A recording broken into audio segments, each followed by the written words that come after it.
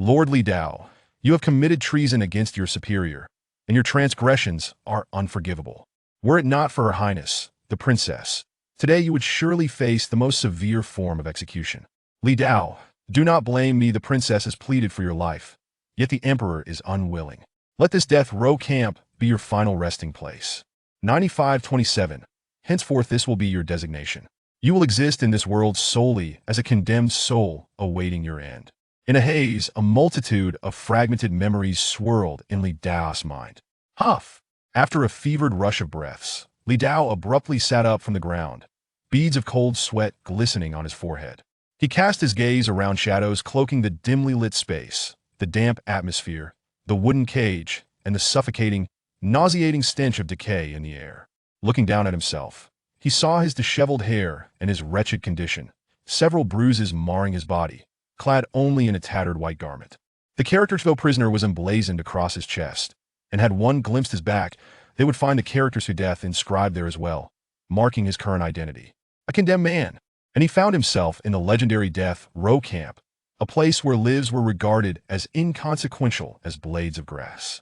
As he peered into the dark corners of his cell, he could faintly discern other figures similarly attired, all prisoners in this death row camp. Recognizing this, Li Dao could not help but murmur to himself, "It has been a month, it seems I have truly been reborn." He was loath to accept this reality, yet facts remained stubbornly insistent, regardless of his thoughts. The reason for his downfall could be succinctly encapsulated: excessive drinking and reckless lust. A month prior, the royal family of Qian hosted a grand banquet. In this life, as a third-rank earl, Li Dao was naturally among the invited guests. At the banquet, he suddenly suffered from a headache, but as the emperor was delivering a speech, he dared not leave his seat and thought to numb the pain with wine. However, as the feast commenced, the headache persisted, and he fell into a state of intoxication. Thus, he rose from his seat, intending to seek a remedy. By a twist of fate, he inadvertently stumbled into a royal chamber. Upon entering, he was struck dumb by the sight before him. A dazzling expanse of white greeted his eyes, and a strikingly beautiful maiden, possessing a graceful and delicate figure, stood before him. In that instant, his headache vanished, yet the memories of his former life surged forth. The combination of drunkenness and the resurgence of memory muddled his mind, and in a fever of impulsivity, he tarnished the maiden's purity.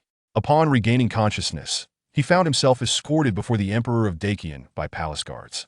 At that moment, he learned of the identity of the maiden he had defiled. Princess Mingyue, the most esteemed woman in the Qian Dynasty aside from the empress, and the emperor's most beloved daughter. He vaguely recalled the emperor's enraged visage upon discovering that his cherished daughter's honor had been sullied by a fallen third-rank earl, his wrath vowing to execute him and annihilate his entire lineage. Yet, in a twist of fate, it was the very princess he had wronged who interceded to spare his life. Nonetheless, the emperor, in a fit of fury, sought his demise. Thus, instead of being imprisoned in a dungeon, as one might expect, he was brought to this death row camp to await his end. In a calculated manner, he was specially transported from the imperial capital to the eastern frontier, the death row camp of the Qian Dynasty. This locale, adjoining the territories of the northern barbarians, was rife with conflict, and recently there had been several incidents of skirmishes, hinting at an imminent war. Under such dire circumstances, even ordinary soldiers lived perilously, let alone a condemned prisoner such as he. Thus, confinement here was almost akin to a death sentence. Awaiting death? Yet he was not yet prepared to die. Having been granted a second chance, how could he allow it to slip away? Dinner is served. Dinner is served. As Li Dao fell into a trance, a shout resounded from outside the cell. After a moment's quiet, the previously tranquil space burst into discord. "Feed me. I'm famished. Let me have a bite. Step aside. Don't block the way. Get lost, or I swear I'll kill you. Do you dare to challenge me? Kill me? We are all condemned here. Who fears whom?" Soon, several guards in military attire strode in, bearing wooden buckets. "Silence. Form an orderly line, one at a time. Anyone who moves or makes noise will go without food." As dark, grimy hands reached through the spaces in the cell, the guards impatiently struck the bars with wooden spoons. Instantly, the death row inmates fell silent, aware of the grim reality. In ancient times, death row inmates were akin to those in Li Dao's previous life who had been stripped of political rights for a life utterly devoid of human rights. One could not even expect assistance. If beaten to death, the soldiers responsible for such acts would be confined for no more than a day. This level of punishment was comparable to the offense of public urination, underscoring the contemptible value of life in a death row camp. Seeing the food bearer approach, Li Dao picked up the small bowl before him and joined the queue. To avoid death, one must eat. Filling his belly was the only means of survival. As for how long he would endure, he could only take it one step at a time. After all, a miserable existence was preferable to a peaceful death. The line inched closer until it was finally Li Dao's turn. A ladle of tepid water and a small, grayish-yellow flatbread constituted a death row inmate's daily rations. After a month, Li Dao had grown accustomed to it. He accepted his share and found a spot to sit. Observing the hard flatbread, he tested its rigidity with his fingers. It felt so hard that it could easily shatter a tooth upon biting. He decided to soak the flatbread in water, hoping it would soften before he consumed it. Once the soldiers had distributed the food, they departed swiftly. Li Dao, waiting for the flatbread to soak, prepared to eat when suddenly, a looming figure cast a shadow over him. "Boy, hand over your food." Li Dao looked up to see a burly man, at least 6'3", towering before him. The man bore a long scar across his face, rendering him even more fearsome. At that moment, his bloodshot eyes greedily fixated on the softened flatbread in Li Dao's bowl. For a brute of his stature, even a small piece of flatbread would barely suffice. Naturally, he sought to pilfer from others. Li Dao was his current target. The brute perceived the feeble young man before him as an easy mark, assured that he would not dare resist. The man's assessment proved accurate, as Li Dao refrained from putting up a fight and lowered his head in resigned silence. Wise choice. The brute's face illuminated with glee as he crouched down, reaching for Li Dao's bowl. Chapter 2. The enemy kill attribute explosion system. Leaning against the corner, Li Dao took out a piece of flatbread and brushed off the dust before bringing it to his mouth. Suddenly, just as the flatbread was about to enter, a voice resonated in his mind. Ding! First kill of an enemy completed. Enemy kill attribute explosion system activated. Kill one enemy, gain attribute 0.2. First kill completed. Reward attribute 1. In the next moment, Li Dao witnessed a flicker before his eyes as a panel reminiscent of a game from his past materialized before him. Simultaneously, an introduction to the system unfolded in his mind. Master, Li Dao, Physique, 0.8. Available attributes, 1.2. A system, a golden finger. Li Dao could hardly fathom that he possessed such a system. When his memories first resurfaced, he had contemplated the existence of a system. Yet despite his various experiments, there had been no trace of it. Little did he expect that the activation of the system required the act of killing, if he refrained from taking lives. Would the system remain dormant indefinitely? Had he not ventured through the death row camp, he would still be that debauched heir in Yuanbua. Who could say when he would have activated the system otherwise? After a moment's pause, Li Dao quelled his rising excitement. A late arrival of the system was still better than none. He glanced at his system panel, which displayed a mere 3 lines, remarkably simplistic. He vowed it was the most elementary panel he had ever encountered. From the information in his mind, he understood the system's functionality. It was straightforward and brutal. By killing enemies, he could acquire their attributes. The acquired attributes could then be allocated to enhance his own power. But why was the only augmentable attribute his physique? Comparatively, in the character panels from games of his past life, where were the speed, spirit, and strength attributes? Why was there only physique? Though puzzled, Li Dao wished to test the system's concrete effects. He focused on the system panel, and with a thought, the physique attribute and available attributes transformed simultaneously. Master, Li Dao, Physique, 1. Available attributes, 1. An increase occurred, but the effect. Before Li Dao could finish his thought, a surge of warmth spontaneously emerged within him, flooding throughout his body, even reaching his mind with a faint stream of clarity. The warmth arrived swiftly and departed just as quickly, dissipating within a few breaths. Upon regaining his senses, Li Dao found himself in a state of astonishment. He realized that his body had undergone a noticeable transformation. His previously emaciated figure had gained some muscle, and his physique was now more defined. Most astonishingly, his mind felt remarkably clearer, as if he had been enhanced in every aspect. In that moment, he seemed to grasp why the attribute panel contained only physique. It encompassed all facets of his being, strength, speed, endurance, and spirit, all subsumed under the single attribute of physique. At that instant, Li Dao could not help but give a mental thumbs up to the system. He had not anticipated that such simplicity would turn out to be the system's greatest strength. According to the system's description, The average physique of an ordinary person was 1, meaning that after his first point allocation, he had just reached the average level of a common individual. It was truly fitting for someone like him, who had been pampered since childhood, to possess a physique inferior even to that of an average person. Casting a glance at the system panel, Li Dao hesitated not a moment longer and decisively allocated his remaining point to physique. In the next second, an even more intense warmth surged within him. Under the influence of this warmth, his body, concealed beneath the prison garb, began to visibly change. His muscles swelled and contracted, and even his internal organs felt as though they were expanding. His mind, too, grew increasingly clear, as many previously hazy memories resurfaced. This time, the warmth persisted for a full 10 breaths before finally dissipating. Looking down, Li Dao discovered that after the enhancement, his physique seemed to have undergone a second maturation. Becoming considerably sturdier, the once loose prison attire now fit him snugly. Fortunately, the dimness of the cell concealed his transformation from the others. He clenched his fists, feeling a surge of strength. Gazing at the shackles, he experienced a fleeting illusion of being able to snap them apart at any moment. He understood, however, that this was merely a momentary misperception of power. The iron chains, as thick as a thumb, could not be broken by a body that was merely twice as strong as that of an ordinary person. According to the system's explanation, killing an enemy would yield 1/10 of their total attributes. Thus, since the burly man's physique had already been double that of an ordinary person, Li Dao naturally could not hope to achieve that either.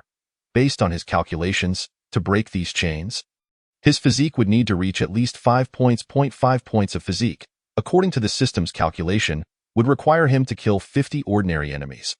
With this thought, he instinctively cast his gaze towards the other inmates in the cell. However, he quickly abandoned the notion. He desired strength, but he would not pursue it mindlessly.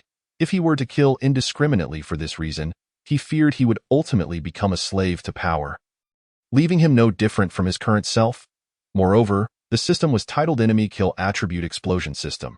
As the name suggested, it required the death of enemies to activate. Although the individuals within the prison were all condemned, they harbored no grievances against him and could not be considered enemies. Of course, all of this was subject to his own judgment. Should he take a disliking to someone, even without enmity, that person would become his enemy. In any case, everything hinged upon Li Dao's intrinsic perceptions. Gurgle. Li Dao rubbed his stomach, feeling an intense hunger rise within him, more potent than before. A side effect? Yet, that shouldn't be the case. His body had grown stronger, naturally requiring more sustenance. Regrettably, he possessed only a single piece of stale flatbread, utterly insufficient to meet his current needs. After brushing off the dust from the flatbread, he shoved it into his mouth in one go. However, as he bit down, he felt nothing, as if he had merely filled a gap between his teeth. He began to understand why the burly man had resorted to stealing food. For someone with a robust physique, such a meager portion was hardly adequate. Sleep, then. Sleeping could mitigate energy consumption. Li Dao leaned against the wall, slightly closing his eyes, clutching a sharpened wooden spike in his right hand. Though his physique had reached twice that of an ordinary person, he was still merely human. Death awaited all who were killed, so he must remain cautious. Time passed, and in a haze, Li Dao was roused by a commotion. Upon opening his eyes, he saw 2 soldiers entering the cell. Having opened the door, another one has died. The soldiers, upon discovering the corpse of the burly man, exhibited no surprise, as if they were accustomed to such sights. One soldier chuckled. This one's mine. Yours, the other soldier waved his hand dismissively. The first soldier, brimming with glee, drew a small knife from his waist and crouched beside the burly man. With a swift motion, he sliced the left ear from the corpse, blood oozing forth. The soldier seemed unperturbed by the gruesome act, cheerfully wrapping the ear in a rag and stowing it away in his pocket. After giving the cell a cursory glance, the soldiers dragged the burly man's body away. Witnessing this, Li Dao displayed no emotion. He had grown accustomed to such occurrences. As for the soldier's motives for severing ears, he understood well that in the border regions, a left ear represented merit. The strength of the Qian Dynasty stemmed from a military system akin to that of ancient Qin. Through military service, one could earn ranks by accumulating battle achievements, thus facilitating social ascent. The method of calculating these achievements was simple, by counting the left ears of slain enemies. After all, a person possessed but one ear. By killing an enemy and severing their left ear, one could claim the kill. The left ear would be submitted, and the soldier's merit would be recorded. Accumulate enough merit, and one could rise in rank and salary. Thus, the soldier's act of cutting off the burly man's left ear served as a substitute for his own combat achievements. Fortunately, the military department strictly regulated the death row camp. While it permitted inmates to fight among themselves, it forbade soldiers from killing prisoners. Otherwise, the condemned would have to guard against both their fellow inmates and the soldiers. In short, the condemned within the death row camp possessed no rights whatsoever. Yet, the inmates should not be considered entirely devoid of hope. In the border regions, the Qian death row camp had a particular rule since its inception. Any condemned prisoner who accumulated sufficient military merit could leave the camp legitimately, assuming a new identity and reintegrating into society. At that point, their crimes would be expunged, allowing them to start anew without stigma. However, since the founding of the Qian Dynasty, countless condemned prisoners had entered these ranks. Yet how many could hope to escape the death row camp? The total number did not exceed a handful. The reason for this was simple. The difficulty of leaving the death row camp was insurmountable. To do so, one would need to accumulate 500 left ears, which meant killing 500 enemies. What did this entail?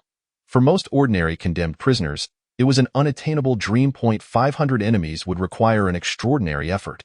Even if one stood still, it would take ages to kill that many, let alone on the battlefield.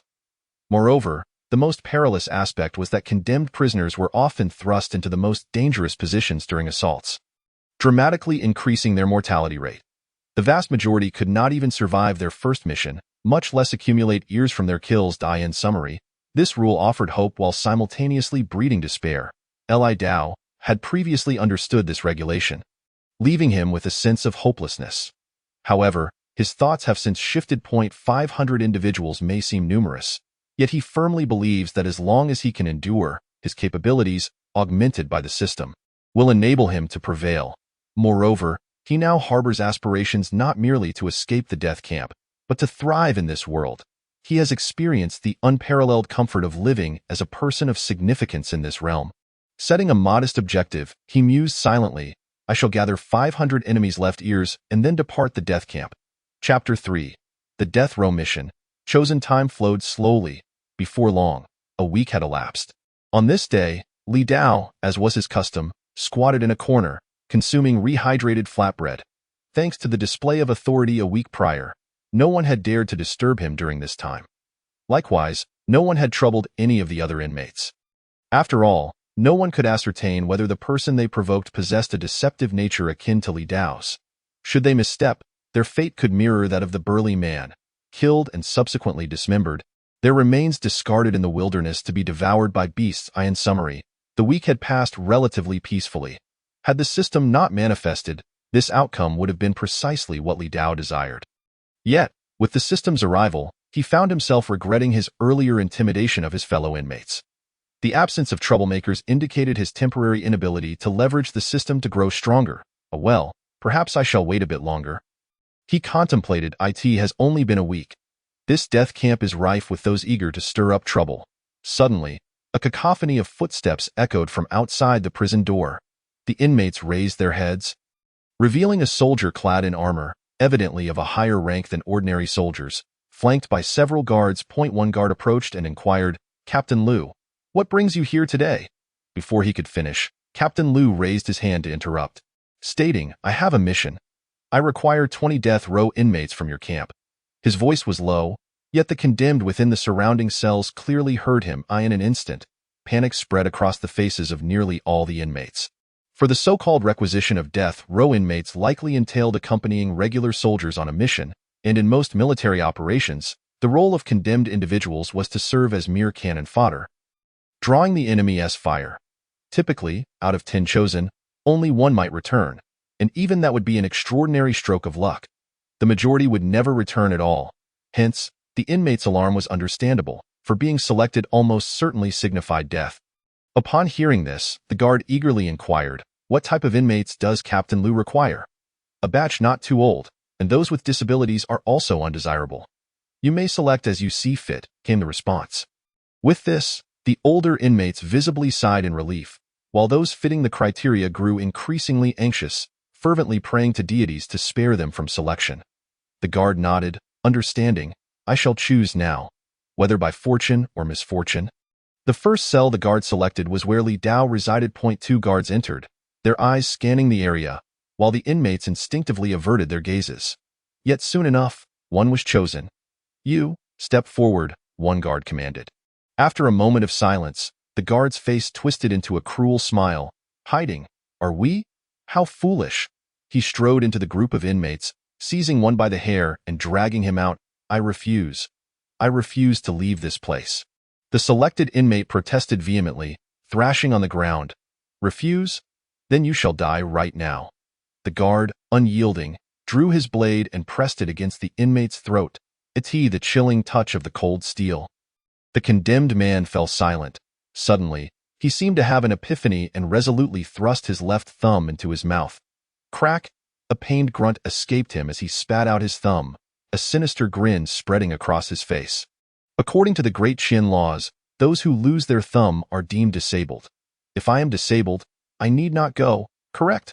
Upon hearing this, the guards burst into laughter, thoroughly amused. The one with the drawn blade sheathed it, wearing a bemused expression.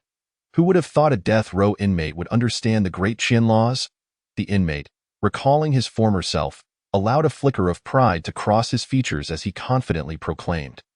I was once an official of the 8th rank, well versed in the classics from a young age. What of it? An 8th rank official? The guard scoffed, a mocking smile gracing his lips. Today, even if you were a 1st rank minister, entering this death camp would yield the same fate. With that, he unsheathed his blade once more, addressing the inmate without mercy. I now present you with 2 choices. Either sever your right thumb as well, or step forward. The inmate glanced at his right hand, momentarily frozen. Losing his seldom used left thumb was trivial, but the loss of his right thumb would render him utterly incapacitated, unable to grasp anything. Should he find himself in such a predicament within the merciless confines of the death camp, it would be tantamount to awaiting his demise. He was certain many inmates would relish the opportunity to further his suffering. Contemplating this, the 8th rank inmate's countenance shifted through a spectrum of emotions before he ultimately sighed in resignation and stepped forward. There remained a chance to return. Losing his right thumb would extinguish any hope of escape. Upon witnessing this, the guard sneered and resumed his search for additional inmates. Under the scrutiny of the guards, all those eligible for selection endeavored to shrink into the corners of their cells. Yet the confines were limited. There was little room to evade. Ultimately, the result was that one by one, suitable candidates were extracted from the throng, each face reflecting despair. You appear to be in good health. Step forward, declared a guard as his finger pointed towards Li Dao. Given that he was the sole occupant of that corner, it was evident he had been chosen in contrast to the other inmates. Li Dao remained remarkably composed. He simply stood and calmly walked toward the selected group.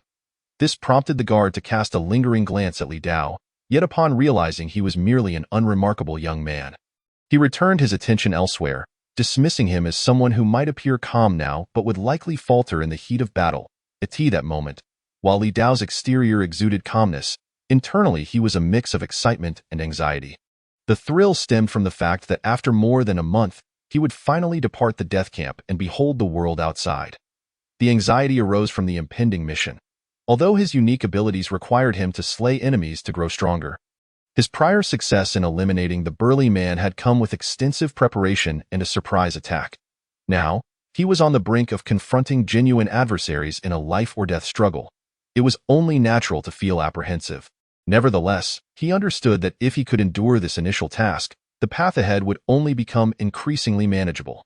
With not enough inmates selected from one cell, the guards proceeded to choose several more. Ultimately, the requisite 20 death row inmates were assembled. Captain Liu, surveying the group, nodded at the guards. I shall take these individuals. With that, he instructed his subordinates to lead the way. The guards chorused, Captain Liu, take care.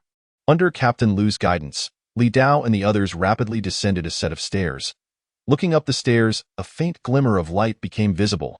Upon sighting the stairs, many individuals' breathing quickened, for ascending this staircase would lead them to the long-coveted outside world.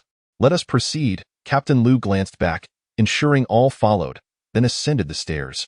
With a creak, The wooden door embedded in the ground was pushed open from either side, and Captain Lu and his entourage stepped outside. The death row inmates followed suit, emerging through the wooden threshold in an instant. The scorching sun bathed them in warmth. Upon glimpsing the sky, all the condemned inhaled deeply, instinctively sensing the essence of freedom. However, as they noticed the shackles binding their hands and feet, their spirits dampened, realizing the stark reality. Amidst the throng, Li Dao inhaled deeply, savoring the air tinged with dust and wind, while surveying his surroundings. Numerous tents were pitched nearby, and soldiers moved about along the path. Stay close. If you wander off and are mistaken for escaping inmates, do not blame me for failing to warn you, Captain Lu commanded. Under his leadership, Li Dao and the others soon arrived at a tent. Inside, an array of garments identical to those worn by soldiers lay scattered, albeit somewhat tattered. You all must don these clothes.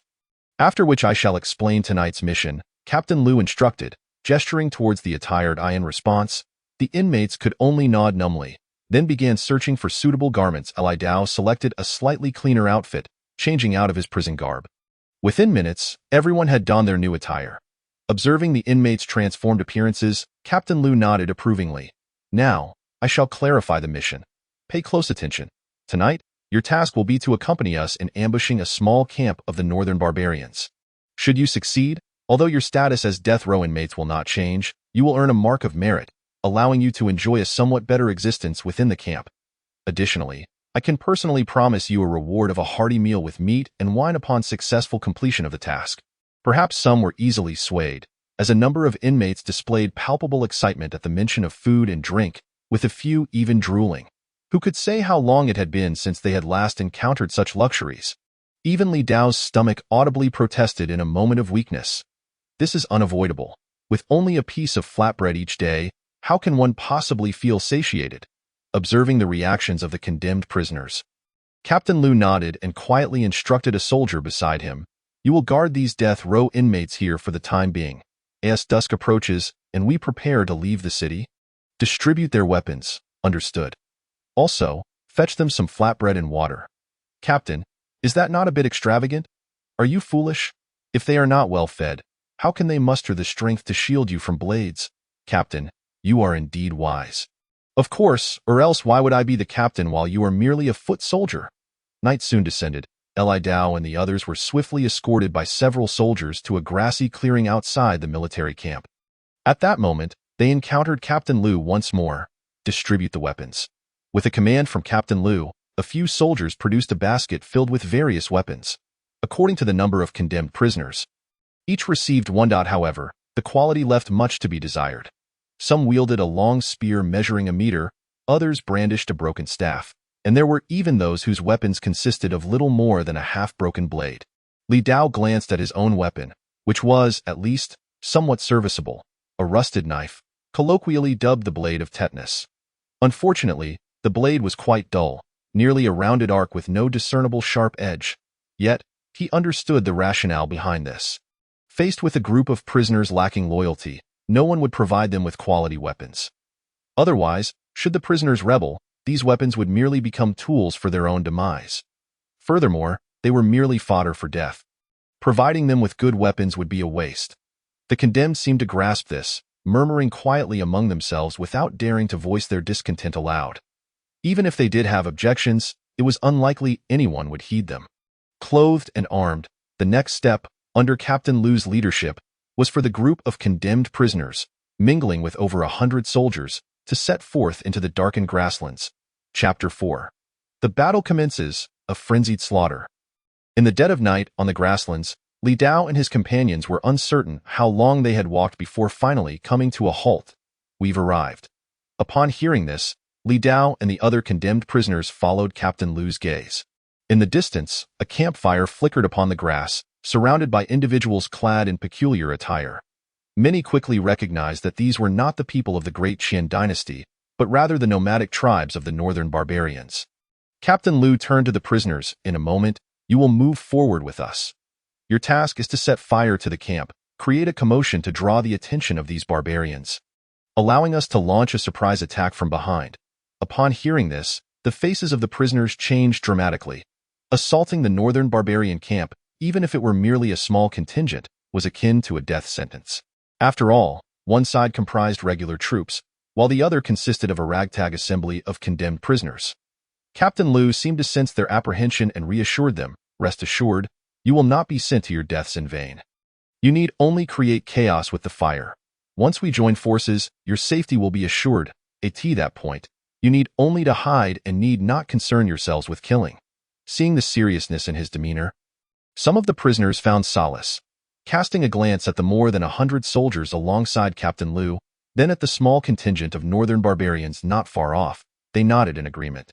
Observing this, Captain Liu waved his hand, and the 100 regular soldiers from the great Qian Dynasty dispersed into the night. Before long, Li Dao found himself in close proximity to the northern barbarian camp. Merely dozens of meters away, Captain Liu, accompanied by 2 soldiers, stood nearby. "Eliminate the sentries." With Captain Liu's command, the 2 soldiers swiftly darted into the darkness. Soon after, the sound of a partridge echoed through the night. Hearing this, Captain Liu nodded, turning back to Li Dao and the others. "The sentries have been dealt with. Now it is up to you. Wait for my signal, then act." The condemned prisoners exchanged glances, brandishing their ragged weapons as they cautiously approached the northern barbarian camp. Li Dao silently gripped his knife, positioning himself in the middle of the group, neither too forward nor too far back, his right hand firmly clutching the rusted blade, as if this could provide him with a semblance of security. Soon, as they neared the northern barbarian camp, a whistle pierced the darkness. "Go." The northern barbarians, "Though I am a condemned prisoner, look down upon them. Charge. If you wish to survive, do not hesitate." With the sound of the whistle, the condemned prisoners cast aside their doubts. At this juncture, there was no turning back. Amidst the rallying cries, they scattered and charged towards the northern barbarian camp. Those within the camp reacted swiftly, seizing their weapons and gathering. "Enemy attack! Arm yourselves! It is the people of the great Qian Dynasty. Leave none alive. For the bear god, kill!" The shouts of the northern barbarians erupted, and the once tranquil camp was instantly thrown into chaos. Within a section of the northern barbarian camp, Li Dao cautiously maneuvered with his rusted long knife. Upon encountering a tent, he used the knife to ignite a nearby fire pit, creating further disorder. "Please, don't kill me." Suddenly, a shout pierced the air. Li Dao turned to see a fellow condemned prisoner, similarly frail, encounter a northern barbarian soldier. In a mere instant, the weak prisoner was knocked to the ground. Faced with the terror of death, he immediately begged for mercy. The northern barbarian soldier showed no mercy. With a simple swing of his blade, the prisoner's head was severed, landing on the ground amidst a pool of blood. As Li Dao stood in a direct line with the northern barbarian soldier, their eyes met. After dispatching the condemned prisoner, the soldier seemed to sense something, and without calling for reinforcements, charged directly at Li Dao. Blade in hand, "Die, great Qian scum." As the soldier approached, he swung his long knife down upon Li Dao. In response, Li Dao decisively raised his knife to block. Clang. With a sharp sound, the 2 blades sparked as they met in the air, locking in a stalemate. Feeling the force from the enemy's blade, the northern barbarian soldier wore a look of disbelief. How could this frail soldier withstand his strike? While the northern barbarian pondered this, Li Dao had no time for contemplation. He was acutely aware of his precarious situation. Realizing he had the advantage in strength, he forcefully pushed the soldier's long knife aside. With a whoosh, he swung his rusted knife heavily towards the soldier's neck. Slicing through flesh, a spray of blood splattered onto Li Dao's face. However, an unexpected turn of events occurred. His blade failed to deliver a fatal blow, as its dullness caused it to become lodged in the soldier's neck, sending a jolt of panic through him. In excruciating pain, the northern barbarian soldier fell to the ground, thrashing as blood gushed from his neck. Witnessing this, Li Dao muttered an apology under his breath. It was not that he didn't wish to kill the soldier with a single stroke. Rather, his weapon was utterly unreliable. Fortunately, his strength was considerable. Otherwise, an average person wielding this dull blade might not have managed to penetrate the flesh. With the rusted knife stuck in the soldier's neck, Li Dao had no choice but to seize the sharp long knife that had fallen from the soldier's grasp. He weighed the new weapon in his hands. It was undoubtedly a better blade, providing a satisfying feel. Without hesitation, he approached the still writhing northern barbarian soldier and, without remorse, swiftly ended his suffering while also severing the soldier's left ear. a life taken, and a mark of achievement for himself. In the next moment, a notification chimed in his ear. You have killed one enemy, earning attributes 0.15. Upon receiving this message, Li Dao inexplicably felt a sense of calm wash over him. Attributes provided him with reassurance. Without hesitation, he allocated all the newly acquired attributes to his physique. After several breaths, Li Dao's physique was complete. Gripping the long knife, he felt a newfound ease in his movements, likely due to the increase in strength. Listening to the surrounding clamor, Li Dao resolutely continued his cautious advance. Soon, he found himself before a northern barbarian tent. Just as he prepared to ignite a fire, he suddenly heard a commotion from within the tent. His eyes brightened. He carefully approached the tent flap, waiting. Indeed, mere seconds later, someone emerged from the tent. With a swift motion, blood splattered. You have killed one enemy, earning attributes 0.12. This strike was precise, and the system notification rang out promptly. Ada, what is happening? Seemingly alarmed by the disturbance outside, someone within the tent called out. Hearing this, Li Dao took a deep breath, decisively brandishing his knife as he entered the tent. You great Qian scum, why are you?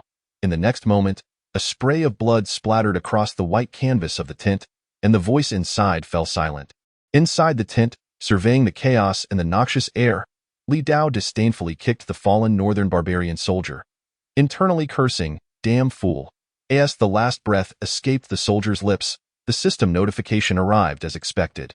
You have killed one enemy, earning attributes 0.13, status panel, Master, Li Dao, physique 2.15, available attributes 0.25. After merely glancing at the panel, Li Dao made a mental note and allocated all available attributes to his physique.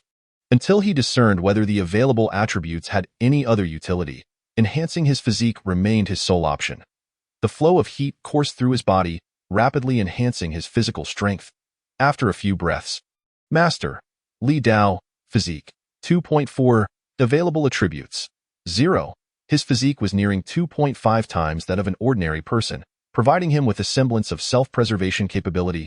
However, in Li Dao's eyes, that was insufficient. To attain a true sense of security, he needed to elevate his attributes to 10. Hearing the commotion outside the tent growing louder, Li Dao chose not to hide within its confines. Instead, he decisively severed the left ears of two northern barbarian soldiers, wrapped them in cloth, and tucked them into his bosom before boldly stepping outside. Meanwhile, after the prisoners condemned to death had stirred the northern barbarian camp into a frenzy, Lu the captain no longer hesitated. He promptly blew his whistle, commanding his soldiers to assault the northern barbarian encampment. In an instant, chaos reigned supreme within the camp. The once aggressive northern barbarian soldiers, upon encountering the regular troops of Qian, lost their previous ferocity, and no longer did they take the initiative to attack. Instead, they opted to fortify their defenses. Within the northern barbarian camp, Li Dao wielded his long knife as he roamed with purpose. Spotting isolated northern soldiers, he swiftly engaged them in combat. With a physique surpassing that of ordinary men, even without employing any combat techniques, he could swiftly conclude battles against regular northern soldiers. Thus, he continued his path of destruction, finding the act of killing increasingly effortless with each passing moment. His methods of slaying became less rigid and more precise. Eventually, the northern soldiers recognized Li Dao as a formidable adversary and began to gather in numbers. The regular troops of Qian also took note of Li Dao's prowess and, acknowledging his strength, began to rally under his command to eliminate the northern soldiers. With a deft block of his long knife, Li Dao assisted a Qian soldier in deflecting an attack, and with a swift counter, sent the northern soldier away. Thank you for saving my life, the Qian soldier expressed gratefully. Li Dao did not hear him, for his focus was drawn to the system prompt. Kill one enemy, gain attributes 0.2. This foe was an elite creature, nearly equivalent to two ordinary soldiers. However, just as Li Dao was reveling in his success, a voice echoed through the chaos. Put down your weapons and surrender. You will not be harmed. It was Lu the captain's voice. Surrender and not be killed. Li Dao's anxiety surged at this unexpected command. To deprive a man of his livelihood is akin to murdering his parents. Would he truly forfeit the opportunity for vengeance? Seizing the moment before the northern soldiers could make a decision, Li Dao brandished a second knife in his left hand and charged alongside the Qian soldiers toward the northern foes.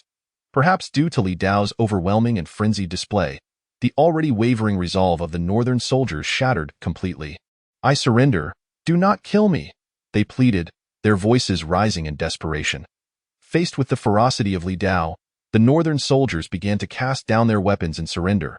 Li Dao's long knife found its place at the throat of one northern soldier. And upon sensing Li Dao's inaction, the soldier exhaled a sigh of relief. Yet, perceiving the unwillingness in Li Dao's eyes, the northern soldier dared to cast a challenging glance. In the next instant, a sickening sound echoed. The severed head fell to the ground. "What are you doing? Why did you kill him?" He had already surrendered. The northern soldiers began to vociferously condemn Li Dao for this act, decrying him for executing a prisoner of war and violating the rules of engagement. Li Dao shrugged and replied coolly, "My apologies. I slipped." It's his words. The crowd fell silent momentarily, but soon erupted into a cacophony of curses, each more vulgar than the last. After all, how could one claim to have accidentally severed a man's head? With another sickening sound, yet another head tumbled to the ground amidst their jeers. Once more, silence enveloped the scene, as all present regarded Li Dao with incredulity. Even the soldiers of Qian were momentarily stunned. One slip might be a mistake, but two could easily suggest intent. Li Dao glanced at the northern soldiers, his demeanor unfazed. "My apologies. I slipped again." This time, no northern soldier dared to utter a word of reproach. They could only gaze at Li Dao in terror, their minds racing with silent curses. Chapter 5. The Execution of Prisoners, Strengthened by Points. Who dares to execute prisoners? Do you wish to die? A voice rang out among the Qian soldiers. And soon Lu the captain pushed his way through the throng. "Who is executing prisoners?" he demanded with a cold glare. In the next moment, all eyes turned toward Li Dao. "What is your name?" Lu the captain inquired. Li Dao nonchalantly discarded his knife, responding, 9527.9527. Lu the captain paused, then abruptly raised his head. "You are from the death row camp?" Upon hearing the term death row, everyone present, including the northern soldiers, fell silent. Li Dao did not deny his identity as a death row inmate. Such matters could not withstand scrutiny, and he simply nodded in acknowledgement. A collective gasp echoed through the crowd. Most of them had only ever seen death row inmates on the battlefield as mere sacrifices or cowering in secluded corners. Yet, witnessing a death row inmate wielding dual blades and thriving on the front lines was an unprecedented sight, far rarer than a national treasure. Lu the captain composed himself and asked, "Why execute prisoners?" "I slipped," Li Dao replied nonchalantly. "You can slip twice," Lu the captain retorted incredulously. "The first was my left hand slipping. The second was my right." "They are different," Li Dao explained. Lu the captain could only stare, speechless. The northern soldiers were appalled. Suddenly, a long knife shot up from the ground and pierced the heart of the most vociferous northern soldier. In an instant, silence enveloped the area once more.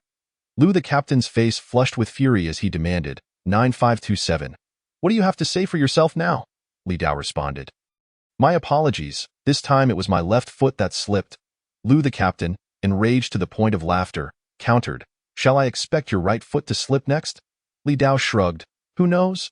The northern soldiers fell into a stunned silence. Being overpowered by a death row inmate, forced into surrender only to be killed, and now threatened. There was no semblance of human rights left.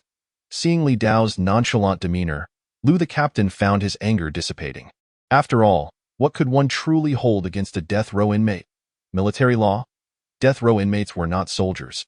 Execution? They were already condemned. Moreover, if he had secretly killed before, that would have been one thing. But now Lu the captain could not bring himself to act. The success of this night raid owed much to the contributions of 9527. The more formidable the death row inmate, the more beneficial he was on the battlefield, leading to fewer casualties among his own soldiers. Thus, Lu the captain was reluctant to dispose of him. Ultimately, Lu the captain could only impose a light punishment. Unbeknownst to him, Li Dao's audacity in executing prisoners stemmed from a shared understanding. In Li Dao's perspective, he was already a condemned man. What did he have to fear? Could they possibly sentence him to death again? 9527. Due to your execution of prisoners, your contribution to this military campaign shall be nullified. However, will the credit for killing enemies still count? Enemies? How many have you killed? Lu the captain inquired. Li Dao remained silent as he retrieved a blood-stained cloth bundle from his bosom. Upon opening it, he revealed an array of left ears from northern soldiers. After counting, he declared 18 in total, including the 3 on the ground. That makes 21. Lu the captain's expression darkened as he surveyed the 3 fallen prisoners. Those 3 do not count. If executing prisoners counted as killing enemies, then Li Dao would not be the only one guilty. Li Dao did not argue, replying calmly, then it is 18. Regardless, he had already acquired the attribute points. The ears were of little consequence. Nevertheless, the revelation of 18 left the Qian soldiers astounded. For over a century, the Qian and the northern barbarians had engaged in mutual conflict, with casualty ratios typically hovering around 1 to 1.3. This implied that the life of a Qian soldier could be exchanged for roughly that of a northern soldier. While the night raid might alter that ratio slightly, it would likely be no more than 1 to 2, where 1 Qian soldier's life could equate to 2 northern soldiers' lives. Yet here was 9527, directly killing 18 northern soldiers in one fell swoop, an accomplishment that surpassed the lifetime tally of most Qian regulars present. Lu the captain had not anticipated such a feat, as he gazed at the ears being offered. He took a deep breath before stating, as punishment for executing prisoners, you are exempt from this military mission's basic contributions. Should there be a next time, your enemy kill count will also be nullified. Upon hearing this, Li Dao smiled, thank you, Captain. Having experienced the advantages of attribute points, he no longer placed great value on military contributions. After all, as long as he grew stronger, accolades would naturally follow. Lu the captain huffed. Though I do not understand why you ended up in the death row camp, make sure to cherish your abilities, not become too arrogant or harbor ulterior motives. Understood, Li Dao acknowledged, aware of the warning implicit in Lu the captain's words. It was a caution against believing that strength would allow him to escape. In truth, Li Dao understood that had he desired to flee earlier, he could have easily done so. But what lay beyond escape? Entering the death row camp meant his identity had been erased, rendering him a ghost. Without an identity, he would be shunned wherever he went, and if apprehended by the authorities, he might even be treated as a fugitive. Even if he managed to escape to Qian and entered another kingdom, the same would hold true in this world. Lacking an identity was akin to being without an identification card in his past life. As long as no one sought to investigate him, he would be fine, but should someone inquire, he would find himself utterly trapped. Thus, Li Dao had never contemplated such notions. He sought to escape the death row camp with unwavering boldness. In pursuit of a new identity, the primary motivation behind this endeavor was that, in this lifetime, he still had family to return to. The only way back was to assume a clean identity. The soldiers of the northern barbarians had surrendered, and it was time to clear the battlefield. Typically, after a battle, death row inmates would be confined separately, as they needed to be taken back. However, due to Li Dao's outstanding performance, having saved several soldiers of the Great Qian, no one raised this issue. Furthermore, upon tallying the numbers, it was discovered that of the 20 death row inmates brought this time, only number 9527 had survived, which further silenced any dissent. Li Dao surveyed his surroundings and approached a campfire, where a roasted leg of lamb was being prepared. Without hesitation, he seized the leg and began to devour it voraciously. As he took a bite, savoring the long-lost flavor, Li Dao let out a sigh of relief. While relishing the lamb, he silently intoned, "Panel." In the next instant, a panel materialized before him. Master, Li Dao, Physique, 3. 16. Available attributes. 1.24. After the initial skirmishes, his physique had already reached 3 times that of an ordinary person. Due to the intensity of the ensuing battles, he had not had the opportunity to allocate attributes, thus accumulating a considerable amount. As he continued to feast on the roasted lamb, he concentrated his thoughts, silently channeling all attributes into his physique. In an instant, a surge of warmth coursed through his body. The enhancement of his physique brought with it a certain pressure, intensifying his hunger. With a crunch, Li Dao bit down, consuming the roasted lamb along with the bone. His physique, 3 times that of a normal person, endowed him with exceptional dental strength, allowing him to crush and swallow the bone effortlessly. After several breaths, the warmth subsided, and Li Dao's physical strength surged to a new level. Master, Li Dao, Physique, 4. 40. Available attributes, 0. With a physique over 4 times that of an ordinary person, Li Dao felt as though even with the rusted blade he had initially wielded, he could cleave a person in two. Had he possessed such strength earlier, he would not have been so cautious and could have charged into the ranks of the northern barbarian soldiers with reckless abandon. After all, a fourfold physique encompasses overall enhancements: fourfold strength, fourfold stamina, fourfold recovery, and extraordinary speed and reflexes. Note: in reality, speed and reflexes do not double with physique but increase progressively. While any single enhancement may not induce overwhelming intimidation, the cumulative effect of all these enhancements would be terrifying. With 4 times the strength, even a mere iron rod could become an unstoppable weapon. With 4 times the stamina, he would be an unstoppable engine, capable of wielding a blade for an entire night without fatigue. With extraordinary speed, his strikes would be lethal, and no ordinary soldier could evade his attacks. With extraordinary reflexes, every movement of an ordinary person would appear as if in slow motion to him, allowing him to react swiftly and counterattack in time. Especially on the ancient battlefield of cold weapons, his combat prowess would be magnified infinitely, and this was merely the beginning. After all, it had only been a week since he acquired the system, and he had experienced but a single skirmish. As he continued to develop, his power would only grow exponentially, akin to a snowball rolling downhill. The battlefield was swiftly cleared, for it was merely a small contingent of northern barbarians. With no significant supplies to recover, Li Dao had thoroughly satiated his hunger. Although the flavor did not compare to the complex roasted meats of his previous life, in contrast to the meager rations at the death row camp, this roasted meat was a culinary delight. Number 9527. Suddenly, a voice reached his ears. Turning around, he found Lu, the captain, had approached him, accompanied by a chestnut steed. "Can you ride?" Lu inquired, patting the horse. "Of course," Li Dao replied. For he was no stranger to riding. Upon inheriting his title of count, he had undergone rigorous training in horsemanship and archery. Even if he had relied on connections to pass, he was competent enough to ride. Nodding in approval, Lu said, "Then ride with us back. And let me remind you, with your abilities, it is not impossible to walk out of the death row camp openly. Just do not make any foolish decisions." Understood. Having arrived on foot under the cover of night, their return was swift on horseback, following Lu's troops back to Changgu town, the garrison location of this army. "Take this," Lu said as he approached Li Dao after he dismounted, handing him a set of handcuffs and leg irons. Recognizing this familiar equipment, Li Dao accepted it calmly and adorned himself with it.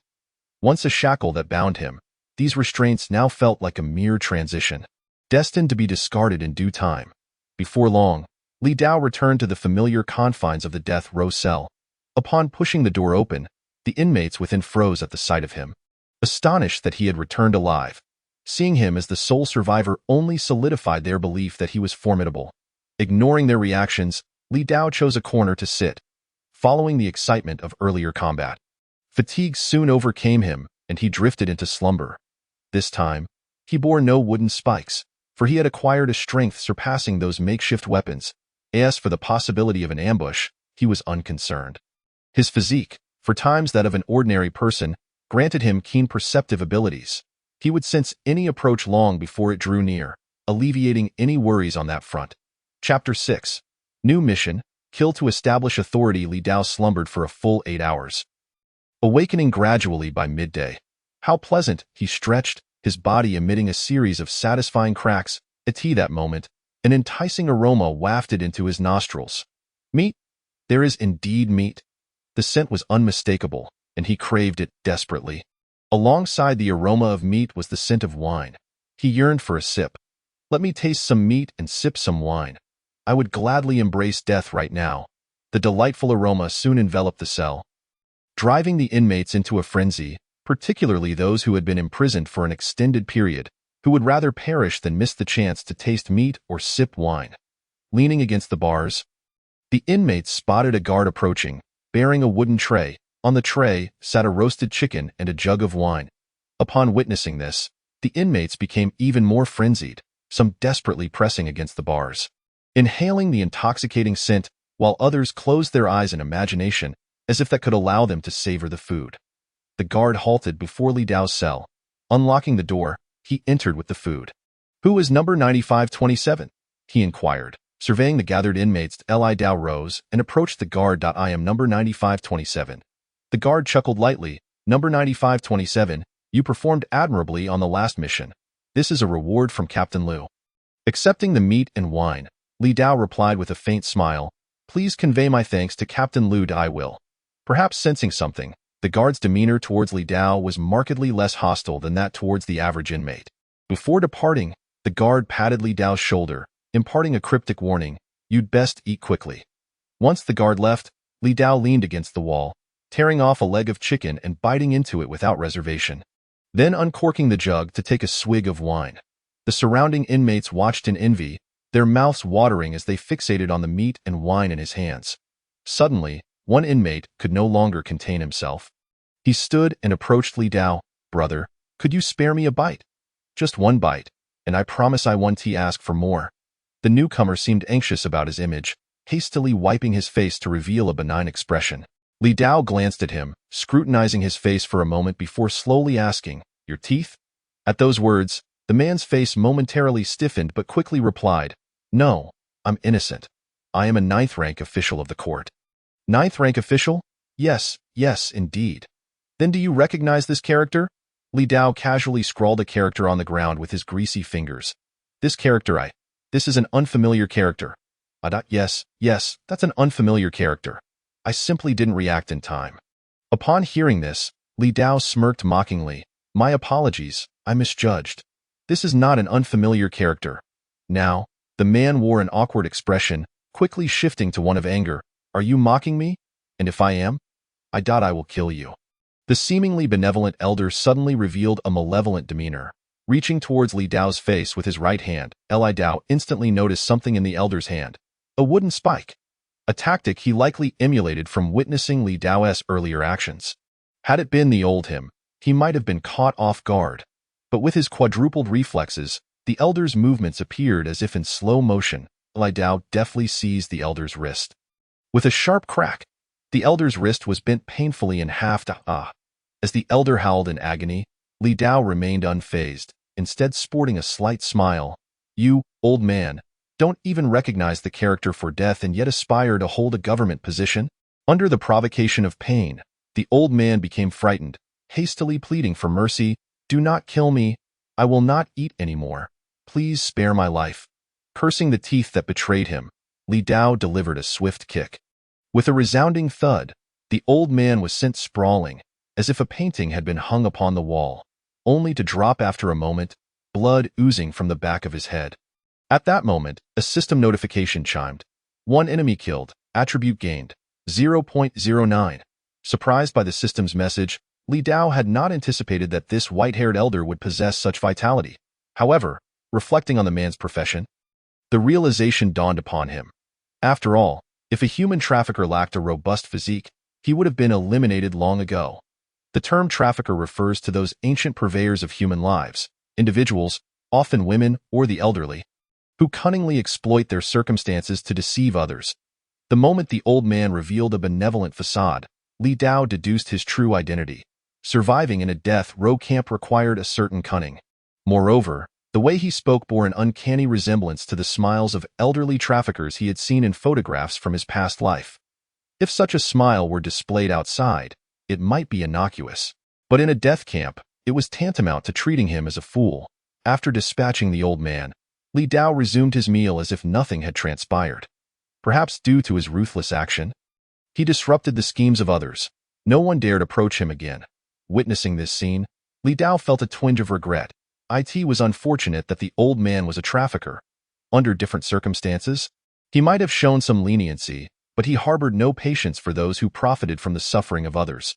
Minutes later, having satisfied his hunger, Li Dao leaned against the wall. The surrounding inmates cast glances of disappointment as they watched him devour every morsel of chicken bone, hoping to salvage even a taste, only to find nothing left. Ignoring their reactions, Li Dao silently allocated his newly acquired attributes to his physique. Master, Li Dao, physique, 4.49. Available attributes, 0. I have worked so hard. And I have indeed grown stronger. Observing the chains binding him, Li Dao felt a surge of confidence. He believed that they could no longer restrain him. However, while the chains might not bind him. His identity as a death row inmate certainly could, necessitating further patience. Time continued to pass. Soon, 3 days had elapsed. During this time, Li Dao spent his days either sleeping or meditating in the death cell. Yet, he felt no urgency. Had he not revealed his capabilities, he might have been left alone. But now that his strength was apparent, he was certain that Lu, the camp commander, and the soldiers would not overlook such a valuable asset. Just then, the sound of footsteps echoed from outside the door. The guard appeared at the cell's entrance, calling out, 9527, step forward. Li Dao rose, stretching lazily, dragging his shackles as he approached the cell door. Along the way, he noticed many inmates casting envious glances his way. In their eyes, his survival from the first death row mission was merely a stroke of luck. They believed he would surely perish on this second attempt. Upon stepping out of the cell, Li Dao soon encountered a familiar face. Lu, the camp commander. 9527. I have not lied to you, have I? Lu greeted him with a smile. Li Dao returned the grin. The meat was exquisite and the wine delightful. Perhaps due to their previous dealings, Lu appeared quite amiable, patting Li Dao on the shoulder, chuckling, if you succeed in this mission, I'll double your reward. Hearing this, Li Dao raised an eyebrow. Commander Lu, it seems this mission might be quite challenging. Upon hearing this, Lu's expression grew serious as he spoke in hushed tones. This mission is indeed difficult. We need to ambush a cavalry unit from the northern barbarians. The mention of the northern barbarians struck Li Dao. This was more than just a minor difficulty. This was a hellishly formidable task for an average inmate. The northern barbarians were renowned for their cavalry, a nation composed of numerous nomadic tribes skilled in training horses and horsemanship. One could imagine the terror instilled by the cavalry selected from such a vast populace. Additionally, the mobility of cavalry made them exceptionally hard to combat. Nevertheless, Li Dao felt no fear. Rather, the capabilities bestowed by the system transformed his trepidation into exhilaration. When it came to combat, he felt more excitement than dread. Of course, his newfound strength played a part. Had he still been in his previous weakened state, he would have likely sought refuge. Are we leading the charge again? Li Dao observed that as he conversed with Lu, several guards were ushering various inmates toward them. Lu did not directly respond, merely blinking and glancing at Li Dao's attire, which seemed to imply agreement. The subsequent process mirrored that of the previous mission. Li Dao and his fellow inmates were escorted from the death cell to a military tent where they changed into appropriate attire, followed by Lu explaining the mission. When the group of inmates learned they were to ambush a unit of northern barbarian cavalry, expressions of resistance surfaced among them. Yet, upon witnessing the soldiers of the Great Qian brandishing their weapons, none dared voice their objections. The chance to fight for survival outweighed the risk of immediate death. Due to the urgency of the mission, Lu quickly outlined the details and instructed the soldiers to distribute weapons. Unlike the last time, when they received battered implements, this time, Li Dao was presented with 2 gleaming, pristine long knives. This sight ignited discontent among the other inmates wielding inferior weapons. I refuse to accept this. Why must we endure such shabby treatment while he receives new weapons? I demand the same. Indeed, we deserve new weapons as well. Why should he, just a death row inmate like us, be treated differently? This is discrimination. He, a mere pretty boy, does not deserve such fine weapons. The inmates quickly began voicing their grievances. Silence. A sudden voice cut through the clamor, halting all conversation. Lu glared at the group of inmates. If you wish to wield weapons like 9527, you can earn them by seizing them from the northern barbarians. And what about him? Lu chuckled, looking at the one who questioned. Those 2 knives are precisely what he seized from the hands of northern barbarian soldiers during his last mission. Upon hearing this, disbelief washed over the group of inmates. Perhaps due to the importance of this mission, the selected inmates appeared robust. Although Li Dao had undergone several enhancements, his physique remained somewhat unassuming, leading him to appear rather petite among the burly inmates, thus drawing suspicion. Observing their reactions, Lu smiled and turned to Li Dao. 9527, you might try to persuade them. In response, Li Dao nodded, casting a calm smile at the inmates. Whoever dares to challenge me, step forward. If you defeat me, these 2 knives will belong to you. As soon as his words fell, a towering figure emerged from the crowd, nearly 2 meters tall, with a robust, dark physique that exuded intimidation. Many of the inmates who had hesitated now regretted not acting sooner. Realizing that the pretty boy was not easily provoked, the hulking brute, sensing his advantage, grinned at Li Dao, taunting, "Pretty boy, if you hand over those 2 knives, I might consider going easy on you. Otherwise, I may just accidentally kill you." With a swift motion, a gleaming knife was thrust before the hulking end. Li Dao raised his hand, beckoning, "Enough with the chatter. Seeking death, are you?" The giant, infuriated by Li Dao's provocation, seized the long knife and swung it menacingly toward Li Dao's face. Intent on delivering a lethal blow, as everyone braced for the worst, Li Dao simply raised his own knife and swung it. Just as it seemed that Li Dao would succumb to the giant's assault, a sharp crack echoed through the air, the blade shattered. When their gazes returned to Li Dao and the giant, they discovered Li Dao's knife remained intact, while the giant clutched only a half-broken blade.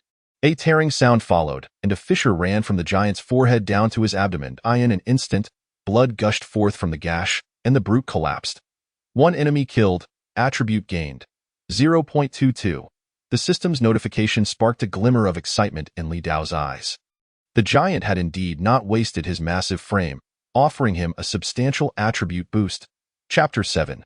Northern Barbarian Cavalry. Breaking through the siege, the giant's lifeless body thudded to the ground, echoing within the hearts of the surrounding inmates. Initially, some had felt regret, but that sentiment quickly evaporated, replaced by relief that they had not hastily sought death.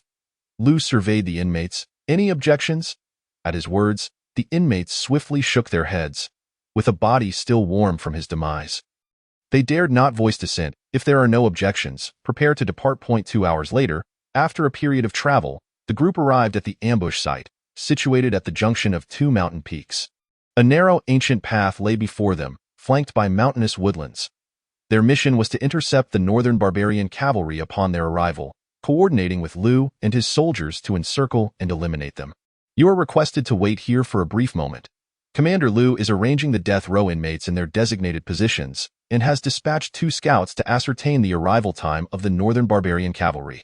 Li Dao, clutching his long knife, leans against a tree and methodically sharpens his blade with a stone. Although he possesses immense strength, efficiency is paramount in the act of killing a knife, as opposed to bare hands. Hastens the demise of foes, thus the maintenance of weapons is crucial. Concurrently, he allocates the attributes dropped by the previous dark-skinned man to his physique. Master. Li Dao, physique. 4.71. Available attributes. 0. His physique is nearly 5 times that of an ordinary person. It remains uncertain whether this physique can perpetually accumulate. If it could endlessly stack, it would indeed be quite monstrous. Meanwhile, not long after, the scouts dispatched by Commander Lu return. "Commander, the Northern Barbarian Cavalry is nearing." The scout hastily approaches Commander Lu to report on the situation ahead. Upon hearing this, Commander Lu immediately rises and instructs the assembled death row inmates. "All of you, swiftly take your positions. Await my signal and charge forth to intercept these Northern Barbarian Cavalrymen. We must not allow a single one to escape." Li Dao picks up his long knife and silently moves to his chosen position.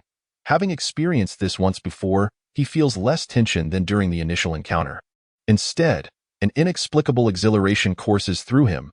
As time gradually passes, at last, after the burning of a stick of incense, shadows of the Northern Barbarian Cavalry emerge along the distant mountain path. At that moment, Li Dao keenly senses the surrounding death row inmates and the regular soldiers of the great Qian Dynasty as their breathing grows labored. It is understandable, for the Northern Barbarian Cavalry is renowned for their ferocity. A reputation forged through bloodshed, naturally instilling fear. The Northern Barbarian Cavalry slowly approaches the ambush site, and Commander Lu has already placed his hand to his mouth, poised to give the signal. Finally, as the Northern Barbarian Cavalry enter the ambush zone, a whistle pierces the air. The next instant, the concealed soldiers of the great Qian Dynasty unleash a torrent of cold arrows aimed at the Northern Barbarian Cavalry. For a fleeting moment, the cold arrows descend like a rainstorm upon them. Just as everyone anticipates that this ambush will yield success, no one notices the leading Northern Barbarian, a smirk playing upon his lips, fall back. Suddenly, a voice rings out among the Northern Barbarian Cavalry. Instantly, the cavalrymen move in perfect unison, drawing iron shields from their side packs to defend against the incoming onslaught. As the arrows rain down, most are blocked by the iron shields, with only a few striking the warhorses beneath them. However, this is of little consequence as long as the riders remain unharmed. On the other side, Commander Lu senses something amiss. The response of the northern barbarians is alarmingly swift, almost instinctive, as if they had prepared in advance. Yet, there is no time left for his speculations. The sound of his whistle, the death row inmates charge forward. Li Dao also perceives the shift in circumstances but hesitates only briefly before following the throng of inmates into the fray. He is acutely aware that with his current physique, he can afford to test the waters. Should the situation turn dire, he can easily flee. Ultimately, he will not foolishly sacrifice his life here. Seeing the death row inmates advance, Commander Lu quickly deliberates. With a firm resolve, he commands, all soldiers, charge forth and engage in battle. At that moment, as the death row inmates descend the hillside, the northern barbarian cavalry appears to have anticipated their assault. The cavalrymen on either flank brandish 3-meter-long spears, poised to thrust at the oncoming inmates. In an instant, half of the inmates are impaled on the spot. The remaining half, paralyzed by fear, find themselves at a loss. Neither charging nor retreating seems viable. However, Li Dao pays no heed to their plight and resolutely charges forward. His knife raised. These spears may deter an ordinary person, but they are no match for someone with nearly 5 times the normal physique like him. The northern barbarian cavalry soon takes notice of Li Dao. Just as he is about to breach their ranks, several spears suddenly emerge from behind the front line, aimed directly at him. Each spear is not thrust haphazardly. They each have a designated target, unerringly aimed at his vital points. An ordinary individual might have faltered in the face of such a coordinated assault, but Li Dao's focus sharpens, slowing the spears in his vision. He skillfully maneuvers through the gaps between the spears, diving into the heart of the northern barbarian cavalry's formation. This spectacle leaves the surrounding cavalrymen dumbfounded. They could never have anticipated that someone would evade their perfect onslaught in such a manner. Yet, at this moment, Li Dao has no time to relish their astonishment. Spotting an armored northern barbarian, he swings his knife with precision. With a resounding crack, the blade cleaves through the armor of one northern barbarian cavalryman, sending him crashing to the ground. Without hesitation, Li Dao delivers a finishing blow, his knife piercing through the man's face. Enemy slain. Attributes gained. 0.21. Upon hearing the system's notification, Li Dao muses to himself. Truly, the northern barbarian cavalry is formidable. Their physical prowess far exceeds that of ordinary northern soldiers. At this moment, his actions awaken the surrounding northern barbarian cavalrymen from their stupor. While the front line continues to fend off enemies with their spears, the second line draws their long knives, charging at Li Dao. In response, Li Dao deftly leaps onto the warhorse of the cavalryman he has just slain, retaliating with his knife. Meanwhile, the northern barbarians maintain an impenetrable defense against the ambush laid by the great Qian soldiers. However, none anticipated the emergence of Li Dao among the crowd, who managed to breach their defenses, thereby creating a gap in their formation. Commander Lu, possessing a keen military eye, quickly recognizes the unexpected advantage presented by Li Dao. He promptly issues the command, all on the right flank, advance toward the position of 95-27. This order alleviates considerable pressure from Li Dao, for while his physique is indeed remarkable, it is not sufficient to dominate amidst a cadre of well-trained northern barbarian cavalrymen. Against an onslaught of blades and spears, his flesh and blood would struggle to withstand. With the arrival of Commander Lu's reinforcements, Li Dao, who had been stifled for a time, finally finds the opportunity to showcase his prowess. Mounted on his warhorse, he charges forth, his knife cleaving through all in his path. Anyone unfortunate enough to cross his route faces the wrath of his blade. His strikes are so powerful that many northern barbarian cavalrymen are unseated from their mounts, while some, caught off guard, are fatally struck in the weak spots of their armor. In short, wherever Li Dao goes, chaos ensues. Seeing Li Dao's impressive performance, Commander Lu breathes a sigh of relief, grateful that among the death row inmates, there exists a unique entity like 95-27. Without him, not only would the ambush against the northern barbarian cavalry have been futile, but returning alive would have been a formidable challenge. With this thought, he joins the fray, determined to engage in the escalating battle. Meanwhile, Li Dao, amidst his frenzied slashing, suddenly finds himself in an empty space. Realizing he has overcharged and breached the encirclement of the northern barbarian cavalry, he watches in dismay as those he has gravely injured fall victim to his comrades. His heart aches as he realizes these were his attributes slipping away. Swiftly, he pivots his horse, slapping its flanks with his long knife, and charges back into the fray.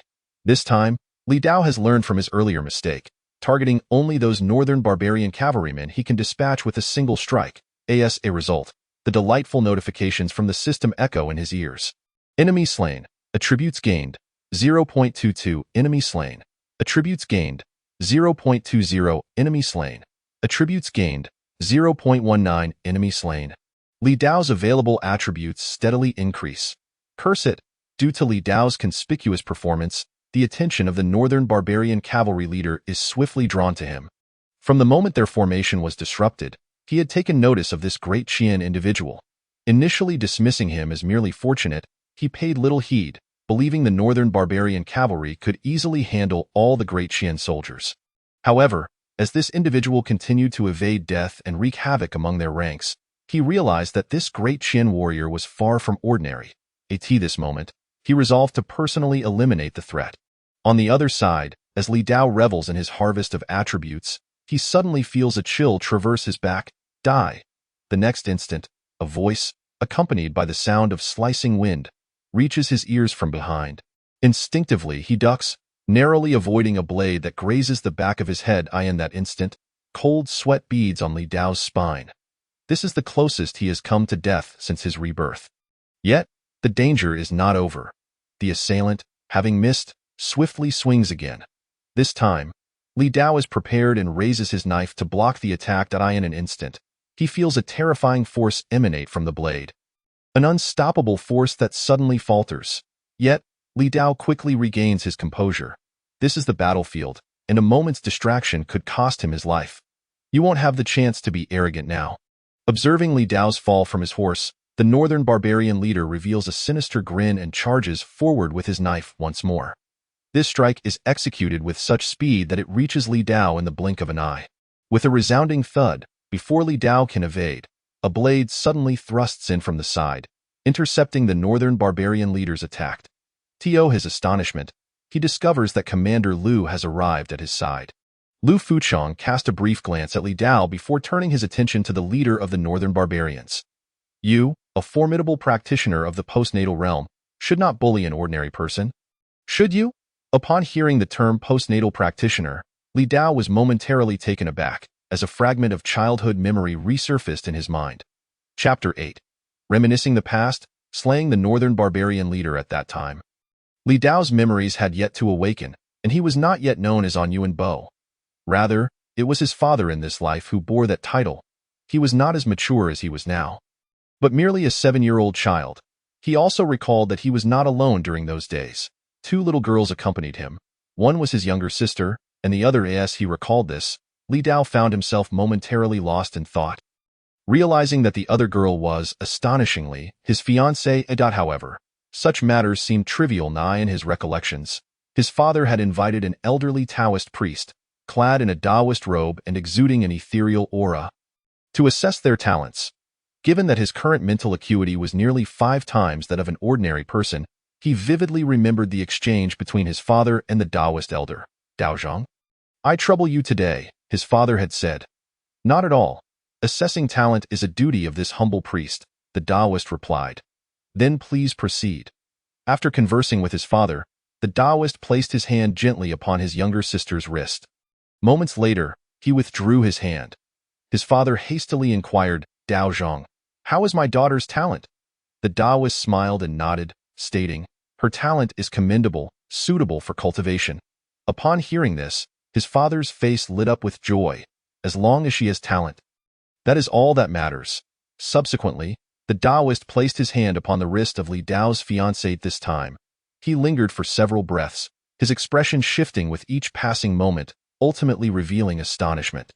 I never expected to encounter such extraordinary talent today, he exclaimed. The Taoist looked at Li Dao's fiancée, shaking his head and sighing, what a pity, what a pity. She is a girl. His father, taken aback by the revelation regarding his fiancée's talent, could not suppress his curiosity. Daozhang, why is it a pity for you, heir? Is there something wrong with her body? The Taoist shook his head with a wry smile. Bojia, you misunderstand, I lament not for her. But for my own sect, talents of such caliber are rare in a century. It is indeed regrettable that my temple cannot accept female disciples. What a loss it would be to miss such a student. His father asked, then what will happen to you, heir? The Taoist reassured him, Buojia, do not worry. Though my Baiyun temple cannot accept female disciples, I know of a sect that specializes in them. It is called Yaoqi, and it should be the most suitable place for her. After understanding the situation, his father nodded and finally turned his gaze to the young Li Dao, saying, I must trouble you once more, Dao Zhang, to assess my son's talent, of course. The Taoist placed his hand once again on Li Dao's wrist. After a few breaths, the Taoist's expression shifted yet again, but this time not with surprise. Rather, it bore a complex nuance. Releasing his hand, the Taoist sighed deeply, Dao Zhang, my son's talent. Seeing the Taoist's troubled countenance, Li Dao's father felt a sense of foreboding. The Taoist shook his head, stating, Buojia, forgive my candor. Your son is born with a congenital severance, unable to cultivate. Congenital severance? Li Dao's father pondered.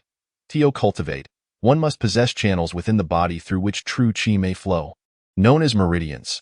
According to my assessment, your son lacks these meridians and thus cannot cultivate, I see. His father sighed heavily but soon accepted the reality with equanimity. If he cannot cultivate, then so be it. When the time comes to inherit my title, being an ordinary person is acceptable.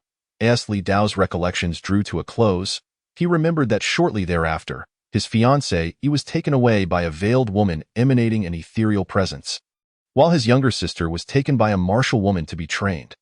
From that point on, his parents' demeanor towards him shifted from strict discipline to a seemingly intentional allowance for him to live freely. This memory persisted until the unexpected passing of his parents in this life. Since then, unrestrained by parental guidance, he had become a notorious young scion. Ultimately, this led to a drunken debacle at a royal banquet, the revival of his memories, the destruction of his reputation, and his subsequent imprisonment in a death camp. Thus, it became evident that Li Dao had encountered cultivation at the tender age of 7, albeit without the opportunity to engage with it formally due to his lack of talent. Therefore, the existence of postnatal practitioners was indeed real, and it dawned on him that there were cultivators in this world. Li Dao's emotions were tumultuous. He had initially believed that with the aid of the system, he would swiftly become invincible in the ancient era of cold weapons. However, the presence of these cultivators complicated matters. Though he was uncertain of the precise prowess of these practitioners, the skills displayed by the northern barbarian leader suggested they were formidable indeed. At the very least, his current physique, nearly 5 times that of an ordinary person, found it somewhat challenging to contend with these so-called postnatal practitioners. Yet, Li Dao quickly adjusted his mindset. What was a mere practitioner to him? With the system at his disposal, even if he could only augment his physique, his future would undoubtedly rival that of any so-called cultivator. All he needed to do was steadily grow stronger, bit by bit. As for the future, he would address it when the time came. In his mind, it felt as though centuries had passed, yet in reality, only a fleeting moment had elapsed. Before him, Lu Fuchong clashed blades with the northern barbarian leader, the two engaging in a fierce battle akin to kings pitted against one another. Fierce wind blade technique.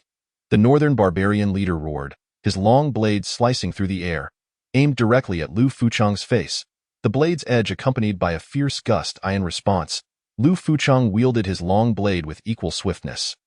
The two combatants creating a shower of sparks in the air with their strikes. Their confrontation resembled a tempest, causing the onlookers to hesitate in their approach. Even with Li Dao's extraordinary physique, being too close elicited a prickling sensation upon his skin. True qi? Li Dao pondered, watching the turbulent energies erupt between the two combatants. Soon, he was jolted back to reality. This was not the time for contemplation. He needed to grow stronger swiftly. Owner, Li Dao, physique, 4.71. Available attributes, 2.13. Upon observing the available attributes on his panel, Li Dao decisively allocated all points to his physique. Owner, Li Dao, physique, 6.84. Available attributes, 0. In the next instant, a familiar surge of heat coursed through his body. Due to the substantial allocation of points, his skin flushed crimson, a testament to the tumultuous flow of qi and blood within him. Simultaneously, a terrifying sense of power welled up from within. The sudden influx of strength ignited an overwhelming desire to unleash his newfound vigor. At that moment, a northern barbarian cavalryman noticed Li Dao's anomaly, perceiving an opportunity to strike and charging towards him with a blade raised. However, a flash of steel outpaced him, slicing through the air with a resounding crack. The cavalryman's armor shattered, blood sprang forth like ripples into the sky. 1 kill, attributes gained. 0.24, and this was merely the beginning. Li Dao mounted his horse, gripping his blade with determination as he re-entered the fray. With the northern barbarian leader's obstruction removed, he cut through the ranks of cavalrymen with ease. After his recent augmentation, no one on the battlefield, save for Lu Fuchong and the northern barbarian leader, could withstand his might. They were all no match for him.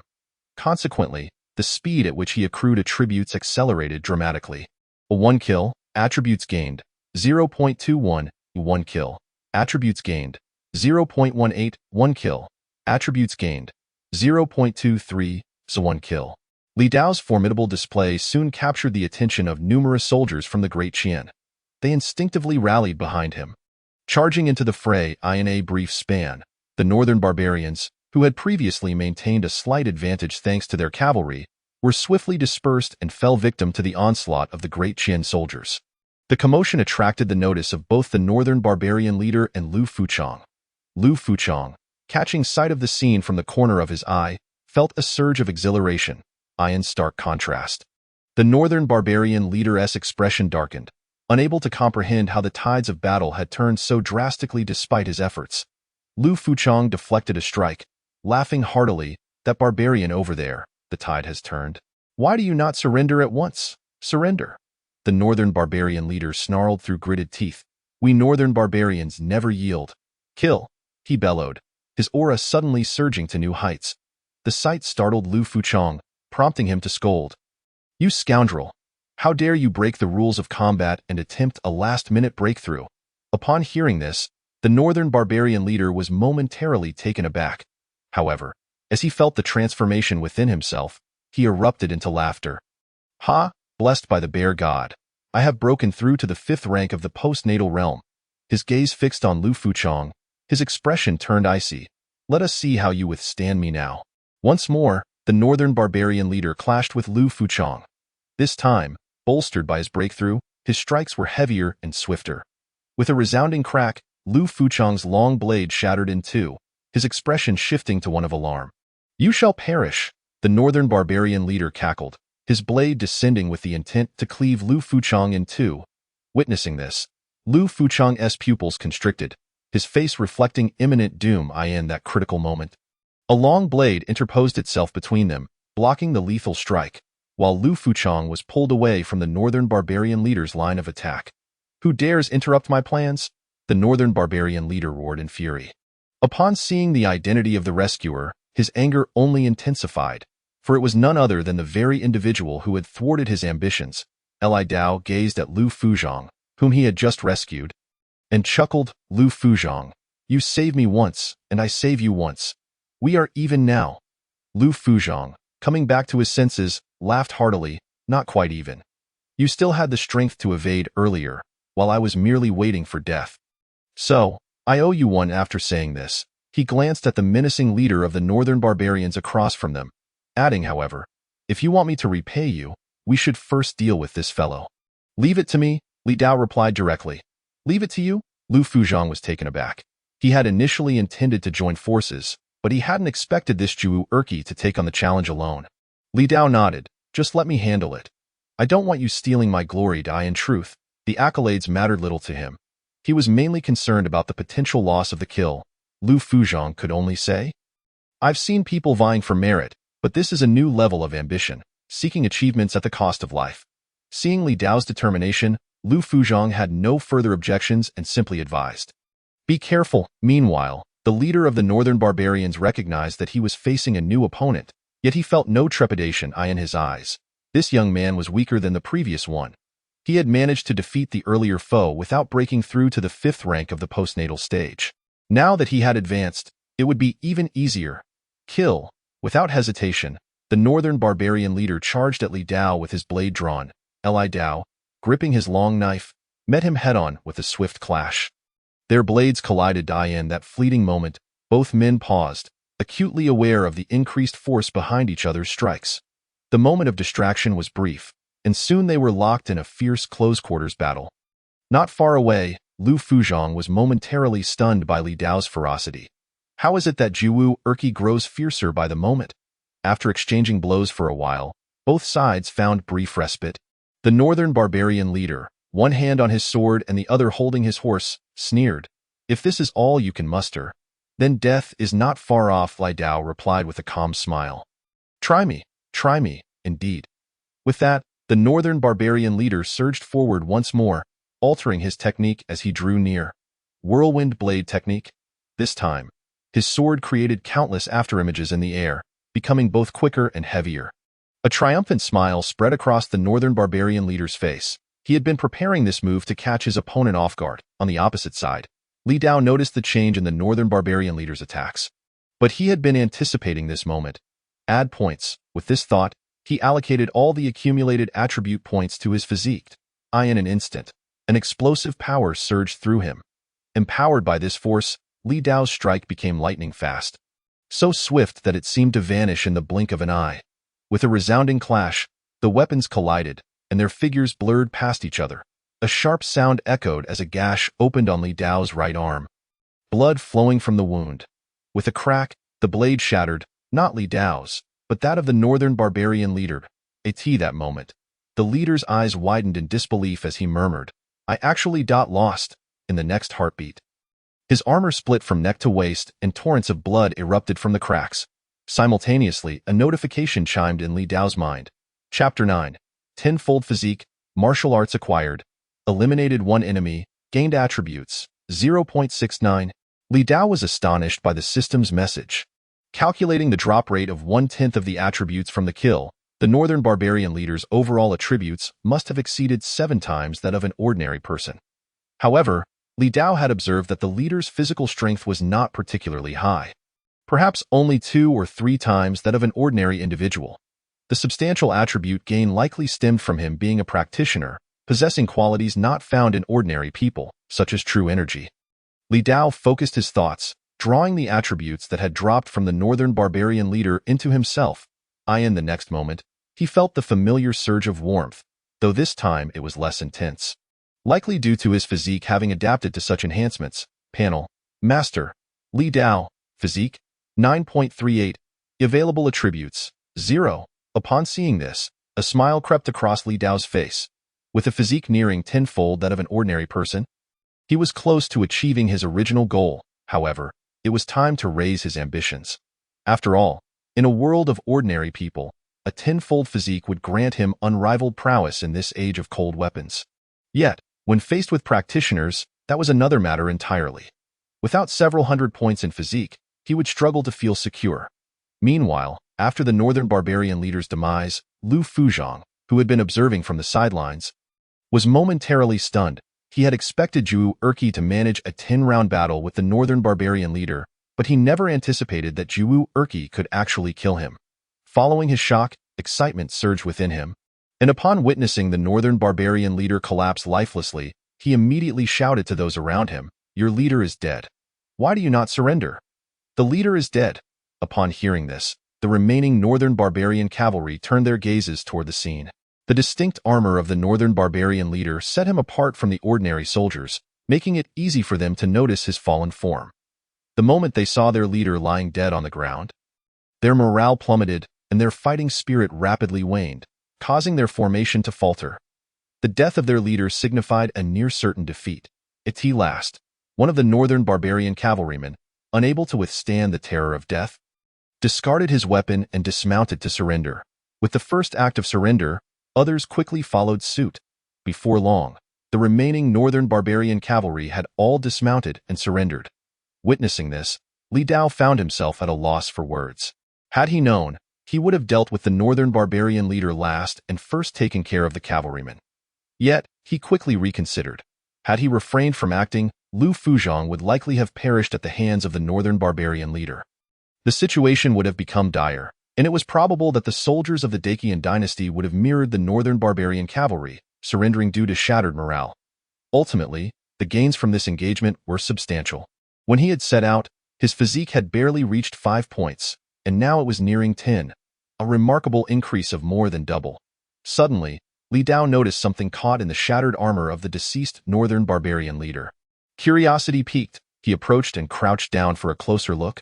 A yellow, blood-stained cloth was wedged within the crevice of the armor. He reached out to retrieve it, revealing what seemed to be 2 books wrapped inside. Upon opening them, he discovered one titled Huangri Ju and the other Whirlwind Blade Technique. Li Dao was momentarily taken aback. It appeared he had stumbled upon the cultivation techniques and blade art practiced by the northern barbarian leader. Zhuwu Erqi, you have struck gold, came Lu Fuzhong's voice from behind him. Turning around, he noticed that, thanks to the surrender of the northern barbarian cavalry, the remaining Dacian soldiers had begun to tie up the captives and clean the battlefield. Just as they had done previously. Do these need to be turned in? He asked, gesturing to the books he held. He had no intention of hiding his find, nor could he, as the prisoners would soon be stripped of their clothing for cleaning and dressed in thin prison garb. There was no way to conceal anything. Unless that was a method Li Dao would never accept. Lu Fuzhong glanced at him and replied candidly, by the rules, all spoils of war should be turned in. However, he turned away, clearing his throat softly and murmuring, there are exceptions at times. Keep those for yourself, and I shall pretend I did not see. With that, he turned and walked away. Watching Lu Fuzhong's retreating figure, Li Dao chuckled and shook his head. It seemed that his performance had earned him a degree of trust from this centurion. Truth be told, he held a favorable view of Lu Fuzhong, especially since the man had actively intervened to save him. Placing the 2 books in his embrace, he resolved to practice them that evening. Although an old Taoist priest had once told him that he was born with a blocked meridian and could not cultivate. What if the old man had simply been mistaken? After all, there were many charlatans in this world. Half an hour later, the battlefield was finally cleared. Everyone had gathered together, and Lu Fuzhong inquired of the soldiers nearby, how is the tally coming along? A soldier nodded, the count is complete. Read it to me. The soldier nodded and pulled out a piece of paper, reading aloud, in this battle, the death row camp dispatched 55 men. 54 perished, leaving 1 survivor. At this point, all the remaining Dacian soldiers turned their gazes toward Li Dao, who was leaning casually against a nearby tree. For some of them, it was their first encounter with him, while others recognized him from a previous meeting. Regardless of how many times they had seen him, Li Dao had made a lasting impression. Upon hearing that he was the sole survivor, Li Dao's expression remained largely unchanged. Or rather, he had already expected it. After all, even he had nearly fallen to the blade of the northern barbarian leader, let alone a group of ordinary death row inmates. The soldier continued with the report.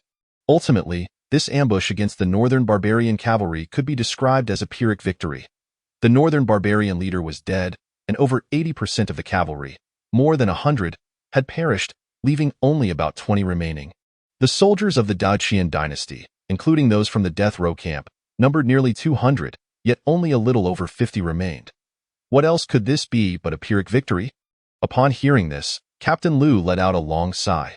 Although he was aware that the casualties on their side were significant, the revelation still weighed heavily on his heart, especially as he witnessed his soldiers fading away one by one. Yet, this was the reality of war. This skirmish was merely a minor clash at the border between the Qian Dynasty and the Beiman Dynasty. If they were to encounter a large-scale battlefield, it was likely that their numbers would scarcely make a ripple. Once everyone was prepared, Captain Lu waved his hand, signaling that they were ready to depart and head back. Shortly thereafter, Li Dao rejoined Captain Lu's convoy. Returning to Changgu town once more. Unlike the last time, he was now being escorted to the death row camp specifically by Captain Lu, to ensure that the 2 books he held were not discovered. This is as far as I can take you. You saved my life, so if you require anything, just have the jailer notify me. I will assist you if it's within my means. Captain Lu whispered in Li Dao's ear before ushering him inside. Li Dao nodded in acknowledgement and stepped back into the familiar confines of the death row. Upon his return, his former cellmates greeted him with expressions of astonishment, shocked that he was able to come back a second time. Finding a corner, he leaned against the wall as he had before. Soon after, the familiar aroma wafted through the air once more. The cell door creaked open, and a jailer entered, carrying a platter of roasted chicken and a bottle of wine. 9527. This is from Captain Lu for you. Perhaps due to Captain Lu's prior instructions? The jailer's demeanor towards Li Dao, the condemned prisoner, was markedly more courteous. "Thank you," Li Dao replied. "There's no need for thanks for helping Captain Liu. Take care," the jailer said. "Enjoy your meal, and just call for me if you need anything." "Much obliged," Li Dao responded, watching the jailer depart before settling down in his corner with the roasted chicken and wine. This time, no unwelcome intruders came to disturb him. It was evident that his interaction with the jailer had instilled a sense of caution among the other condemned prisoners. No one dared to offend him, allowing him a moment of peace. After satisfying his hunger and thirst, Li Dao, slightly tipsy from the wine, closed his eyes to rest. As dusk descended, tranquility enveloped the death row. Li Dao opened his eyes, sensing that the others were asleep. He retrieved the 2 books he had confiscated from the Bayman leader. First, he opened the volume titled Huang Riju, which indeed contained cultivation methods instructing how to refine true qi. With his extraordinary mental acuity, 10 times that of an average person, Li Dao swiftly committed the entire text to memory. Afterward, he tucked the Huang Riju back into his robe and sat cross-legged, attempting to practice the techniques. Half an hour later, he opened his eyes and slowly uttered 2 words, "Rubbish." After half an hour of effort, he had managed not a single hair's breadth of progress. According to Huang Riju, he needed to invest his spirit and sense the hidden meridians within his body. Yet after half an hour of perception, he found nothing. It seemed the old master had not been mistaken. A congenital lack of meridians meant just that, he possessed none. Otherwise, with Li Dao's mental prowess, he would likely have sensed those so-called meridians with ease. Furthermore, his physique had reached a level 10 times that of an ordinary person. If he truly had even the slightest meridian, it should have manifested by now, yet it did not appear. This confirmed a mathematical truth. Anything that is 0, regardless of how many times it is multiplied, remains 0. It can never become anything else. He had no meridians. So even if his physique were enhanced to 1,000,000,000 times the norm, he still could not cultivate a well. It was merely an experiment. Li Dao felt a twinge of disappointment at his inability to cultivate. After all, the primary function of his system was to enhance his physique. Even if he could cultivate, abandoning the shortcut offered by the system for the arduous path of solitary training was unthinkable. No matter how formidable the cultivation might be, if 10 points of physique were insufficient, then he would aim for 100. If 100 were still inadequate, then 1,000, 10,000, or even 1,000,000. He refused to believe that when he could shatter cities and annihilate nations with a single punch, anyone would still dare to lecture him on the art of cultivation. With cultivation techniques proving futile, Li Dao retrieved the fierce wind blade technique. He wondered how effective a martial art would be without true qi. Chapter 10. Exceptional Comprehension. The Commander's Invitation. Li Dao opened the fierce wind blade technique, which contained a combination of images and text. Unlike the cultivation methods. As before, he quickly memorized the entire book's content. Afterward, he returned the manual to his robe. Lacking a blade to practice with, he could only simulate the moves in his mind. Perhaps due to the comprehensive enhancement of his physique, his mental faculties had also reached 10 times the level of an ordinary person. Even while merely imagining the techniques, he was able to replicate the moves from the fierce wind blade technique with clarity. Half an hour later, Li Dao opened his eyes, a glint of sharpness flashing within them. He gazed at his hands, feeling a sensation as though with a blade in hand, he could flawlessly execute the fierce wind blade technique. Recalling his previous encounter with the Bayman leader, he sensed he could easily see through the opponent's techniques. If the Bayman leader were to appear before him again, he felt confident that, even without relying on the pressure of his physique, he could suppress the opponent's techniques with his own, thus defeating him. Could this be a new skill acquired alongside his enhanced physique?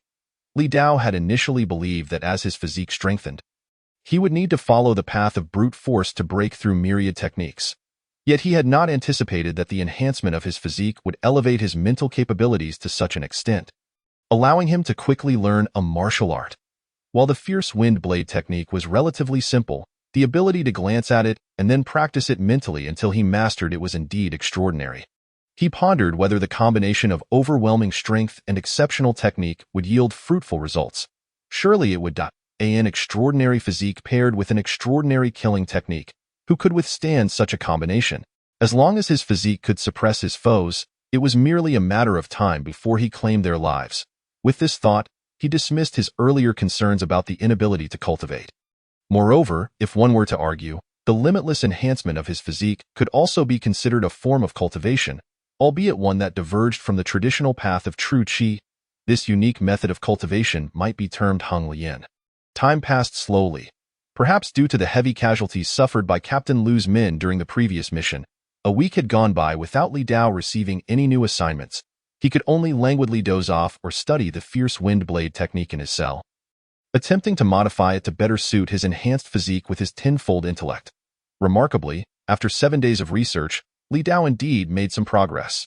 Through continuous mental practice and deconstruction, he successfully streamlined the fierce wind blade technique, eliminating certain moves that relied on the flow of true qi and replacing them with techniques suitable for his enhanced physique. In summary, the modified version of the fierce wind blade technique was now far better suited for him to reap the lives of his enemies on the battlefield.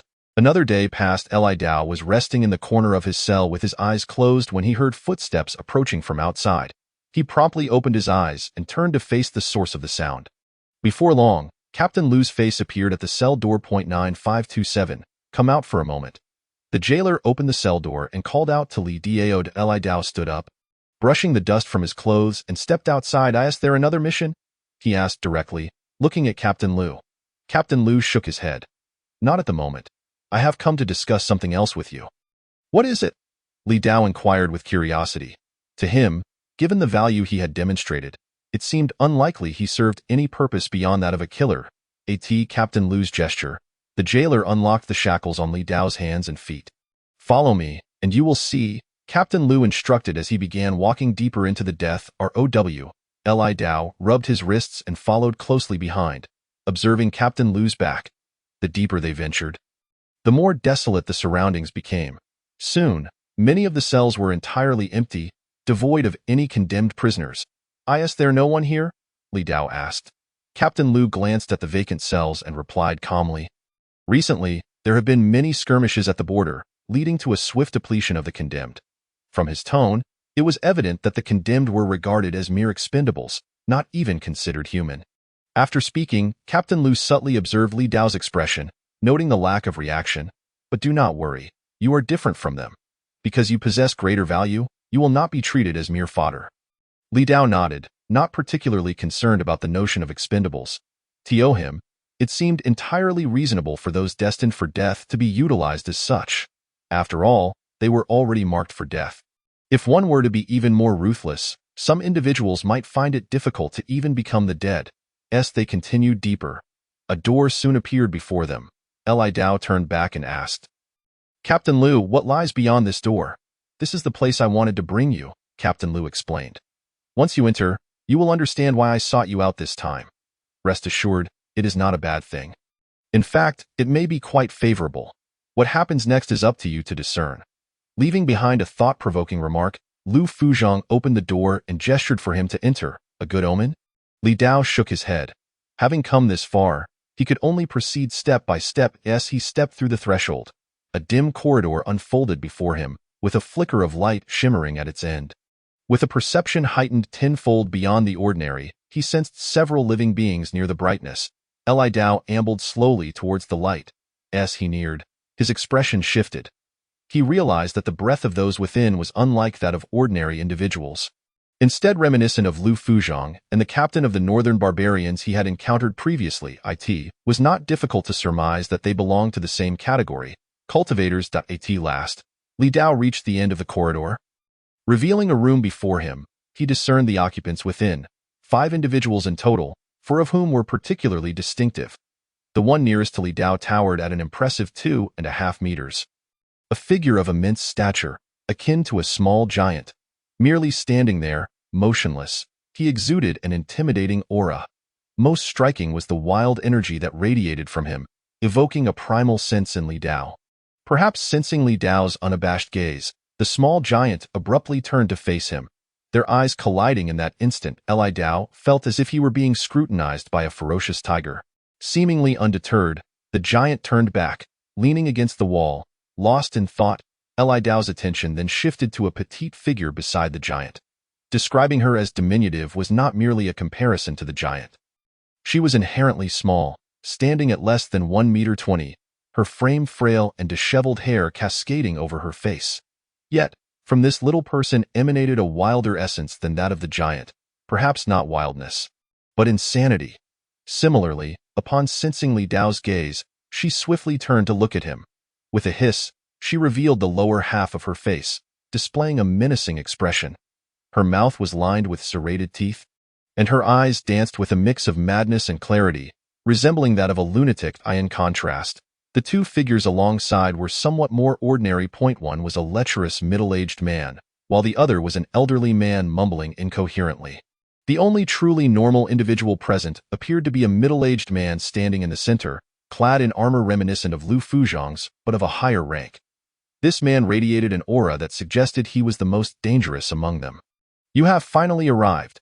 We were merely waiting for you," the middle-aged man said with a smile. "And you are?" Li Dao inquired, raising an eyebrow. "Win, commander of the Weiwu camp," the man replied. Li Dao was momentarily taken aback.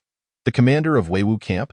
If memory served him correctly, this was the very army stationed at Changgu town, and the commander was the highest authority here, Lu Fuzhong's direct superior. Pondering this, Li Dao cast a glance at the four others, questioning what business the commander had with an inconsequential death row inmate like himself. "Inconsequential?" Win chuckled, shaking his head. "In just 2 brief missions as a death row inmate. You managed to slay nearly 50 individuals, including a captain of the Northern Barbarian Cavalry. I hardly consider that trivial." Li Dao surveyed the remaining 4, then found a place to sit down, stating, "If there is something to discuss, please proceed directly." Win smiled lightly. "Now that everyone is present, I shall be straightforward. I have summoned you here to request your assistance in resolving certain matters for the Weiwu camp." At this, Li Dao's brow furrowed. Before he could respond, the middle-aged man, now identified as Shun San, interjected without hesitation. "What nonsense is this? You want me, Shun San, to assist the court? I believe you must be dreaming. Mark my words, even if I were to die here today, I, Shun San, will never aid the court in their affairs." With that, Shun San turned to leave the corridor, seemingly intent on exiting. In response to Shun San's brashness, Win maintained his composure, even sporting a faint smile. Observing Shun San's retreating figure, he murmured, "Very well. I had hoped to enlist your help, with the promise of restoring your household registration and granting you freedom afterward." In the next moment, a gust of wind suddenly materialized. The onlookers realized that Shun San had reappeared before Win in the blink of an eye. "What you said true. You can give me my household registration back and grant me freedom?" Shun San exclaimed, clutching Win's armor with excitement. "Weren't you just saying you wouldn't help the court?" Win retorted. "What constitutes helping the court? I'm merely being a good Samaritan voluntarily," Shun San replied. "Didn't you also claim you'd rather die than change your stance?" Win pressed. "That may be, but I'm not dead yet."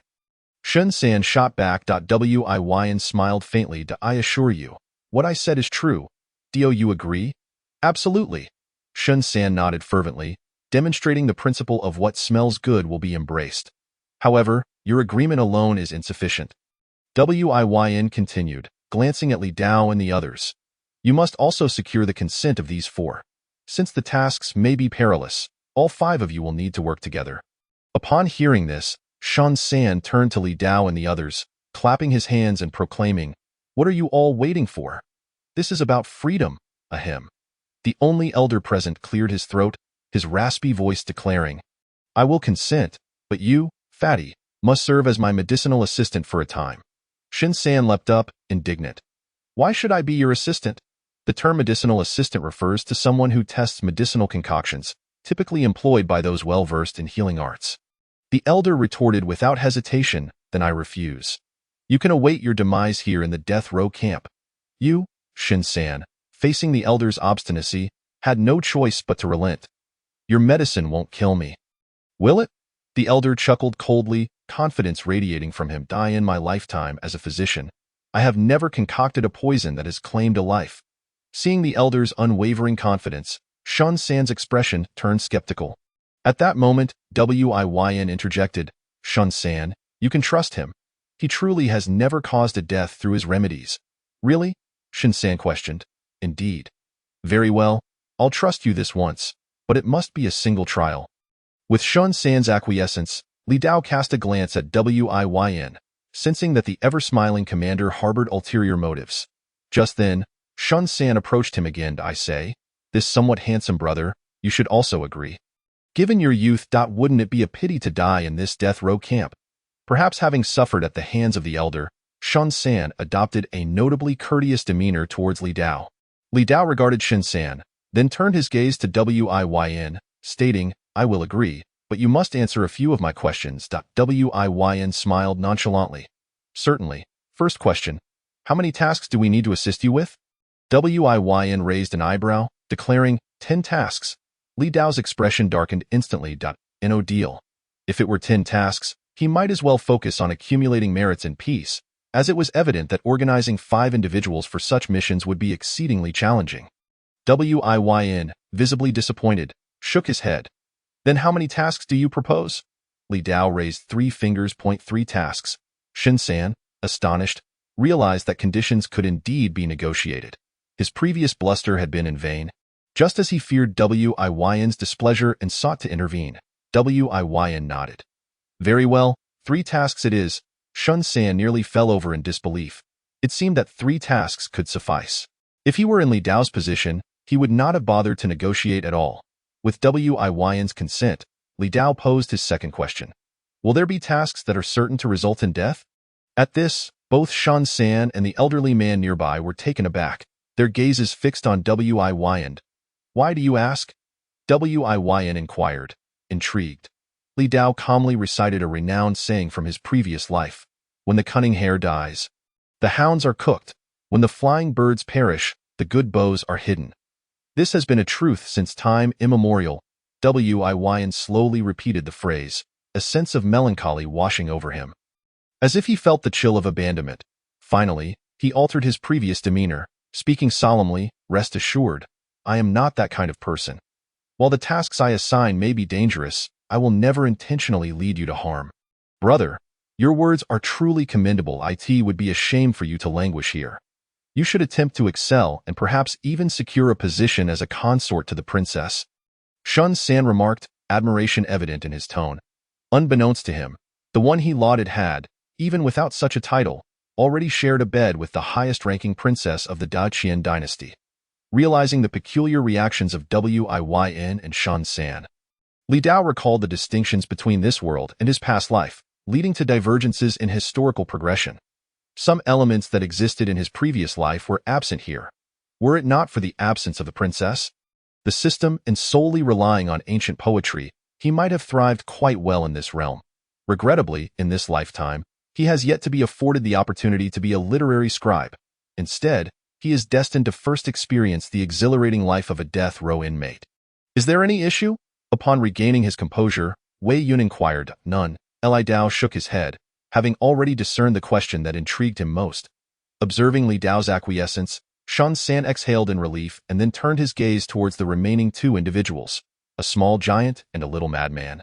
Taking a deep breath, Shun San resolved to first confront the one who appeared the least formidable, the little madman. Noticing this, Wei Yun could not help but caution, Shun San, I advise you to be careful. Fear not. Such a trifling creature is easily subdued, Shun San replied confidently. After a short while, the onlookers could only see 2 figures darting about the room at an astonishing speed. Shun San fleeing while the little madman pursued him, frantically howling, Save me, oh brother! Shun San, in tatters, bore 2 bite marks on his arms and backside, pleading for assistance as he ran. The old man, helplessly observing from the sidelines, realized that at his age, any attempt to intervene would likely result in his demise. Wei Yun had also stated that Shun San should handle the situation himself, which proved unreliable. Ultimately, Shun San's gaze fell upon Li Dao, who appeared to be his only hope. Big brother, please save me. With that, Shun San led the little madman toward Li Dao. Li Dao immediately recognized the good intentions of the plump and as Shun San lunged towards him, Li Dao showed no hesitation and swiftly kicked Shun San aside. Following Shun San's ejection, the little madman leaped toward Li Dao in the face of the crazed little madman. Li Dao acted swiftly, seizing the madman's neck with one hand. Lifting him effortlessly, the little madman could only flail helplessly in midair. His short limbs inadequate to reach Li Dao as he screamed, Brother, you are being too rough. As Shun San scrambled to his feet, witnessing the little madman being subdued, He could not suppress his feelings of resentment. Li Dao merely cast a disdainful glance before turning his attention back to the little madman. In his view, regardless of the circumstances, it was imperative to first subdue this troublesome creature. Otherwise, working together in the future would likely become exceedingly complicated. Seeing the little madman continue to thrash about in a futile attempt to bite, Li Dao smiled faintly, murmuring to himself, "Let us give you a taste of the whirlwind." With that, he began to spin the little madman around in his grasp. 1 rotation, 2 rotations, 10 rotations. The speed at which Li Dao spun increased, and at first, the little madman thrashed about, but after a certain number of spins, he could no longer endure it. The manic glint in his eyes faded, replaced by terror and confusion, ultimately rendering him dazed and bewildered. Chapter 11. Shun San, you truly are inhumane. This scene left Shin San and the others utterly stupefied. They had never anticipated that Li Dao would employ such a method to subdue the little madman. Finally, after Li Dao deemed it sufficient, he ceased spinning and released the little madman. With a thud, the little madman landed on the ground, his eyes vacant as he stared blankly ahead, unable to regain his senses. In that moment, he seemed to see his great-grandmother beckoning him. After approximately 5 minutes, a spark of awareness returned to the little madman's eyes, and the previously wild madness slowly resurfaced. However, upon noticing Li Dao nearby, the flicker of madness vanished instantly, replaced by sheer panic. In a frenzy, the little madman scrambled to a corner, eyeing Li Dao with trepidation, seemingly fearful of being captured once more for another whirlwind experience. Not far away, Shun San couldn't help but give a thumbs up, exclaiming, "Brother, you truly have a way with things." He then turned to Wei Yun and remarked, "This little madman has been thoroughly subdued by our brother. Should that not suffice?" Snapping back to reality, Wei Yun nodded, astonished by Li Dao's method of handling the little madman, and felt a newfound respect. Now, only the large fellow remained. Regarding the giant, Shun San cast a wary glance at the small giant nearby. Feeling somewhat intimidated, if he couldn't manage the little madman, how could he possibly deal with someone who appeared so formidable? Though his own weight was considerable, he knew that fat could not compare to muscle in terms of quality. Unable to restrain himself, he glanced at Li Dao and asked, "Brother, perhaps you should handle him as well?" Li Dao shot a disdainful look at the cowardly Shin San. However, given the circumstances and with Wei Yun unwilling to intervene, it appeared that only he could attempt to convince the small giant. Suddenly, the previously dazed small giant shifted, turning to Li Dao and stating in a low voice, "If you can overpower me, I will follow your command." Hearing this, before Li Dao could respond, Shun San interjected hastily, "I say, big guy, have you taken a good look at your weight? Comparing strength with this brother is futile. Why not challenge that little fellow over there to see who is more agile?" He pointed towards the little madman cowering in the corner. The little madman, upon noticing the annoying plump man, bared his teeth and let out a growl. However, when he caught sight of the one who had just spun him around, he instinctively shrank back, hesitant to provoke him. The small giant paid Shin San no mind, his gaze fixed solely on Li Dao. "Fine, I accept." Li Dao finally nodded in agreement. Although the small giant appeared imposing and was clearly a powerhouse, Li Dao was not without merit either. His physique was nearly 10 times that of an average person, a fact not to be underestimated. Simultaneously, he was eager to test the strength of this behemoth before him. "This is foolishness," Shin San exclaimed, believing that Li Dao was merely offering himself as a sacrifice against the giant's might. Wei Yun, however, watched the unfolding drama with keen interest. "So, how shall we compete?" Li Dao inquired, looking directly at the small giant. "Let us do this." The small giant extended a hand, placing it on the sole stone table in the room. Li Dao glanced at it, nodded, and replied, "Very well." The two men approached the stone table and placed their hands upon it. Despite Li Dao's hand being of a respectable size, it appeared diminutive in comparison to the giant's. Anyone with a discerning eye could readily perceive the disparity. "Brother, give it your all." Despite knowing the odds of victory were slim, Shin San leaned in to encourage Li Dao. After all, it was better to cheer for success than to predict failure. "Allow me to act as the referee," Wei Yun stated, stepping forward to grasp both of their hands. "Begin." With that command, Li Dao and the small giant exerted their strength simultaneously. In the next moment, Li Dao felt an overwhelming force surging from his wrist. In an instant, His hand was pressed down to the table. Taking a deep breath, his muscles swelled, veins bulging as both hands remained suspended in the air. The small giant struggled to push down, while Li Dao found himself temporarily unable to retaliate. The small giant's tenfold strength was indeed a remarkable natural endowment. Thus, both their hands remained locked in a standoff. Neither able to gain the upper hand as the pressure of their contest intensified. The stone table began to tremble, fissures appearing around their elbows. Suddenly, with a resounding crack, the table shattered, prompting both competitors to instinctively release their grip, leaving behind a scattering of debris. How do we resolve this? What does this mean? Shinsan urgently asked Wei Yun, looking perplexed. Well, Wei Yun found himself at a loss. At this moment, the small giant spoke up, his gaze fixed on Li Dao. You are quite impressive. I yield to you. With that, he turned and returned to his spot against the wall, lost in thought once more. Shinsan, hearing this, was elated and turned to Wei Yun, stating, Shouldn't this mean we have unanimous agreement among the five of us? Li Dao shook his head and moved aside without a word. Wei Yun glanced at Shinsan with a subtle smile and remarked, Did I not say from the beginning that the purpose of today's gathering was to invite you all to assist us in the Wei Wu camp? Why would I refuse? Wait, Shinsan furrowed his brow. Since you invited us, shouldn't it be your responsibility to persuade all five of us? Indeed. Then why has it turned into us persuading ourselves? Who knows? Shinsan suddenly turned to Li Dao, his expression one of resignation, and asked, Brother, did you foresee this all along? In truth, Li Dao had suspected as much since Shinsan had returned. The performance had merely been a play of a cunning leader manipulating a bumbling, middle-aged fat man. Shinsan scratched his head, lamenting, Then why didn't you inform us? Li Dao pointed to the little madman beside them. Did you give me a chance to explain? This left Shinsan feeling somewhat embarrassed. Realizing it was he who had been causing chaos from the start, Li Dao was indifferent to it all.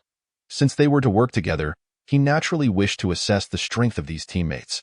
With the situation clarified, Shinsan, not being foolish, contemplated for a moment and understood the circumstances. He turned to Wei Yun and declared, You truly are inhumane. After a brief interval, the five of them sat together. Shinsan, the elder, and the small giant were relatively calm, sitting quietly. However, the little madman insisted on creating a scene, only to be silenced by a mere glance from Li Dao. Witnessing this, Wei Yun smiled faintly and stated, As I mentioned earlier, I, Wei, request your assistance with 3 matters concerning the Wei Wu camp. None of these tasks are life-threatening, and upon completion, I shall grant each of you your freedom, along with your household registration. Are the terms agreeable? Not. Shinsan was about to say no problem, but suddenly recalled previous events, hastily covering his mouth and casting a cautious glance at Li Dao. I say, brother, is this fellow's words reliable? Li Dao cast a sidelong glance at Shinsan and replied slowly, No problem. Sighing, Wei Yun glanced at Li Dao and couldn't help but exclaim, If only you weren't so clever. Had it not been for the presence of this Jiwu Erki, the conditions he proposed would likely not be as straightforward as they are now. With this thought in mind, he couldn't help but curiously ask, Jiwu Erki, could you enlighten me on how you knew my bottom line was 3 matters? I don't know, Li Dao replied. Then why did you say that? Upon hearing this, Li Dao shrugged. Isn't this just normal haggling? Who knew that when I mentioned 3 matters, you would so readily agree? Faced with Jiwu Erki's sincere expression, Wei Yun found himself momentarily speechless. Ha ha ha, it seems even you can be played. Shinsan couldn't help but burst into laughter. Once he regained his composure, Wei Yun took a deep breath and looked at Li Dao. Are you deceiving me? Li Dao smiled gently. Please don't take offense, Commander Wei. It was merely a jest. Wei Yun was not angered. Instead, he revealed a satisfied smile. It appeared that Lu Fuzhong had indeed not made a mistake in his choice. You are quite astute. You are indeed suitable to lead the 4 of them. He produced a thin booklet from his bosom and handed it to Li Dao. What is this? A registration booklet. Containing the individual profiles of the 4 of them, but excluding yours. Why is mine not included? You are different from them. Your identity information has been completely erased, and to the outside world, you are considered deceased. However, the 4 of them have been registered due to their peculiarities. As he spoke, Wei Yun furrowed his brow slightly. To be honest, given your abilities, you should also be recorded, and your household registration should not have been entirely erased. I just don't know why no information was left behind. Upon hearing this, Li Dao began to understand. Ordinary individuals, due to their commonality and the minuscule probability of escaping from the death row camp, have their registrations rendered meaningless. Thus, the erasure of their household registration does not affect anything, as the end result is always death and cancellation of household registration. Conversely, individuals like Shun San, who possess extraordinary skills, are deemed rare. Although it is said that entering the death row camp would lead to the erasure of household registration, due to their uniqueness, some information would still remain as for him. It was purely coincidental. If not for the system, he would likely have perished during his first death row mission, and thus would never have entered this special group of 5.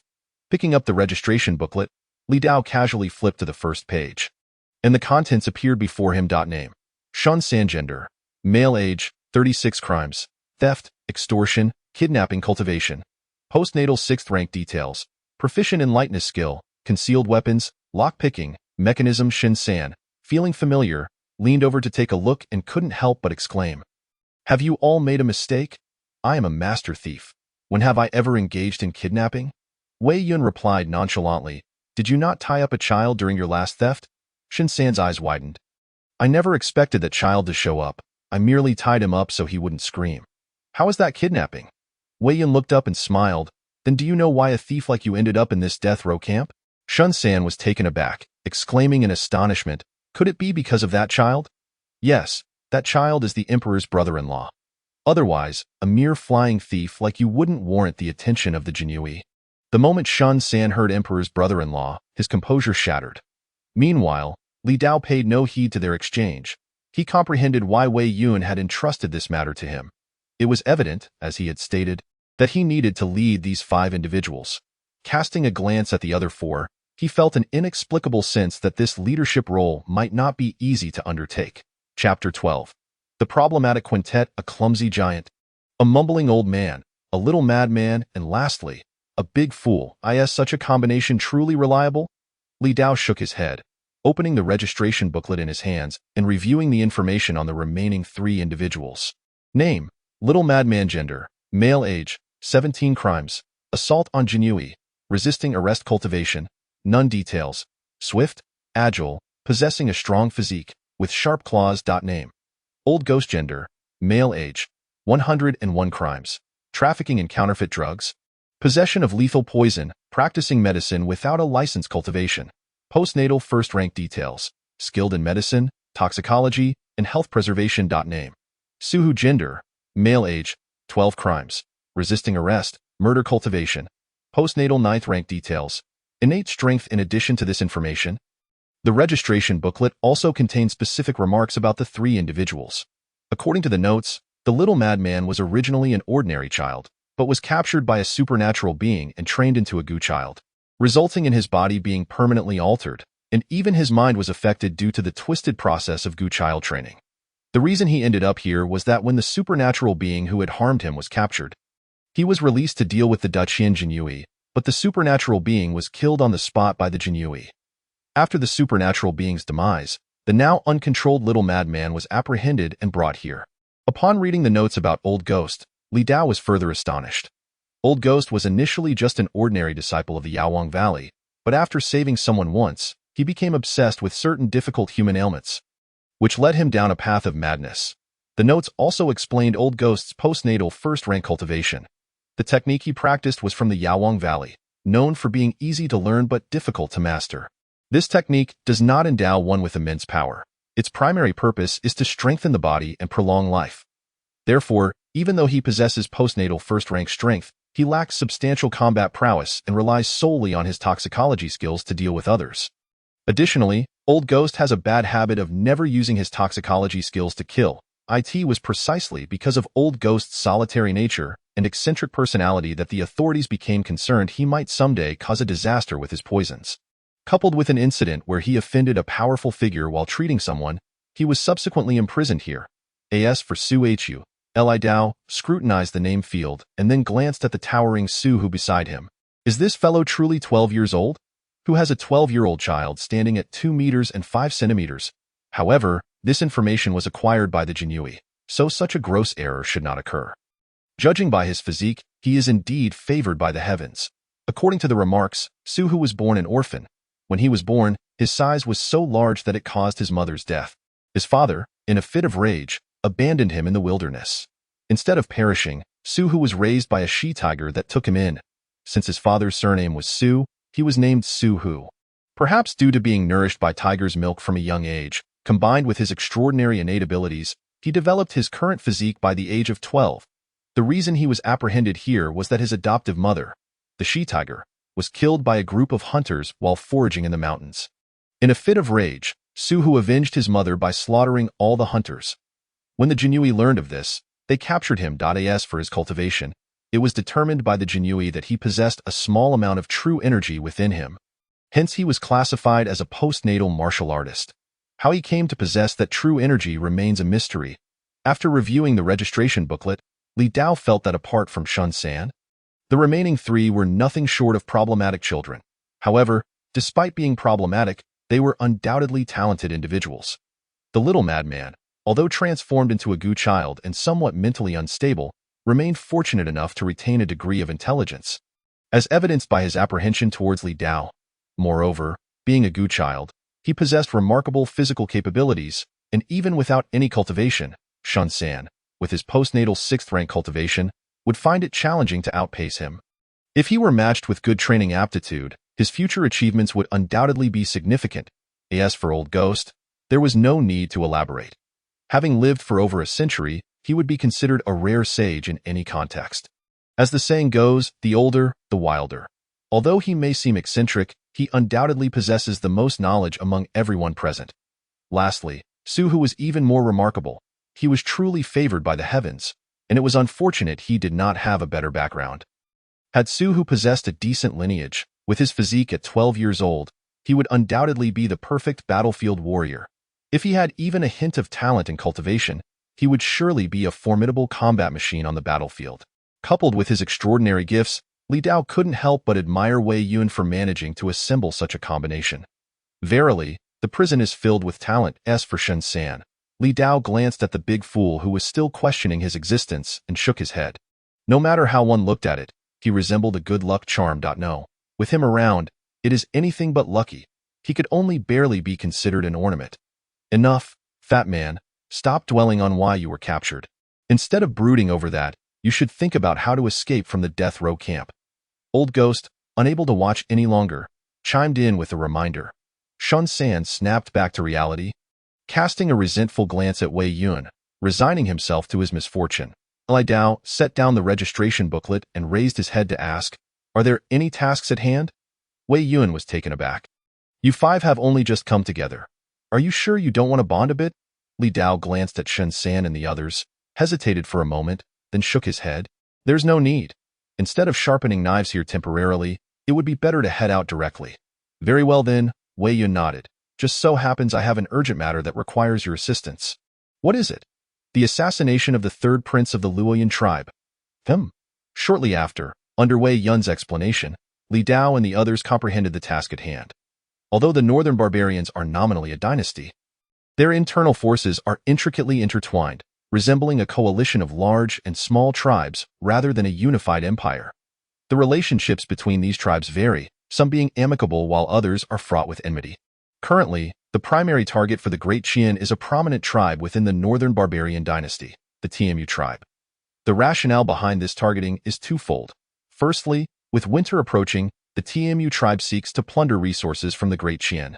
Secondly, due to the intersecting borders between the Tianmu tribe and the Great Qian, daily skirmishes have led to deep-seated grievances.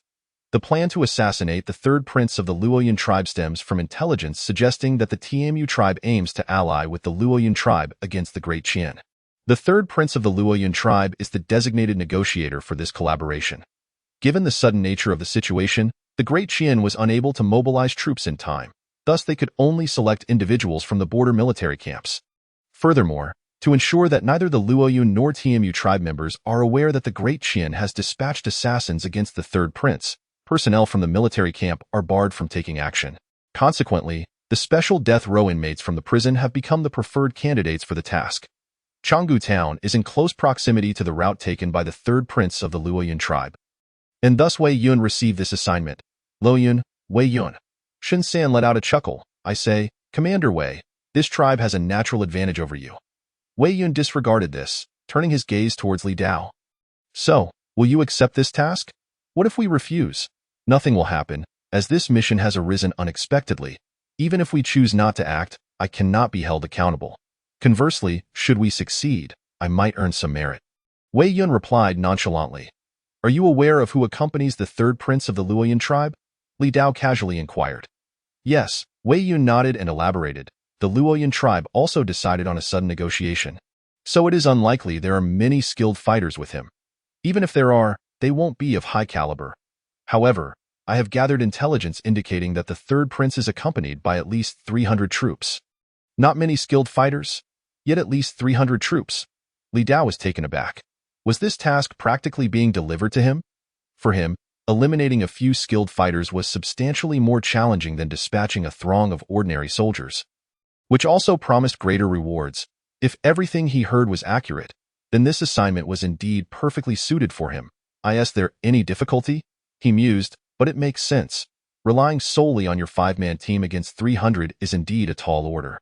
Noting Li Dao's silence, Wei Yun assumed he was contemplating withdrawal. Wait, we accept the task, Li Dao suddenly declared. You've accepted? Indeed. But that's 300 men, and there may be hidden experts among them. You are only 5. Wei Yun expressed his confusion. He intended for Li Dao's 5 to assist him, but he had no desire to send them to their deaths.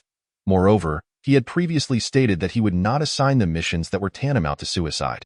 In his view, charging into a troop of 300 with a mere 5 was a perilous endeavor, and even if they managed to assassinate the third prince, it was highly likely they would not escape unscathed.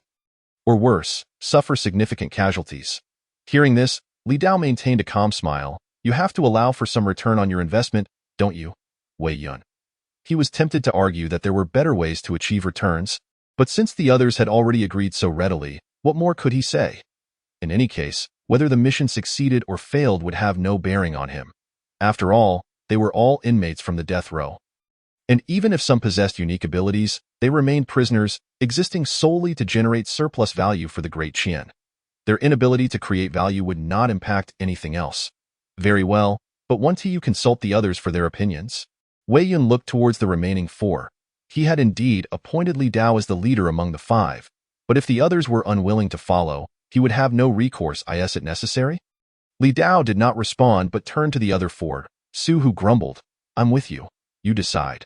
The madman, having been previously disciplined by Li Dao, naturally did not dare to oppose. Old Ghost chuckled. Youngsters love to take risks, but I like it. 300 men. The apprentices I used for testing medicines were more numerous than that. I might as well join you for the fun. Finally, only Shin-san remained. Shin-san was about to voice his thoughts, but suddenly noticed the others' gazes fixed on him, and could only mumble, if you 4 have no objections, what can I say? Upon hearing this, Li Dao turned back to Wei Yun. They all agree. Wei Yun raised a thumb, unable to contain himself. You 5 truly complement each other well. Since you all consent, this mission is entrusted to you. If you require anything, feel free to ask now. An incense stick later, Shun-san looked at the equipment he had previously confiscated, chuckling to himself. Old Ghost was busy clutching a multitude of bottles and jars, muttering to himself in a mysterious manner. The madman and Su, who, exhibiting a tacit understanding, were gorging themselves on a heap of food, clearly starved from their time in the death row. What do you want? Wei Yun inquired, fixing his gaze on the last remaining Li Dao. What do I want? Li Dao pondered briefly before stating, if you're truly generous, then I'd like a knife that can slay 300 men without dulling. Wei Yun raised an eyebrow. Are you planning to handle this all by yourself? Li Dao shrugged. That's the intention, but I'm unsure if I can manage it. You are quite the talent. Wei Yun unsheathed the knife from his waist and placed it before Li Dao. Forged from 100-year-old mysterious iron. I'll lend it to you for the time being. Li Dao raised an eyebrow. You're quite generous. Aren't you worried that if I fail, the knife will be seized by the Luoyan tribe? Wei Yun smiled initially. I thought you were mad, but upon further reflection, a clever person like you wouldn't undertake a venture without assurance. Thus, I wager that you will return. If I lose, I merely part with a knife. If you lose, you might lose your life. Chapter 13. Discovered? Then eliminate them all. Taking the mysterious iron knife handed over by Wei Yun into his grasp, Li Dao immediately felt its weight. Although it appeared identical to a standard issue knife, it was 7 or 8 times heavier, likely rendering it difficult for an ordinary soldier to even lift. With a swift motion, Li Dao drew the blade from its sheath, a sharp glint reflecting in his eyes. Its razor edge evident, a fine knife. Compared to the ordinary blade he had used previously, this mysterious iron knife was far more suited to him. A weapon meant for killing, combined with the wind blade technique he had developed, ignited an urge within him to test it out. "When do we depart?" Li Dao inquired, gazing upwards. Wei Yun stated plainly, "If you leave early, tonight will be the optimal moment. Then what are you waiting for? Prepare the horses, outside Changgu town." The 5 gathered with Wei Yun. "By the way, why must I take this madman along?" Shen San asked, seated atop his horse, while the madman was tied not far behind him. The madman continuously grinned and struggled, his serrated teeth grinding together, emitting a cacophony that made Shen San's scalp tingle. Wei Yun chuckled lightly, "Because you are the most suitable." Hearing this, Shen San surveyed the other 4. There was no need to mention Li Dao at the helm. The madman, having been disciplined, dared not approach him. Su Hu, on one horse, due to his considerable weight, had completely taken over the animal's back, causing the horse to strain under his mass, eliciting a twinge of sympathy from him. As for old Ghost, at over 100 years old, he appeared frail enough to be blown away by the wind. Could he withstand the madman's antics? After assessing, Shen San concluded that he indeed seemed the most appropriate choice. "Fine, it'll be this way." Shen San resigned himself. He had grown accustomed to being exploited. Wei Yun approached Li Dao's horse. "I've marked the location for you. They have an 80% chance of passing by there tonight. If you hurry, you should be able to intercept the Luoyuan Third Prince's entourage." "Understood. Then, off you go swiftly." Li Dao turned to Shen San and the others, spurring his horse onward.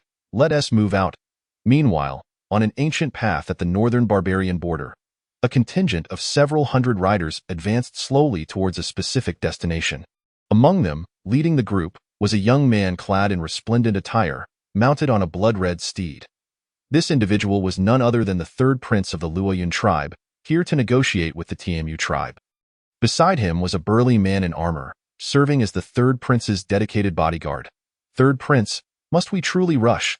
Shouldn't we inform the king?" The bodyguard expressed concern to the young man beside him. The 3rd prince waved his hand dismissively. "There's no need to specifically notify father about this. I can manage everything myself. We merely need to report back to father after the negotiations." "But the Tianmu tribe is near the Great Qian border. If they learn of our intent to ally with the Tianmu, they may very well send someone after us. What is there to fear? Our Luoyuan tribe is also a major tribe. I don't believe the Great Qian would act against us first without provocation." But the bodyguard was about to voice further concerns when he was promptly interrupted. "Let us not dwell on uncertainties. There is no need for excessive deliberation. Our sole objective is to journey to the Tianmu tribe, negotiate the subsequent distribution of benefits, and return home to report. It is a straightforward task." The 3rd prince of Luoyuan completely disregarded the words of the chief guard. At that moment, he could not suppress a yawn and turned to inquire, "Chief Guard Jianshang, what hour is it now?" "Your Highness, it is half an hour until midnight," came the reply. "Is it so late already? Then instruct the team to halt and set up camp in half an hour. I require rest. Your Highness, I suggest it would be prudent to continue our journey without pause and proceed directly to the Tianmu tribe. But I am fatigued." The chief guard Jianshang attempted to voice further objections, but was interrupted by the 3rd prince of Luoyuan raising his hand. "I ask you, can you ensure my safety?" "Absolutely." Jianshang responded without hesitation. The chief guard of the 3rd prince, safeguarding him was his duty. Should the prince perish, so too would he, and only through the prince's survival could he continue to live. The 3rd prince of Luoyuan smiled. "Since you are so confident, what harm is there in my taking a brief respite?" Jianshang was momentarily at a loss for words. It was hardly advisable to contradict himself. Ultimately, he capitulated, lowering his head in acquiescence. Observing this, the 3rd prince of Luoyuan smirked triumphantly and commanded, "Let us walk for half an hour more, then all shall set up camp here, yes?" "Your Highness." The half hour swiftly elapsed, and the entourage of the 3rd prince of Luoyuan came to a timely halt, commencing the process of kindling fire and establishing Camp Point 1. Must commend the nomadic peoples of the grasslands. Within the brief span of an incense stick, The camp was prepared. At this moment, not far from the camp of the third prince of Luoyun, 5 individuals, including Li Dao, huddled together on a slope. Is this the infallible trap you spoke of? Fatty? Li Dao inquired, gazing at the distant encampment of their target. Shun San wore an innocent expression. I did not anticipate they would stop to camp.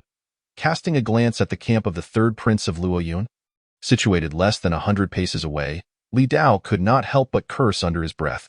Why did they stop? Why not advance a few more steps? Old Gue grumbled from the side. You little fatty. You have wasted my precious poison for nothing. Li Dao could not reproach Shun San, but he was determined to show respect to old Gue. Wasted poison? What nonsense! Poison that does not kill is no poison at all. If it does not kill, then what is it for? Why don't you give it a try? As the two began to bicker, Li Dao kicked Shun San in the rear, silencing him to ask for why he did not kick old Gue. The century-old man was not someone one could afford to offend lightly. A careless kick might result in dire consequences. The trap is rendered useless, so what do we do now, boss? We cannot simply wait until dawn. The likelihood of discovery would be far too great. Ever since he learned that Li Dao was the leader, Shun San had taken to addressing him as boss, despite being the elder. We will not wait for dawn. Instead, once they have rested, we will launch a night raid. Li Dao assessed the darkness and promptly made his decision. A night raid? Shun San could not help but voice his concern. Boss, that is a force of 300 men. We do not know if there are any experts among them. Can a night raid be trusted? What if we are discovered? If we are discovered, Li Dao replied nonchalantly, then we will eliminate them all. No one will be left to discover us. Shun San? Ultimately, the night raid was confirmed. Old Gue was tasked with administering the poison.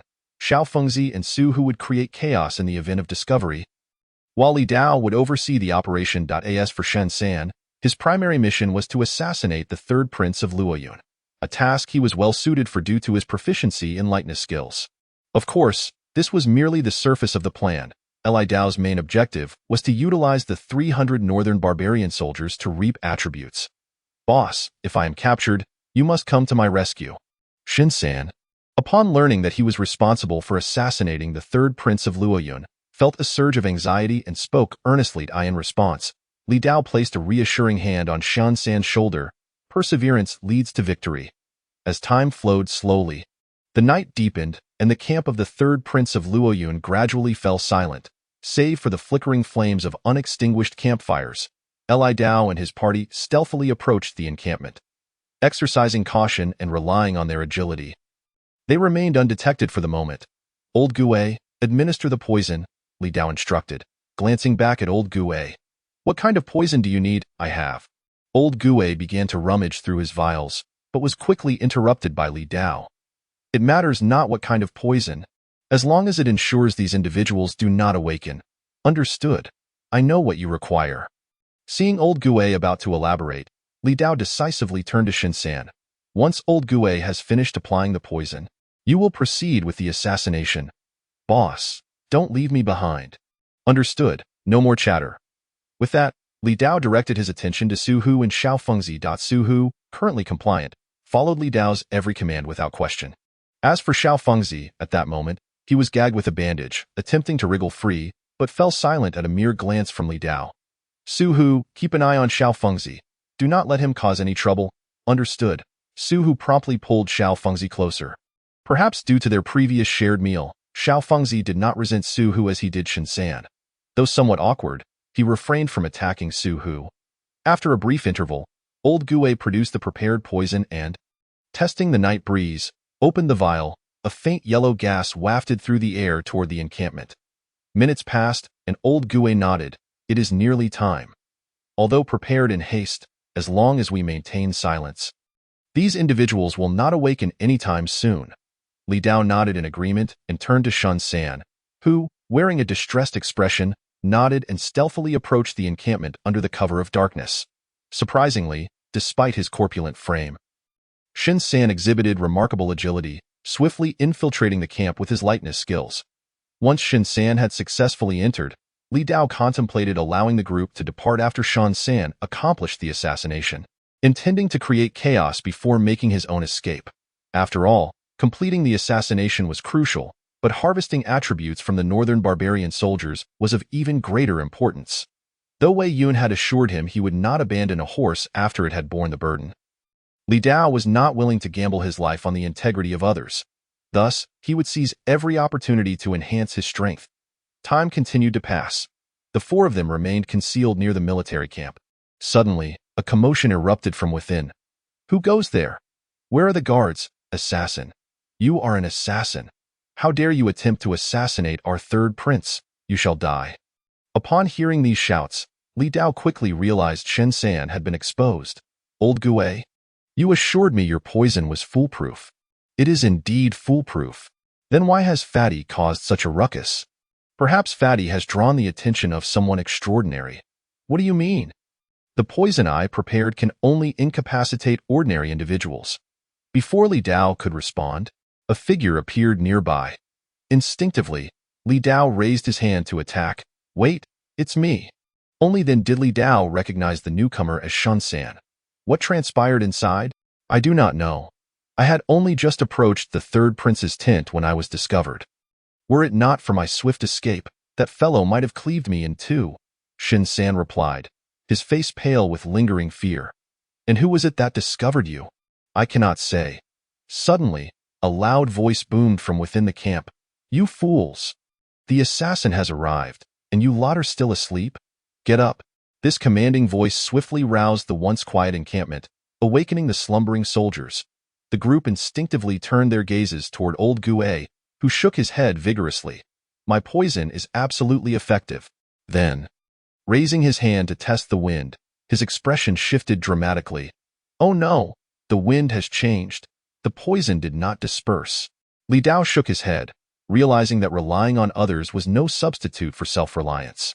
Drawing his Xiantai dagger, he declared, "Since this tactic has failed, let us resort to the second method of assassination I previously mentioned." Shen San instinctively asked, "What is the second method of assassination?" Li Dao replied directly, "It involves eliminating all who have discovered us." Shen San? To be honest, this had been Li Dao's initial plan. Had it not been for his consideration of Shen San and the others, he would have opted for a head-on assault. "Is everyone ready?" Li Dao turned to the others. If they wished to retreat, he would not object. However, if they insisted on leaving, he would first ensure a few kills before departing. After all, he could not allow this opportunity to be in vain. Su Hu remained silent, exuding an instinctive aura of wildness. Xiao Fengzi seemed to comprehend the situation, tearing away the cloth from his mouth and baring his teeth at the military camp. "I have seen far worse in my time. This is merely a trifling matter." Despite the miscalculation, old Gue remained brimming with confidence. At last, with the remaining members confirming their readiness, Shen San, though feeling trepidation, steeled himself and declared, "Of course, I am ready as well." Li Dao nodded. "If there are no objections, then let us proceed." He swiftly unsheathed the dark iron blade at his waist and spun around, charging directly into the military camp. "Roar!" Su Hu bellowed, immediately following suit. The little madman perched on Su Hu's shoulder also joined in the raucous shouts. The old ghost, observing the three impulsive youths rushing out, shook his head, lamenting the recklessness of youth. He retrieved several vials from his robe and poured their contents into a gourd, all the while revealing a sly smile as he made his way toward the camp. Shen San, watching the four depart, gritted his teeth and decided to follow. If these individuals were to perish, he too would meet a grim fate. It was better to confront the situation head-on. "Who are you?" The arrival of Li Dao was swiftly noted, prompting the guards of Prince Luoyun to interrogate him immediately. However, the only response they received was a flurry of blades to in an instant. All three guards had their throats slit by the dark iron sword. A familiar and comforting notification echoed in Li Dao's ears. 1 enemy slain. Attributes gained. 0.18. 1 enemy slain. Attributes gained. 0.20. 1 enemy slain. Attributes gained. 0.21. Witnessing such bountiful rewards, a satisfied grin spread across Li Dao's face. This scene did not go unnoticed by the guards nearby. "The enemy is here. We must go and slay him. I have foes as well, but he is so large. Ah, there's a madman here. What is this? I am in so much pain." Meanwhile, Su Hu and the others burst into the military camp from various angles, plunging the already chaotic environment into further disarray. Simultaneously, within the main tent of the Luoyun tribe. Jian Shang inquired, "What is happening outside? Why is it so noisy?" Rising from his bed, Prince Luoyun rubbed his eyes in confusion. Jian Shang approached, kneeling partially as he reported, "Your Highness, there are enemies attempting to assassinate you. The guards are fighting them outside." "Assassinate me?" The prince, startled, quickly regained his composure and asked, "Why would anyone wish to kill me?" Jian Shang's expression darkened, pondering why he had not mentioned this sooner, only to be met with a retort. Yet, as he was tasked with protecting the prince, he responded, "Perhaps someone seeks to sabotage your negotiations with the TMU tribe. Is it true that someone wishes to harm me?"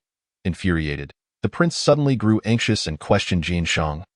"Surely, the assassins won't breach our defenses." Hearing this, Jian Shang stood confidently, assuring him, "Fear not. Your Highness, I have observed that there are only 5 assassins. They cannot possibly penetrate through 300 guards to reach you. Not to mention I am here." The prince exhaled slightly, his curiosity piqued. "May I not go out and witness how these assassins meet their demise?" Initially, Jian Shang intended to refuse, but considering that allowing the prince to see his guard's prowess might earn him greater trust, he unwittingly acquiesced. "With me here, your Highness can observe with confidence." "Then let us proceed." In the military camp, wielding the dark iron sword in one hand and executing the gale blade technique with the other, Li Dao maneuvered through the throngs of guards, leaving no one unscathed. Where his blade passed, there lay severed limbs and rivers of blood. All of the guards' attacks were effortlessly deflected by his keen awareness. The rising attribute points displayed on his interface spurred him to slay even more vigorously. Meanwhile, the others also engaged in rampant slaughter.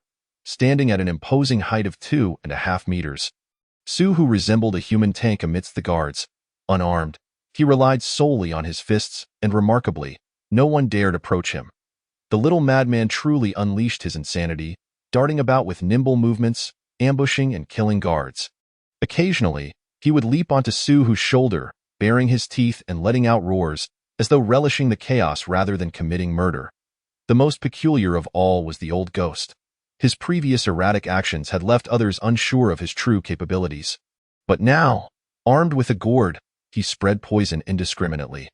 Wherever the noxious gas wafted, guards inhaled it, causing their eyes to glow red as they succumbed to a frenzy, indiscriminately attacking friend and foe alike.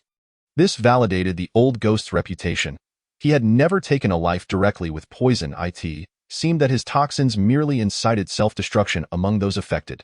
As for Shun San, he adeptly embodied the essence of a team player, darting about aimlessly, uncertain of his purpose. As Jian Shang lifted the tent flap, he warmly called out, "Your Highness, look, your guards are valiantly defending your safety." In the next moment, a figure suddenly hurtled in from a distance.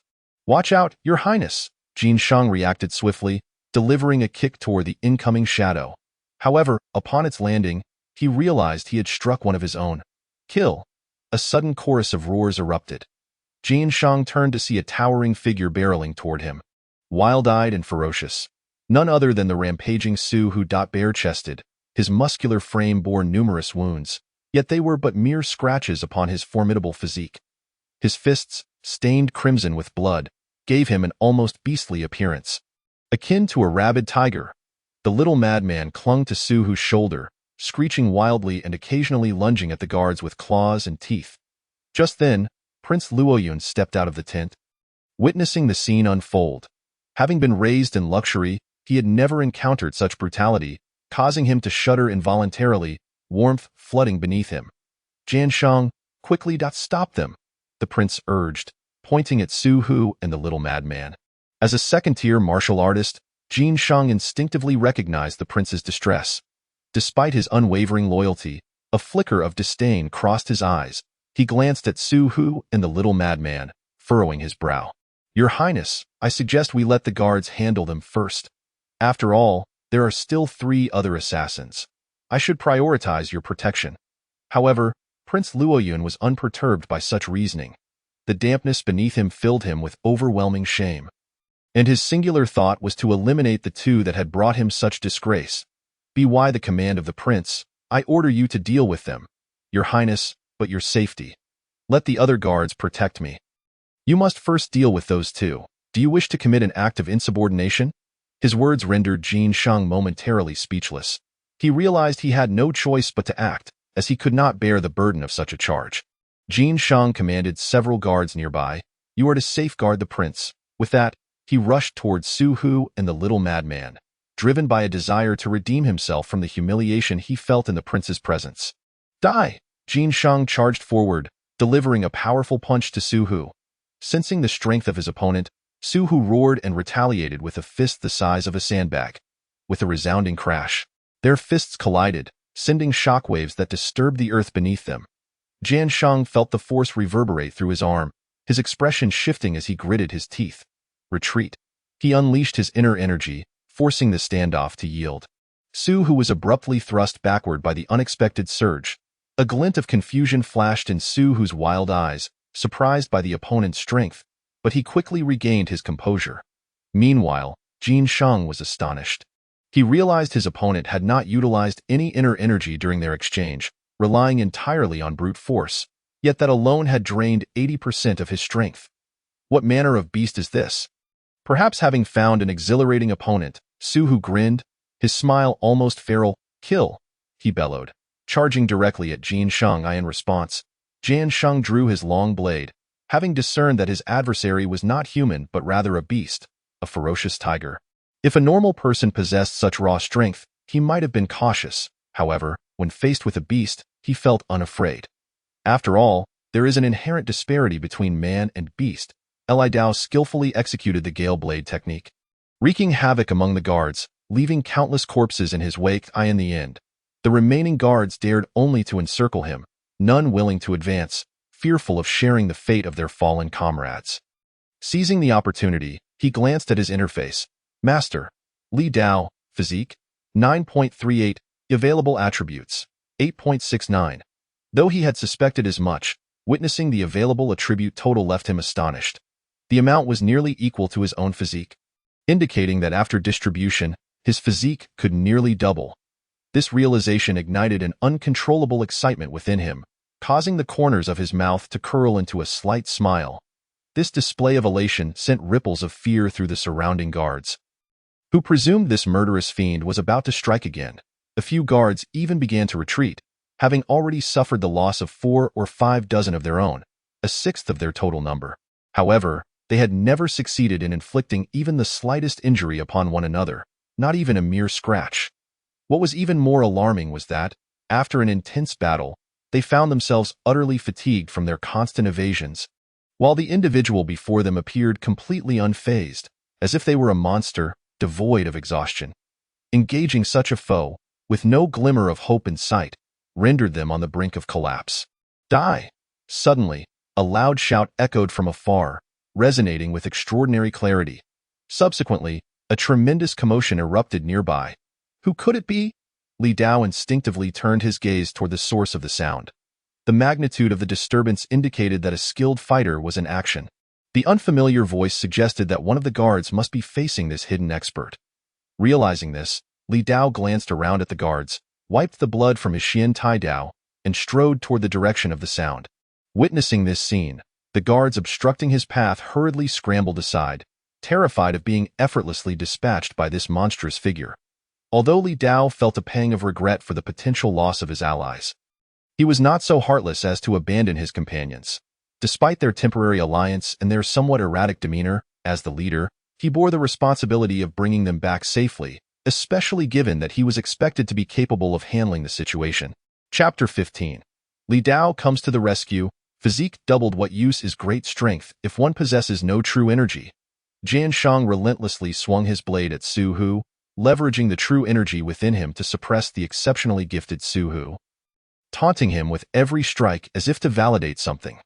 The little madman clung to Su Hu's shoulder, observing the increasing number of wounds on Su Hu's body, and suddenly erupted in fury. Lunging directly at Jin Shang. "You're just a little beast."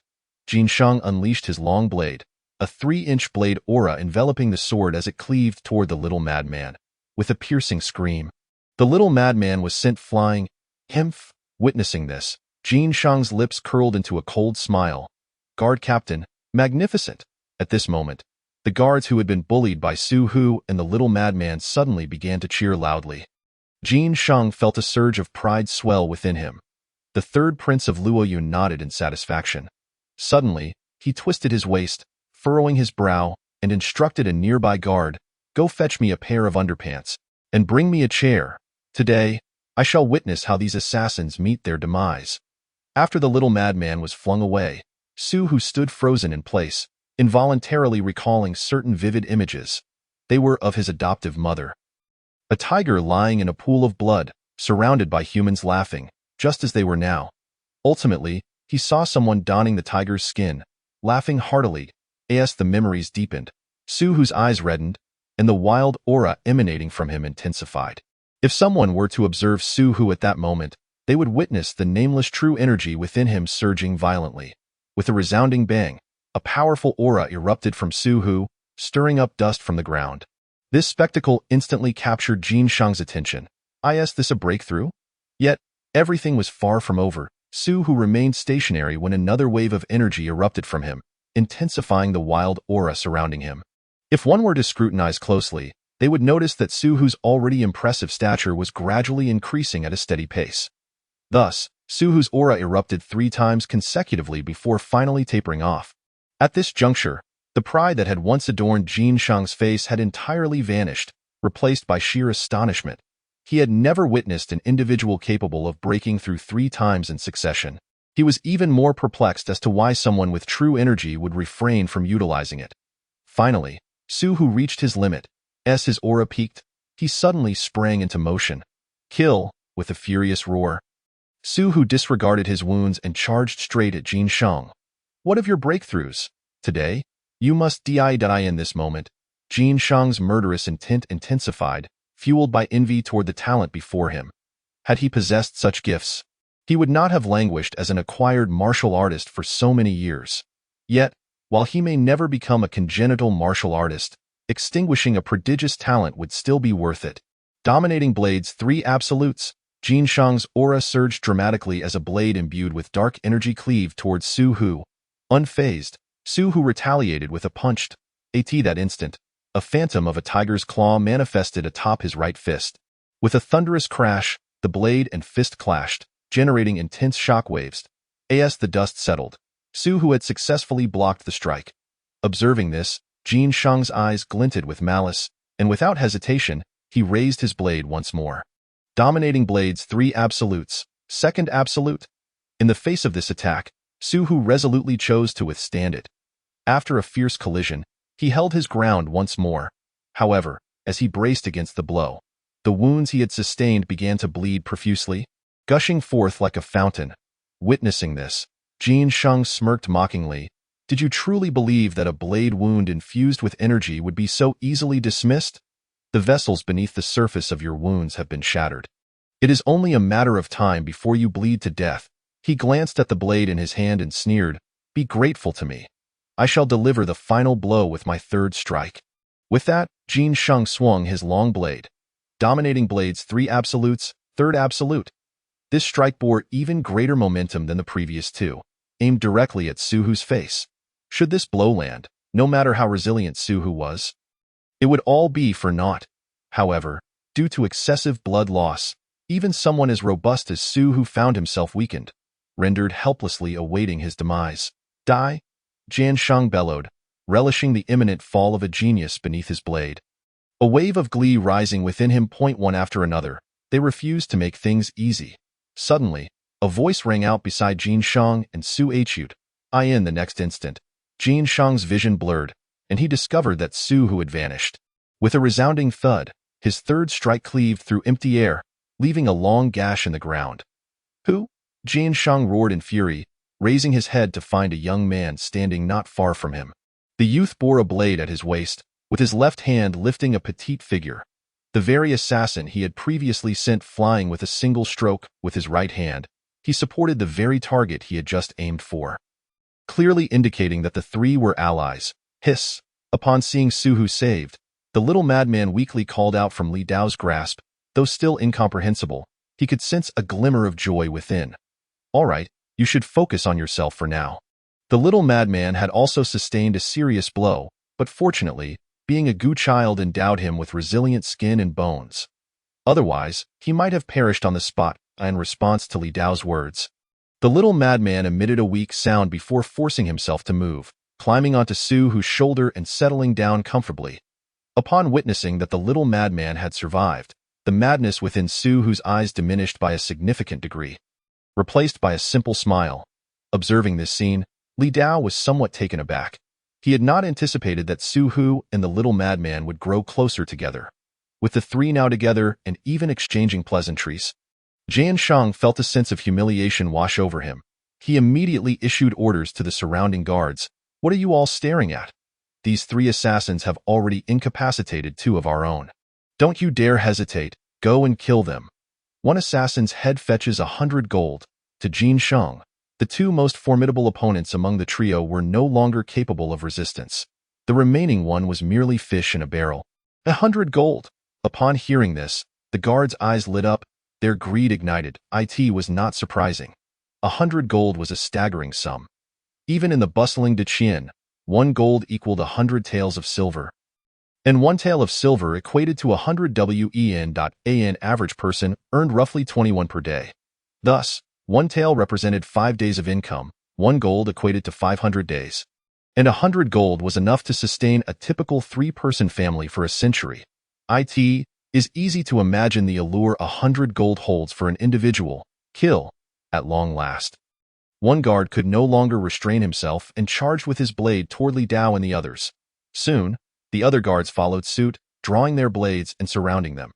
However, they failed to notice that a portion of the guards within the crowd remained still, cautiously retreating instead as the guards closed in. Su Hu attempted to move, but his legs weakened almost immediately. "Leave it to me. If it were just Li Dao alone, he might manage to defend against such a multitude." However, with Su Hu and the little madman in tow, the situation became precarious. Yet, who could have anticipated his fortuitous advantage? Li Dao focused his thoughts and activated the system interface. Master, Li Dao, Physique, 9. 38, Available Attributes, 8.69, System, Allocate Points. In the next moment, the system underwent a transformation. Master, Li Dao, Physique, 18.07, Transformable, Available Attributes, 0. At this moment, Li Dao noticed a new change appearing behind the physique section. Transformable? What could that possibly mean? Yet, he had no time to ponder this, for the surge of heat from his elevated physique was already manifesting. This time, the heat came with greater velocity and intensity. In an instant, a crimson hue enveloped Li Dao's skin, and a terrifying sense of strength surged within him. Simultaneously, his mind felt invigorated. In this state, he perceived everything around him as if time itself had slowed down. That had his mind, and a guard swung his blade toward him. Due to Li Daozhang's resemblance to an ordinary individual, he became the primary target of the guards. In Li Dao's eyes, the guard's blade swung through the air at a painfully sluggish pace. So slow that he began to grow impatient. With a swift motion, he struck the blade with his palm. With a resounding crack, in the next instant, the blade shattered into a multitude of fragments. Bolstered by Li Dao's immense strength, the splintered shards shot forth like concealed weapons, hurtling towards the guards who were encircling him. What is this? What is happening? Some among them were caught off guard and severely injured by the flying shards. One unfortunate soul even had a fragment pierced through his eye, tragically meeting his demise on the spot. One enemy slain, attributes gained, 0.18. At this moment, the remaining guards rushed forward, targeting Su Hu and the madman, who were positioned to Li Dao's right. The surging heat within Li Dao came swiftly and dissipated just as rapidly, completing the enhancement of his physique. How formidable is a body that is 18 times stronger than that of an ordinary person? Li Dao flawlessly unleashed the full potential of his enhanced physique. Grabbing Su Hu and the madman, he pulled them to his left and faced the guards on the right, lifting his leg to deliver a powerful kick. The leading guard's eyes bulged as his body bent at the waist, folding at an impossible angle of 180 degrees, before he was sent flying like a cannonball, colliding with several others behind him who tried to block his path, causing them to vomit blood and be thrown back. This single kick felled dozens of guards. After this surge of enhancement, Li Dao's movements became even more agile. Imagine, the combined might of strength surpassing Su Hu's and agility exceeding that of the madman. What a terrifying result it would yield.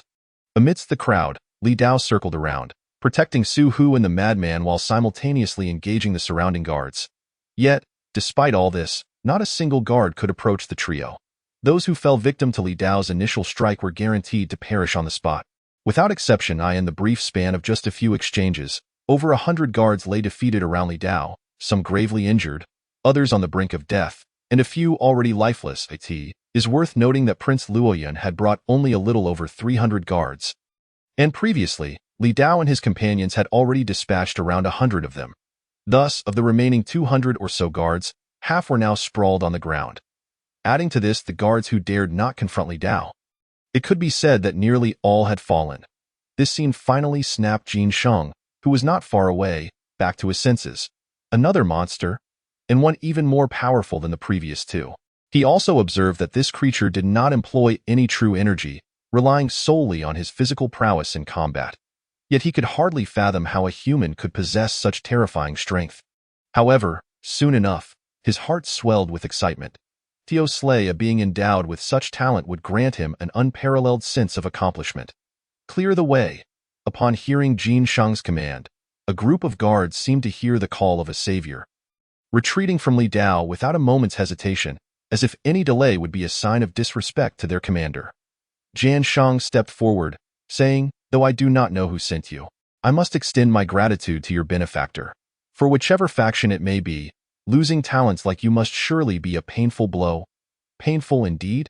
After all, you are but prisoners on death row." Yet, at this moment, he was disinclined to explain further and merely cast his gaze toward the imposing figure standing behind the guards there. Amidst a dozen guards, stood a resplendently dressed young man. This must be the renowned Prince Luoyun. Harvesting attributes was his goal, yet equally, eliminating Prince Luoyun was also on his agenda. Upon noticing that he had been targeted by this monster, Prince Luoyun wasted no time in ordering, "Jian Sheng, eliminate these 3 assassins immediately." Yes, Jin Sheng accepted the command without hesitation, as it aligned with his own desires. "Today, all of you assassins shall meet your doom here." Without a moment's delay, Jin Sheng sprang into action, his long blade slicing through the air toward Li Dao's face. Li Dao, respecting the prowess of his opponent, set Su Hu and the madman down and swiftly drew his dark iron sword. The 3 supreme techniques of the dominant blade, the Gale Blade technique. In an instant, the blade, infused with a deadly gleam, collided with the forceful strike of Jin Sheng's sword. With a thunderous crash, in the next moment, a figure was sent hurtling backwards. The figure stabilized mid-air before landing gracefully on the ground. How is this possible? Jin Sheng gazed at his trembling hand, astonished. Just moments ago, when their blades clashed, a terrifying force emanated from Li Dao's sword, forcing him to retreat and absorb the impact. Even now, his hand trembled from that overwhelming power. He had suspected that his opponent possessed incredible strength, yet he had still underestimated him. This was beyond the capabilities of any ordinary physique. What kind of monster are you? Jin Sheng stared incredulously at Li Dao, whose normal human form wielded extraordinary power. Monster? Li Dao replied with a faint smile. If being a monster is preferable to being a waste, then I would gladly embrace it. Compared to his initial state as a mere waste, he would welcome the title of monster 100 times over. Have you finished your attack? Then it is my turn. Li Dao grasped his dark iron sword. And with a powerful step, he propelled himself towards Jin Sheng like a cannonball, Gale Blade technique. He swung his sword, and though it lacked the energy-infused brilliance of true energy, the sheer speed and force generated a gust of wind that rippled through the air. Jin Sheng's pupils contracted as he swiftly raised his blade to block. The clang of metal echoed. Once again, he was sent flying by the overwhelming force. Li Dao did not relent, pursuing Jin Sheng with relentless strikes of his dark iron sword. The Gale Blade technique resembling a true tempest as it assailed him from all directions. During this onslaught, Li Dao's understanding of the Gale Blade technique deepened, and his strikes grew increasingly cunning. On the opposing side, Jin Sheng felt the pressure mount as he faced not only the terrifying weight of Li Dao's heavy sword, but also the blinding light of blades assailing him from every angle. Simultaneously, Prince Luoyun, who had hoped to witness the might of his commander, was instead witnessing Jin Sheng's gradual retreat. An astute observer could easily discern that Jin Sheng was already at his limit. "No, I cannot remain here. I must flee and seek assistance." Prince Luoyun's expression turned anxious, muttering to himself, his earlier bravado evaporating. Ultimately, he made a decisive choice. Bring me to safety, while Jian Sheng holds these assassins off. We must leave immediately.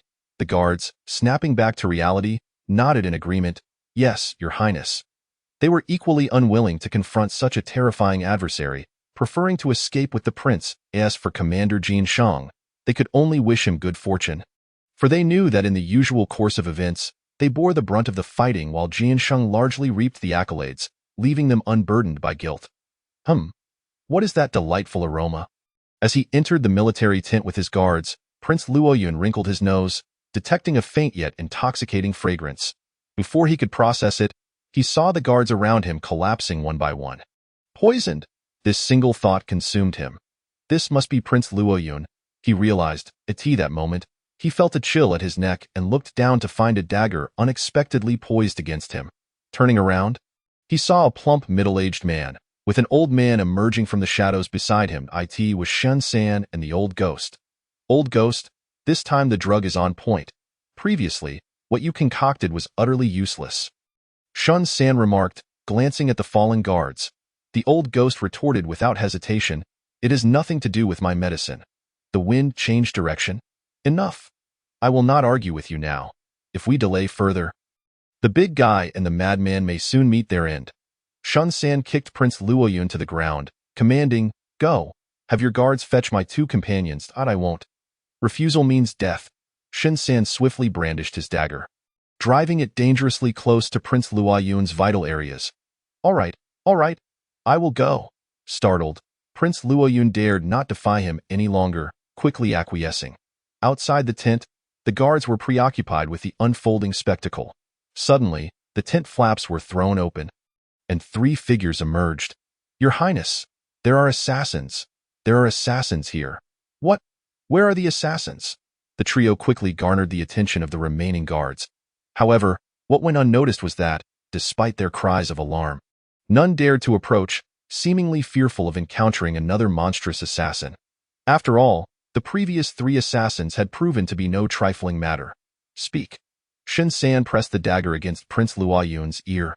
Prince Luoyun, glancing at the guards, urgently shouted, Stop staring. Hurry and bring the 2 valiant warriors lying over there. Valiant warriors? Aren't they assassins? Yet, a glance at Prince Luoyun's predicament made it clear why he phrased it thus. Why are you standing there? Hurry up. Under Prince Luoyun's urging, a guard finally moved. However, as he approached Su Hu and the madman, he was deterred by the aura emanating from them, retreating in fear of being struck down. Get moving, Prince Luoyun shouted again. Yet, in contrast to his authority, the presence of Su Hu and the others instilled far greater terror in the guards. Never mind, let us proceed on our own. These 2 fellows are unrecognizable. Understanding the temperament of the 2, Shen San supported Prince Luoyun San and guided the old ghost closer to Su Hu and his companion. Hiss! As they approached, the little madman was the first to strike. Unleashing a furious roar in a display of threat. It is I, not your enemy, Shen San quickly interjected. To his dismay, the moment he spoke, the little madman's roar intensified. Shen San, fortunately, the little madman was merely attempting to intimidate Shen San. After a couple of calls, he lost interest and weakly collapsed against Su Hu's shoulder. Su Hu was not faring any better. His excessive blood loss had rendered his skin waxy and his cheeks significantly pale. Yet, even in such a state, he maintained a posture of aggression, embodying the fierce demeanor of a wounded tiger. Shen San glanced at the pool of blood around Su Hu and the injuries adorning his body. Remarking, Old ghost, the big fellow is grievously wounded. Are you capable of helping him? The old ghost scoffed lightly, declaring, My medical skills are unparalleled. With that, he produced several vials and containers from his robe. Upon witnessing this, Shen San looked perplexed and said, Old ghost, you aren't contemplating going solo, are you? You used the same substances when concocting poison earlier. With a sidelong glance at Shen San, the old ghost began to prepare the medicine. Explaining as he worked, none of these potions are toxic. This is the culmination of my research over the years. Although none are poisons, once I have mixed them, I can create hundreds of different toxic effects. Similarly, I can also formulate these substances into healing remedies. Lastly, I must inform you that my methods of healing are far superior to those of poisoning. Poison is merely for self-preservation. Healing is the foundation of my existence." As he spoke, his hands moved deftly, soon producing several vials of medicine. The old ghost approached Su Hu and the little madman without regard for Su Hu's wild demeanor, administering the medicine directly. "Be careful," Shun San gasped at this sight, fearing that Su Hu or the little madman might retaliate against the old ghost. But the outcome astonished him in the presence of the old ghost. Su Hu and the little madman instantly shed their initial hostility. "Old ghost, what is this?" Shun San inquired, astonished. It was known that aside from Li Dao, these two were unyielding to anyone. The old ghost, maintaining his composure, replied, "I have cultivated the true energy of Changchun for nearly a century. Its essence mimics the natural energies of the world. This is effective for ordinary individuals, but for these two, it works wonders." He produced a vial, uncapped it, and placed it beneath Su Hu's nose. Inhaled. Su Hu nodded and took a breath, and in an instant, his complexion flushed, and he appeared revitalized. The old ghost repeated the process for the little madman. He further clarified, "This is the blood spirit mist I concocted, specifically designed to stabilize the life force of those with external injuries. Even if one's internal organs are failing, it can help one endure for half an hour." He then retrieved another vial, pouring a viscous ointment onto Su Hu's wounds. "This is the blood spirit ointment, an enhanced version of the blood spirit mist. While it cannot revive the dead, it can mend flesh and bone." Once the blood spirit ointment was applied, Su Hu's bleeding ceased instantly, and a visible scab formed over the wound, thickening as the medicine permeated. The old ghost similarly tended to the little madman. This scene left not only Shun San astonished but also captivated Prince Luoyun San and the surrounding guards. The efficacy of such medicine stirred a longing within all present. After all, whether traversing the rivers and lakes or engaging in battle, the gravest fear is an injury that refuses to heal. "You, my hefty friend, have depleted quite a bit of my medicine this time." After finishing with Su Hu, the old ghost's expression reflected a tinge of regret. Contemplating, he turned to the guards surrounding Prince Luoyun San and suddenly had a bright idea. Approaching the prince, he said, "Might I trouble you to assist me once more?" "What task?" the prince inquired. "Quite simple." Soon after, Shun San stared, bewildered, at the guards lined up before the old ghost, who were having their blood drawn. "Old ghost, what are you doing?" "Preparing medicine." "Do you think my concoctions appear from thin air?" "Human blood can serve as an ingredient?" The old ghost chuckled. "To me, everything in nature is medicinal. I am merely benevolent. Otherwise," he revealed a peculiar smile. Meanwhile, as the old ghost and Shun San attended to the wounded, the confrontation between Li Dao and Jin Shang raged on. Though Li Dao possessed remarkable physique and could easily suppress Jin Shang, the latter was still a practitioner of the second tier of postnatal cultivation. As long as his true energy was not depleted, his strength remained formidable. "I will block. I will block." Faced with Li Dao's storm-like strikes with his long knife, Jin Shang continuously swung to defend. Suddenly, he realized he had failed to intercept the onslaught. Looking carefully, he discovered that his opponent had inexplicably halted. "You," Jin Shang began, only to see Li Dao charge at him once more. In that moment, he understood the purpose behind the pause. It was meant to disrupt his rhythm. Having adapted to the high-frequency strikes of the long knife, the sudden cessation rendered him disoriented. "Stop," Jin Shang shouted urgently. Unmoved, Li Dao continued his relentless assault. Seeing this, Jin Shang hastily exclaimed, "I concede. Let me go. I will surrender Prince Luoyun San to you. Do you believe your prince will not be saddened by this?" "What does it matter? I only wish to survive this moment." Jin Shang had completely overturned his loyalty, and faced with the obstinate prince, his sole concern was to preserve his life. "What a pity. You have encountered me." Li Dao shook his head. "What do you mean?" Jin Shang asked, bewildered. He considered himself an inconsequential character, one not worth the effort to kill. If you were to face someone else, you might have a chance to live, but as for me, that is not an option. After all, he could only grow stronger through killing. Having already spent considerable time on Jin Shang, he felt compelled to eliminate him to avoid a loss. "You," Jin Shang's face darkened, taken aback by Li Dao's relentless pursuit. "This knife is a gift for you." Suddenly, Li Dao flicked his long knife, altering the rhythm entirely. Unnamed blade. This strike was born from his numerous encounters and the insights he had gleaned previously. Derived from the Gale Blade technique, but distinct from it, it possessed only two qualities: speed and precision. A sharp sound pierced the air. Jin Shang had just raised his long knife to block. But it was too late. Coughing violently, he looked down at the long knife embedded in his throat, disbelief etched across his face. How could a practitioner of the second tier postnatally perish at the hands of someone relying solely on brute force? With a swift motion, Li Dao withdrew his knife, shaking off the blood. The system's voice rang in his ears as expected.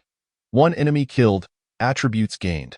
1.54, one could say, as expected of a master. Even a fraction of his attributes surpassed that of an ordinary person by 1.5 times. Had he not killed numerous guards earlier, granting him additional attributes, he might not have been able to contend with the head guard before him. Jin Shang's demise left the remaining guards in disarray, like headless flies, glancing at one another in confusion, unsure of their next move. Run? Moments later, that singular thought filled their minds. However, how could Li Dao allow such prey to escape? He raised his long knife mercilessly, unleashing a slaughter upon the remaining guards. Despite their surrender, he showed no mercy. Though Li Dao had previously been a debauched nobleman in the imperial capital, he was well aware of the deep-seated enmity between the northern barbarians and the Qian Dynasty. The northern barbarians harbored resentment towards the people of the Qian Dynasty, regardless of age or gender. Each year, countless individuals were plundered by the northern barbarians along the border, and with the entire populace trained for battle. The blame fell upon every northern barbarian. "Spare me. I have a wife and children at home. I beg you, do not kill me. I surrender." At this moment, Li Dao's heart was as cold as the iron knife in his hands. After a fragrant incense stick's duration, only a ground littered with corpses remained, and not a single soul was left alive. Simultaneously, the attributes he had previously expended were replenished significantly. Master. Li Dao, Physique, 1807, Transformable, Available Attributes, 4.63. Looking at the note beside the physique stat, Li Dao attempted to allocate points but found that the available attributes did not transfer to physique as usual. Instead, the three words transformable that had appeared beside his physique flashed momentarily. Did he need to complete this transformation first? However, transformation sounded complex, and he could not undertake it here. He decided to postpone it until his return. Closing the panel, Li Dao prepared to search for Su Hu and the others. Since his confrontation with Jin Shang had taken him far away, he was unaware of the situation on that side. However, it should be fine. Although Su Hu and the little madman were severely injured, after he had drawn away the most formidable head guard, they should be able to protect themselves against the remaining guards. "Old ghost, have you drained everyone dry?" Shen San exclaimed in astonishment, watching the last guard suddenly weaken and pass away. Old ghost, feeling quite satisfied with his recent gains, replied, "I never take a life, I merely leave them a breath or two. Their failure to strive is solely their own doing in his view. As long as he had not directly ended a life, it did not count as murder as for how they met their demise afterward. It was of no concern to him. After some time spent in Old Ghost's company, Shen San had come to understand his character and was no longer surprised. He kicked the fallen prince of the falling cloud to the ground and said, "Why not just finish him off? After all, we came here to kill him." "Him?" Old Ghost merely glanced at the prince before continuing. "This fellow is riddled with flaws, a complete mess, and though he appears young, his body is utterly depleted due to excessive indulgence. I have no interest in him. You may do as you wish." "Very well." Shen San looked at the fallen prince and declared, "It's time for you to take your leave. But fear not, I am not as fond of tormenting others as Old Ghost. A quick slice from my little knife will ensure you depart swiftly." The prince of the falling cloud felt his composure shatter. He desired to live, not to leave painlessly. As the dagger approached, he fell to his knees, pleading for mercy. "Spare me. I am the third prince of the northern barbarian falling cloud tribe. If you kill me, my father will not let you go." At these words, Shinsen chuckled. "Do you know who we are, prince? And no, if you do not even recognize us, how can you expect your father to? If we kill you, no one will know it was us." The prince of the falling cloud fell silent. Suddenly, a spark of inspiration struck him, and he exclaimed, "Wait, hear me out. You don't seem like officials, but rather like people from the Jianghu. Correct? And if so? If you were officials, I would have nothing to say about my death. But if you are indeed from the Jianghu, then it stands to reason that someone must have offered you certain conditions to come and kill me. What are you trying to say? Seemingly seeing a glimmer of hope, the prince hurriedly continued. What price did they offer you to kill me? I can offer you double that, no, 10 times the price. Just spare my life, and I will pay you tenfold. What do you say? Just as Sun San was about to respond, a voice came from a short distance away. Do you have 50 lives to compensate us?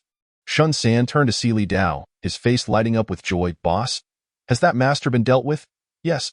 Haha, I knew you could do it, boss. That guy had me in quite the predicament. Sun San could not help but burst into laughter. Meanwhile, the prince of the falling cloud felt a chill run down his spine upon hearing Li Dao's words. Earlier, he had harbored a flicker of hope that Jin Sheng would return to rescue him. Now, he was utterly despondent. Li Dao glanced at Su Hu and the little madman beside him, noticing that their injuries had mostly healed, and then looked at Old Ghost, realizing he understood who was responsible. Old Ghost, your medical skills are far more reliable than your poison arts.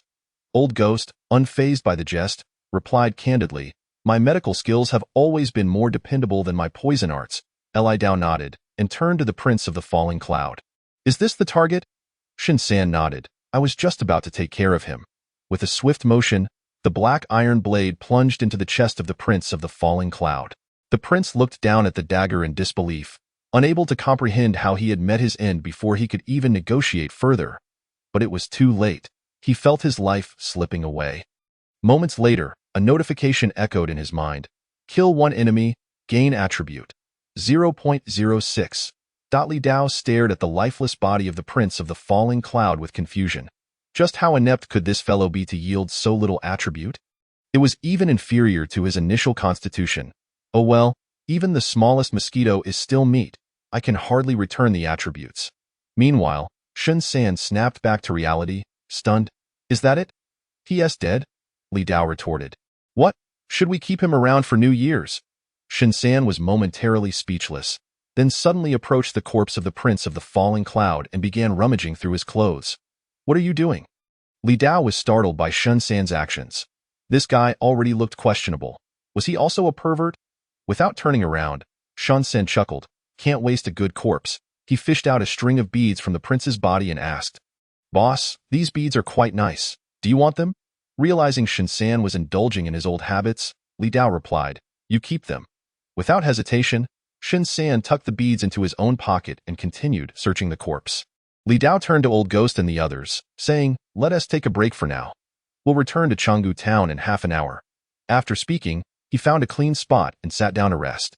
After killing so many, it would be a lie to say he felt no mental burden. After all, he was not a born killing machine. Thus, he needed to calm his emotions to prevent himself from genuinely becoming a killer. Half an hour soon passed. As dawn approached, Li Dao led the others back to Chengdu town. In the main military tent of Chengdu town, Wei Yun stared agape at the 5 before him. You wiped out the entire team of the Prince of the Falling Cloud. He had merely sent them to devise a plan to assassinate the prince, not expecting them to orchestrate a complete annihilation. Did you really have to go that far? At this, Sun San became animated. This is all thanks to the boss. He single-handedly took down nearly 100 guards and even killed that second-tier captain. We 4 were merely along for the ride. Hearing this, Old Ghost scoffed. I wonder who the real hitchhiker was, but some things are not worth mentioning at my age. Wei Yun looked at Li Dao in astonishment. You managed to deal with a second-tier expert? Li Dao casually replied, perhaps because that person was rather incompetent. While saying this, he glanced at Old Ghost, who was indeed a first-tier expert. Old Ghost? Wei Yun responded, even if they were incompetent, your performance was still impressive. In the realm of postnatal martial artists, being able to break through 100 armors is already considered quite formidable. Although you faced irregular guards, becoming a protector is no small feat, so you need not be modest. Li Dao shrugged, preferring to remain low-key.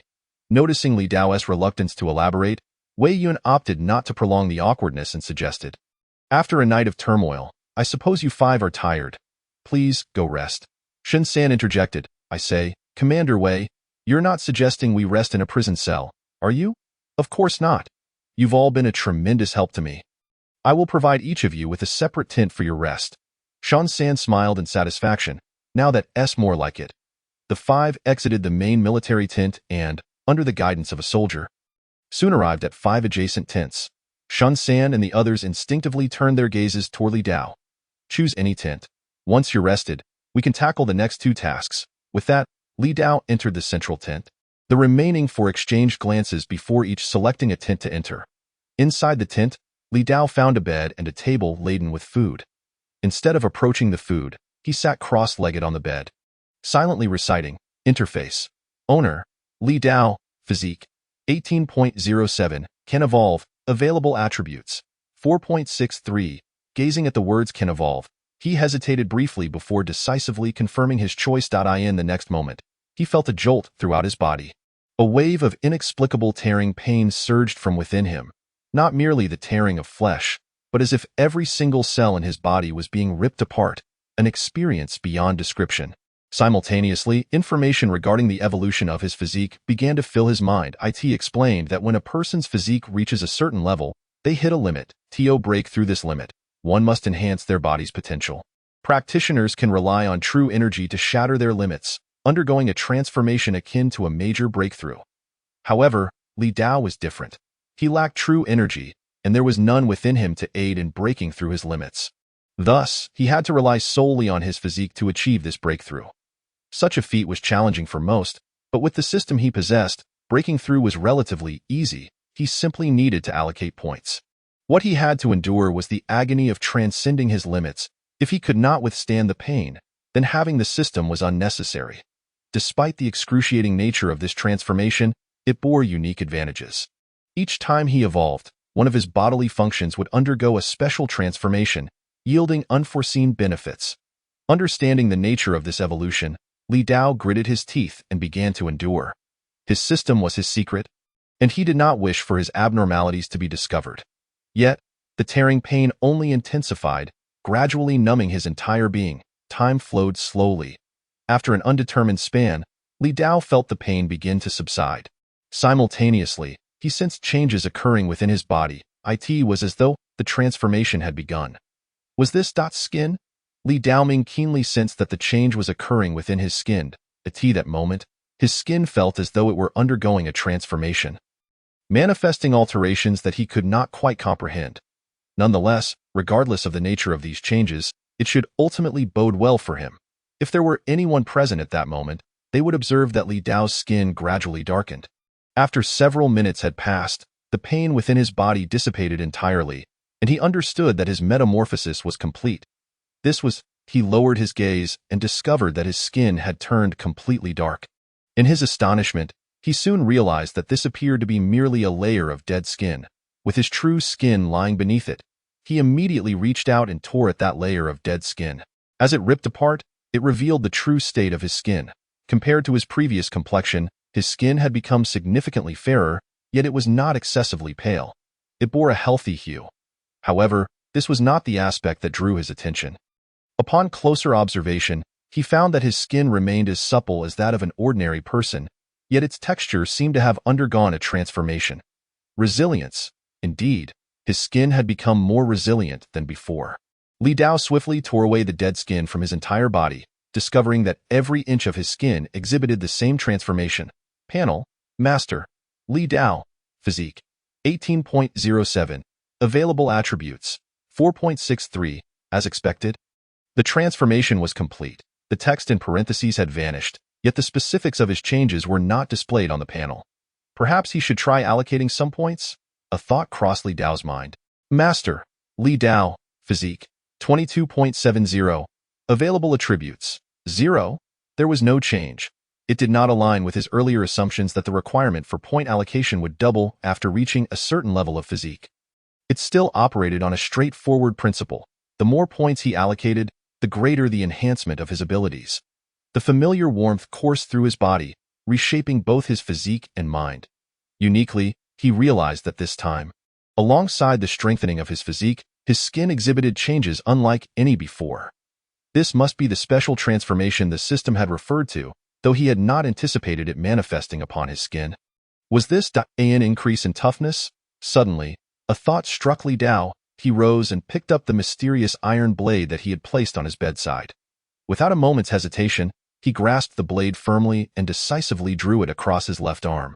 Had it been before, even with a physique 20 times that of an ordinary person, the sharpness of the iron blade would have inflicted a wound. This was due to his understanding from a previous life regarding the science of human strength. The change in a person's physical strength does not correlate significantly with their ability to resist external forces, in other words. While a person may possess great physical strength and resistance, this is primarily due to muscular cushioning that allows them to withstand a certain degree of external force. They would still sustain injuries. Moreover, calculations have shown that an ordinary person would require at least 10,000 times the usual physical strength to disregard a bullet. This information was sourced online, not a mere fabrication of the author. Thus, it is evident that unless physical strength reached an extraordinarily formidable level, one would remain susceptible to injury under external forces. His upcoming experiment would be to test the changes in his skin. As the iron blade glided down, he felt no sensation akin to that of a normal incision. Rather, it felt as though he were slicing through resilient leather with a dull knife, the blade barely penetrating. When he lifted the blade to inspect it, he found that his skin bore no white marks whatsoever, only a faint red imprint that vanished within a breath due to his remarkable recovery ability. Indeed, this transformation of his physique had altered the strength and resilience of his skin.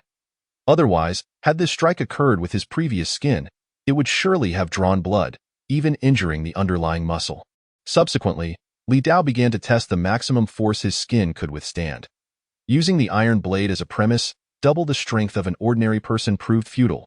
5 times the strength of an ordinary person. He could leave a white mark on his skin, which would vanish in an instant. 10 times the strength of an ordinary person. He could barely inflict a wound upon his skin. Yet such an injury would scab and heal almost instantaneously under his 20-fold recovery capacity. Ultimately, when Li Dao exerted his full force to strike the iron blade against his arm, he succeeded in embedding the blade into his muscle. However, it was firmly gripped by his dense muscle tissue. It is worth noting that all of this was conducted with the iron blade. Had it been an ordinary knife, it likely would not have even grazed him. With his current skin strength, he could truly claim to be impervious to blades and bullets, and this was merely an experiment concerning edged weapons. Li Dao believed that there was more to the transformation of his skin than met the eye. It must possess even more extraordinary qualities that, of course, the most crucial aspect was that, following this metamorphosis, the ability of his skin to withstand external forces would continue to enhance alongside the increase in his physical strength. Thus, Li Dao pondered a rather profound question. What would happen if he were to develop appendicitis in the future? Of course, this question was merely a fleeting thought. It was clear that he possessed a physique 20 times that of an ordinary person. Aside from aspects such as strength, his resistance to viruses and bacteria was equally 20 times greater than that of an ordinary individual. What could possibly induce inflammation in him? Furthermore, even if inflammation were to occur, his immune system would enable rapid healing, rendering surgery unnecessary. Chapter 18. The second mission, Innate Martial Artist. Understanding the changes within himself, Li Dao reflected, feeling a newfound sense of self-preservation. The transformation of his skin had significantly enhanced his ability to survive, making the path ahead considerably easier. After cleansing away the shed skin and donning his clothing, Li Dao seated himself at the table and began to eat heartily. After satisfying his hunger, he stretched his back and lay down on the bed. Drifting into sleep, time flew by swiftly. In the blink of an eye, 3 days had passed. During these 3 days, after Li Dao and his companions successfully assassinated Prince Luo Yun, Wei Yun had not sought them out again. They had even attempted to find Wei Yun, but to no avail, and could only continue to wait. Fortunately, life was far more comfortable than in a prison camp, with ample food and drink. Finally, on the afternoon of the 3rd day, Wei Yun took the initiative to summon the 5 of them for a meeting on this day. Within the main military tent, Wei Yun sat at the head table, raising his cup in a toast to Li Dao and his companions. Here, I would like to express my gratitude to the 5 of you. Due to the death of Prince Luo Yun, negotiations between the Tamu tribe of the northern barbarians and the Luo Yun tribe have temporarily collapsed, alleviating some pressure in the border regions. After saying this, he downed the contents of his cup in one gulp. At the table, Shan San took a drink and directly interjected, stating that such platitudes were of little use.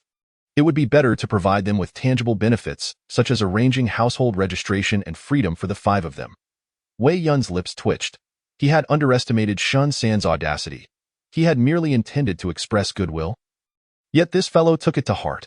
Ignoring Shun San, Wei Yun turned his gaze towards Li Dao, stating, "Although I cannot offer you any direct benefits, I can ensure that you complete 3 tasks promptly. Today, I have called you here to inform you of the second task you need to undertake." Upon hearing this, Shun San couldn't help but murmur, "Can this even be considered a benefit?" Without paying any mind to Shun San's foolish remarks, Li Dao set down his cup and directly inquired, "What is the second task that we are required to perform?" To him, having a task was a positive development. The sooner they completed it, the sooner they could shed their identities as death row inmates. Wei Yun replied, "Although we have temporarily severed the connection between the Tamu tribe of the northern barbarians and the Luo Yun tribe, the Tamu tribe has not ceased its activities.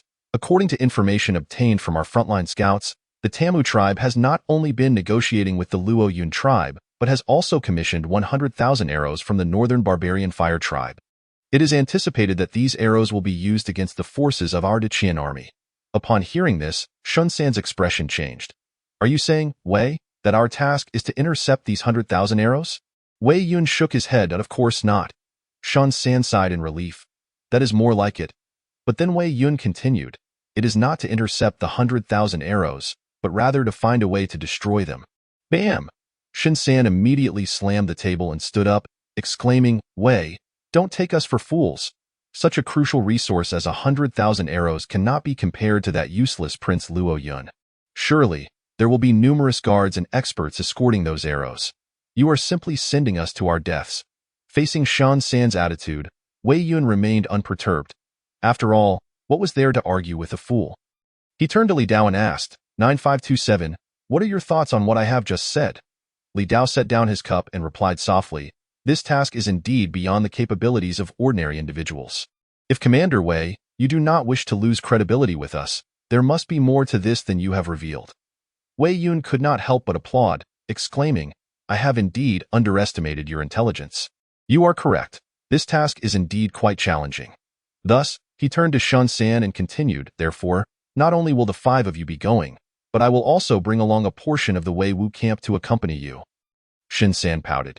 He had nothing more to say now, as the main protagonist would be joining them. If he were to claim they were going to their deaths, it would only implicate himself as well. Upon hearing that Wei Yun would be joining them, Li Dao's expression turned serious as he asked, "Is it quite troublesome?" Wei Yun nodded slightly, acknowledging the complexity of the situation. "I have received news that among the escorting personnel, there is a congenital warrior. Upon hearing this, Li Dao and the others were momentarily taken aback.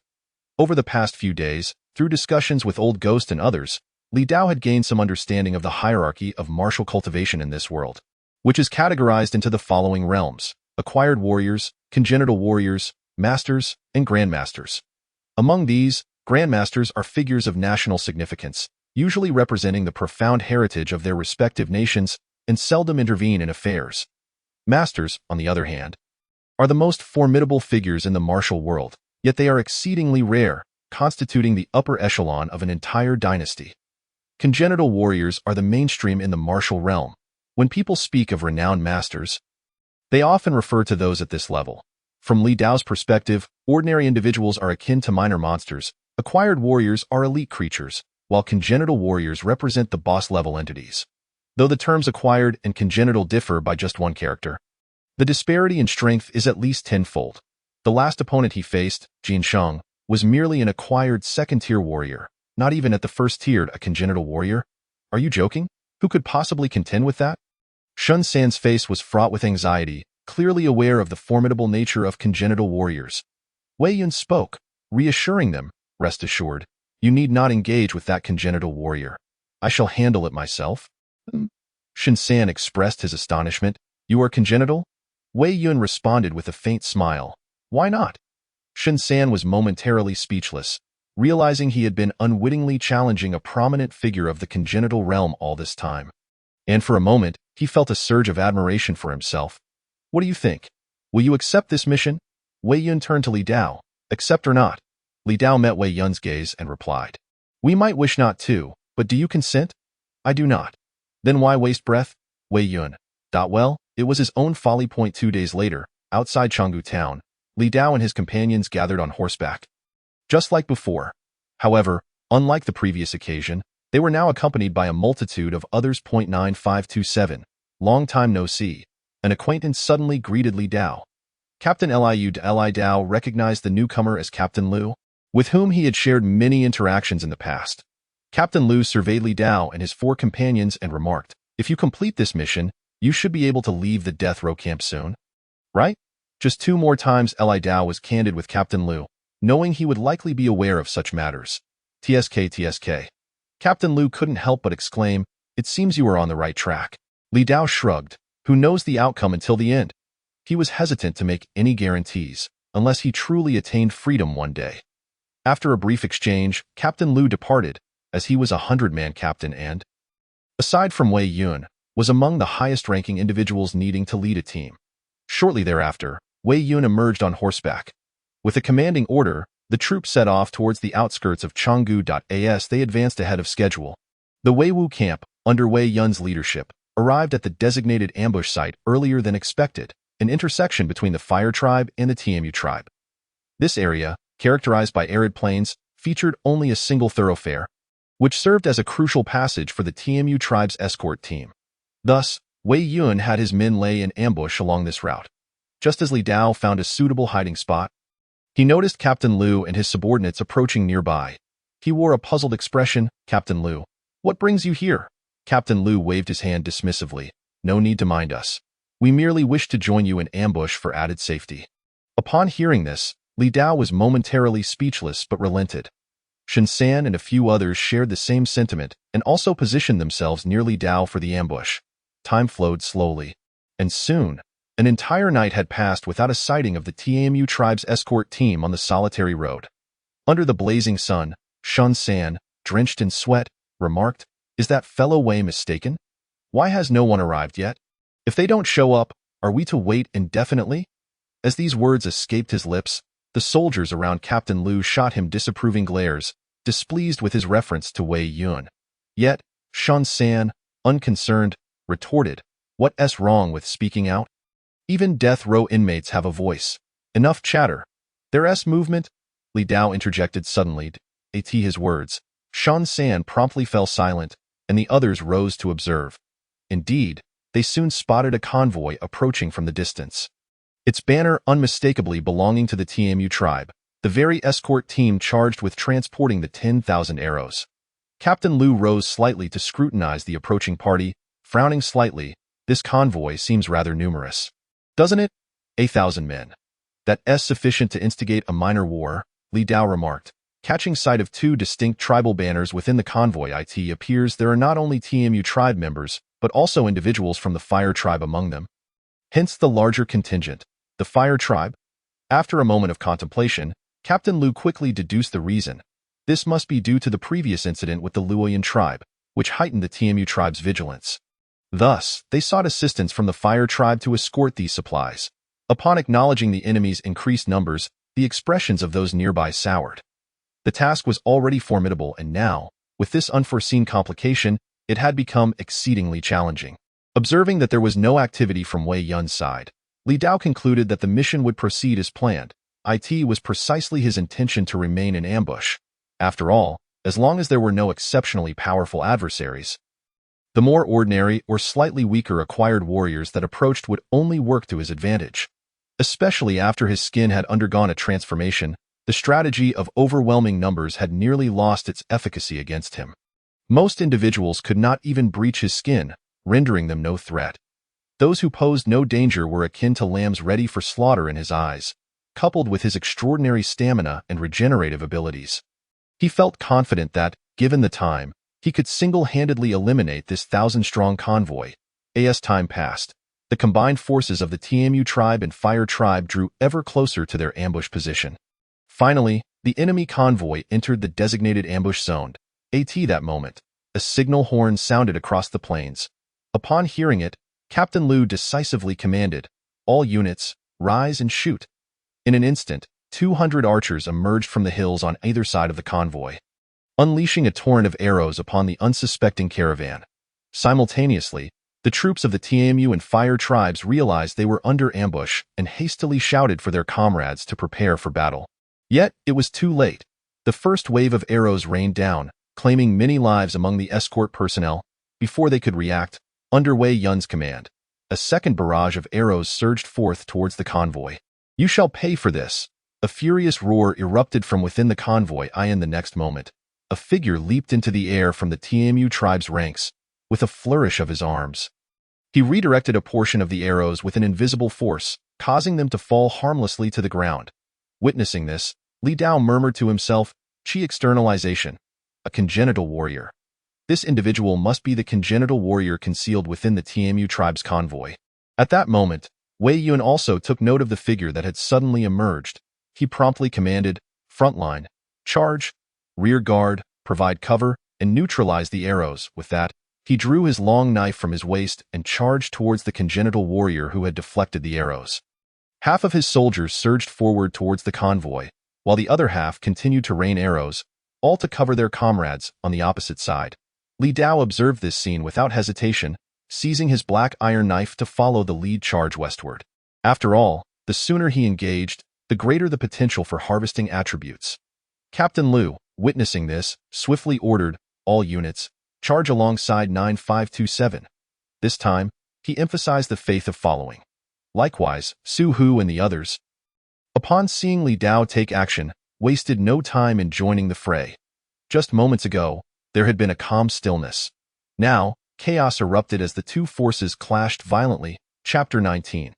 Unexpectedly, half-step congenital warrior entering the tumultuous convoy. Li Dao remained focused on his mission while harvesting attributes. Approaching a horse-drawn carriage, he swiftly dispatched several guards, slicing them down with a single blow. Kill one enemy, gain attribute. 0.21. Kill one enemy. Gain attribute. 0.20. Kill one enemy, gain attribute. 0.23.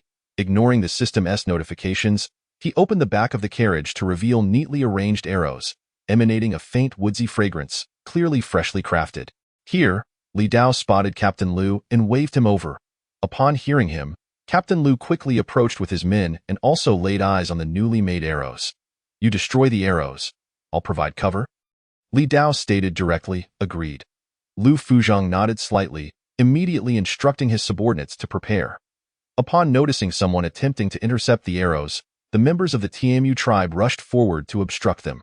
Witnessing this, Li Dao showed no mercy and decisively drew his blade against these individuals.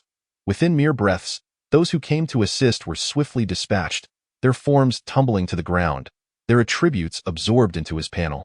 At that moment, a figure burst forth from the TMU tribe. The newcomer was robust, wielding dual axes and bare-chested. He carved a path through the surrounding Qian soldiers, none proving a match for his ferocity.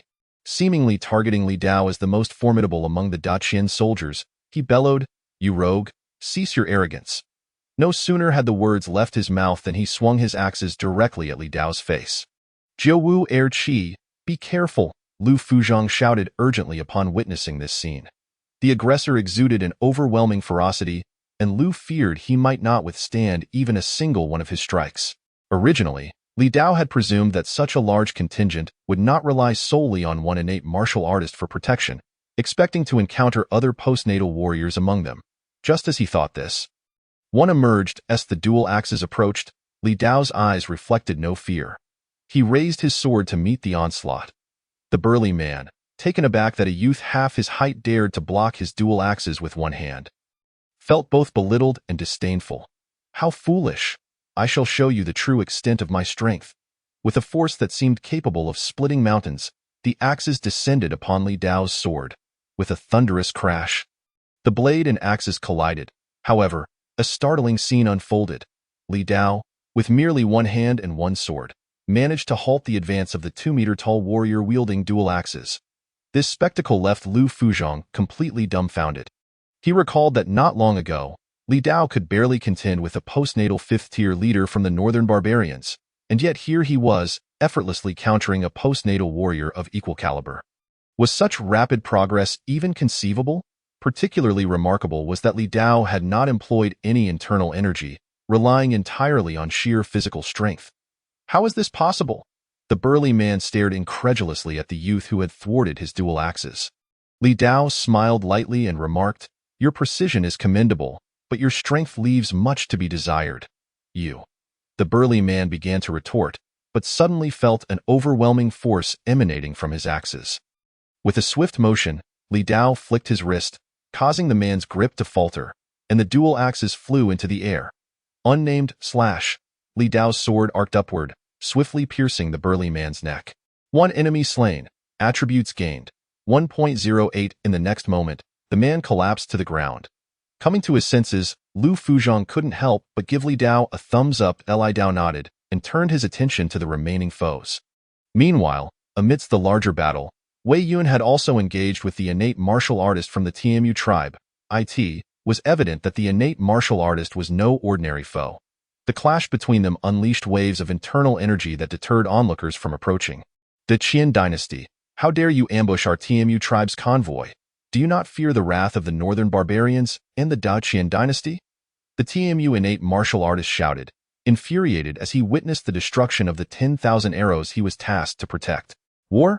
Wei Yun scoffed coldly, do not tell me you are unaware of the true purpose of your batch of arrows. Furthermore, your so-called conflict between the northern barbarians and the Qian is a mere fabrication. It is the Qian and your TMU tribe that are at war. Not all northern tribes are inclined to oppose the Qian. The opponent was rendered speechless, ultimately channeling all his frustration into relentless attacks against Wei Yun. Yet, Wei Yun was no pushover. His mission was to destroy the 10,000 arrows, not to slaughter these individuals. He had no need to risk his life, merely needing to stall the innate martial artist. This caused the TMU warrior to feel increasingly constrained. The TMU innate martial artist, driven to fury, abruptly halted his assault and shouted towards the Fire Tribe's ranks, Fire Tribe warriors, will you merely stand by? Remember what your king proclaimed. If there is any loss of these arrows, your Fire Tribe will bear part of the responsibility. Hearing this, Wei Yun's expression shifted, sensing an unsettling turn of events. That moment, a figure emerged from the Fire Tribe. Upon seeing the newcomer, Wei Yun's brow furrowed. An innate martial artist? However, he quickly shook his head, recognizing that the innate aura surrounding the individual was unstable. This was a half-step innate martial artist. The term refers to those who, upon attempting to break through to innate status from postnatal first tier, experience instability. If they continue to push through, they risk failure, and once failed, further breakthroughs become exceedingly challenging. Consequently, some individuals pause during their breakthrough, accumulating strength for a future attempt. Such individuals are termed half-step innate martial artists. They possess a higher cultivation than postnatal first tier and exhibit some innate martial artist capabilities, making them formidable. Tashin, I never expected you would seek assistance. The half-step innate martial artist stepped forward, smiling at the TMU innate warrior. Tashin, he declared with a hint of anger, will you act or not? Of course I will, the half-step innate martial artist replied with a slight smile, but first, you must double the terms previously agreed upon by your TMU tribe. Double? Tashin's expression darkened. Why don't you just go and rob it? Rob? Is extortion not faster? Observing his tribe fall into a disadvantageous position, Tashin reluctantly acquiesced to the half-step innate martial artist's demands. I agree. Now hurry and take action. Rest assured, the half-step innate martial artist called out to his compatriots. Fire Tribe warriors, let the TMU tribe witness what true warriors are like. With a roar, the Fire Tribe members surged forward to support the TMU tribe. What about you? Tashin inquired, looking towards the half-step innate martial artist.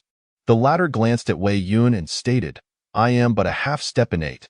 I cannot contend with a true innate warrior. You hold him off while I deal with these Daqin little mice first. Without waiting for Tashin's response, he brandished his staff and charged towards the Daqin forces. The Daqin soldiers, taken by surprise by the sudden assault, prepared to retaliate. The half-step innate martial artist's eyes gleamed with disdain as he casually swung his staff, sending several Daqin soldiers flying, their bodies charred and writhing in agony. Witnessing this, Wei Yun's expression darkened. If it were merely the ordinary members of the Fire Tribe aiding the TMU tribe, he would have been unconcerned. His sole worry lay in the presence of a half-step innate martial artist among them. If such an individual fell among his ranks, it would undoubtedly spell disaster. Most critically, a leader of such caliber could bolster the morale of their side while demoralizing the Daqin soldiers, rendering the situation even more unfavorable for them. Ha ha ha, Do you now understand my previous sentiments? Tashin sneered. Fear not. I will not let you escape unless you manage to kill me. Kill Tashin? Wei Yun had no such thoughts in battles of equal standing. Unless there was a significant disparity, it was difficult to determine a victor in a short span. Retreat? A fleeting thought crossed Wei Yun's mind. If he withdrew now, although the mission would fail, he could at least preserve some of his subordinates.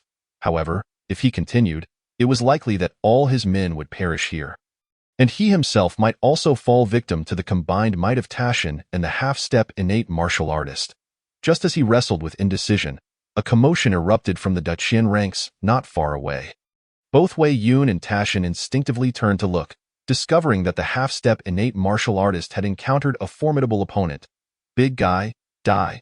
The half-step innate martial artist wielded his staff and swung it towards the small giant before him. The small giant was none other than Su Hu.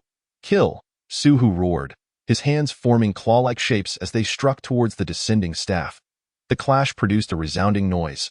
The staff rebounded under Su Hu's enormous strength, but he too felt the repercussions. The staff was searing hot, as if engulfed in flames, leaving severe burns on his palms. The half-step innate martial artist, sensing the power behind the staff, wore a look of surprise. Innate strength, but he quickly smirked. What of innate strength? Without entering the innate realm, great power is futile. He then charged towards Su Hu with the staff raised. At that moment, a nimble figure interposed itself before Su Hu, hurling an object at the half-step innate martial artist. Take this, old man. A hidden weapon? The half-step innate martial artist scoffed, flicking his staff to strike the so-called hidden weapon. In the next instant, the weapon shattered, sending a cloud of smoke billowing outward. Nearby members of the fire tribe inhaled the smoke, their eyes turning crimson as they began to slash wildly at their surroundings. Poison. Seeing this, the half-step innate martial artist quickly held his breath. As he raised his gaze, he noticed the big guy had been taken away, fleeing into the distance. Trying to escape, the half-step innate martial artist pursued without hesitation, declaring, "Whoever mocks me shall die today. Don't look. You have no chance." Tashin suddenly turned to attack Wei Yun. Initially, Wei Yun contemplated retreating and abandoning the mission, but upon seeing Su Hu, a figure inexplicably flashed in his mind. He felt a strong sense that this person could assist him. Although it seemed somewhat incredulous, he inexplicably yearned to persist as he gazed at the oncoming Ta Mountain. Wei Yun took a deep breath, resolved to wait a little longer, hoping for a miracle to unfold. Chapter 20. Severing the half-step innate. Mission accomplished, boss. Help me. Li Dao was wholeheartedly engaged in slaying enemies and destroying arrows when he suddenly heard a familiar voice. Turning around, he spotted Shan San carrying Su Hu. Racing towards his position, behind them, a figure relentlessly pursued, drawing ever closer. Still trying to flee? Prepare to meet your demise. Although Shan San excelled in lightness skills, he fell short against a master at the half-step innate level and was soon caught up. Li Xian raised his staff, bringing it crashing down towards the two. Bang. Just as it seemed the two would be struck, a long knife unexpectedly intercepted the blow. Boss. Shan San's face brightened upon seeing the newcomer. Reinforcement? Seeing someone block his strike, Li Xian's expression darkened considerably. One after another, there were always those who thwarted him. His murderous intent surged, and he swiftly lifted his staff to strike again. Flame staff technique. As the staff swung, flames erupted from nowhere, enveloping it as it surged toward Li Dao. Be careful, boss, Shan San exclaimed, startled. However, in the next moment, he was kicked and sent flying alongside Su Hu in the face of this assault. Li Dao raised his knife to block. Observing this, Li Xian's eyes gleamed with cunning. When the Qian Tai knife and iron staff collided, the flames on the staff flared outward, heading straight for Li Dao's face. Li Dao's pupils constricted as he raised his hand to protect his face. Ha, my blazing true chi is not so easily deflected, Li Xian boasted confidently. As the flames gradually dissipated, Li Dao's figure became clearer. Upon recognizing Li Dao's appearance, Li Xian's smile froze in disbelief. How is this possible? Li Xian stared at Li Dao, whose arm bore only a slight redness, his expression one of utter incredulity. The flames he conjured were no ordinary fire. They were ignited by a portion of innate true chi. Even though they could only last for a brief moment, their lethality was immense. Typically, a mere brush would reduce an ordinary person to cinders. Yet they had merely reddened the skin of the individual before him. Li Dao glanced at his arm, feeling a slight burning sensation, but it was not severe. It appeared that his skin had some additional properties following its transformation that he had yet to discover. Seizing the opportunity while his opponent was distracted, he decisively swung his knife towards Li Xian's face. However, a half-step innate master was indeed formidable. Upon regaining his senses, he managed to fend off Li Dao's strike. Even so, the half-step innate master was forced back several paces by Li Dao's terrifying strength. Li Xian's confidence evaporated, replaced by a cautious demeanor. Li Dao wasted no time, charging forward with his knife. For him, time was of the essence. It could not be squandered. Li Xian, seeing this, did not hesitate to counterattack with his staff. In an instant, the two engaged in a fierce battle. Nameless knife, flame staff technique. The Qian Dynasty knife and iron staff clashed, producing a shower of sparks and flames. Yet, in the face of Li Xian's fiery assault, Li Dao only occasionally deflected the flames that approached his face, ignoring the rest since they could not penetrate his transformed skin. However, he also found himself unable to gain the upper hand against Li Xian for the time being. This stalemate could not continue. Li Dao thought to himself, after all, whether he won or lost, it would ultimately be to his detriment if they remained locked in combat. Thus, he silently chanted, Status. Master. Li Dao, Physique. 22.70. Available Attributes. 8. 36. As his physique grew stronger, Li Dao's speed in slaying enemies increased, particularly in this large-scale melee, where he thrived like a fish in water. Before long, he had accumulated a considerable number of attribute points. With a thought, he allocated all his attributes to physique. In the next moment, his status changed. Master. Li Dao, Physique. 31.06. Available Attributes. 0. Upon completing the attribute allocation, a surge of power coursed through Li Dao. His knife strikes quickened, each blow growing heavier.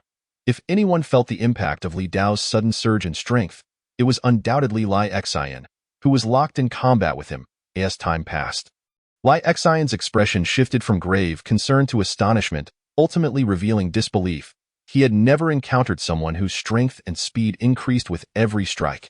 Initially, he could keep pace with Li Dao, but soon found himself unable to match the escalating tempo.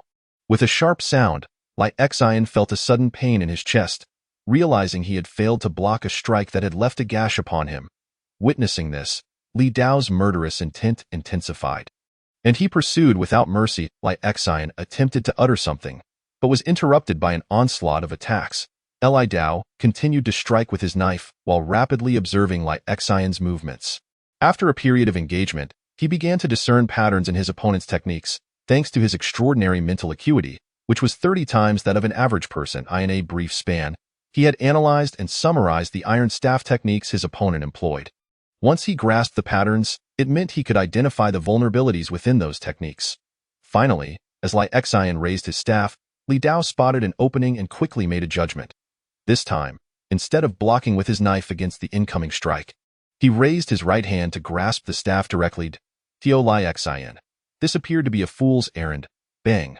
With a resounding thud, Li Xian's fiery iron staff struck down upon Li Dao's palm. Yet, contrary to expectations, that hand firmly grasped the staff, allowing the flames to blaze without harm. Nameless knife. At that moment, Li Xian noticed Li Dao's long knife slicing toward him. Oh no! A warning bell rang in Li Xian's mind, and he instinctively raised his staff to defend. However, he soon realized his iron staff had already been seized. PSHH, the Qian Dynasty knife effortlessly pierced through Li Xian's neck. Although a half-step innate warrior was powerful enough to dispatch ordinary foes with ease, their physical bodies were not vastly superior to those of common ME. And in summary, being killed meant death. In contrast, Li Dao felt that his horizontal training system was far more reliable. Prioritizing defense before engaging an opponent was paramount. With a swift pull, the long knife withdrew, and a gushing stream of blood erupted from the wound on Li Xian's neck. He pointed a trembling finger at Li Dao, his eyes filled with agony. To die in such a quiet and unremarkable manner at the hands of a mere foot soldier was an immense humiliation for a half-step innate warrior who might have risen to the ranks of a true innate master. Enough, just die already. Isn't it exhausting to keep holding on? Seeing the opponent's refusal to collapse, Li Dao, displaying a moment of mercy, gently patted his shoulder. With a thud, Li Xian fell into the pool of blood. His eyes wide open as he drew his last breath, never able to close them. That moment, the system's notification sounded. 1 enemy slain, attributes gained, 3.14. It was evident that a master who had nearly wounded him provided a significant bounty of attributes. However, while it appeared substantial, Li Dao understood that much of it was likely derived from the so-called true Qi attribute. If one were to calculate based solely on the physical body, the number of attributes gained would likely be considerably diminished. After contemplating this, Li Dao glanced at his left hand.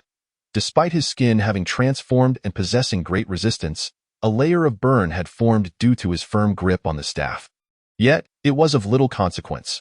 With his recovery ability, such minor injuries would heal swiftly. The skirmish between Li Dao and Li Xian drew attention, second only to the clash between Wei Yun and the two innate warriors.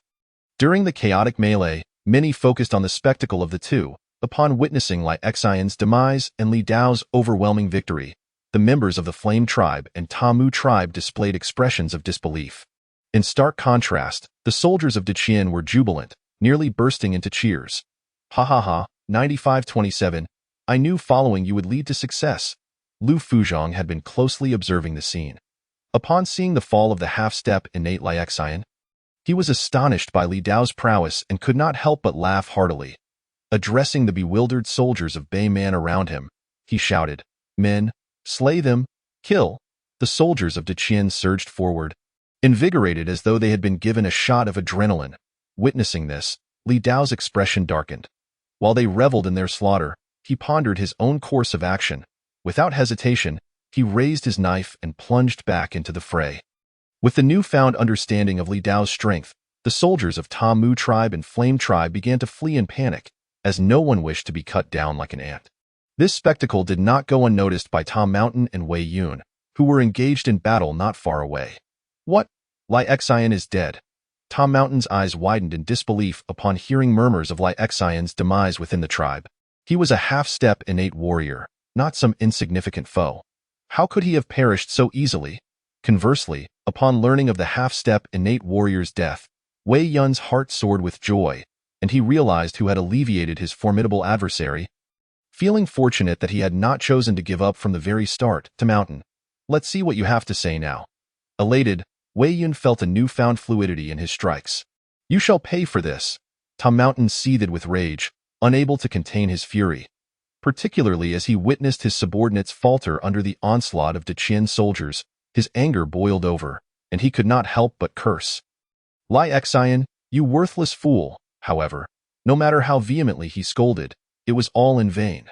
The current battlefield situation remained unchanged. As time progressed, the morale on the side of Qian grew increasingly robust. With a multitude of arrows being obliterated under the command of General Lu and his compatriots, in stark contrast, the warriors of the Tianmu and Liehua tribes appeared to have largely abandoned their defense of the arrows. If it were not for the presence of their leader, Tashin, they might have fled long ago. Eventually, shortly thereafter, the last batch of arrows on the final cart was destroyed. Observing this, General Lu took out the whistle hanging from his neck and blew it decisively. Not far away, Wei Yun's expression brightened at the sound, realizing that the task had been accomplished. After fending off Tashin, he too sounded his whistle. On the other side, upon hearing the whistle, General Lu promptly issued the order. All personnel, the task is complete. Prepare to retreat. Yes. The soldiers of Qian responded in unison. Since the mission had been completed, there was no need to continue fighting. Prolonging the conflict would only lead to despair among the soldiers of the northern barbarians, which would be the moment for them to retaliate, resulting in even greater casualties for Qian. Li Dao swiftly dispatched a northern barbarian soldier who had failed to evade his strike. Hesitating momentarily at Lu's command but ultimately refraining from further violence, he understood the gravity of military orders and recognized that continuing would not benefit their side. Given Qian's inherent advantage, the retreat proceeded smoothly, and the Tianmu and Liehua tribesmen were more than eager for Qian to depart, thus posing no obstruction. As the Qian forces fully withdrew, Wei Yun also realized that he need not prolong the engagement. After a decisive strike, he swiftly distanced himself from the enraged Tashin. Don't you dare run. Tashin, consumed by fury, immediately pursued him, his anger intensifying upon seeing the retreating soldiers of Qian. Yet, it was too late. For under Wei Yun's cover, the Qian troops had already gained considerable distance. Faced with a determined innate martial artist intent on fleeing, Tashin found himself incapable of detaining anyone in the end. All that remained for Tashin was a scene of devastation. Chapter 21. The most beautiful woman of Qian. Meanwhile, to prevent the Tianmu and Liehua tribes from dispatching pursuers, Wei Yun led the remaining members of the Weiwu camp on a long journey back to Chengdu town. Lu Neng began to tally the numbers. Dismounting, Wei Yun called out to General Lu, "Report." Lu Neng, also known as Lu Fuzhong, turned and began counting. After a short while, he approached Wei Yun, clasped his fists, and reported, "Great leader, we set out with 800 men, and now we have 536 remaining." Wei Yun sighed. "Over 200 brothers lost." Lu Neng lowered his head. "Indeed, we were fortunate that 9527 eliminated the half-step innate martial artist from the Liehua tribe. Otherwise, we might not have completed the mission." Wei Yun nodded and instructed, "Compile a list of the fallen brothers. Their compensation should be doubled and delivered to their families." Understood. After addressing these matters, Wei Yun walked over to Li Dao and said solemnly, "Thank you. It was merely a mutual benefit," Li Dao replied, shaking his head. "Nevertheless, I must express my gratitude," Wei Yun insisted. He then glanced at the Xintai knife in Li Dao's hand and inquired, "Is the knife serving you well?" "Quite well indeed. Consider it a gift. You need not return it." "Are you sure?" "Absolutely. This knife has saved many of my brothers." Hearing this, Li Dao touched the hilt of the Xintai knife, acknowledging its role in enhancing his attributes. At that moment, a sudden clatter of hooves echoed from afar. The group turned to see a Qian soldier hurriedly approaching Wei Yun, kneeling on one knee. "Report, great leader, an urgent mission has arrived from the rear." With that, the soldier produced a letter from his bosom and extended it to Wei Yun. "An urgent mission?" Wei Yun furrowed his brow, taking the letter and opening it. After reading for a moment, his pupils suddenly constricted, and he could not help but exclaim, "Impudent!" This exclamation left those around him momentarily stunned, curious about what could have incited such ire from the great leader. Taking a deep breath, Wei Yun looked at Li Dao and the others, commanding, "The rest of you return to your posts. 9527, you 5 come with me to the main tent." Shortly thereafter, within the main tent, Wei Yun sat in the primary seat, his expression grim. "Gentlemen, it seems we must expedite the assignment of the third mission to you." Upon hearing this, Shan San immediately perked up, as this was a favorable development for them. Completing this mission would grant them their freedom. Li Dao inquired, "Leader Wei, this mission is related to that letter you are holding, isn't it?" The mention of the letter drew the attention of Shan San and the others. Wei Yun did not conceal it, nodding in affirmation. "Indeed, it is related to this letter." Li Dao nodded. "Please, let us know what this mission entails." Wei Yun clenched the letter tightly, stating solemnly, "While we were ambushing the Tianmu tribe's convoy of arrows, the king of the Tianmu tribe dispatched a team to our court. According to reports from our scouts, this team is led by the prince of the Tianmu tribe. Their sole purpose is to negotiate a marriage alliance with our Qian Dynasty." "A marriage alliance?" Shan San queried, perplexed. "What is there to worry about? Given Qian's current strength, can't we simply refuse? How does this relate to our mission?" Wei Yun shook his head. "You may not be aware of certain internal matters within the court. In the past, the royal family would not have entertained such proposals, but this time is different." Shan San scoffed. "What is so different?" Wei Yun glanced around to ensure there were no eavesdroppers before continuing. "Just over a month ago, a scandalous incident occurred within the royal court." Upon hearing this, Li Dao could not help but feel a sense of foreboding, sensing something ominous. "A scandalous incident?" Shan San's interest peaked. As gossip was a universal fascination, Wei Yun cleared his throat. "I must caution you not to spread this information recklessly." "Fear not," Shan San declared confidently. "I am known as the honest and trustworthy young master in the martial world. My lips are sealed." With that reassurance, Wei Yun continued, "It is rumored that during a banquet in the royal palace over a month ago, a brazen individual infiltrated the royal quarters and sullied the virtue of a princess." Suddenly, a sound of shattering glass echoed within the military tent. The group turned to see Li Dao with shards of a wine cup in his hand. He flicked the fragments away, maintaining a calm demeanor. "Please," continued at that moment, his emotions were tumultuous. He immediately recognized who was being referenced, unable to fathom that even in this remote border area, he would find himself at the center of such gossip. Seeing no further disturbance, Shun San could not refrain from exclaiming, "That is simply audacious, to brazenly defile a princess in the palace. Truly an exemplar for our kind." Coughed. Li Dao coughed, unable to suppress his reaction. "Are you all right, boss?" Shun San inquired, concerned. Li Dao waved his hand dismissively. "I'm fine, continue." Shun San scratched his head, and seeing no further issues, turned back to ask, "Leader Wei, do you know which princess was defiled?" Hearing this, Wei Yun lowered his voice, speaking cautiously. It was Princess Mingyue. What? Upon hearing those 4 words, Shun San could not contain his shock. "Be quiet." Wei Yun quickly covered Shun San's mouth, fearing he might utter something earth-shattering. Struggling against Wei Yun's grip, Shun San's eyes reddened as he demanded, "Tell me who did it. I will kill him." "Li Dao?" Wei Yun furrowed his brow. "Shun San, what does this have to do with you?" "It has everything to do with me." Shun San gritted his teeth. "That is Princess Mingyue, rumored to be the most beautiful woman in Qian, my dream lover. How could her virtue be tarnished by a base scoundrel?" Cough. Li Dao cleared his throat, unable to resist asking, "How can you be so certain he is a scoundrel?" Without hesitation, Shun San replied, "To disrupt the palace, he must be a scoundrel." Li Dao was left speechless.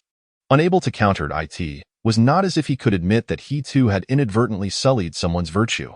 However, he was surprised to learn that Princess Mingyue was regarded as Qian's most beautiful woman. Reflecting on this, he could not help but recall a stunning figure that had left a profound impression. Perhaps this assessment was not entirely unfounded. He acknowledged that Princess Mingyue was indeed the most beautiful person he had ever encountered, both in appearance and character. Yet, Li Dao soon noticed another pressing matter. He furrowed his brow and asked, "Then, Leader Wei, how does this marriage alliance relate to the situation?" Wei Yun sighed heavily, because the prince of the TMU tribe is coming specifically for Princess Mingyue. At this revelation, Li Dao's gaze sharpened, his fists clenching instinctively. Wei Yun continued, "Under normal circumstances, given the emperor's favor towards Princess Mingyue and her esteemed reputation among the people, even if the prince of the TMU tribe were to ascend to the throne, the Qian royal family would still refuse such a proposal. But the unfortunate scandal surrounding Princess Mingyue has complicated matters. Due to the scandalous nature of this matter within the royal family, it is only natural that those in the capital are eager to suppress it. The appearance of the crown prince of the Tam tribe provides a convenient way out for some individuals.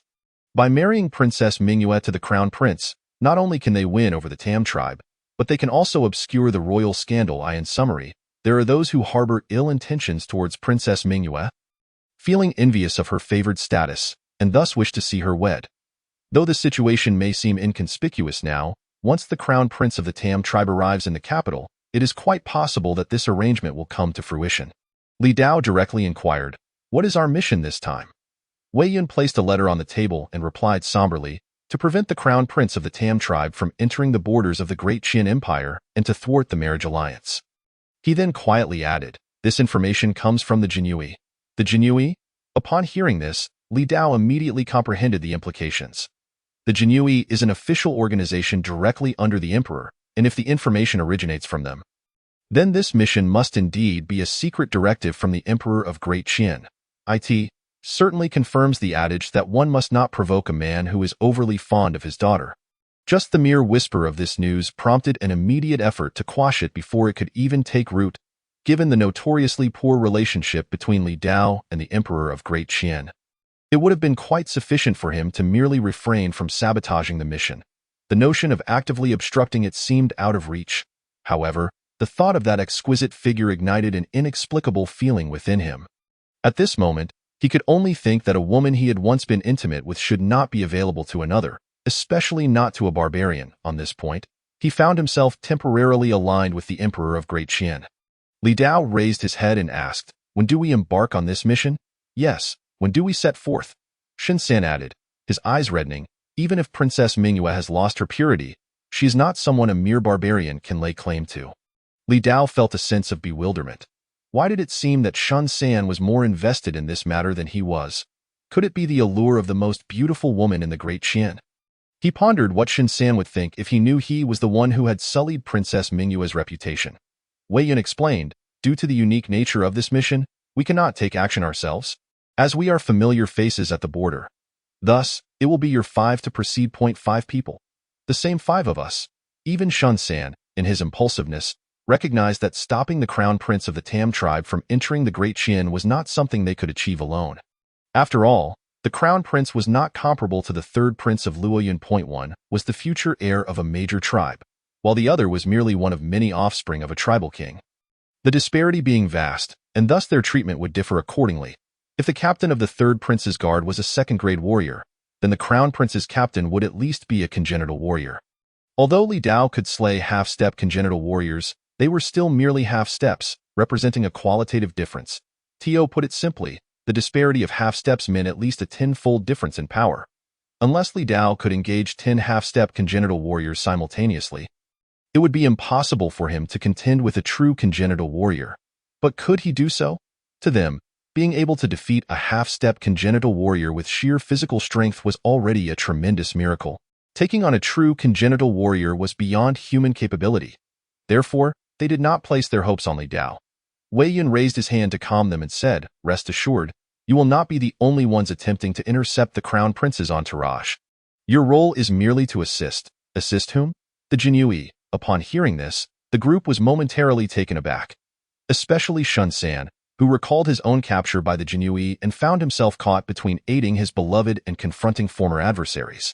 Ultimately, he gritted his teeth and resolved to set aside his hatred for the time being, as this concerned not only his beloved but also his own freedom. On the other hand, Li Dao was surprised to learn that the Jinyue would be directly overseeing this matter. It seemed the emperor of Great Qian was resolute in blocking the crown prince of the Tam tribe from entering the gates of the Great Qian. This was a decision he could support. "Commander Wei, when do we depart for the mission?" Li Dao inquired.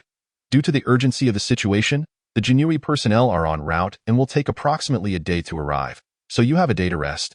Wei Yun replied. Back in the military tent, Li Dao sat on the carpet and examined his palm, which had completely healed from the injury inflicted by the half-step congenital warrior. Rubbing his hand, the scab cracked open, revealing well-healed skin beneath. Half-step congenital realm, Li Dao mused. Based on his current strength, he believed that purely in terms of physical prowess, half-step congenital warriors were no match for him, though he wondered if he could contend with congenital warriors. However, judging by destructive capability alone, a congenital warrior would possess sufficient lethality to kill him. Simply put, he felt his strength was still lacking and required further enhancement of his physique. After all, this was merely the congenital realm. There were still master and grandmaster levels to consider. Initially, he believed his progress in physical enhancement was swift, yet now he realized it was still insufficient. With a thought, he opened his status panel. Master, Li Dao, Physique, 31.06, Available Attributes, 9.68. After slaying that half-step congenital warrior, he had seized a considerable amount of attributes from the diminished morale of the Tam and Liahua tribesmen. As his attribute points could only be used to enhance his physique, he felt no need to hold back. System. Allocate points. As soon as he spoke, a familiar warmth surged within him. Perhaps because he was providing nearly 1/3 of his total attributes in one go. The effect was remarkably pronounced. He could visibly see changes occurring in his skin, becoming more resilient and resistant. After several breaths, the enhancement was complete. Master, Li Dao, Physique, 40.74, Available Attributes, 0.40 times that of an ordinary person's physique? What does that even mean? If an average person could lift 100 Jin, then 40 times would be 4,000 Jin. Faced with 4,000 Jin of force, an ordinary person would be grievously injured or even killed by mere contact. The sheer figure of 4,000 Jin was not even the crux of the matter. The true focus lay in the extraordinary mobility he possessed alongside it. Additionally, he boasted 40 times the endurance and stamina of an average individual, along with reflexes that surpassed the norm. More importantly, 4,000 Jin was merely his base strength. When combined with speed or technique, he could unleash force that exceeded his fundamental capabilities. For instance, if someone had a physique of 1 and could lift 100 Jin, a boxer could amalgamate speed and technique to deliver a blow of 200 Jin. In summary, when all factors were considered, he was akin to a human weapon. Coupled with the formidable defense granted by the transformation of his skin, he would be a battlefield meat grinder in ancient warfare, and a sentient one at that. After his enhancement, Li Dao began to eat the food on the table while pondering a significant matter. After all, should he succeed in the third task, and if Wei Yun honored his promise, he would soon attain his freedom. At that point, where would he go? Perhaps it was best to wait until true freedom was his before contemplating that. A day passed swiftly. At Wei Yun's behest, Li Dao and his 4 companions arrived at the main military tent.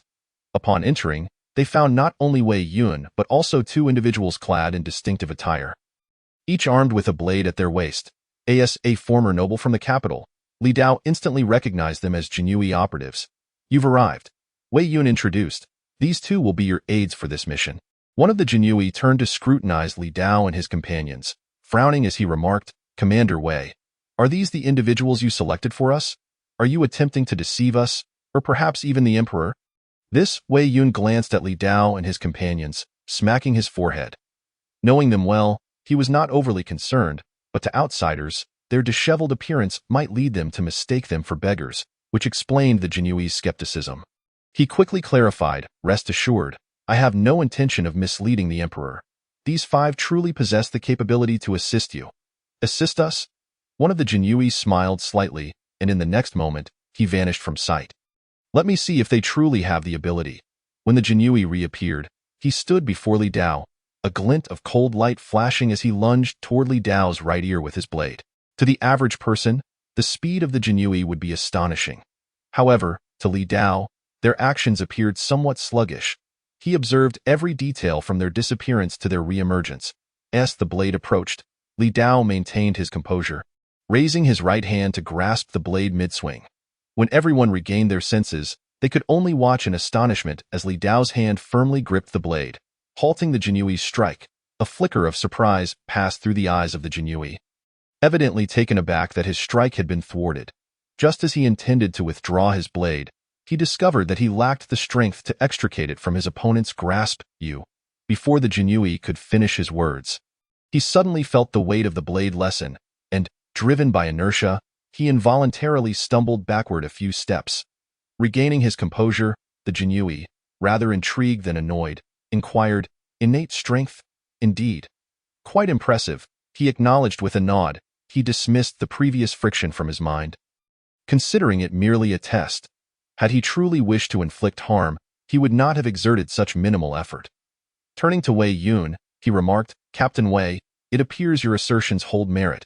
Wei Yun smiled faintly, responding, "If talents like Li Dao are overlooked, then it seems the only capable individual in the entire Wei Wu camp is this innate warrior. Have you briefed them on the mission?" The Jinui who had taken action asked. "I have explained," Wei Yun replied. The Jinui then cast a glance at Li Dao and his companions, stating, "Due to the peculiar nature of this mission, His Majesty has assigned only the 2 of us. Hence we require your cooperation. The specific objective is to prevent the great prince of the Tianmu tribe from entering the borders of the great Qian Empire. After all, should an incident occur within the northern barbarians' territory, it would be their concern. However, if a problem arises within our great Qian domain, we shall bear the responsibility. Moreover, it is imperative that you all remember one thing.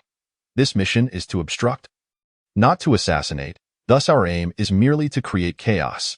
According to reports from our scouts, the great prince of the Tianmu tribe intends to present a unique treasure from his clan as a betrothal gift.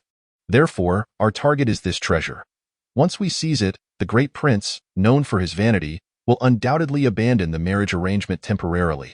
If this matter drags on until winter, then it will no longer be of concern." With a puzzled expression, Shun San turned to Li Dao and asked, "Boss, why is it that once winter arrives, it will no longer matter?"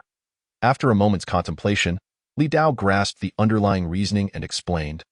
The Tianmu tribe's incessant probing and attempts to invade the Great Qian are primarily driven by their need for food to survive the winter. Once winter truly sets in, such matters will lose significance and will not continue. As Li Dao's voice was not concealed, Wei Yun and the Jinui nearby heard him clearly. The Jinui who had remained silent suddenly spoke up, "Captain Wei, I did not anticipate that your subordinate possesses such talent. It seems a pity for him to be relegated to a border garrison." Wei Yun offered an awkward smile, choosing not to respond. After all, he could hardly disclose to the Jinui that these 5 individuals were death row inmates. If the 2 Jinui were to learn of their identities, who could predict their reactions? Chapter 23. The situation at the Inyuan Bo residence, the Jinui who had been seated abruptly rose and stated, "Well then, since we have arrived, we should proceed swiftly. The sooner we complete our task, the sooner we can return to report." Wei Yun could not help but inquire, "Is there such urgency?" In response, the other Jinui chuckled lightly, saying, "Were it not for certain matters that render it inconvenient for us to handle, we would not be merely two Jinui captains, but the commanding officer himself." The commanding officer? Upon hearing this term, Wei Yun's expression shifted. Should matters escalate to such a degree, it would no longer be a trivial affair. The commanding officer of the Jinui is the highest-ranking official within the organization, holding the third rank. His cultivation level would, at the very least, begin at the master realm. Should this commanding officer intervene, it would likely not be in pursuit of the great prince of the TMU tribe, but rather a decree from the emperor of Great Qian to take the life of the TMU chieftain. Likewise, even the two Jinui captains before him were not to be underestimated. It is common knowledge that due to the unique nature of the Jinui, they are considered a rank above ordinary officials, regardless of martial or civil matters. This implies that even a 1,000-man commander would merely be on par with these two. Despite this, the court has significantly moderated its stance. "Very well, I shall see you two off." "No need.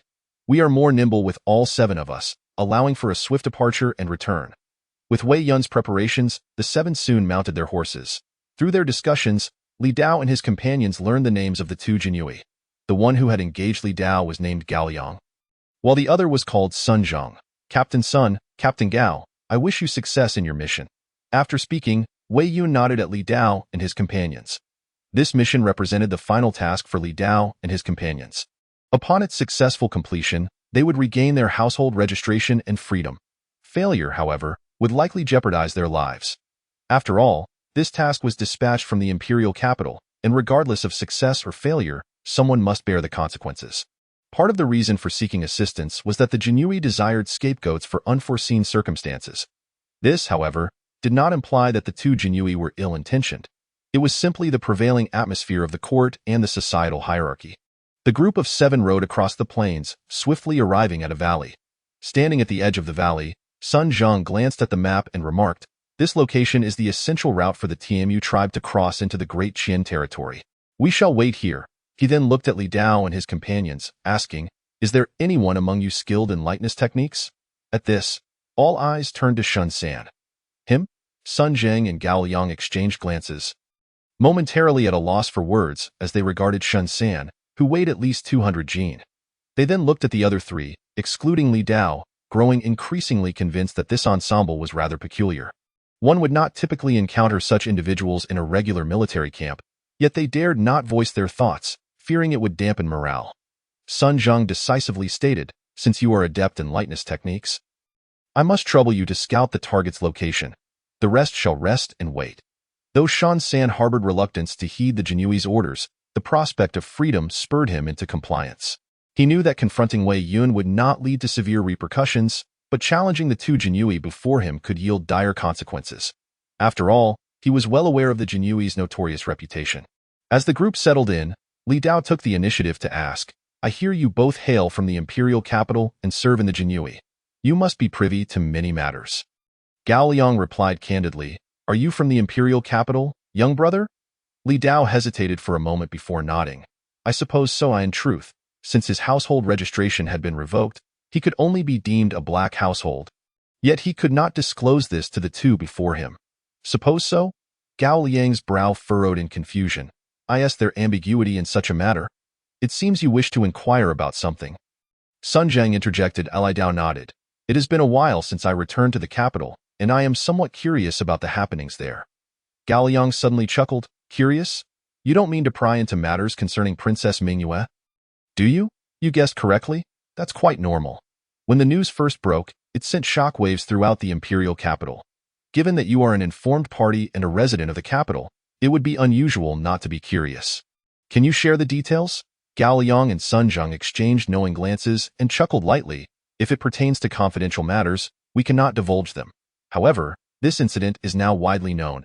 Even the great prince of the TMU tribe is aware of it. Hence, it is no longer a secret. With some idle time on our hands, we can certainly discuss it with you.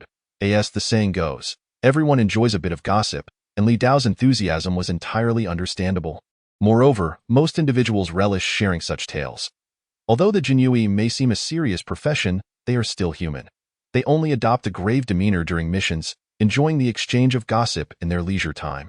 Upon hearing the Jinui's remarks, Li Dao wasted no time and inquired, "I have heard that Princess Mingyue was sullied by a scoundrel.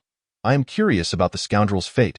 The mention of the scoundrel, Li Dao's expression flickered with a hint of discomfort, uncertain whether this could be deemed self-deprecating. "The fate of the scoundrel?" Gao Liang responded directly, "You have indeed asked the right person." He then lowered his voice.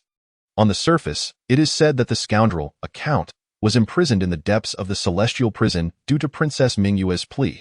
However, a friend of mine in the prison informed me that on the very night the count was incarcerated, he was secretly taken out and executed by the emperor." Sun Zheng tugged at Gao Liang. "Are you mad? How dare you spread such rumors?"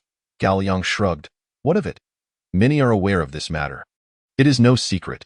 Who does not know that our emperor is a doting father? In my view, the fact that the count was not subjected to immediate execution was already a show of leniency."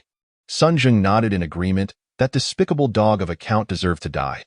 It is fortunate for him that he did not fall into our hands, or he would find it difficult to even wish for death." Li Dao's lips twitched involuntarily as he remarked, "Was that count truly so loathed?" "Not only that," Gao Liang continued casually, "after his demise, owing to Princess Mingyue's intercession, his count's estate has not yet been dealt with. However, the estate has not been spared from misfortune. Thanks to Princess Mingyue's favorable reputation among the people, countless individuals have taken to hurling rotten eggs and vegetables at the count's estate daily. It is said that they manage to collect hundreds of pounds of rotten eggs and vegetables each day, and some even resort to throwing dung. Moreover, those within the Earl's residence have reported their grievances to no avail. If I were among their ranks, I would feel utterly ashamed." Upon hearing such words, Li Dao momentarily contemplated the notion that perhaps death would be preferable. To be alive under such circumstances would equate to a social demise. Yet, the gravest plight was not merely this. Sun Zheng regarded Li Dao and remarked that these tactics were merely despicable means, but the true threat stemmed from the influential nobles in the imperial capital targeting the lineage of Earl Yuan. "I have heard that under the scrutiny of these esteemed nobles, the entirety of Earl Yuan's assets has suffered a catastrophic blow. Before our departure from the imperial capital, it was even rumored that the inhabitants of the Earl's residence began to liquidate their possessions. It is likely that before long, even without intervention from His Majesty, these nobles will ensure the Earl's house is left in ruins." Upon hearing this, Li Dao clenched his fists, his expression growing increasingly somber. Although he was a reincarnate, the nearly 2 decades spent within the Earl's residence were far from inconsequential. Indeed, these memories were more vivid than those of his previous life. Naturally, he held a deep-seated affection for all that pertained to Earl Yuan. While he could dismiss the incidents of vegetable scraps, rotten eggs, and even excrement being hurled at the Earl's residence with a laugh, after all, such acts bore no true harm, he found it intolerable should anyone seek to obliterate the Earl's household. In contrast, he bore a far lesser grievance against the Emperor of Qian for wishing to end his life, as it was he who had sullied the reputation of the villain first. To be slain alone was, in fact, fortunate. Unable to restrain himself, Li Dao inquired whether the two knew who was orchestrating the onslaught against Earl Yuan's residence. Sun Zheng casually replied, "There are numerous culprits.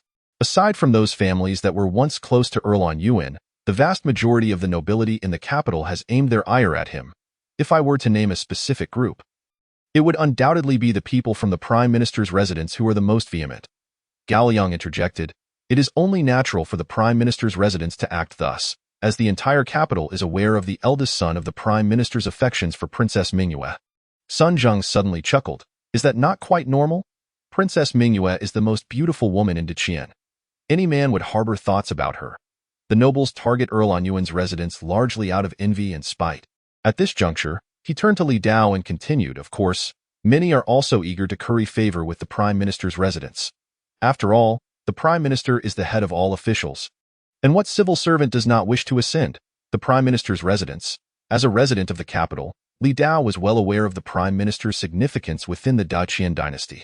In the depths of his memory, he recalled having had a conflict with the eldest son of the Prime Minister's residence, even having engaged in a physical altercation, which he had ultimately won. However, He later heard that the opponent had left the capital after their defeat to join a certain sect, where it was rumored he was discovered to possess remarkable talent, that time. The Prime Minister's residence even held a grand banquet to celebrate this event.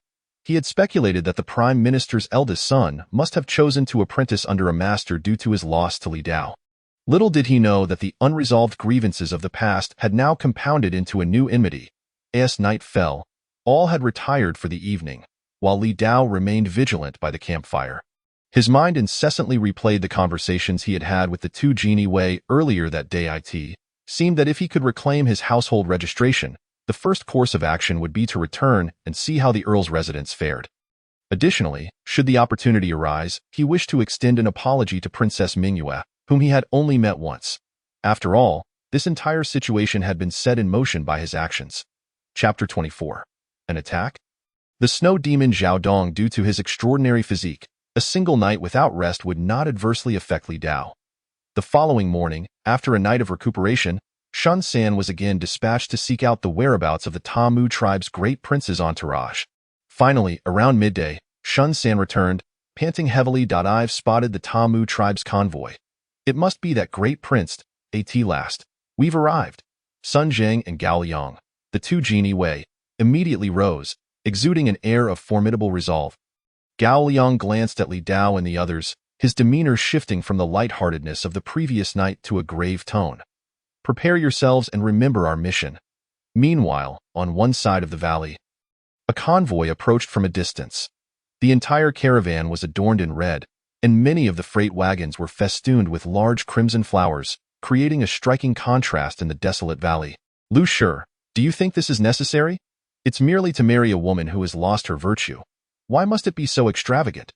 A young man riding a white horse expressed his impatience to a middle-aged man beside him, who donned a blue robe. The middle-aged man nodded in affirmation. It is necessary. Princess Mingyue is the emperor of Deqian's favorite. Even stripped of her virtue, her status among the royal family remains unparalleled. The young man frowned. Yet, must it be to this extent? Couldn't we wait until we enter Deqian's territory to hold such ostentatious displays? That is not an option. You must understand our objectives. Hence the need for utmost preparedness. Upon hearing this, the young man shrugged. Very well. I've heard that Princess Mingyue is the most beautiful woman in Deqian. If she has lost her virtue, then so be it. I shall treat it as mere amusement. This exchange revealed the young man's identity as the great prince of the Tamu tribe, while the man he referred to as Lu Shi was his lifelong mentor and protector during this journey. The convoy steadily advanced towards the valley, where Li Dao and his companions awaited their arrival. Gentlemen, what are our next steps? Understanding that Sun Zheng and Gao Liang were the commanders of this operation, Li Dao refrained from overstepping his bounds. Sun Zheng surveyed the convoy below and swiftly made his assessment. Look there, two individuals are being escorted by a group, and their attire differs from the rest. One of them is likely this Tamu great prince. Then, he directed his gaze towards several wagons at the rear of the convoy, which presumably held the betrothal gifts for this marriage alliance. If all went as expected, the special treasures would be concealed within those wagons. Thus, the plan became clear. Create chaos, locate the treasures within the convoy, and the mission would be deemed complete. One crucial stipulation remained. While anyone else within the convoy could be harmed, the Tamu great prince must not perish at our hands. Li Dao turned to the two, inquiring how the tasks would be allocated. Sun Zheng looked at Li Dao and the others, asking, "What are your thoughts?" Shin San was the first to respond with a grin. "I'm not adept at killing, but I excel at theft. Leave the treasures to me." Hearing this, Li Dao glanced at the other three. "Then let Lao Gue and the others assist you, as there are many guards trailing behind." He then turned to Sun Zheng and Gao Liang, continuing, "I will accompany you in creating the chaos. I merely wish to see what this frog wishing to feast on swan meat looks like." "Very well." Sun Zheng nodded in agreement with Li Dao's plan. As time passed, the Tamu great prince's convoy drew ever closer to their hidden position. "Now!" Sun Zheng commanded, and Li Dao and Su Hu each pushed two large boulders down the hillside. "Charge!" At Gao Liang's command, he and his men surged toward the convoy. Simultaneously, within the valley, the convoy advanced steadily when suddenly, two tremendous crashes reverberated through the open expanse. As the crowd turned to investigate, they beheld two boulders hurtling toward the convoy, instantly sending it into disarray. An ambush. The guards surrounding the Tamu Great Prince sprang into alertness. Lu Shi, the Great Prince, was startled by the unexpected commotion and quickly turned to his companion. "Do not worry, my prince. All shall be well." The man known as Lu Shi scanned the surroundings with keen eyes, swiftly identifying several figures descending from the hillside. "Assassins, prepare yourselves," at Lu Shi's command. All the guards promptly encircled the Tamu Great Prince. Then, addressing the prince, Lu Shi stated, "My prince, remain here. I shall eliminate these assassins." With that, he propelled himself forward. Meanwhile, Sun Zheng and Gao Liang had also spotted the advancing Lu Shi. Upon witnessing the swirling energy around him, a singular thought crossed their minds: innate martial artist. "I'll handle this," Gao Liang declared. Rushing toward Lu Shi, as a distinguished captain of the Genie Wei, he too was an innate martial artist. Otherwise, he would not occupy such a position. Hmph! Observing the audacity of the approaching foe, a cold smirk crossed Lu Shi's features as he unleashed a strike. Gao Liang, undeterred, met the attack head-on. A resounding crash echoed through the air as their palms collided. Yet, in the next instant, Gao Liang's expression shifted dramatically. With a swift move, he retreated. Landing back on the ground, he glanced at his palm, which was now encased in frost, sending a shiver through him. Moreover, a chilling aura seeped from the frost, steadily corroding his hand. "This is the Tianshan sect's ultimate technique, the cold ice palm." Gao Liang's countenance turned grim. Hearing this, Lu Shi chuckled coldly.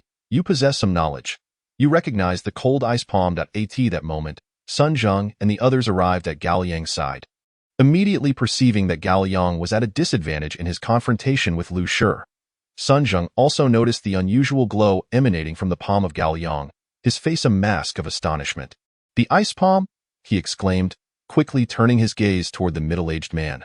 Suddenly, his brows furrowed, and his expression shifted to one of shock as he couldn't help but cry out, "It's you, the mastermind behind countless bloodshed at the frontier 15 years ago." The snow demon Zhao Dongyin. Upon hearing this name, the middle-aged man was momentarily taken aback, but then a look of amusement crossed his face. He seemed surprised that, after 15 years, someone still remembered the title and name of the snow demon Zhao Dongyin. "How intriguing. I find myself curious about your identities," he remarked. "Who is the snow demon Zhao Dongyin?" Shen San inquired curiously from the side. Sun Jing's expression grew grave as he explained, "A traitor of the Tianshan sect of the Deqian sect.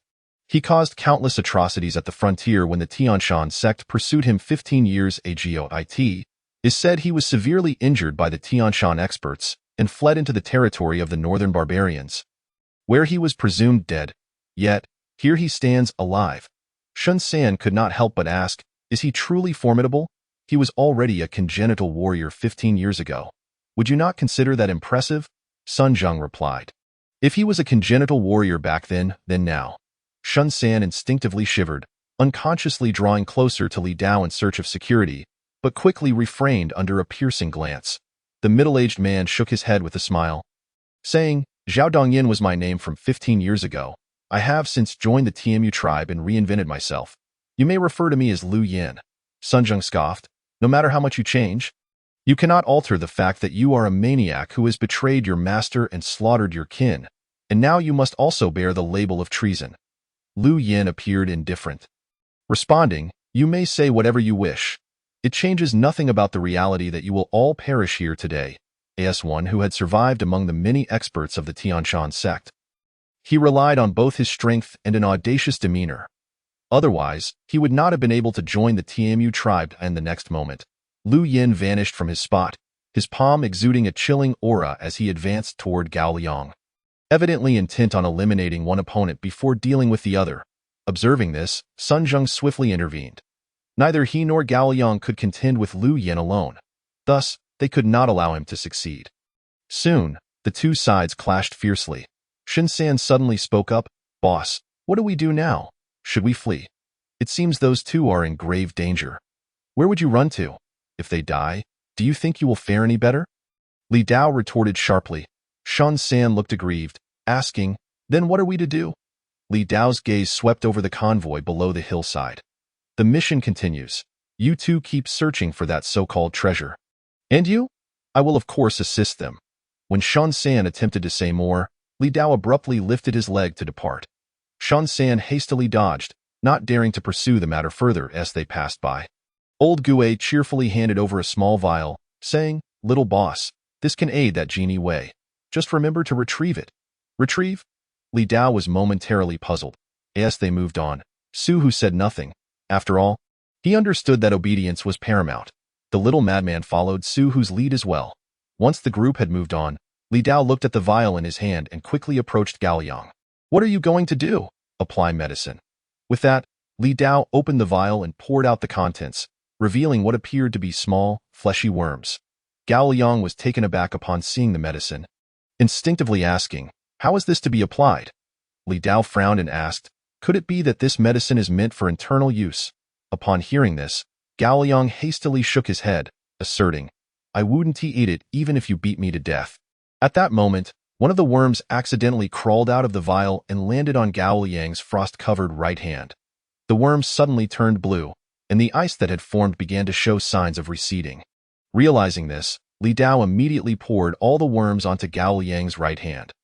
All the worms began to glow blue, seemingly absorbing the frost formed from true Qi in no time. The frost dissipated, and Gaoliang's hand returned to its normal state. "All done." Gaoliang looked at his right hand with delight. Li Dao glanced down to see that all the worms had become stiff. Understanding what old Gue meant by retrieve, he gathered the worms back into the vial. Meanwhile, on the other side, Sun Zheng was starting to falter. Although he too was a congenital warrior, there was a clear disparity in power compared to Lu Yin. Most critically, Lu Yan's ice palm left him unable to counter effectively without unique means, causing him to hesitate and falter in his attacks. Chapter 25. Immunity to the ice palm, the result of the escape. Seeing Sun Zheng steadily losing ground, Lu Yin taunted, "If this is all the strength you possess, then you may as well leave your life here." Sun Zheng fell silent, for he had no words left to say. The snow demon had already stepped into the congenital realm 15 years ago, while he had only recently broken through. The gap in their abilities was evident, and further conversation would only serve to diminish his confidence. Die. Relying on his overwhelming strength and his formidable ice palm technique, Lu Yin finally seized an opportunity, suddenly striking out at the unprepared Sun Zheng. "You scoundrel, don't even think about it." With a shout, Gaoliang suddenly surged from the side, his long blade aimed straight at Lu Yin. Lu Yin was taken aback. Faced with the sudden assault, if he continued his attack on Sun Zheng, it would be a gamble with his life. He quickly turned to defend himself, as the three of them crossed paths. Lu Yan's gaze fell upon Gaoliang's right hand, his voice darkening. "You managed to dispel my ice true chi so swiftly?" Sun Zheng also expressed surprise. He had been prepared for sacrifice. Gaoliang ignored Lu Yin. Turning his attention to Sun Zheng, "Let us attack together." "All right." Sun Zheng nodded firmly. Although Lu Yin was surprised that his ice palm was countered, he remained confident, asserting, 2 against 1? Mere initial stage congenital warriors. I have long since stepped into the mid-stage of congenital mastery, perfecting the ice palm technique. In an instant, the three engaged in battle. While Lu Yan's strength in ice palm allowed him to maintain an advantage, he found it challenging to contend with the years of tacit cooperation between Sun Zheng and Gaoliang. Li Dao was contemplating how to assist the two against the formidable snow demon when his peripheral vision caught some movement. He observed that the convoy had descended into chaos due to Shan San and the others' ambush. Particularly, when the TMU Crown Prince realized that these individuals were after the betrothal gifts meant for the alliance, he became alarmed and hastily commanded, "Guard team, go stop those thieves." Some of the guards nodded and rushed towards Shan San and the others. Li Dao's gaze fell upon the TMU Crown Prince. Glancing back at the snow demon, he recognized that while the snow demon was indeed powerful, he also had a vulnerability: the TMU Crown Prince himself. As a guard of the Crown Prince, if anything were to happen to him, the snow demon would not escape unscathed. Hence, rather than devising ways to deal with the troublesome snow demon, it would be wise to capture the prince first. As for the previous agreement to avoid killing the TMU Crown Prince, Li Dao paid it little mind. His intention was merely to use the prince as leverage against the snow demon, not to end his life. However, the snow demon was unaware of this, believing the group was there to assassinate the TMU Crown Prince. With this thought, Li Dao pressed forward directly toward the guard team of the TMU Crown Prince. Meanwhile, after the convoy was attacked, the guards surrounding the TMU Crown Prince grew increasingly vigilant, fearing any mishap might befall him. Thus, Li Dao's conspicuous figure quickly caught their attention. a thief approaches the crown prince. Remain alert. Upon sighting Li Dao's sudden assault, the guards immediately became wary. The TMU crown prince ordered, "Send a few men to deal with this thief." Yes, at his command, 5 mounted guards charged at Li Dao. "Kill!" A guard led the charge, brandishing a long blade aimed directly at Li Dao's face. "Come at me!" Li Dao seized the Qian Dynasty with one hand, planted his feet, and swiftly drew the blade. In an instant, a clash occurred as man and horse passed by each other. In the next moment, one figure was sent flying off the horse, landing heavily on the ground. Shortly thereafter, the remaining 4 guards charged in. Their coordination was impeccable as they attacked from different angles toward Li Dao's vital points. In the past, Li Dao might have considered evading, but now, facing such an assault, he offered no defense. The 4 guards were caught off guard by how smoothly their initial attack had gone. However, when their blades struck the figure before them, they found that the blades merely sank slightly into the skin, yielding no injury at all. This scene left the 4 of them utterly dumbfounded. Seizing the opportunity as the 4 launched their attacks, Li Dao decisively countered. With a sweeping motion, the Qian Dynasty unleashed a terrifying force toward the 4. Crack. The sound of armor shattering echoed as the 4 were sent hurtling backward. Bloodied. Not long after they hit the ground, the system's notification chimed. 4 enemies slain. Attributes gained. 3.56. The 4 had provided over 3 points of attributes, indicating that these guards possessed some level of skill. In an instant, 4 of the 5 guards who had charged were killed, and the one who had been thrown off his horse was also in dire straits. Although Li Dao's strike was blocked by the guard's weapon and armor, the force behind it was fully unleashed. With 4,000 pounds of strength combined with the speed of the previous strike, at least 8,000 pounds of force bore down upon the remaining guard. He appeared unscathed on the surface, yet the tremendous force that had befallen him was far too great for his internal organs to endure, even if he was a practitioner of martial arts. Indeed, it was not long before the system notification chimed. 1 foe slain, attributes gained. 0.68. Initially, Prince Temuda believed that a mere thief could be effortlessly dealt with by his guards, but to his astonishment, 5 of his guards fell victim to an overwhelming slaughter. Observing the prince amidst his guards, Li Dao hefted his mysterious iron blade, advancing step by step. "What are you waiting for? Go forth," commanded Prince Temuda in haste. In response, 10 guards stepped forward to engage Li Dao. Minutes later, these 10 guards, like the previous 5, were reduced to mere numbers on Li Dao's interface. At this point, Prince Temuda could no longer remain seated. Witnessing the approaching thief, he could not restrain himself from shouting for help. "Lu Shi, save me!" On the other side, as Sun Zheng and Gao Liang retreated step by step, the snow demon Lu Yin grew increasingly exhilarated, envisioning the 2 of them transforming into ice sculptures beneath his frost palm. Conversely, Sun Zheng and Gao Liang found themselves in a dire predicament. Even when joining forces, they could merely prolong their struggle against Lu Yan's masterful frost palm. The primary challenge lay in the chilling energy that emanated from the frost palmed at times. Even when evading an attack, the mere aura of the frosty energy would render their bodies involuntarily rigid. Just then, a cry rang out, "Lu Shi, save me!" Upon hearing this, Lu Yan's expression shifted dramatically. Turning to look, he saw a figure drawing closer to Prince Temuda, surrounded by the scattered bodies of guards. The remaining guards' attempts to encircle and attack could not halt the man's advance. If he did not rush to provide support, it would not be long before Prince Temuda fell into the enemy's hands. Despicable? Lu Yin could not help but scold Sun Zheng and Gao Liang. Despicable? Sun Zheng and Gao Liang exchanged glances, noticing the distant scene. Upon seeing Li Dao cleave through the guards, they instantly comprehended Lu Yan's intentions. Gao Liang could not help but retort, "You dare speak of despicability? You betrayed your sect and joined the Temuda tribe without a second thought. You." Regardless of Lu Yan's protests, he knew he had to assist Prince Temuda. He was already wanted by the Qian Dynasty. And if anything were to happen to the prince, he would find it impossible to survive in the northern barbarians. After 15 arduous years, having become the prince's mentor, with the potential to become the royal tutor of the Temuda tribe, he could not simply let it slip away in an instant. He abandoned the thought of killing Sun Zheng and Gao Liang.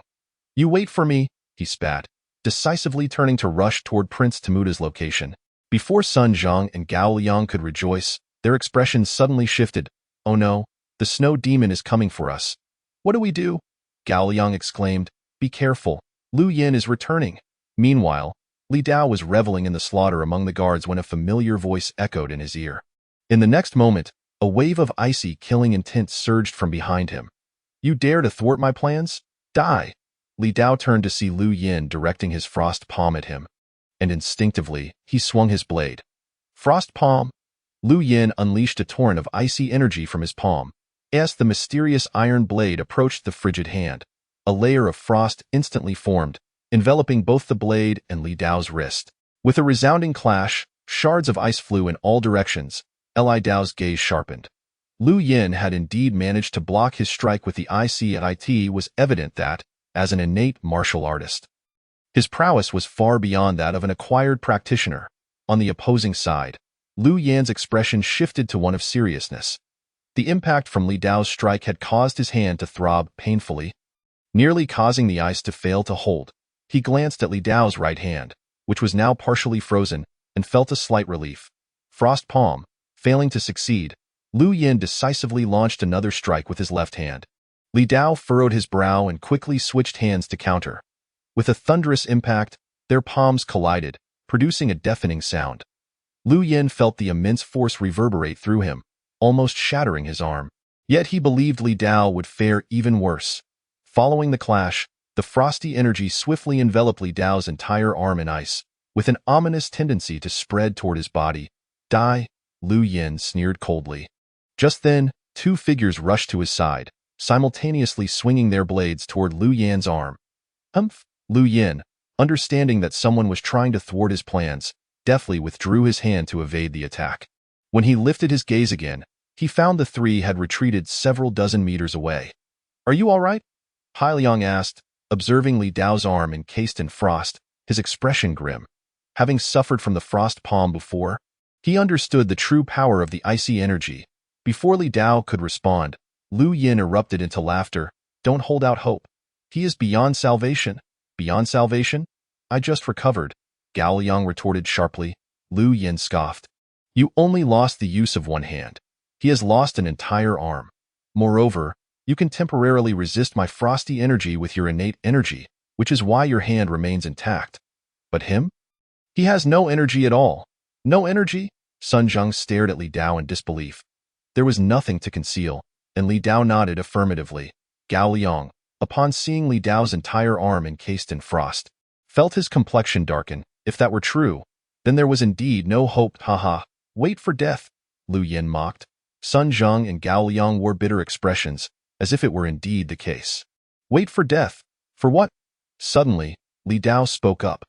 Lu Yin's laughter ceased, and he asked pointedly, You must feel a chill in your chest now, right? To be frank, my frosty energy is advancing toward your heart's pulse. Once it enters, no deity can save you. Li Dao furrowed his brow. But my chest does not feel cold. Lu Yin sneered, Keep pretending. The frost on your arm is composed of my frosty energy. Is that so?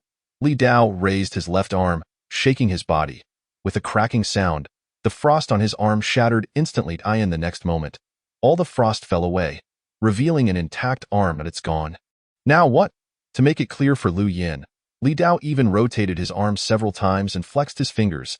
That moment, Lu Yin's expression froze, disbelief etched on his face. How is this possible? You clearly endured my frosty energy, Li Dao shrugged, replying, but the truth is as it stands. In reality, only Li Dao understood the situation. When he encountered the frost palm, he had sensed a piercingly cold essence attempting to penetrate his arm through his skin's pores. However, his skin had undergone a transformation, effectively blocking the icy energy, allowing only a minuscule amount to enter his body. Yet, before this energy could cause any damage, it was flushed away by the boiling vitality within him. Coupled with his formidable regenerative abilities, his arm had completely restored itself in mere moments. Through these experiences, he realized that his skin, after its transformation, had not only greatly enhanced its physical resistance, but also its magical resistance.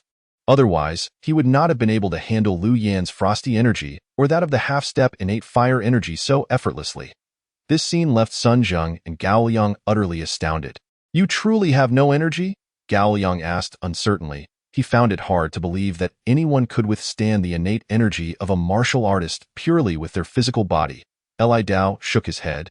Isn't this what you call innate divine strength? Gao Liang could not help but scoff. Whose innate divine strength is like yours? Suddenly, Sun Jing asked, do you think you can still withstand his frosty energy? As long as it's not for an extended period, I should be fine, Li Dao replied. For now, he did not feel that the frosty energy, which Sun Zheng and Gao Liang feared like the plague, posed any significant threat to him. Sun Zheng's eyes lit up. That's great. Gao Liang's expression also brightened. Perfect. The three of us can join forces. Meanwhile, Lu Yin had regained his composure. His gaze toward Li Dao shifted from contempt to wariness. After all, his most prized frost palm had suddenly lost its effectiveness, which naturally made him apprehensive. Observing the trio conferring, he seemed to grasp their intentions.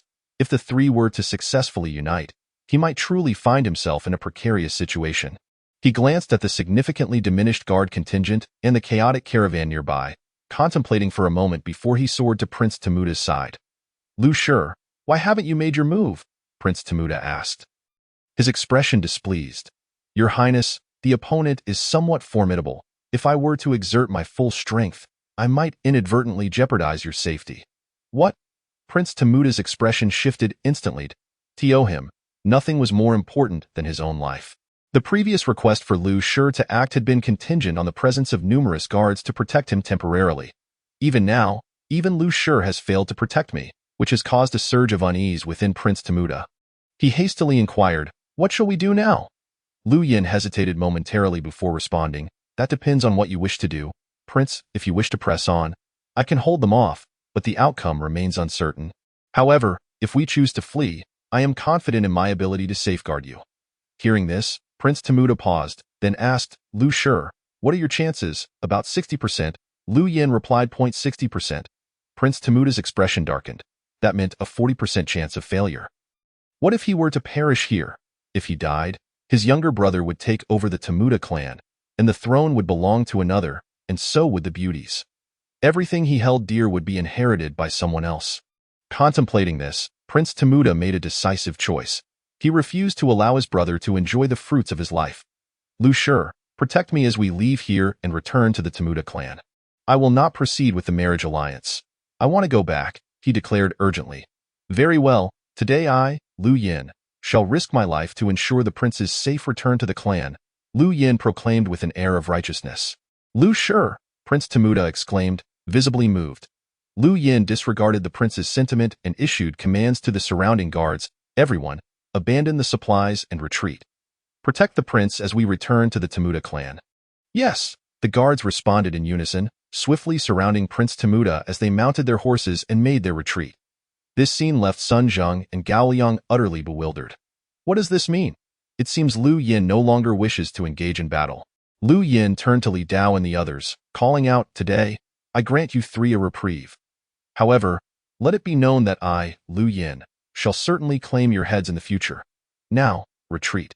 Having delivered his proclamation, he spurred his horse to catch up with the fleeing group led by Prince Temuda, leaving Sun Zheng and Gao Liang in a state of confusion.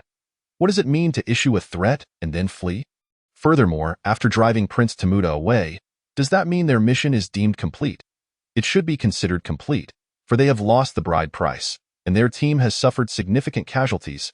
No one would dare to return to the marriage alliance in such a disheveled state. Chapter 26. Wei Yun captured. Li Dao storms the enemy camp. Boss, what happened to their people? They've all fled. At this moment, Shun San and the others rushed over. They had been preoccupied with searching for the so-called treasure when they noticed that the guards, who had previously fought fiercely against them, were now withdrawing in haste. With their master gone, how could they remain? Li Dao brushed off the residual frost from his clothing and remarked, fled? Then what about our mission? He scanned the carts laden with goods. The items are still here. Let's search. No need to search. Sun Zheng interjected suddenly. No need to search. Shun San and the others looked at him in confusion. Indeed, Sun Zheng explained his hypothesis. Their hasty retreat could only mean they were returning to the Temuda clan and not heading toward the Qian. Therefore, this mission could be considered complete, Li Dao asked. What if they regroup and continue the marriage alliance after returning? Gao Liang chuckled. Then that would be another mission. One that has nothing to do with you as Li Dao. Indeed, it seems that regardless of the realm, the workplace is the same. People will find ways to offload troublesome matters. In that case, they would save themselves the trouble. The third task promised to Wei Yun was now complete, and the time had come to embrace their freedom.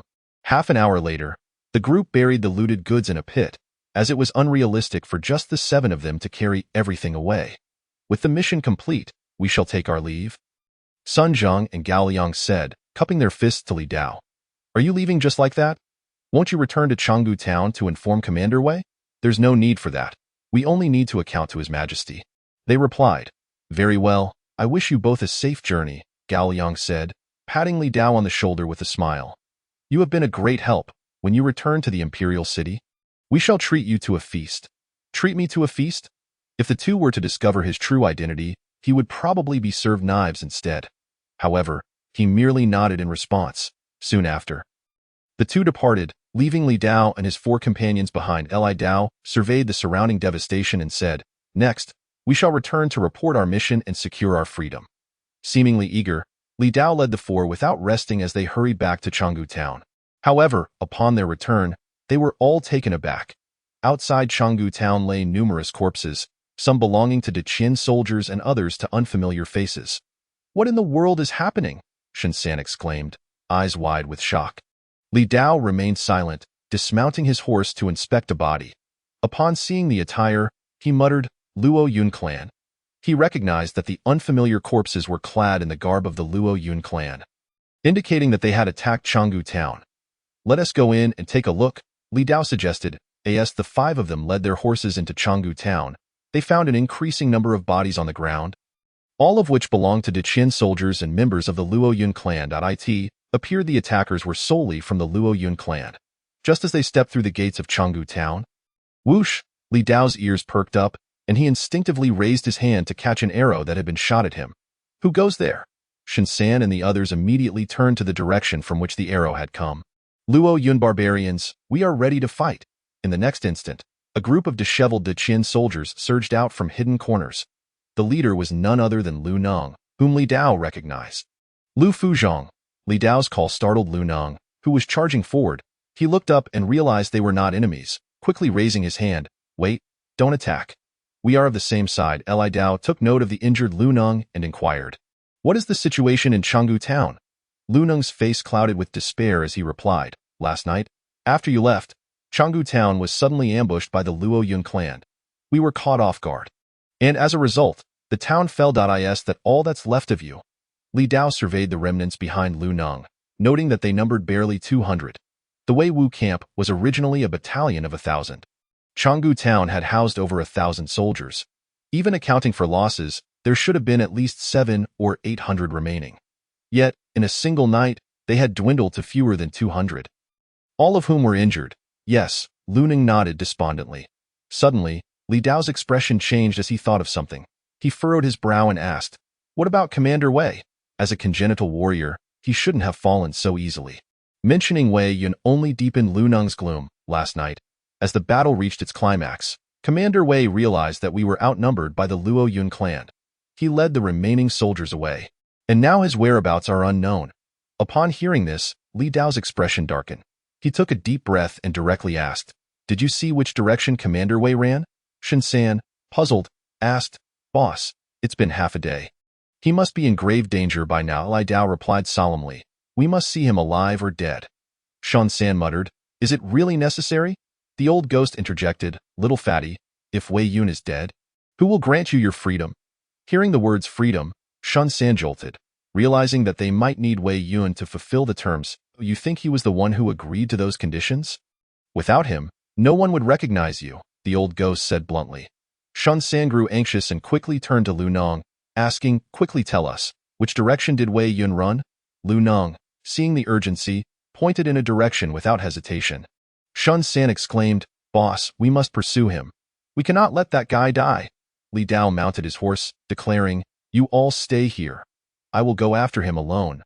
But, Shen San began, but Li Dao had already spurred his horse and galloped toward the direction Lu Nong indicated. Old ghost, should we follow? Shen San couldn't help but ask. Follow? If you want to go, then go, the old ghost replied nonchalantly, plopping down on the ground. He glanced at the injured soldiers and added, Today, I shall show mercy. Those who wish to be treated may form a line. Meanwhile, after leaving Chengdu town, Li Dao remained vigilant, keeping an eye on the ground for any traces. Soon, he discovered evidence of the Luo Yun clan's pursuit and immediately followed the trail. At this moment, a camp was temporarily stationed some distance away. In the center of the camp stood a wooden cage, within which was a person bound by numerous chains. If Li Dao were present, he would undoubtedly recognize this individual as Wei Yun. This was the temporary encampment of the Luo Yun clan. One of their members approached the cage and splashed cold water inside, coldly demanding, "Tell me, did your Qian people kill our clan's third prince?" Bah! Wei Yun spat defiantly, revealing a cold smirk as he retorted, "Your mother's undergarments. What does your clan's third prince have to do with us Qian?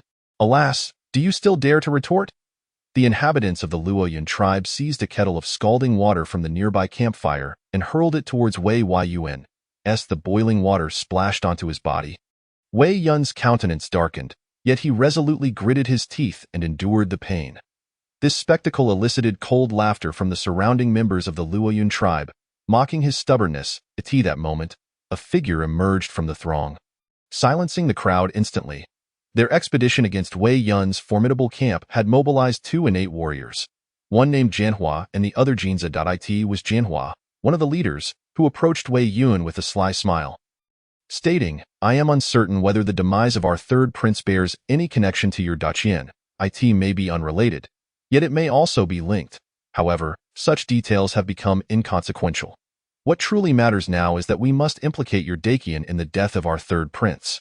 All you need to do is acknowledge that his death was caused by your Dacian, and we shall not only release you but also grant you the privilege of joining our esteemed Luo Yun tribe. What say you?" Wei Yun furrowed his brow, realizing, "You are the faction of the Luo Yun tribe opposing Dacian." In the northern barbarians, the Luo Yun tribe was ostensibly a neutral faction, maintaining an ambiguous stance towards Dacian. Yet, there existed a faction among them that detested this ambiguity. They yearned for a declaration of war against Dacian akin to that of the Tamu tribe, in order to seize superior resources and lands. The very third prince, whom they had slain, belonged to the anti-Dacian faction, hence he covertly negotiated with the Tamu tribe without the knowledge of the Luo Yun tribe's king. Now, their actions were merely an excuse to persuade the remaining members of the Luo Yun tribe. Understanding this, Wei Yun resolved not to yield, even if he were indeed the orchestrator of the third prince's abduction and murders. "Oh, what if I know?" "Just respond swiftly," Jianhua urged impatiently. Wei Yun, opting for silence, closed his eyes and remained mute. Observing this, Jianhua discerned his intent, glanced at the sky where the sun was nearing its zenith, and commanded, "Erect a flagpole and hang him up for the sun to scorch." Thus, the battered Wei Yun was suspended from a pole, exposed to the relentless sun. In that moment, a thought crossed his mind, and he murmured, "Apologies, 9527. Wei Yun held no fear of death. His sole regret lay in his inability to fulfill the promises he had made. Time passed slowly. The sun above blazed ever more fiercely, leaving him feeling parched and weak. Due to the severity of his injuries and the relentless exposure, his vision began to blur. Faintly, he perceived a figure approaching in the distance. 9527? Wei Yun chuckled bitterly, muttering, "They say one sees illusions when nearing death. It seems to be true."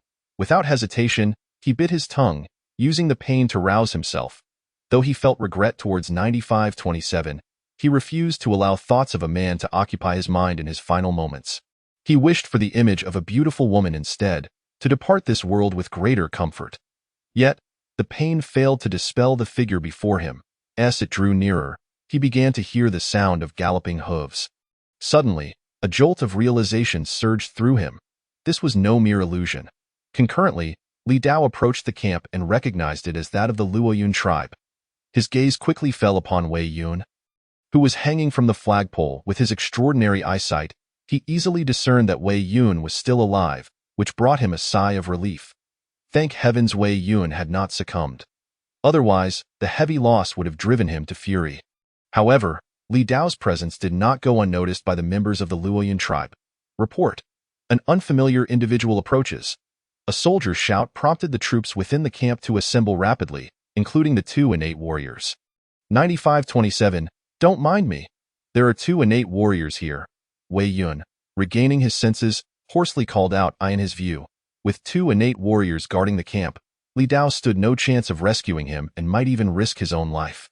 Hearing Wei Yun's voice, Li Dao's attention immediately shifted to the 2 figures at the forefront of the soldiers. 2 innate warriors, you say? Without a moment's hesitation, he opened his system panel. Master, Li Dao, Physique, 40. 74. Available attributes, 10.98. Although he had not succeeded in slaying the final snow demon, Lu Yin, during the recent battle against the Tamu Prince, he had nonetheless acquired substantial attributes from defeating the high-quality guards. He wondered if his physique, now 50 times that of an ordinary person, would suffice. Regardless, he was unwilling to retreat without testing his strength here. Attribute points allocated. Master, Li Dao, Physique, 51.72. Available attributes, 0 in an instant. A familiar surge of warmth coursed through his body. The boiling blood awakened his fighting spirit, igniting within him an overwhelming urge to unleash his pent-up energy, akin to the effects of a stimulant. Without hesitation, he spurred his steed onward, charging directly at the members of the Luoyun tribe. Faced with Li Dao's onslaught, the 2 innate warriors from the Luoyun tribe exchanged mocking glances and commanded. Charge! Eliminate him! Kill! A throng of soldiers surged towards Li Dao, emboldened by the fact that they faced but a single adversary. Unbeknownst to them, their charge appeared to Li Dao as a herd of sheep rushing toward a tiger. As if attempting to overwhelm it in mere moments, bolstered by the momentum of his steed, dozens of soldiers were sent sprawling. Simultaneously, the soldiers' blades descended upon Li Dao. Not far off, the 2 innate warriors dismissed Li Dao as a threat. Instead beginning to wager, Jianhua remarked, "How long do you think he can endure?" Jinsa smirked, "No more than 30 seconds before he perishes." Jianhua laughed heartily, "You say 30 seconds? I shall give him credit for 40. Jinsa shrugged, "Let us wait and see." Despite the myriad blades raining down upon him, Li Dao's reflexes allowed him to evade them effortlessly. Yet, he chose not to, for evasion would hinder his efficiency in striking back. In an instant, numerous blades struck his form. However, these blades merely tore at his clothing, failing to inflict any harm upon his flesh beneath. This spectacle rendered the surrounding soldiers momentarily speechless. Yet, they had no opportunity to react.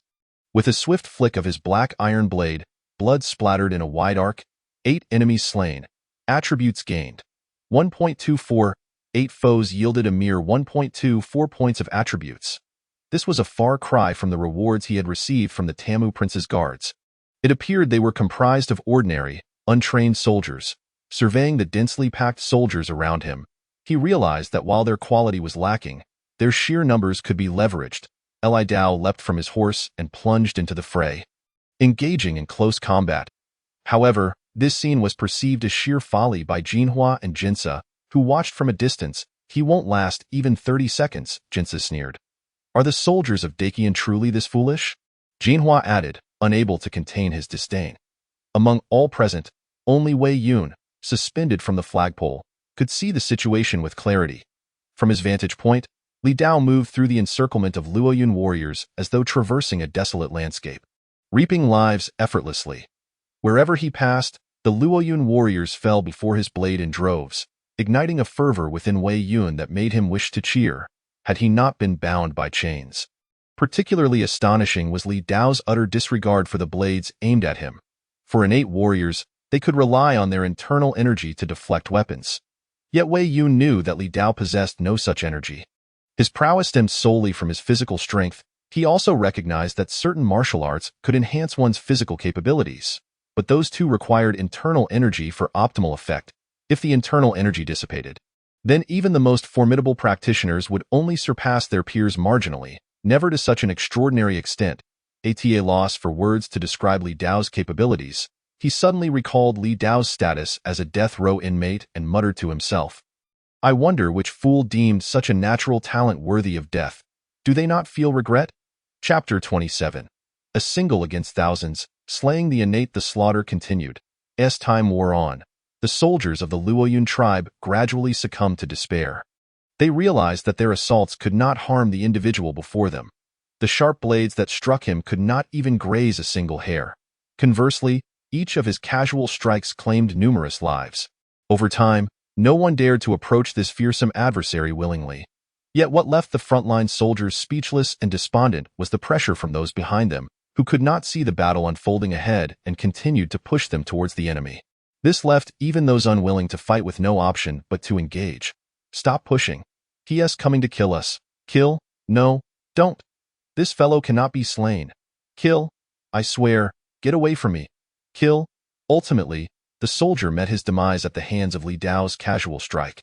When the soldier, who had been fervently shouting for blood, squeezed his way to the forefront and beheld the carnage of bodies and blood strewn across the ground, he finally comprehended why that individual had persistently obstructed his approach. In that moment, he yearned to resurrect the one who had shielded him. Yet, what awaited him was only the razor-sharp edge of the mysterious iron blade. After all, Li Dao had descended into a complete frenzy of slaughter. Though he might not face a multitude, he was, by all accounts, akin to a lone warrior amidst 1,000 foes, rendering the ordinary soldiers mere spectators to his merciless carnage. This stark contrast exemplified the superiority of those with formidable physiques over true energy practitioners. If a martial artist perpetually relied on their inner energy, it would inevitably deplete after a certain duration, leaving them as nothing more than a slightly stronger version of an ordinary person. The soldiers, in a desperate rush, might indeed overwhelm him with sheer numbers. However, Li Dao was different. Despite the absence of true energy, he possessed extraordinary stamina. Simple swings of his blade did not exhaust him significantly. Instead, with each act of slaughter, he felt an increasing exhilaration. Particularly as he observed the rising statistics within his attribute panel, his strikes grew ever more rapid. At that moment, the melodious notifications from the system resonated in his ears. A symphony he could not tire of: defeated 4 enemies, gained attributes, 0.65, defeated 6 enemies, gained attributes, 1.13, defeated 5 enemies, gained attributes, 0.96, defeated. Though each attribute gain was modest, the frequency of the rewards made it all the more gratifying. Suddenly, a distinct notification echoed in his mind. Completed a consecutive 100 kills, reward attributes, 5, a consecutive 100 kills. The system has such a reward mechanism. He recalled that upon achieving his first kill, he had also received a modest attribute reward. Following that initial achievement, he had assumed no further system rewards would be forthcoming, as he had only received attribute drops from slain enemies for an extended period. It had not occurred to him that only by accomplishing a consecutive 100 kills could he garner system rewards. He was left to ponder whether this reward was exclusive to the first instance, or if further increases in consecutive kills would be necessary to obtain additional system rewards. Nevertheless, this unexpected 5-point attribute boost was indeed a delightful surprise. This sudden windfall only intensified Li Dao's murderous intent. If slaughter were akin to a job, then this unexpected bonus would certainly invigorate the industrious employee that was Li Dao. Meanwhile, outside the encirclement, Jin Hua and Jin Sha began to sense an unsettling atmosphere. What was happening? Why was the battle still ongoing after such a prolonged duration? Jin Hua's expression soured. Forget about 30 or 40 seconds. It had been several minutes, and the combat raged on. Moreover, he vaguely heard the anguished cries of his own soldiers. This was bad. I must investigate. Unable to contain himself, Jin Hua left a brief remark and rushed out. Upon nearing the battlefield, the scene that unfolded before him rendered him speechless. His subordinates were being mercilessly slaughtered, a lone figure wreaking havoc among them. Bastard! Witnessing this, Jin Hua's eyes turned crimson, and with a furious roar, he plunged back into the fray, shouting for everyone to retreat. Initially, this surprise assault on the Long Valley town, aimed at capturing the Grand General Wei Yun of Deqian, had been deemed a significant victory for their Lanyun tribe. However, after witnessing the brutal slaughter, their casualty rate soared, and Jin Hua could not remain composed. Li Dao claimed more lives with another stroke of his blade when he suddenly felt a chilling presence behind him. Turning around, he was met by an innate warrior charging towards him. Just what I needed. Li Dao glanced at his status panel. Master. Li Dao, physique. 51.72. Available attributes. 25.78. Following the initial wave of carnage, coupled with the system's reward of 5 additional attributes, his available attributes had reached an astonishing 26 points, surpassing half of his current physique. It was nearly time. Faced with a potential adversary capable of ending his life, Li Dao, valuing his own existence, was determined to respond with all his might. System. Allocate my points.in. The next instant, the panel transformed. Master. Li Dao. Physique. 77.50. Available attributes. 0. With over 20 points added to his physique. A surge of heat coursed through his body, rapidly circulating throughout. With each circulation, his physique strengthened incrementally, in a brief span. His skin took on a flushed hue, and even in his breaths, a faint white mist emanated from his nostrils. In that moment, both his murderous intent and physique surged violently as the innate warrior drew closer. Li Dao began to evaluate his own strength against the imminent threat, the criteria for assessment vividly before him. Kill. With a guttural roar, Li Dao seized the mysterious iron blade and charged toward Jianhua on the other side. Jianhua was contemplating how to capture and torture the individual before him to death when he suddenly heard a furious roar and saw the opponent charging directly at him. Seeking death, he immediately labeled the individual in his mind, as he perceived them to be merely an oddly skilled acquired warrior. After all, they could not even release true energy, so it was impossible for them to be innate. Divine Eagle Claw. Jianhua formed his hand into a claw, a sharp surge of true energy materializing at his fingertips. As he faced the incoming blade, his hand moved swiftly, easily evading the blade's arc while simultaneously seizing Li Dao's arm with a vice-like grip. Li Dao, witnessing this, could not help but show a flicker of surprise. Judging by the opponent's attack, it was evident that this was a highly agile innate warrior skilled in unarmed combat. First, I will cripple your arm. Jianhua's confidence blossomed as his right hand gripped Li Dao's arm. The next moment, true energy erupted from his fingertips, and he struck with ferocity. A tearing sound echoed. The sleeve of Li Dao's garment shredded, accompanied by a splash of blood. However, as Jianhua withdrew his hand, he was left dumbfounded, staring at the remnants of fabric and bloodied skin fragments at his fingertips. Impossible. Absolutely impossible. How could there be such minimal damage? In his mind, he had anticipated a gruesome outcome, but was met with nothing more than a few bits of skin. On the opposing side, Li Dao glanced down at the 3 crimson gashes on his arm, raising an eyebrow in bemusement. Unable to restrain himself, he remarked, "An innate warrior? Why resort to such feminine techniques?" In his recollection, during his school days in a previous life, a female classmate had left similar scratches on him. Such wounds would have scabbed over within an hour. Yet now, Li Dao looked down again, noting that although the marks had been fresh moments ago, they had already completely healed. He shook his arm, shattering the scab, revealing unblemished skin beneath, devoid of any trace of injury. Techniques suited for women? Jianhua's eyelid twitched. When had his divine eagle claw ever been described in such a manner? Enraged, he lashed out once more, determined to prove his prowess. After a series of exchanges, he successfully landed his claws on Li Dao's arm again. And no longer underestimating his opponent, he unleashed his full power, channeling innate true energy into his fingertips and striking with force. This time, he distinctly sensed that his claw was momentarily obstructed by a layer of flesh, unable to penetrate the skin. With a swift motion, he managed to break through that layer. However, the dense muscle underneath presented yet another barrier against his true energy.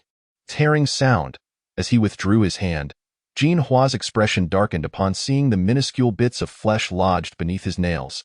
He never expected that his formidable divine eagle claw could be thwarted by the mere flesh of a human. Are you even human? If he was untroubled, then the only issue must lie with the person before him. Such a terrifying physique was beyond his imagination for any human. Li Dao observed the slow healing of his wounds and replied with a faint smile.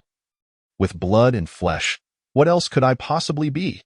The moment the words left his mouth, he decisively launched an attack against the innate warrior before him. For he had already discerned that his physique, which surpassed that of an ordinary person by over 70-fold, combined with his transformed skin, rendered him exceedingly difficult to kill. Thus, the next step was to test the limits of his offensive capabilities. Nameless blade. Li Dao's mysterious iron blade aimed directly at Jianhua's neck. Jianhua, snapping back to reality from his shock, swiftly dodged. Yet, Li Dao's speed outstripped his expectations, and despite his agility, he barely managed to evade the strike. Tearing sound. Jianhua suddenly realized that although he had seemingly evaded the blade, his outer clothing was still slashed open. However, he distinctly noted that the blade bore no trace of true energy. Could it be? A chilling thought surged through his mind. Was this a blade forged purely from brute strength? This revelation left Jinhua questioning everything. What manner of freak is this? At that moment, the soldiers of the Lanyun tribe, witnessing their leader embroiled in combat with the enemy, began to retreat hastily. They had initially believed their leader would effortlessly dispatch the foe, only to realize that their commander was at a disadvantage against the innate warrior. In the face of Jinhua, an innate warrior, Li Dao had only one strategy: to exploit the fact that his opponent struggled to inflict harm upon him and retaliate with unrelenting force. This led Jinhua to approach the conflict with trepidation, for even in the absence of true energy, a casual sweep of Li Dao's formidable strength could potentially leave him severely injured. Hanging from the flagpole, Wei Yun witnessed the entirety of Li Dao's fierce assault against Jinhua, his mouth agape in astonishment. Initially, he presumed that with the strength of 95-27, he would merely contend with a half-step innate warrior. Never did he anticipate that he could also contend with an innate martial artist. Concurrently, as the soldiers of Luo Yun dispersed, Jin Sha, not far away, similarly observed the clash between Jinhua and Li Dao. Upon seeing Jinhua at a disadvantage, Jin Sha instantly straightened, though he soon relaxed again, seemingly amused by the unfolding spectacle. With a cold snort, he noted how his adversary relentlessly attacked while Jinhua continuously evaded. Given his understanding of Jinhua's capabilities, he recognized there were countless opportunities for a counterattack. Yet Jinhua persisted in avoidance. Was this a game? Thus, he felt no concern and continued to lean against a nearby post. Watching intently, unbeknownst to him, Jinhua was precariously walking a tightrope high above the ground, each step teetering on the brink of life and death. Li Dao's every strike was fierce, and he appeared tireless. Each blow swift and precise, targeting the most vulnerable points. Consequently, despite Jinhua's exceptional agility, he was drenched in cold sweat after each dodged. In that moment, he could only curse inwardly. Monster! After all, how could a mere human withstand such a relentless onslaught? He had initially thought to exhaust his opponent's stamina by leveraging his own agility, but after numerous exchanges, his adversary showed no signs of fatigue while his own vital energy was rapidly dwindling. In desperation, he shouted, "Jin Sha, come help me quickly!" In the distance, Jin Sha dismissed Jinhua's plea, responding loudly, "You handle it yourself. I'll just watch." Internally, Jinhua fumed. "Is this what you call playing? I'm on the verge of death." Li Dao did not afford Jinhua the luxury of conversation, intensifying his assault. While his attack frequency seemed consistent, within his mind, the figure of this innate warrior flickered repeatedly, with each enhancement of his physique. His mental faculties also sharpened. Now possessing over 70 times the cognitive capacity of an ordinary person, he could effortlessly multitask, analyzing his opponent's behaviors in his mind. Once he fully mapped out an opponent's actions, barring significant changes, he would soon see through their intentions. After several exchanges, Jinhua's every movement was entirely simulated in Li Dao's mind. Left, Li Dao's gaze sharpened, and the blade he had just swung suddenly veered to the left. Jinhua, instinctively dodging to the left, was met unexpectedly by the incoming blade. The sound of slicing echoed sharply, abruptly silencing the chaos. This time, Li Dao's strike did not merely graze clothing. It precisely found its mark upon Jinhua's throat. Regardless of how potent one's vital energy may be, flesh and blood cannot withstand the sharpness of Qian iron. Jinhua, eyes wide, clutched his neck as blood poured forth, his gaze fixated on Li Dao, utterly bewildered by the unexpected trajectory of the blade. Little did he know, his every action had been meticulously replicated in Li Dao's mind, who had deduced with 90% certainty that Jinhua would dodge left, necessitating only the timely thrust of his blade. Kill one enemy, gain attribute. 10.31. After Jinhua's demise, the system's notification reverberated in Li Dao's mind. Upon seeing the attributes gained from slaying an innate warrior, Li Dao stood in shock. Over 10 points? This meant the overall attributes of an innate warrior exceeded that of an ordinary person by 100-fold, surpassing even his own physical prowess, a testament to the formidable nature of innate warriors. Based on prior encounters, it became evident that this particular innate warrior possessed merely a fraction of the physical capability compared to the norm, suggesting that vital energy constituted a staggering 80% of the innate warrior's overall attributes. A truly terrifying ratio. Simultaneously, with Jin Hua's passing, the air around Li Dao grew eerily silent. Raising his head, he saw all the Luo Yun soldiers standing in stunned disbelief, gazing at Jin Hua's lifeless body. One soldier, snapping back to reality, instinctively began to retreat. This was merely the beginning. After one retreated, others followed suit. The soldiers, witnessing the demise of their formidable leader, realized that charging forward would serve no purpose but to meet the same fate. Not far off, Jin Sha, who had only moments ago mocked Jin Hua, stood frozen, unable to comprehend how Jin Hua had so suddenly perished. Wasn't he merely playing? How could he have lost his life in such a manner? If Jin Hua were aware of Jin Sha's thoughts, he would surely unleash a torrent of curses. Just as Jin Sha contemplated avenging Jin Hua, a sudden clarity surged through his mind, prompting him to remain calm. His strength was not markedly superior to Jin Hua's. If Jin Hua had not merely toyed with his life, but had genuinely been outmatched and slain, could he truly defeat the opponent? From Jin Hua's cry for help, it was evident he had sought escape, yet found none. This indicated that the adversary's strength left Jin Hua no avenue for retreat, compelling him to seek assistance. Jin Sha stood rooted in place, faced with two choices. One was to seek vengeance for Jin Hua, risking his own life and potentially leading to the annihilation of their entire team. The other was to flee, preserving his life for a future when he could avenge Jin Hua more effectively. Meanwhile, after vanquishing the innate warrior before him, Li Dao's gaze naturally fell upon another innate warrior not far away. Only one remained, so he thought to make his move, only to witness the remaining innate warrior suddenly mount his horse. Initially expecting the foe to charge at him, he was taken aback when the warrior turned and fled in the opposite direction, shouting, "Retreat!" This command seemed to lift the constraints on the Luo Yun soldiers. The soldiers, who had been retreating slowly, suddenly surged forward as if invigorated, racing towards their camp. Their singular thought was to mount their horses and follow their other leader. Li Dao? This scene left him momentarily dumbfounded. This was not what he had envisioned. He had expected a throng of warriors to charge at him, seeking to avenge their fallen comrade, not to flee. Whether it was his slow reaction or their rapid retreat, by the time Li Dao regained his senses, the slowest soldier had already galloped over 100 meters away. Chapter 28. Rescuing Wei Yun and gaining freedom watching the vanishing figure of the innate warrior. Along with the fleeing soldiers of Luo Yun, Li Dao hesitated for a moment but ultimately chose not to pursue. For him, this day had already been a resounding success, yielding unexpected gains. Now, the priority was to ensure Wei Yun was unharmed.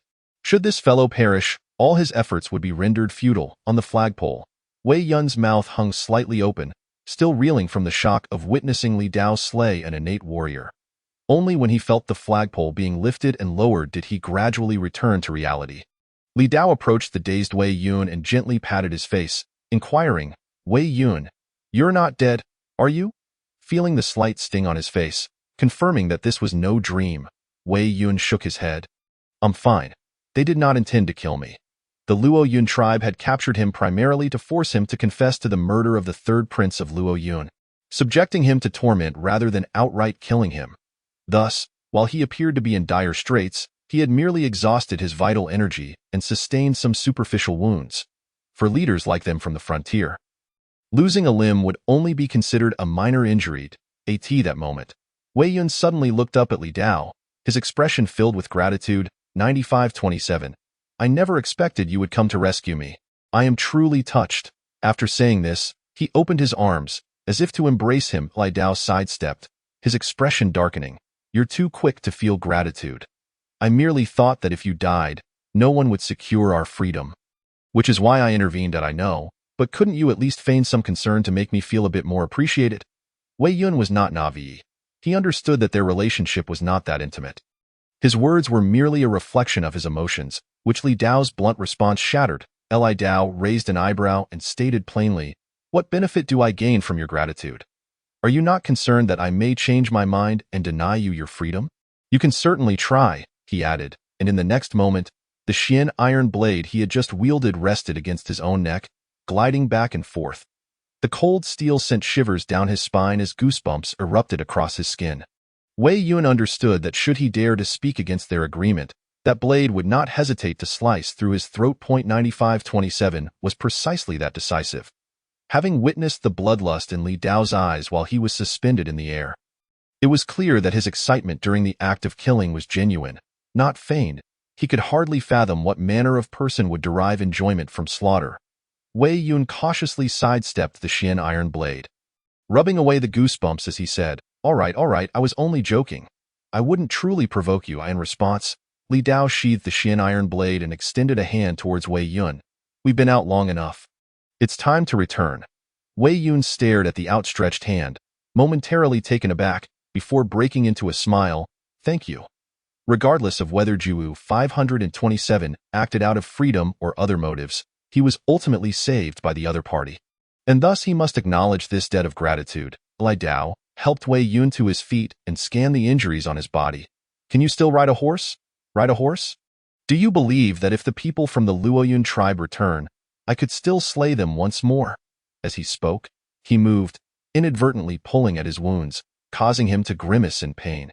Li Dao couldn't help but roll his eyes. "If you can ride, then do so. I have no desire to share a mount with a man." Wei Yun, in a state of exasperation, retorted, "As if I would willingly ride with a man." Li Dao quipped, "Who can say?" In the town of Changgu, thanks to Old Ghost treatment, most of the remaining soldiers from the Great Qian army had received care. Many soldiers around expressed their gratitude towards Old Ghost, as some among them had their severed arms reattached. Numerous soldiers on the brink of death were miraculously saved by Old Ghost's extraordinary medical skills. Lu Fuzhong gazed at his scabbed wounds and exclaimed, "Old Ghost, you truly are a talent." Suddenly, a thought struck him, and he couldn't resist asking, "Old Ghost, with your remarkable medical skills, why is it that the Jinui have you marked as practicing without a license and selling counterfeit medicine, ultimately leading to your arrest?" Upon hearing this, Old Ghost scoffed, "Some repay kindness with enmity. I fulfilled his wish, and yet he had me captured by the Jinui." He then recounted the general circumstances of the affair. After hearing Old Ghost's tale, everyone was left in stunned silence. In his story, a high-ranking official, having fathered a son, suddenly desired a daughter in his old age and inquired if there was a way to grant him this wish. At that moment, Old Ghost had just concocted a new medicine and needed a test subject. Through his manipulation, the official ended up with a daughter. The problem arose when the official, having obtained a daughter, found himself without a son. Old Ghost had literally transformed the official's son into a daughter, one who could marry and bear children. Fortunately, the official's son was a good-for-nothing, leading the Jinui to view Old Ghost as someone who had caused harm and thus opted not to execute him on the spot, merely imprisoning him instead. Hearing this, everyone instinctively crossed their legs. However, Old Ghost continued nonchalantly, "As a gesture of our fateful meeting, should any of you wish to become women, I can assist you free of charge." Shin-san interjected, "Old Ghost, you wouldn't be trying to trick me into becoming an apprentice, would you?" Just moments before, he had thought that being an apprentice under Old Ghost wouldn't be a bad idea, considering Old Ghost's superb medical skills. But now, he realized that sometimes, living might be worse than dying. If he were still the official's son, he would undoubtedly choose to forego life. Old Ghost shrugged, "I'm not quite certain yet. I'll notify you once I've developed a new medicine." The idle chatter quickly came to an end as Lu Nung sighed, uncertain whether Jiwu 527 would manage to catch up and save Commander Wei. Among those present, Shun-san, who had the least regard for Wei Yun, wore a worried expression. "Wei Yun, you mustn't die. If you do, who will return my freedom? If you manage to survive, I might even call you grandfather." As soon as he finished speaking, the sound of galloping hooves approached from a distance. "Shun-san, I heard what you said. Hurry and call me grandfather." Everyone turned their heads in unison, only to see two figures on horseback entering through the shattered gates of Changgu town. One was Li Dao, and the other was, of course, Wei Yun. "Commander Wei!" Lu Nung exclaimed with delight as he sprang up from the ground. The other soldiers from the Weiwu camp were equally thrilled, attempting to rise, and even those unable to stand were lifted by their comrades. Wei Yun looked at his subordinates and sighed deeply, forcing a smile as he greeted, "It's good that everyone is safe." Then, his gaze fell upon Shun-san. "Fatty, where's that promise of calling me grandfather?" Shun-san's face shifted through various shades of embarrassment. "Fatty, a man must keep his word. You wouldn't go back on your word?" Would you? Wei Yun continued to tease. You rascal. Wei Yun waved his hand dismissively. Forget it. Considering Zhuwu 527 saved my life, you needn't. Grandfather. Shen San interjected, maintaining his composure as he spoke. Is it possible to absolve me of my big brother's debt for saving you with just one phrase? Wei Yun. Subsequently, Shen San approached Wei Yun and extended his hand. Wei Yun glanced down and noticed nothing there, asking, What are you doing? Return our freedom. Not yet. Why not? Fatty, have you seen the state of the Weiwu camp? How do you expect me to return your freedom? When will you be able to return it? At the very least, you must wait until the Weiwu camp is rebuilt and I can contact the higher-ups. Really? Of course, it's true. Wei Yun said earnestly, for a death row inmate to restore their household registration is not a simple matter. There must be a process, I assure you. I will expedite the restoration of your household registration and return your freedom. Shen San looked skeptical. You won't play us again, will you? Wei Yun shrugged. If you don't trust me, then trust Zhuwu 527. Shen San turned to Li Dao. Boss, is this guy reliable? Li Dao replied candidly. Whether he is reliable or not, we'll find out soon enough. On their journey back, he had already inquired about the situation, so he was not as alarmed as Shen San. Upon hearing this, Shen San shot a glance at Wei Yun. I'll trust you one last time. Rest assured, time flew by. A month had passed since the attack on Changgu town and Wei Yun's returned. To prevent another assault from the Luoyan tribe, Wei Yun relocated the remaining troops of the Weiwu camp to an abandoned ancient town, 100 miles east of Changgu. After a month of construction, the new ancient town began to exhibit signs of revitalization. Wei Yun renamed it Chongping Town, symbolizing longevity and peace. The only peculiar thing was that when he named it Chongping, Zhuwu 527's expression turned somewhat strange. On this day, within a tent in Chongping Town, Li Dao and 4 others gathered. On the bed, the usually erratic little madman lay quietly. Old Ghost stood beside him, meticulously checking his pulse. After a moment, Old Ghost released his hand. It's good. Upon hearing this, little madman sprang up and began to move restlessly. Remaining still was unbearable for him. If not for the familiar faces around him, he would have already started acting out. Li Dao stood by. How is he? Old Ghost shook his head. I can treat him, but I can't do it here. He glanced at little madman and explained. This kind of sorcery is something I once studied, originating from ancient tribes in the southern mountains of the Great Qian. To properly heal little madman, we must go there. Su Hu suddenly stood up. Let us go. Having spent a month together, little madman and Su Hu, 2 kindred spirits, had grown increasingly close. Upon learning that there was hope for little madman's recovery, Su Hu readily agreed without hesitation. Old Ghost nodded. If you say we should go, then we shall. I thrive on tackling these challenging ailments. However, we must wait for Commander Wei to restore our freedom first. Hearing this, Shen San became incensed. Is Wei Yun reluctant to grant us our freedom? It's been a month. How can there be no progress? At that moment, the tent flaps were lifted, and a voice rang out, Fatty Shen. I just walked in and already heard someone insulting me. Insulting you? I'd like to beat you. It's been a month. Your Weiwu camp is ready, but what about my freedom? Shen San turned to launch into a tirade, but upon seeing the object in Wei Yun's hand, his expression froze and he quickly exclaimed, What you have in your hand is… Wei Yun smiled slightly, the household registration book. Shen San was momentarily stunned. Really? Wei Yun replied playfully, What do you think? Shen San, although eager to snatch the unknown household registration book from Wei Yun's grasp, knew he could not. All right, Commander Wei, at this point, just stop teasing him. Li Dao stepped forward, his curiosity piqued as well. After waiting a month, he too felt a sense of impatience. Seeing Li Dao speak, Wei Yun ceased his banter and approached the table, placing the book down and casually flipping it open to reveal pages filled with various individuals' registration information. Soon, he reached a blank page. Next, all you need to do is provide your information, and I can register you. Once submitted, you will officially regain your household registration. Wei Yun glanced at Li Dao and the others. Who wants to go first? The group instinctively turned their gazes toward Li Dao. All right, I'll go first. Li Dao took a deep breath and sat across from Wei Yun. Having transitioned from despair to hope since being confined in the death row camp, the weight of his emotions was heavy. Now, he was finally on the brink of shedding the identity of a death row inmate. At that moment, Wei Yun suddenly reminded him, I must emphasize one thing. Your household registration must not resemble your previous one, or issues will arise. It is best to create a completely unrelated and unfamiliar identity. Upon hearing this, Li Dao nodded, understanding the importance of this detail, especially given his unique and sensitive identity should it be inadvertently discovered. The Emperor of the Great Qian would undoubtedly not let him off the hook. However, he decided not to change his name.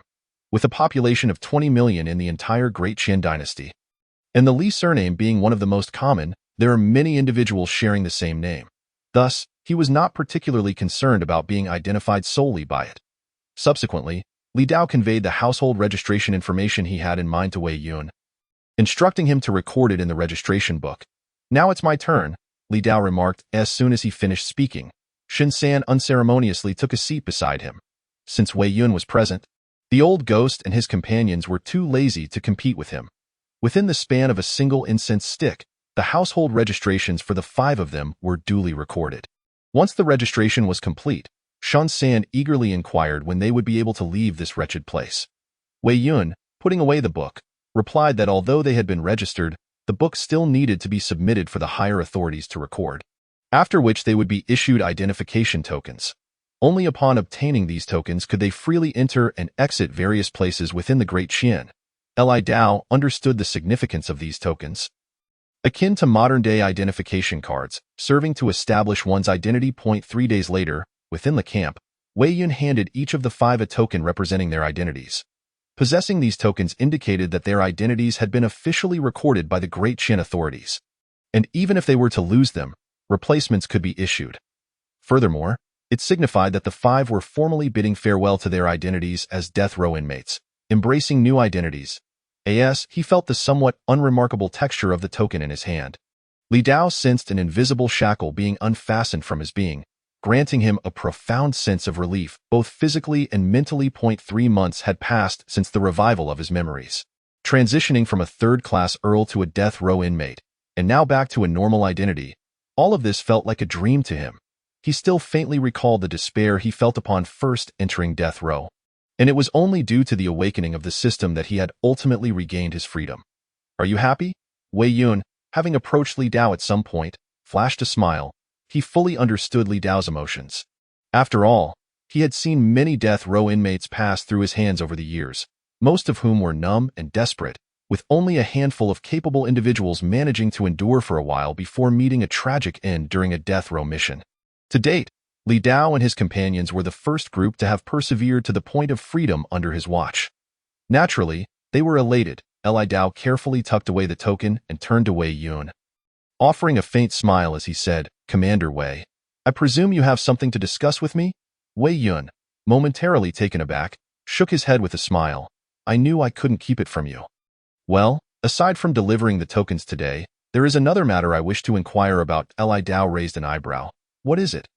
Wei Yun, with a serious expression, stated, "I would like to know if you have any interest in joining the military. Individuals like yourselves often find it difficult to reclaim their former identities and tend to exist in a state of confusion. Based on your previous performance, I believe you would be particularly well suited for military life. If you choose to stay, your future path will surely be smooth. So, would you consider it?" Li Dao was momentarily taken aback by Wei Yun's unexpected invitation to join the military. After contemplating for a moment, he replied, "I can consider it, but not at this moment." "What do you mean?" Li Dao shrugged. "I would like to go home for a visit first." This was something he had already contemplated, especially after learning from Sun Zheng and Gao Liang about the Prime Minister's house's intentions against him. He was eager to return and take a look. "Very well." Wei Yun understood Li Dao's sentiments and nodded. "If you decide to enlist, you can come to me." Li Dao nodded in agreement. The following day, outside Chongping town, having just received their tokens, Li Dao and his 4 companions prepared to depart. It was only natural, as they had grown weary of this place. Li Dao, mounted on horseback, surveyed the other 4 and asked, "Are you all ready?" Sun San cheerfully replied, "Boss, don't worry. I guarantee I'll get the old ghost and the others to their destination." Despite having regained their freedom, Sun San still referred to him as boss. In his words, "Once a boss, always a boss." Tio put it simply, in the world of Zhenghu, having more friends means more paths, especially after their time in the death row camp. Sun San realized that the 4 people beside him were anything but ordinary. As an average person, he understood that to thrive, he needed to cling to a powerful ally, and Li Dao was the strongest support he could find. Li Dao nodded. "That's good. Just be careful on the way and avoid any mishaps." Due to Xiao Fengzi being turned into a goo child, although he retained some intelligence, he suffered from severe aftereffects. According to the old ghost's judgment, if Xiao Fengzi continued down this path, he would not survive a year, as he would be unable to contain the goo poison within him and would perish. Thus, the old ghost decided to personally take Xiao Fengzi to the mountainous regions of southern Great Qian in search of a remedy. Su Hu, having nowhere to go and being close to Xiao Fengzi, chose to accompany and protect the old ghost and Xiao Fengzi along the way. As for Shun San, he resolved to escort the three to the southern mountains of Great Qian before returning to his own adventures in Jianghu. This led to their current parting of ways.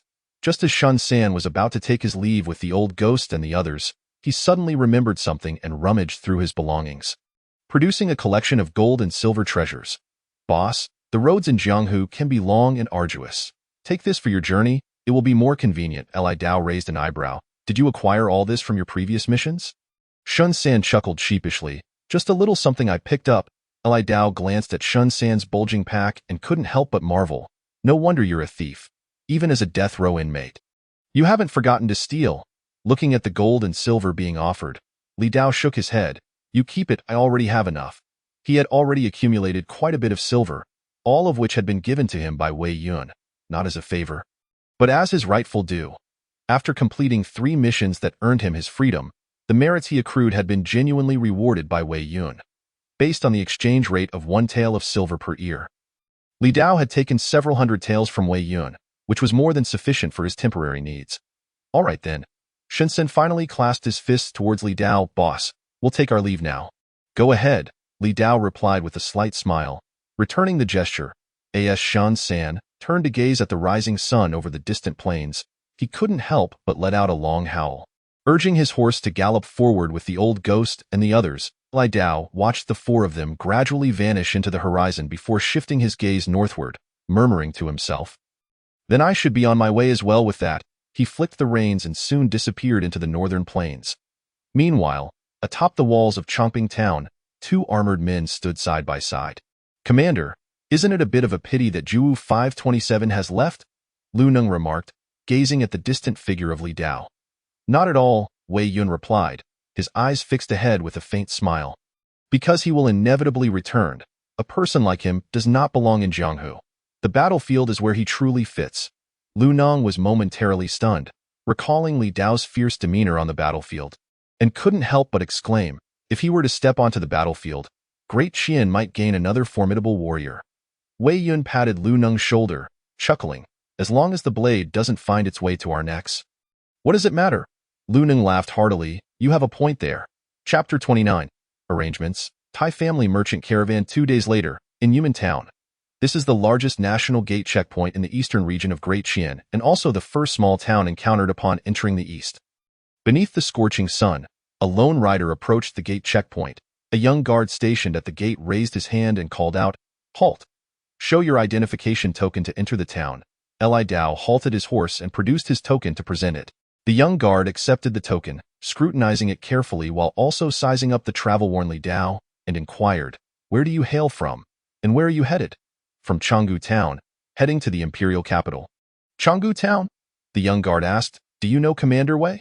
Li Dao placed his hand on his waist, an action that instantly alerted the soldiers behind the young guard, who unsheathed their long knives in unison. Prepared for any potential confrontation, Li Dao was unfazed by their reaction.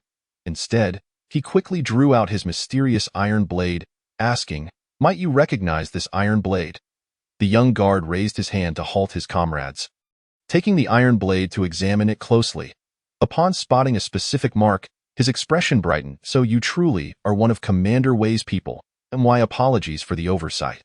The guard's demeanor shifted dramatically, transforming from cautious to enthusiastic, as he politely returned the sword to Li Dao. Li Dao accepted the iron blade and asked, "Did Wei Yun inform you?" "Yes," the guard replied with a smile, "a few days ago. Commander Wei mentioned that a friend of his would be passing through here and instructed us to offer assistance. It appears you are indeed that young master. How may your superiors assist me?" Li Dao inquired, knowing Wei Yun's proactive nature was not surprising, considering the debt he owed him. "You are indeed heading to the imperial capital?" "Yes." The young master is unaware that the eastern border is quite distant from the imperial capital. It is generally arduous for an individual to traverse this journey alone. which is why the people of Human Town typically travel in groups to reach the capital. While we lack the means to escort you there, we can certainly assist in recommending a suitable team. Under the explanation of the gatekeeper, Li Dao swiftly grasped the circumstances of Human Town. Given its strategic location near the border and its extreme remoteness, it is indeed challenging for individuals to arrive here. Only merchant caravans that traverse the borders tend to frequent this small town. For individuals wishing to journey outward from here, joining a group is the most prudent course of action. Li Dao wholeheartedly agreed with the concept of traveling in a group. Although he possessed a map detailing the route from Human Town to the capital of Qian, he found modern maps challenging to decipher, let alone an ancient one. If left to navigate on his own, what should be a half-month journey would likely extend to several months. Thus, enlisting someone to guide him was undoubtedly the wisest choice. Nodding in appreciation, he said, "I would be grateful for your assistance." After saying this, he produced a silver coin weighing 10 taels and tossed it over. "My lord, you are exceedingly courteous. You are a friend of Commander Wei?" The gatekeeper remarked with a wry smile as he accepted the silver. "There is no need for such formalities. Wei Yun is Wei Yun, and I am myself. Should there be any issues, let him address them with me. Consider this money a gesture for the brothers to enjoy some wine." Li Dao casually replied in response. The gatekeeper was left momentarily speechless, only able to clasp his fists and assure, "Rest assured, my lord. We will make the necessary arrangements for you." With the gatekeeper leading the way, Li Dao soon entered Human Town, leading his horse. Upon entering, he quickly realized that, in contrast to its exterior, the interior of Human Town was notably more prosperous. Although small, the town boasted an abundance of various goods. Along the route, carpets and hawking merchants lined the streets, with taverns and pavilions in plentiful supply. Sensing Li Dao's bewilderment, the gatekeeper explained, "These are all merchants passing through. Despite its remote location, the border is a lucrative market for traders from various nations. Most merchants, not wishing to travel too far, opt to wholesale goods directly here, thus contributing to the town's gradual prosperity. However, my lord, do not be deceived by their apparent warmth. In the world of commerce, treachery is commonplace. It's the first sign of trouble. These individuals are among the quickest to flee." His tone dripped with disdain as he spoke. Before long, the gatekeeper brought Li Dao to an inn. Standing outside, Li Dao's eyes were immediately drawn to the sign above the entrance reading Thai Family Inn, accompanied by a smaller sign below it that stated Thai Family Escort Agency. He was surprised to discover that the Thai family had a presence here.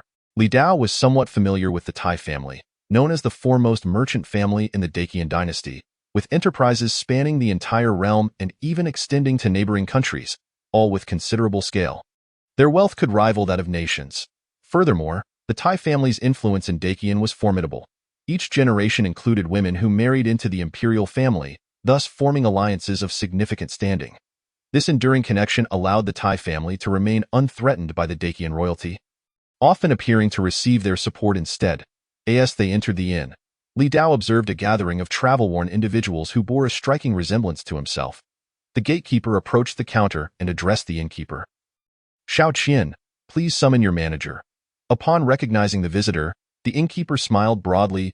"Lord Zhao, please wait a moment. I will notify the manager immediately." Shortly thereafter, the innkeeper led a portly man dressed in luxurious clothing out. "Young brother Zhao, what brings you here today?" The manager greeted cheerfully. "No need for pleasantries," the gatekeeper interjected. "Do you have any large teams heading to the capital? I need your assistance in arranging for someone to join."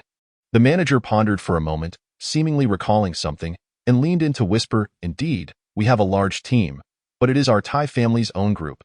However, entry is quite stringent. One must have a clean background. As for you, young brother Zhao." The gatekeeper shot the manager a glare. "Do you imply that the person I brought lacks a clean record?" The manager chuckled awkwardly. "I meant no offense. I was merely stating the facts." The gatekeeper, exasperated, replied, "Enough of this. Just arrange for my friend to join the group, and consider it a favor." The manager's eyes brightened at the prospect of such a favor, though he hesitated, asking, "Are you certain the person you brought is without issue?" The gatekeeper retorted sharply, "Would you like me to place my head on the line as a guarantee?" No, that's unnecessary." Realizing the gravity of the situation, the manager patted his chest and assured, "Rest easy. Young brother Zhao, that I guarantee, by the reputation of the Thai family, that your companion will safely reach the capital." "That is reassuring. The gatekeeper turned to Li Dao. My lord, you shall stay at this inn, and the manager will make all the necessary arrangements for you. Thank you very much, Li Dao replied earnestly.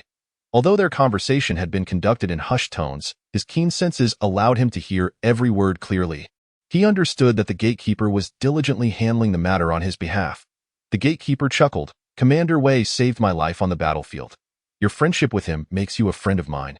No need for formalities. Soon after, the gatekeeper took his leave, leaving Li Dao alone at the inn. The manager warmly welcomed him, stating that he could settle in and would be ready to depart the next day. With a wave of his hand, he instructed the innkeeper to prepare a room for their esteemed guest. Following the innkeeper's lead, Li Dao was escorted to a room. The innkeeper inquired, "Is there anything else you require?" "My lord?" Li Dao glanced down at his attire and retrieved a silver coin from his pocket, tossing it over. "Please prepare some hot water, meals, and a set of clean clothing." The innkeeper received the coin with a cheerful demeanor. "Very well, my lord. I assure you, I will make the necessary arrangements." After a brief interval, a bucket of hot water, a set of black clothing, and a meal were placed in the room. Li Dao heaved a sigh of relief. Finally able to take a hot bath. Yumen Town was much better than Changgu Town, where water resources were scarce, making bathing virtually impossible. One could only wipe down with a damp cloth. Discarding his tattered garments revealed his well-toned physique. Honed through countless trials, his body had achieved a perfect form, with every muscle perfectly defined. Immersed in the water, he sighed again, recalling that it had been over 3 months since his last bath when he was still known as the Earl of Anyuan. As he soaked, Li Dao softly murmured to himself, "Master, Li Dao, physique, 87.81. Available attributes, 0. Since slaying the innate warrior of the Luoyan tribe, he had not had the opportunity to earn attribute points. Thus his physique remained fixed. Once his journey to the capital concluded, he would need to contemplate his future. The next morning, a series of knocks echoed at the door. "My lord, the manager has asked me to inform you that the team is ready to depart." The door creaked open, and the innkeeper was momentarily taken aback. "Who are you? Where is the gentleman from yesterday?" Inside the room stood a man dressed in a long black robe, exuding an air of elegance. With dark hair cascading like ink, styled with a headband that held back a tuft, while 2 strands framed his face. His features were strikingly handsome, with sharp eyebrows and bright eyes that would elicit admiration from anyone. "No need to search. I am the same person from yesterday," Li Dao reminded him. "Really?"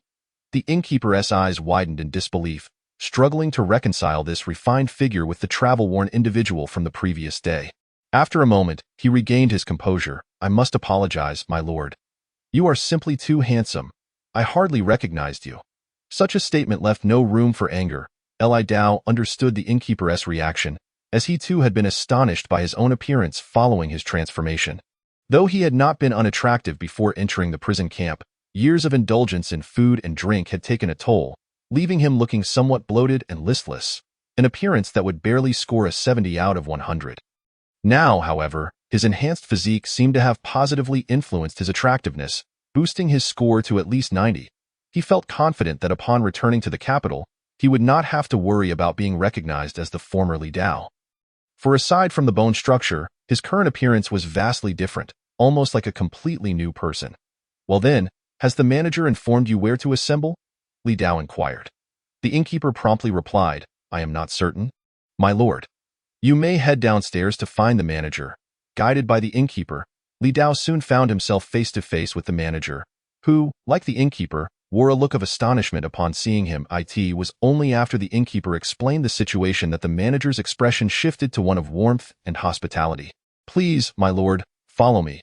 On the way to the assembly point, the shopkeeper glanced at the dagger at Li Dao's waist and inquired, "May I ask, young master, do you possess any martial prowess?" Li Dao responded. "What do you mean by that?" The shopkeeper explained, "To be frank, young master, the caravan you are about to join is organized by a prominent figure from the Tai family. To gain entry, you must assume a credible identity. If you are not skilled in martial arts, I shall arrange for you to take on the role of a stable hand. However, if you do possess martial ability, you could be appointed as a guard for the convoy, which would afford you better treatment than that of a stable hand." Suddenly recalling something, the shopkeeper added, "Of course, even as a guard, you need not worry about safety." There are very few fools in the Dacian realm who would dare obstruct a caravan from the Tai family's escort agency. After contemplating for a moment, Li Dao replied, then arranged for me to be a guard. Although he lacked martial arts training, his physical strength far surpassed that of any ordinary practitioner. Not long after, Li Dao was met with the sight of a vast caravan stretching before him. Scanning the multitude of carts, he noted that there were over 100 horse-drawn vehicles, extending for several hundred meters, most laden with goods, while a smaller number were occupied by passengers, accompanied by numerous escort personnel. Truly, the Tai family was impressive. With his keen perception, Li Dao discerned that many among the escort personnel possessed martial skills. "Isn't it magnificent?" the shopkeeper remarked proudly. "Only our Tai family's convoy can organize such a grand assembly. Ordinary families are simply incapable of doing so." The pride in the shopkeeper's voice was palpable. In ancient times, it was said that even low-ranking officials could elevate their status if they belonged to a prestigious family. The shopkeeper led Li Dao to the heart of the caravan, where they found a squad leader responsible for the convoy's security. "Brother Qian, I would greatly appreciate your assistance in arranging this matter," the shopkeeper said, handing him a pouch. The squad leader weighed the pouch in his hands and displayed a satisfied smile. "Very well, leave this to me." He assessed Li Dao with a sweeping gaze and waved his hand, saying, "You, young man, just follow me once the convoy departs." Hearing this, the shopkeeper turned back and remarked, "From here on, young master, you may simply follow the convoy. When we reach the imperial capital, you can leave the caravan directly." Li Dao clasped his fists in gratitude. "Thank you for your assistance." The shopkeeper waved his hand dismissively, laughing, "No need for such formality. It's simply a matter of mutual goodwill." Unbeknownst to them, not far away, a young girl in a flowing green dress observed the scene from the exterior of an opulent carriage. Chapter 30. Tai Sanyang, by Yuer Humph. The girl in the green dress scoffed softly before slipping into the luxurious carriage. Once seated, she expressed her indignation, saying, "Miss, the people below are becoming increasingly outrageous, extorting and demanding favors, cramming anyone they know or don't know into the convoy." Seated at the front of the carriage was a stunning woman clad in a pale golden gown. Her hair was as dark as ink, her features akin to finely carved white jade, with a complexion smooth as cream and eyes like polished lacquer. She was an unparalleled beauty, resembling a divine sculpture. With a gentle smile, she regarded her lifelong maid, saying, "Yuer, the frontier is harsh, and their station here is not easy. As long as it is not a serious matter, there is no need to make a fuss. Yet, despite the hardships, our Tai family offers them better treatment," replied the maid, known as Yuer, in a soft murmur. The beautiful woman laughed lightly. "Then I shall give you more money so you can stay in this human town for a while longer." "How does that sound?" Yuer shook her head defiantly. "I refuse. The wind and sand here are harsh on the skin. No amount of money would persuade me. If you are unwilling, why should they be?" The beautiful woman sighed, peering through the curtain's gap. "Not every issue can be resolved with money." Yuer seemed to sense her mistress's underlying concerns and quietly asked, "Miss, are you still worried about your marriage? What a clever little thing you are." The beautiful woman chuckled, gently patting her maid's head without elaborating further. If only it could be resolved so easily. "All right, Yuer, go and see if preparations outside are complete. The convoy should be departing soon," she instructed softly. "Understood." Mississippi under the guidance of the squad leader, Li Dao soon approached a cart laden with goods. "Once the convoy departs, you may follow this cart. Got it?" Li Dao nodded in acknowledgement. That moment, a sweet, soft voice chimed in near them. Both turned to see a charming young girl standing nearby. Upon recognizing her, the squad leader promptly greeted, "Ah, it's Miss Yuer. How may I assist you?" Yuer glanced at Li Dao, momentarily taken aback, then quickly shot him a glare before turning back to the squad leader, asking, "My lady wants to know if the convoy is ready to depart." The squad leader replied hastily, "All is prepared on my end. We can set off at any time. Please reassure your lady. That is good to hear. If there are any issues, my lady will hold you accountable." Yuer said before continuing on to the next cart. As she passed by Li Dao, her cheeks inexplicably flushed, and she huffed softly before hastily moving on, leaving Li Dao in a state of confusion. Just moments ago, he had felt a hint of hostility radiating from the young girl, which quickly transformed into a mixture of embarrassment and anger. Had he met her before? As he observed her retreating figure, Li Dao turned to the squad leader and inquired, "Brother, could you enlighten me on who leads this convoy from the Tai family? Are you unaware? I have just arrived at Yumen town from the frontier." The squad leader replied, "That explains it." He gestured towards a nearby luxurious carriage. "Do you see that grand carriage? Inside is none other than Tai Sanyang." Tai Sanyang? Upon hearing this name, surprise flickered across Li Dao's face. He had heard much about her during his time in the imperial capital. True to her name, Tai Sanyang was the third daughter in the direct line of the Tai family, with two older brothers preceding her.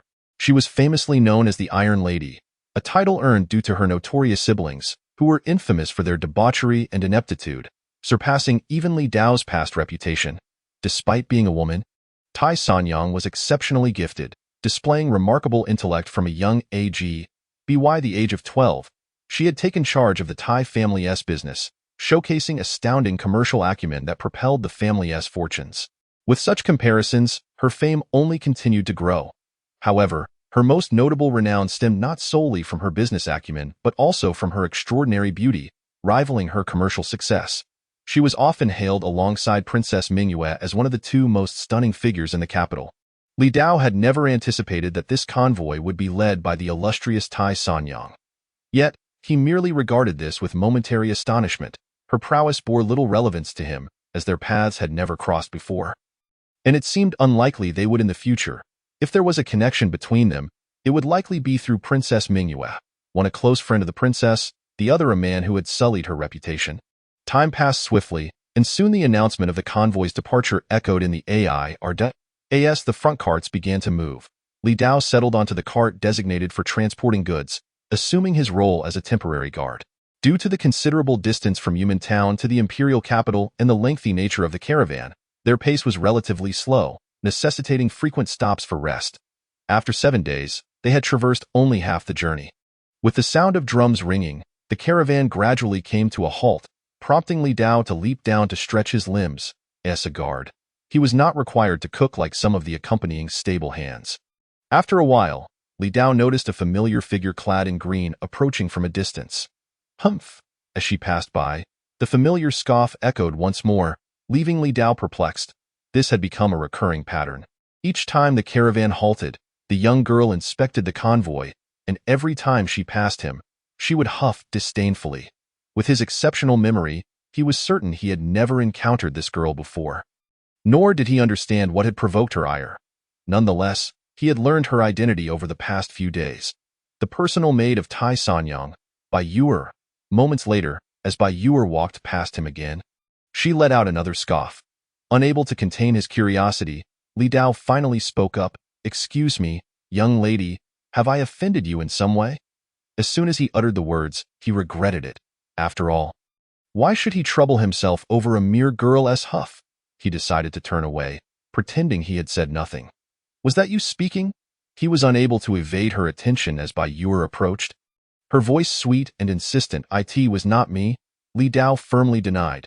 "It was you who spoke," Bai Yuer insisted, standing before him with an earnest gaze. Unable to evade the situation, Li Dao composed himself, raised his head and inquired, "Might I ask, miss, if there is something that displeases you about me?" Startled by his words, Bai Yuer paused for a moment, reflecting on her previous reactions. Her adorable face flushed crimson. Yet she quickly nodded earnestly. "Yes, yes," Li Dao responded with a puzzled expression. "I believe I have never encountered you before." Mississippi. Bai Yuer glanced around and suddenly pointed her delicate, fair finger in a certain direction. "He assisted you in entering the rear entrance to join our caravan." Upon turning to look, Li Dao recognized the leader of the escort team who had facilitated his entry into the Tai family's caravan, and instantly grasped the implication of her words. Feeling somewhat speechless and slightly helpless, he thought it quite normal, yet the serious demeanor of the young girl before him made him feel otherwise. After all, if it came to a confrontation, he was not in the right. Regretting having called out to Bai Yuer, he realized that ignorance might have been preferable. Now that the matter was explicit, it required resolution. After all, this little girl was a personal maid to that Iron Lady. If she uttered anything untoward, he could very well find himself expelled from the caravan. What would he do then? Would he dare to hold a knife to Iron Sanyang's throat to gain entry into the capital? That would be akin to stepping into a trap. Thus, Li Dao raised his hands in a gesture of surrender. Very well, the issue lies with me. Miss Yuer, what do you propose we do?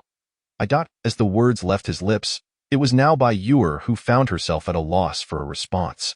Initially, she had intended to expel those who disregarded the rules from the caravan. However, surveying the desolate wilderness around them, she felt a sense of discomfort. Being a kind-hearted individual, the thought of leaving someone stranded here, potentially leading to dire consequences, troubled her. Yet, having brought the matter to this point, she felt compelled to take some action. Ultimately, Bai Yuer thought of her mistress and, puffing her cheeks adorably, gazed at the somewhat handsome man before her. Uttering in a sweet and soft voice, "You're a bad person," after declaring this, she remained rooted in place, her wide eyes fixed on him, unsure of why she felt compelled to do so. She merely recalled that her mistress sometimes managed to intimidate others simply by observing them in silence. Meanwhile, Li Dao felt no discomfort. Instead, he found the situation rather amusing. Deducing the young girl's personality, he suggested, "How about this? As a form of punishment for my infiltration into the caravan, I shall compensate you." Upon hearing this, Bai Yuer withdrew her gaze, her expression skeptical as she asked, "How do you intend to compensate me?" "How about monetary compensation? That sounds acceptable. According to the Tai family escort agency's rates, it starts at 10 gold for the escort of one person. 10 gold. That amounts to 1,000 taels. Li Dao sensed that this little girl was attempting to extort money from him. However, upon reflection, it seemed that 10 gold was not an exorbitant sum given the status of the Tai family escort agency.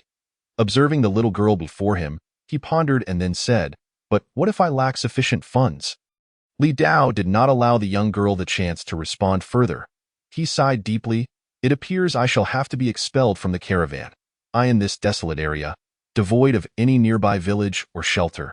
He wondered whether a frail youth like him might attract the attention of wild beasts and become their prey. If that were to occur, the outcome would likely be quite gruesome. First, being disemboweled and having his innards extracted, until only a pile of bones remained, left to rot in the wilderness. Stop. Don't say any more." Bai Yuer's complexion turned pale, frightened by the gruesome imagery conjured in her mind. She had merely intended to reprimand him verbally. She never harbored such thoughts. Seemingly fearing that Li Dao might take drastic measures, she quickly added, "I no longer require your money." Seeing the little girl frightened, Li Dao felt a surge of interest and continued, "If you don't want money, I would feel quite guilty." Noting the seriousness with which the young man spoke, Bai Yuer felt a twinge of regret for having spoken out of turn. After a moment's hesitation, she had a thought and suddenly declared, "Then why not repay the fare in another way?" "In what manner?" Bai Yuer glanced at Li Dao's attire, curiosity sparking within her, given your appearance. "You must be a traveler from afar, correct?" "What are you implying?" Her eyes lighting up, Bai Yuer continued, "Since you are a traveler, you must have visited many places and heard numerous stories." Li Dao paused, contemplated for a moment, and replied, "That seems to be the case." "Then, are you good at telling stories?" Upon hearing this, Li Dao began to understand the situation. Other requests might be difficult to navigate, but telling stories. He thus replied, "I would say I am quite adept at storytelling." "Really? I can assure you, I have heard many stories myself." With a faint smile, Li Dao replied, "I guarantee that no one has heard my stories." "Very well, I shall trust you this once. If the story is captivating, I shall forego the fare. If not, I shall show you how I deal with you." Noticing that the others had begun their meals, Li Dao remarked, "Before I tell a story, you must allow me to fill my stomach first." Bai Yuer surveyed the surroundings and, leaving behind a quick, "Wait here," dashed away. Shortly thereafter, she returned, carrying a bowl of sumptuous food. Placing the meal in Li Dao's hands, she declared, "Here, eat well, and then obediently tell me a story." Li Dao examined the lavish meal, puzzled. "Why is it so extravagant?" "I serve the food myself. Of course, it differs from what others receive." "Thank you." Li Dao expressed his gratitude before diving into the meal. With a full bowl of rice, he finished it off in mere minutes. Observing Li Dao's manner of eating, Bai Yuer thought to herself, "He looks quite handsome while eating." Yet, she quickly realized how inappropriate her thoughts were, causing her cheeks to flush. Regardless of how handsome he appeared, she was the personal maid of her mistress, destined to accompany her in marriage. Whoever her mistress wed, she would become that man's warm bedmaid, with no choice in the matter. Casting a glance at the handsome man before her, she silently wished that her mistress would find a husband of similar good looks. Not demanding much, merely hoping for someone akin to him. Before long, Li Dao set down his bowl, having finished his meal. Bi-Yuer, sitting seriously on one side of the wagon, softly remarked, "Now that you've finished eating, you can tell me a story, right?" "Certainly." Li Dao wiped his mouth and smiled slightly. "So, Miss Yuer, what kind of story would you like to hear? What stories do you have?" "There are many." Li Dao began to enumerate. "Ancient romantic tales, immortal love stories, historical romances, or perhaps Eastern myths, Western magic, renowned historical texts. In short, choose any one, and I can share it. In his past life, Li Dao was a die-hard bookworm with nearly 2 decades of reading experience. Having explored various novels, thanks to the enhancement of his physical form, those memories remained vividly clear. He could speak without pause for 3 days and nights. Beside him, Bi-Yuer listened, her small mouth slightly agape in astonishment as she absorbed the plethora of story types he listed. After a considerable pause, she finally spoke. "Do you have all the stories you just mentioned?" "Indeed. I possess them all." "You may choose." Bi-Yuer furrowed her brow, caught in a dilemma. She wished to hear them all but ultimately tossed her choice back to him. "You know too much. Just tell any story you wished. I will listen, but you mustn't deceive me." "Very well, then I shall tell you the tale of a rogue." "A rogue? Ah, I misspoke. It is the story of a human and a serpent demon." 3 days later, during a break, Li Dao leaned against the wagon, recounting a story. "Thus, Fa Hai and Bai Nyangzi lived happily ever after at Lei Feng Pagoda." Li Dao turned his gaze to Bai-Yuer. "And that concludes the story. Is it over?" Bai-Yuer exclaimed, indignantly shaking her small fists, "That Su Xian is simply despicable for tarnishing Bai Nyangzi's honor. And that Fa Hai, how foolish he is, not understanding love even after living so long." Fortunately, the ending was favorable. Fa Hai and Bai Nyangzi could remain together at Lei Feng Pagoda. Clearing his throat, Li Dao stifled a laugh. He wondered how the little girl would react if she learned the original story. He playfully patted Bai-Yuer and said, "The story is finished. We are even now." "Even?" Bai-Yuer appeared bewildered, suddenly recalling their earlier negotiation. A sense of reluctance welled up within her. Not only was she reluctant about the story, but, stealing a glance at the handsome profile beside her, she realized this was the first time she had conversed so long with a stranger, especially a man, and it felt peculiar to him. Bai-Yuer hesitated for a moment, then resolutely said, "Could you continue to tell me other stories?" Seemingly to affirm her determination, she quickly added, "I won't listen for free. I can pay you." Li Dao shook his head. "No need for payment." Upon hearing this, Bai-Yuer's expression fell. Thinking he was unwilling to continue telling her stories, she murmured, "If you don't wish to, then it's fine." Evaluating the little girl before him, Li Dao chuckled softly. "When did I say I was unwilling?" "What do you mean?" "You don't need to pay. If you wish to hear me tell stories, that is sufficient. If you feel guilty, then simply bring me some food in the future." "Is that true?" Bai-Yuer, with her adorable and charming face, was filled with surprise, and her dark eyes seemed to sparkle with light and deep. Li Dao smiled faintly as he looked at the little girl before him, and he inadvertently recalled his own sister, who was just as innocent and lovely. Unfortunately, it had been nearly a decade since he last saw her, having been sent away during her childhood. Moreover, perhaps due to spending too long in the death row camp and having taken too many lives, some bitterness had unconsciously developed within him.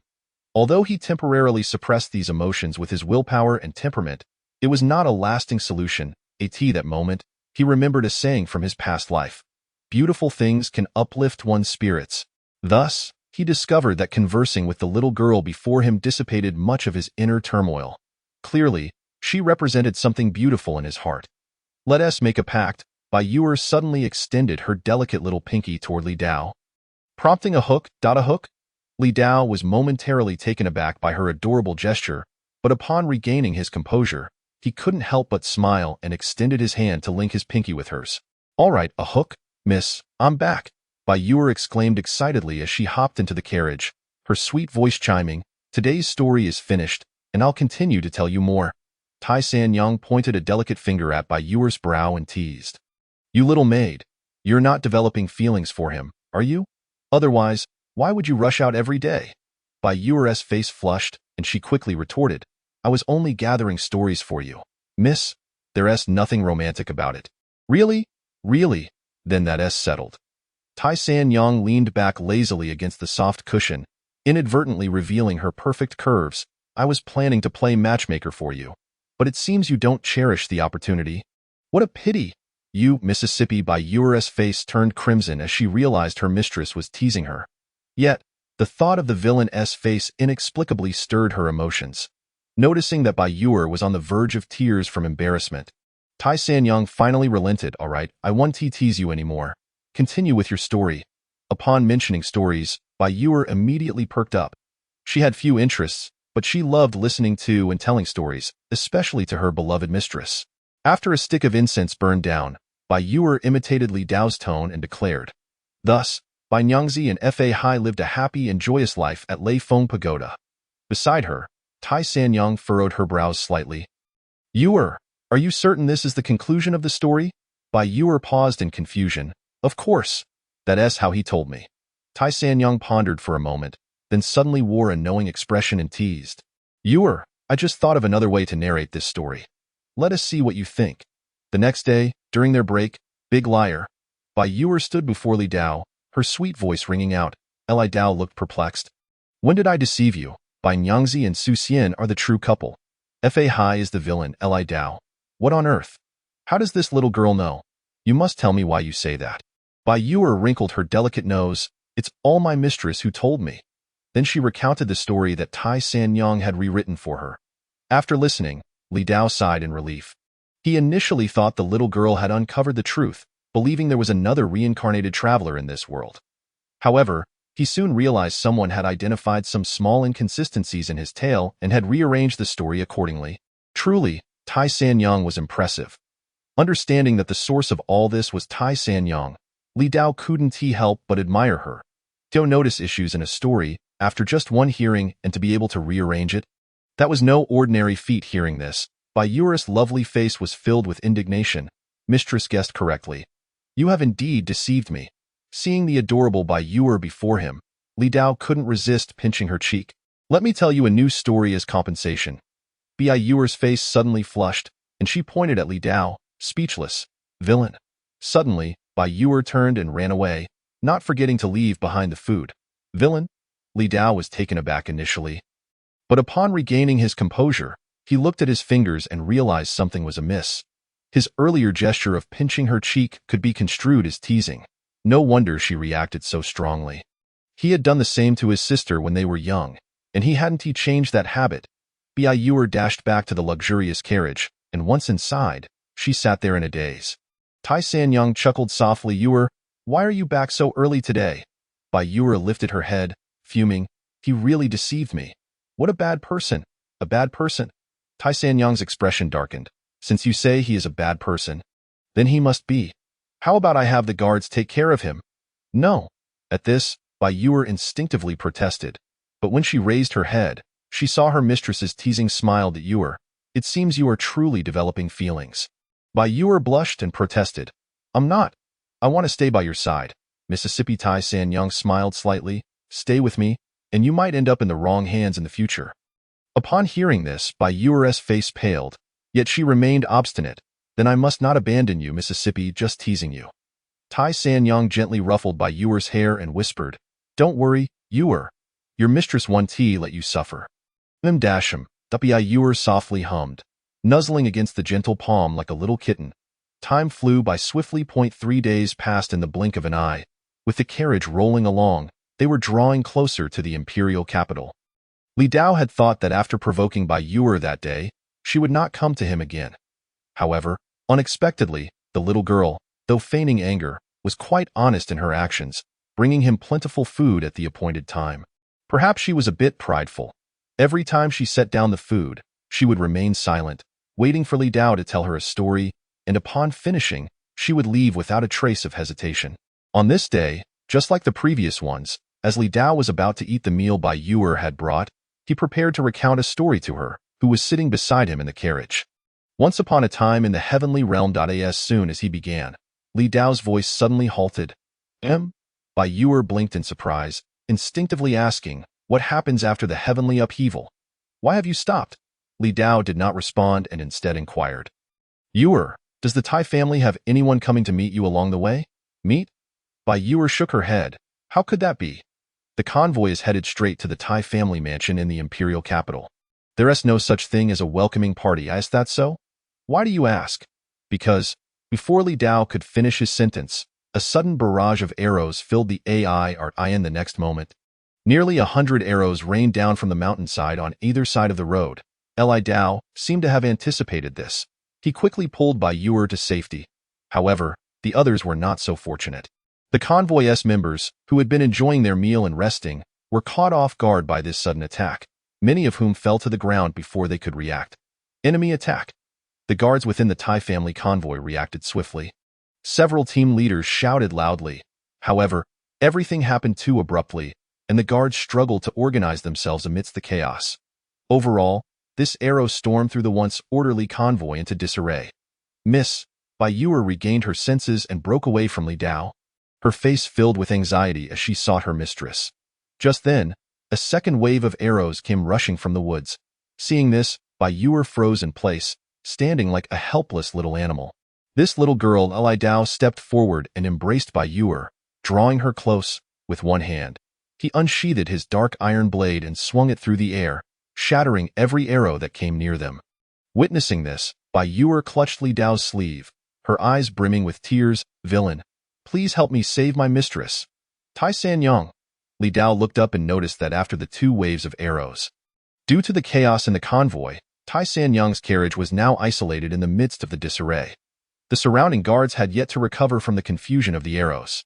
For a moment, he even questioned whether some of these guards were spies sent by the rival faction of the Tai family, as they seemed only concerned with self-preservation rather than protecting their mistress. At the same time, Li Dao noticed several figures clad in black emerging from the woods, heading directly toward Tai Sanyang's carriage. Furthermore, after the arrows ceased, a large number of people charged out from both sides. Seeing the pleading gaze of the girl in his arms, Li Dao did not hesitate.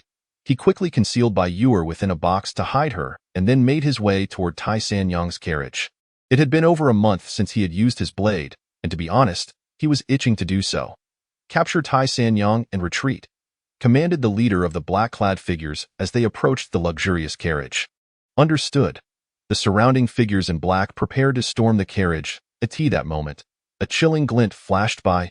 Several black-clad figures, who were just about to approach the carriage, suddenly had their throats slit, blood splattering everywhere. Who is it? The leader of the black-clad men barked. However, the newcomer paid him no mind and directly dove into the carriage. Li Dao was about to say something when he suddenly sensed a powerful gust of wind approaching.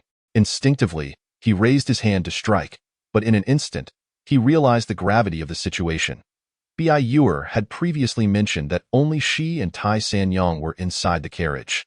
Since Bai Ewer was hidden away, this meant that such a sudden attack left him little time to withdraw, and he could only manage to lessen his force by half at most. Yet, even half of his strength was beyond what an ordinary person could withstand. Just as Li Dao began to doubt whether he might inadvertently strike Tai Sanyang dead with his palm, their hands collided in mid-air. To his surprise, he felt as though he had struck not flesh, but rather a surface of water, as the force dissipated significantly, the remainder being absorbed by that single hand.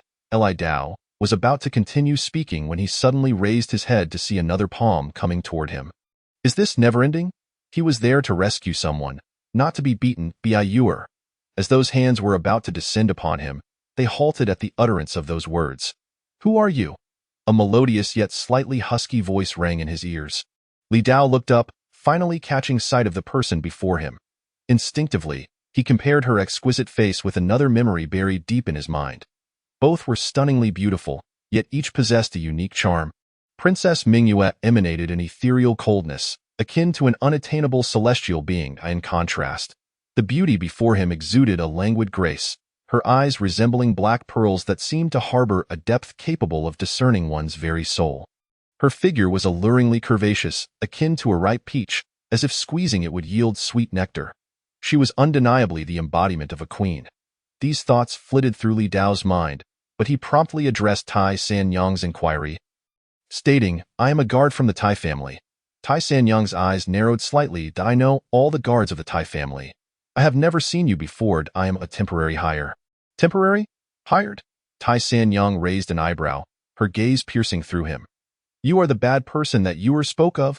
Li Dao remained silent, sensing the commotion outside the carriage. Now was not the time for such discussions. He recalled the forceful palm strike they had exchanged earlier and added, since you were skilled in martial arts, let us break out together first. No, Tai Sanyang suddenly retorted. Why not? Li Dao asked. Perplexed, Tai Sanyang's bright eyes scrutinized him deeply. I do not wish for anyone to know that I possess martial skills. Not wanting to be discovered. A series of rumors from the imperial capital flashed through Li Dao's mind. It was said that the Tai family allowed Tai Sanyang, a woman, to manage the family's affairs with the consent of the family heads, partly because she was a woman who would inevitably marry, and partly because she had been deemed unsuitable for cultivation since childhood.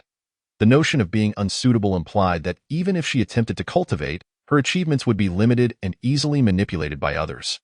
Yet, judging by Tai Sanyang's earlier display, this seemingly unfit woman had evidently reached the innate realm. How could someone deemed unfit achieve such a level at this age? It was clear that she had concealed something from her family. As for her reasons for doing so, they must involve some ulterior motive. Her earlier reveal might have been a result of an unexpected enemy forcing her hand. Little did she know that Li Dao was a false enemy. Li Dao raised an eyebrow. So, what do you wish for me to do? Help me conceal my abilities while protecting me. Chapter 32. Fending off enemies, jealous Tai Sanyang outside the carriage, Li Dao's sudden strike left the dozen or so black-clad figures momentarily stunned. Regaining their composure, the leader snapped, What are you waiting for? Rush in, kill the men, and take the women. Yes. The black-clad men, now alert, unsheathed their weapons and charged toward the carriage. Two of them leaped to the curtain of the carriage, one signaling to the other. The second nodded, gripping a blade in one hand while cautiously reaching for the curtain with the other. With a loud bang, the next second, a deafening explosion erupted as the carriage roof shattered. Splinters flying in all directions, and two figures burst forth from within. Li Dao had his arm wrapped around Tai Sanyang's slender waist as they landed on an open patch of ground not far away. Where are you placing your hand? Tai Sanyang bit her lip, glaring at Li Dao with her bright eyes. Glancing down, Li Dao found his hand resting on her delicate waist, the smoothness of her skin evident even through the long skirt. Unfazed by Tai Sanyang's question, he replied, How else am I to protect you? By tugging at your hair. Or perhaps by lifting you by your neck. Or should I simply grab a leg? Upon hearing this, Tai Sanyang's imagination conjured up images of those actions, and her expression soured. Observing the approaching black-clad figures, Li Dao leaned closer and whispered in her ear, If you want to conceal your abilities, you'll have to endure a bit. You've managed for so many years. Surely you can withstand this minor discomfort. As Tai Sanyang listened, her expression grew more distressed. Though she understood the reasoning, she found it difficult to adapt to such contact with a stranger. Be careful. Before Tai Sanyang could collect her thoughts, she found herself suddenly pressed against a solid embrace. You. She looked up, about to speak, when she suddenly saw two heads flying off to the side. Blood spraying through the air. Only then did she realize that this man was protecting her. Don't hesitate. All of you. Charge. I refuse to believe he can take us all on alone. The leader of the black-clad men, realizing the situation was not in their favor, quickly commanded. The remaining black-clad figures exchanged glances and, in perfect unison, lunged forward. Be careful. Tai Sanyang could not help but shout a warning. Don't worry, Li Dao replied with a calm smile. As long as these men were not innate martial artists, they posed no threat to him, and even if there were innate warriors among them, the ordinary ones would be no match for him now. He navigated fluidly among the black-clad men, holding Tai Sanyang securely. After a few breaths, Li Dao flicked the blood off his Qian Dynasty. He then heard the system's notification. 13 enemies slain. Attributes gained. 7.12. It must be noted that these black-clad figures possessed some skill, yet they were utterly outmatched by Li Dao's unreasonable prowess. Useless fools. The leader of the black-clad men seethed as he beheld the lifeless bodies of his subordinates. He looked up at Li Dao. Kid, it's a pity you will still die here today. With that, the black-clad man's form suddenly flickered. Black sand palm. Before Li Dao and Tai Sanyang could fully comprehend the situation, the enemy was already upon them. One hand, shrouded in dark energy, aimed directly for Li Dao's chest, while the other reached out toward Tai Sanyang. It was a two birds with one stone tactic. If Li Dao attempted to evade, Tai Sanyong would undoubtedly be captured. Conversely, if he sought to protect her, he would certainly be struck by the palm. Tai Sanyong observed the leader's movements, quickly grasping his intentions.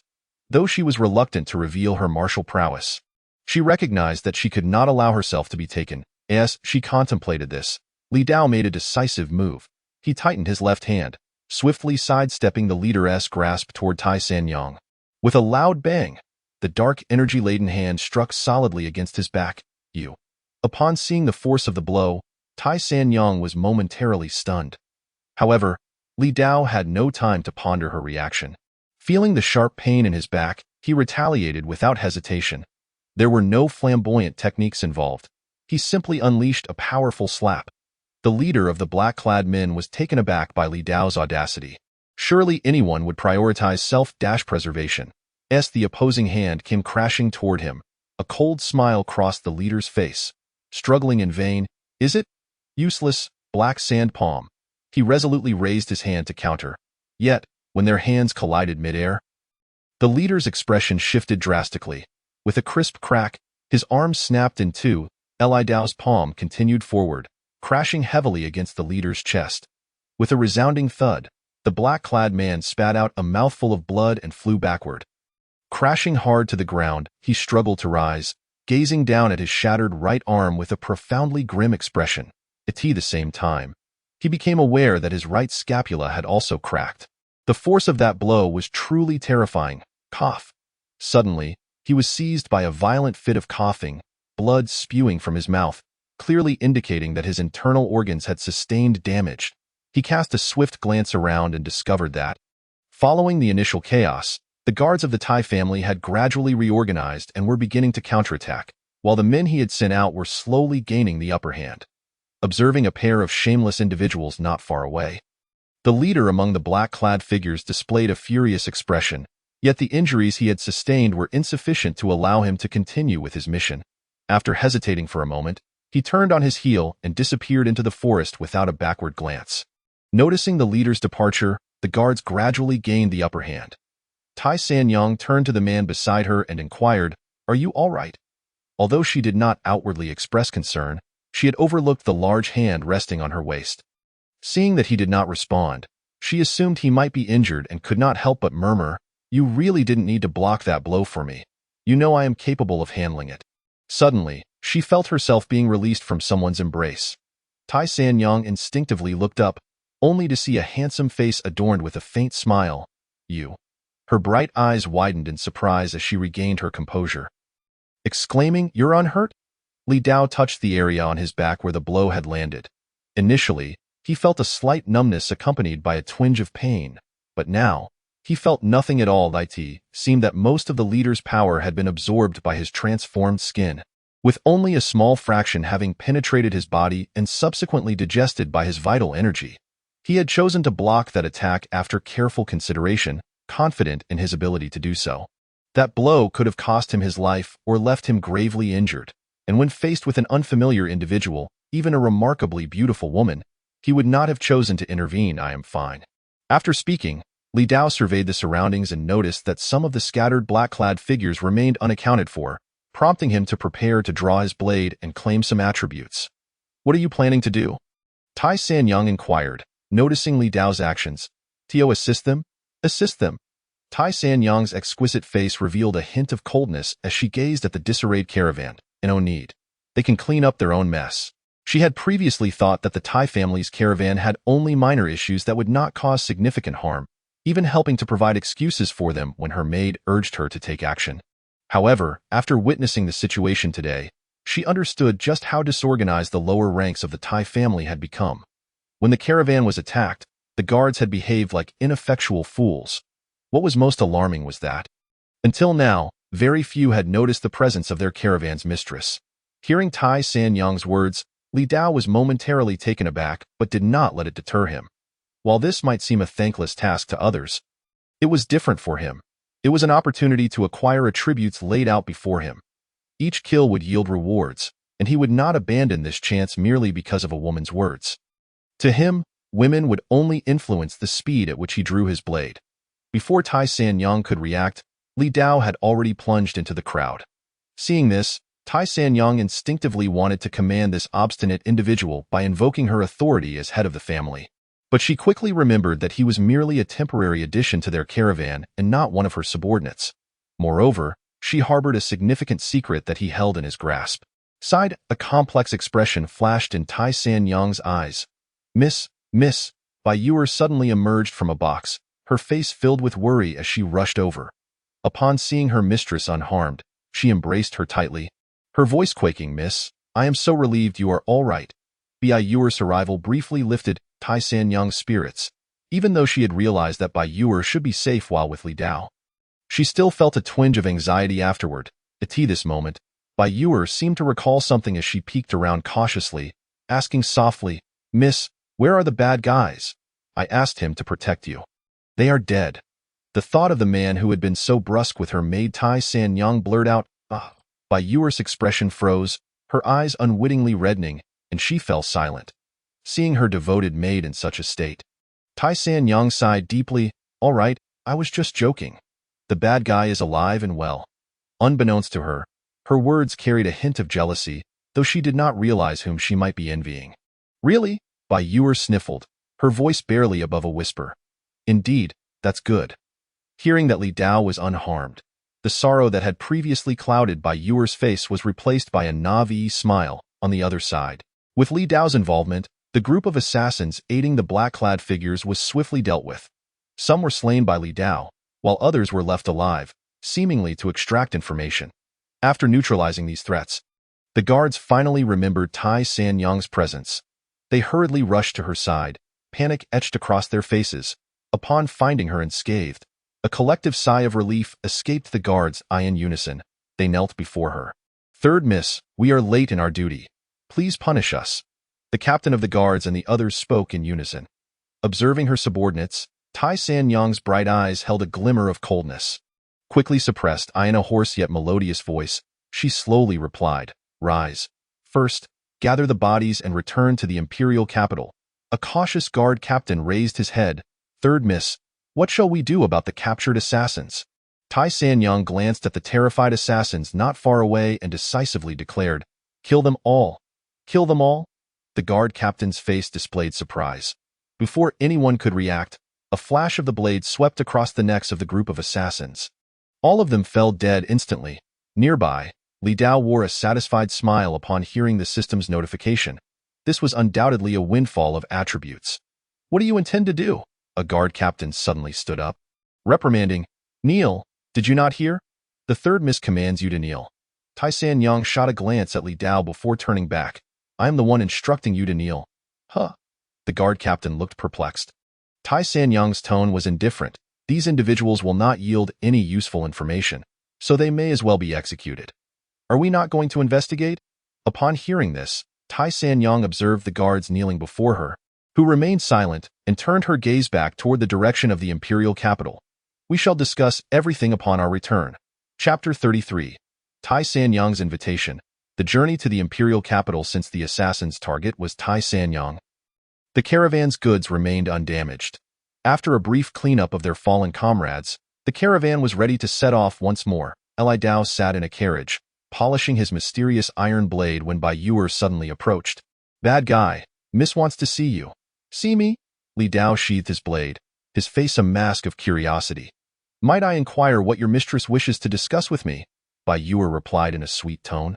I don't know. You'll find out when you go. After a moment's hesitation, Li Dao decided to meet her. She was merely a young woman. Although intelligent, he had little to worry about. Besides, it was Iron Lady who should be concerned, as he held a significant secret about her. Moments later, Li Dao and Bai Yuer entered a spacious and lavishly decorated carriage, not much inferior to the luxurious one they had used before. Tai Sanyang sat at the far end, a small table before her holding a teapot and several cups. Upon Li Dao's arrival, Tai Sanyang lowered her gaze, pouring a cup of tea and softly saying, Yuer, please serve this gentleman. Bai Yuer made a series of playful gestures towards Li Dao, but obediently took the cup and presented it to him. Please enjoy the tea, sir. Thank you. Accepting the cup, Li Dao gazed at Tai Sanyang's exquisite visage, wondering, what is the reason for your invitation, Miss Tai? Tai Sanyang set down the teapot and lifted her cup, speaking gently, "This gentleman saved my life. I wish to express my gratitude." Li Dao took a sip of tea, finding it delightful, and replied, "Miss Tai, a fortunate person is bound to have divine protection. Even without my intervention, you would surely have evaded calamity." Tai Sanyang suddenly spilled a little tea from her cup, slowly setting it down. "Even if what you say is true, escaping once does not guarantee safety the second time." Nearby, Bai Yuer listened to their exchange, her head spinning as she tried to comprehend. "Fate lies in our own hands. I have faith in you." Miss Ti. Li Dao raised his cup in a toast to her. "Alas." Tai Sanyang sighed deeply, suddenly lifting her head to fix her bright eyes upon Li Dao. "Sir, I do not wish to beat around the bush. May I inquire if you belong to a family?" Li Dao was taken aback for a moment before responding. "I once had a family, but perhaps I do not anymore." He had previously belonged to a family, but that identity was now dead. His current status was that of a free man, solitary and alone. Hearing this, Tai Sanyang's eyes brightened with joy as she softly inquired, "Might I ask if you would consider joining a family?" "What do you mean, Miss Tai?" "I would like to invite you to join my household." "You wish for me to be your retainer?" "Indeed."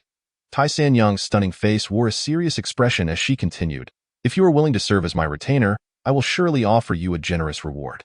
"Gratitude?" Li Dao chuckled lightly, uncertain of the meaning behind such gratitude. "I observed the young master engaging in delightful conversation with Yuer, and I would gladly bestow Yuer upon you."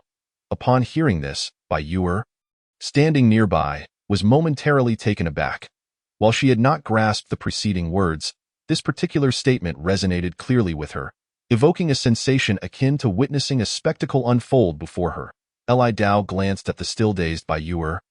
Shaking his head with a wry smile, it appeared that Iron Maiden had misconstrued the situation. Yuer bore a striking resemblance to his late sister, thus fostering an unintentional sense of familiarity. What is it that the young master desires? Iron Sanyang felt an inexplicable urgency rising within her. In her dealings with the Tai family, she had never felt such impatience before. The reason for this was her unique ability, one she had possessed since childhood. She could perceive the inherent goodness or malevolence of a situation, and it was precisely this talent, paired with her sharp intellect, that allowed her to navigate the business realm with remarkable ease. At this moment, her unusual intuition flared once again, intensely so. She sensed that securing this man before her would mark the most triumphant venture of her life. Upon hearing Iron Sanyang's words, Li Dao instinctively considered jesting, "I want you." But the words faltered on his lips. Whether it was mere illusion or not, he felt a profound inclination that uttering those 4 words might lead to an affirmative response from this formidable woman. Having just escaped the confines of a death row camp, he was reluctant to shackle himself anew, especially for a woman he scarcely knew, regardless of her beauty. To reiterate, given his present circumstances, women would only impede his ability to act swiftly. "I apologize, Iron Maiden, but I have no desires at present, nor intentions of aligning myself with any faction." Li Dao shook his head in refusal. On one hand, he genuinely had no inclination to serve as a retainer, and on the other, the Tai family could not provide what he sought. For instance, could they restore his former identity? Unlikely, even if the Tai family were royal relatives or renowned merchants of Qian. Even if Iron Sanyang wielded complete control over the family, she was merely temporarily at the helm of its power. After Li Dao's rejection, Iron Sanyang's expression faltered. It had been ages since anyone had so decisively turned her down. With her wealth, she could easily entice the majority, and coupled with her beauty, few men could resist such a lure. She had never anticipated being so resolutely dismissed. Though she yearned to press further, she quickly composed herself. Having dealt in commerce frequently, she understood that excessive pursuit would only breed distaste. Since the young master had no such intentions at the moment, she would not press the matter further. Iron Sanyang produced a gold medallion inscribed with the character for Tai and extended it towards him. "As a token of gratitude for your life-saving intervention, please accept this medallion. With it, wherever you encounter the Tai family, it shall be as though you have met me. You shall find your travels through Qian far more convenient." Li Dao accepted the medallion with a casual hand, examining it closely. The front bore the character for Tai, signifying the family, while the reverse was engraved with Sanyang, representing Iron Sanyang herself. The medallion was fashioned entirely from gold, a testament to the Tai family's extravagant wealth. Indeed, it was opulent enough that if melted down, it could sustain an ordinary person for many years, beyond its obvious symbolism. The medallion likely served as a means of sealing a pact, given that he held a hidden secret regarding Iron Sanyang. Very well, I appreciate the medallion, Li Dao did not decline, accepting it decisively, which also implied his commitment to safeguard Iron Sanyang's concealed abilities. Upon hearing this, Iron Sanyang's demeanor brightened considerably. If even the medallion were to be rejected, her options would dwindle significantly. Yuer, why haven't you poured tea for the young master yet? Bai Yuer, still in a daze, was abruptly roused from her reverie. Oh, she exclaimed, nodding vacantly before hastily retrieving a teapot. There's no need for trouble. Li Dao interjected. I have overstayed my welcome here and must take my leave. He feared that lingering any longer might lead to being labeled as part of Iron Sanyang's entourage. The earlier attack on Iron Sanyang made it clear that while the Tai family convoy appeared stable, it likely harbored many ill-intentioned individuals. He had no desire to be misinterpreted as an enemy and inadvertently become a target. With this in mind, he was grateful for the enhancements to his physique and intellect. Otherwise, with his previous naivety, he might have easily fallen victim to the schemes of such a cunning individual as Iron Sanyang. Having voiced his intention, he descended from the carriage without a moment's hesitation. Inside the carriage, Iron Sanyang gradually regained her composure, her thoughts instinctively returning to the figure of the man who had just departed. Since her beauty had begun to reveal itself, countless men had sought her company, with even a mere glance from her causing sleepless nights for many. Yet today, she encountered an anomaly, someone who regarded her as a formidable threat. She could sense that he was not employing any tactics of seduction or manipulation. Rather, he genuinely wished to distance himself from her, as if fearing her proximity. Suddenly, a smile graced Iron Sanyang's exquisite features. In the past, she had viewed men as mere fools. However, meeting someone so distinct today piqued her curiosity. Reflecting upon his rejection, she felt a surge of defiance, rekindling the long-lost desire to conquer. Determined by the intensity of her feelings upon encountering him, she resolved meanwhile, as Li Dao stepped down from the carriage, he felt the weight of subtle glances directed at him. Scanning his surroundings, he noticed those furtive gazes swiftly dissipate. Just as he had suspected, the Tai family convoy was fraught with complications. Fortunately, he had not lingered too long. Otherwise, he might have found himself embroiled in an inextricable situation. After traveling a short distance, dusk began to settle. Following Iron Sanyang's orders, the convoy halted to rest for the night. Bad man, the young lady has assigned you a carriage, Bai Yuer announced sweetly as Li Dao intended to lie down in the cargo area. Momentarily perplexed, he pondered her intentions, having made his thoughts abundantly clear. Surely, with her intelligence, she must comprehend his stance. Tell your lady not to trouble herself. I shall rest here. Are you truly going to refuse? Bai Yuer blushed suddenly. The young lady said that if you decline, she will personally come to invite you to her carriage. The thought of sharing a resting space with the young lady caused her to feel flustered. If the bad man agreed, they would all be sleeping together. The young lady would undoubtedly not share a bed with the bad man, placing herself between them. The mere thought of being flanked by the young lady on one side and the bad man on the other left her feeling dizzy. Li Dao raised an eyebrow in surprise at her unexpected proposition. Though well-intentioned, he sensed ulterior motives at play. Just ensure your lady does not come. I shall comply. If Iron Sanyang were to personally invite him to share a carriage, it would likely become common knowledge by morning that he had become her confidant. He was uncertain how the Tai family would view him, but he knew that upon reaching the imperial capital, he would become a target for all the men there. In his youth, he had clashed with the other wealthy heirs over a favored courtesan, and he was well aware of their nature. Should such a scenario arise, he would have but one option: to flee. His true identity was far too sensitive. If it were to be revealed, he would find no refuge throughout Qian. Under Bai Yuer's guidance, Li Dao was soon led to a carriage designated for lodging. Yuer, he called out as she was about to leave. Bad man, is there something else? Please inform your young lady that I tend to talk in my sleep. Often quite loudly, particularly when in a foul mood. What does that have to do with my young lady? Just pass the message along. Very well, but do not forget about tomorrow's story. Understood. Upon returning to the carriage, Bai Yuer relayed Li Dao's message to Iron Sanyang.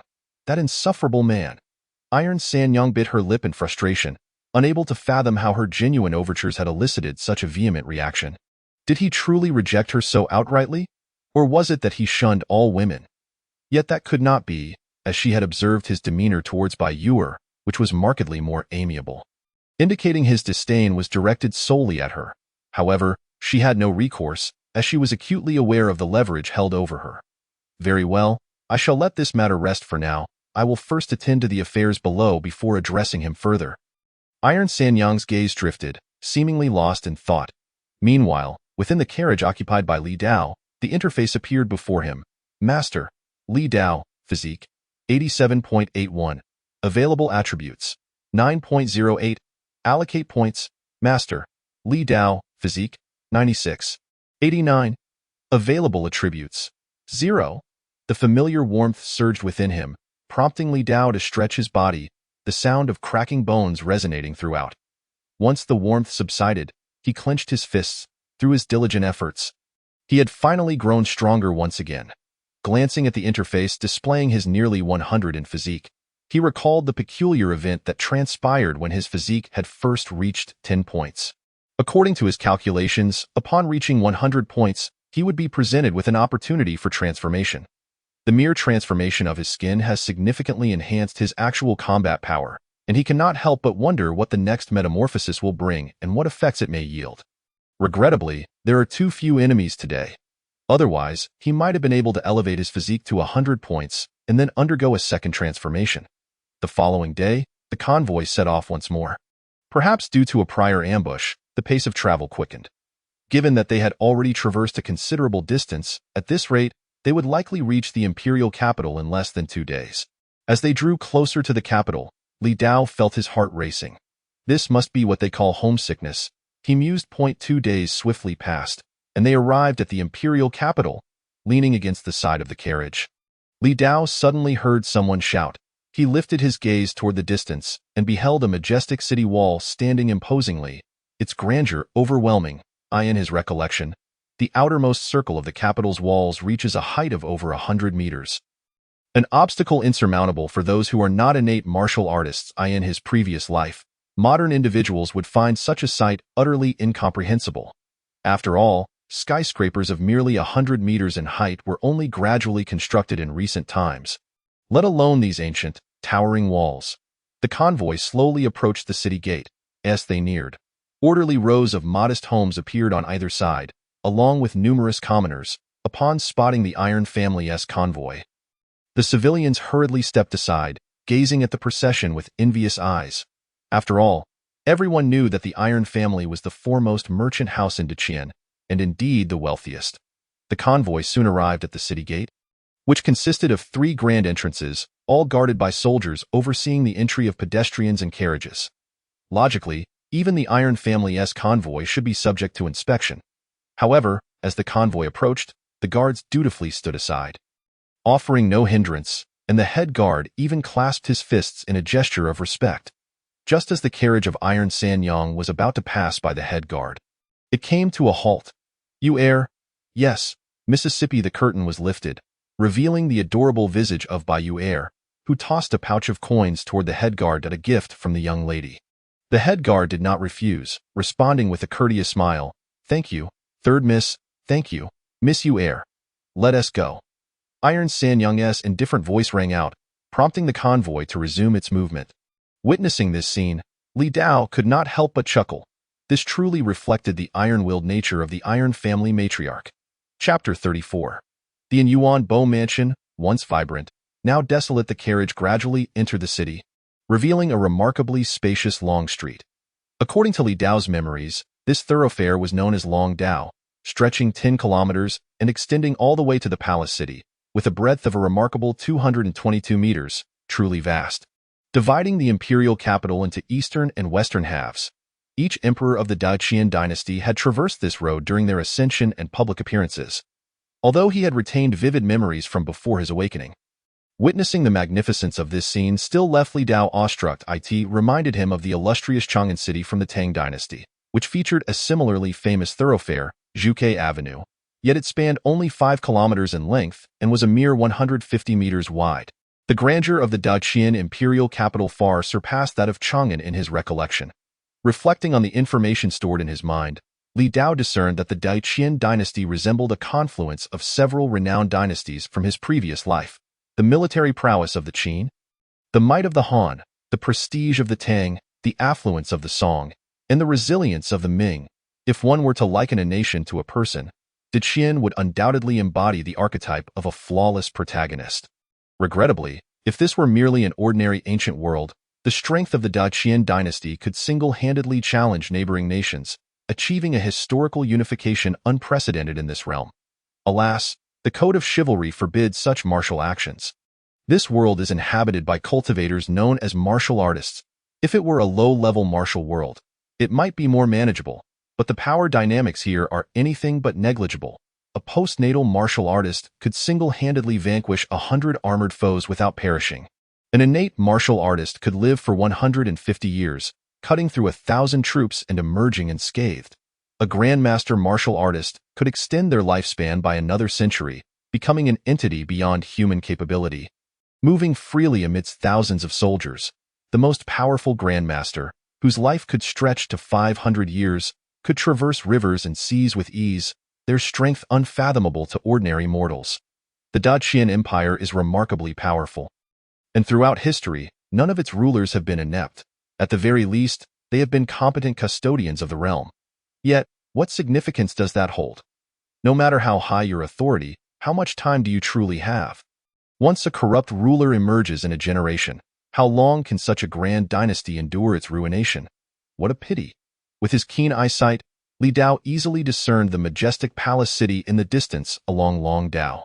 Judging by the historical context of his previous life, the Qian dynasty was likely at its zenith, having reached its pinnacle.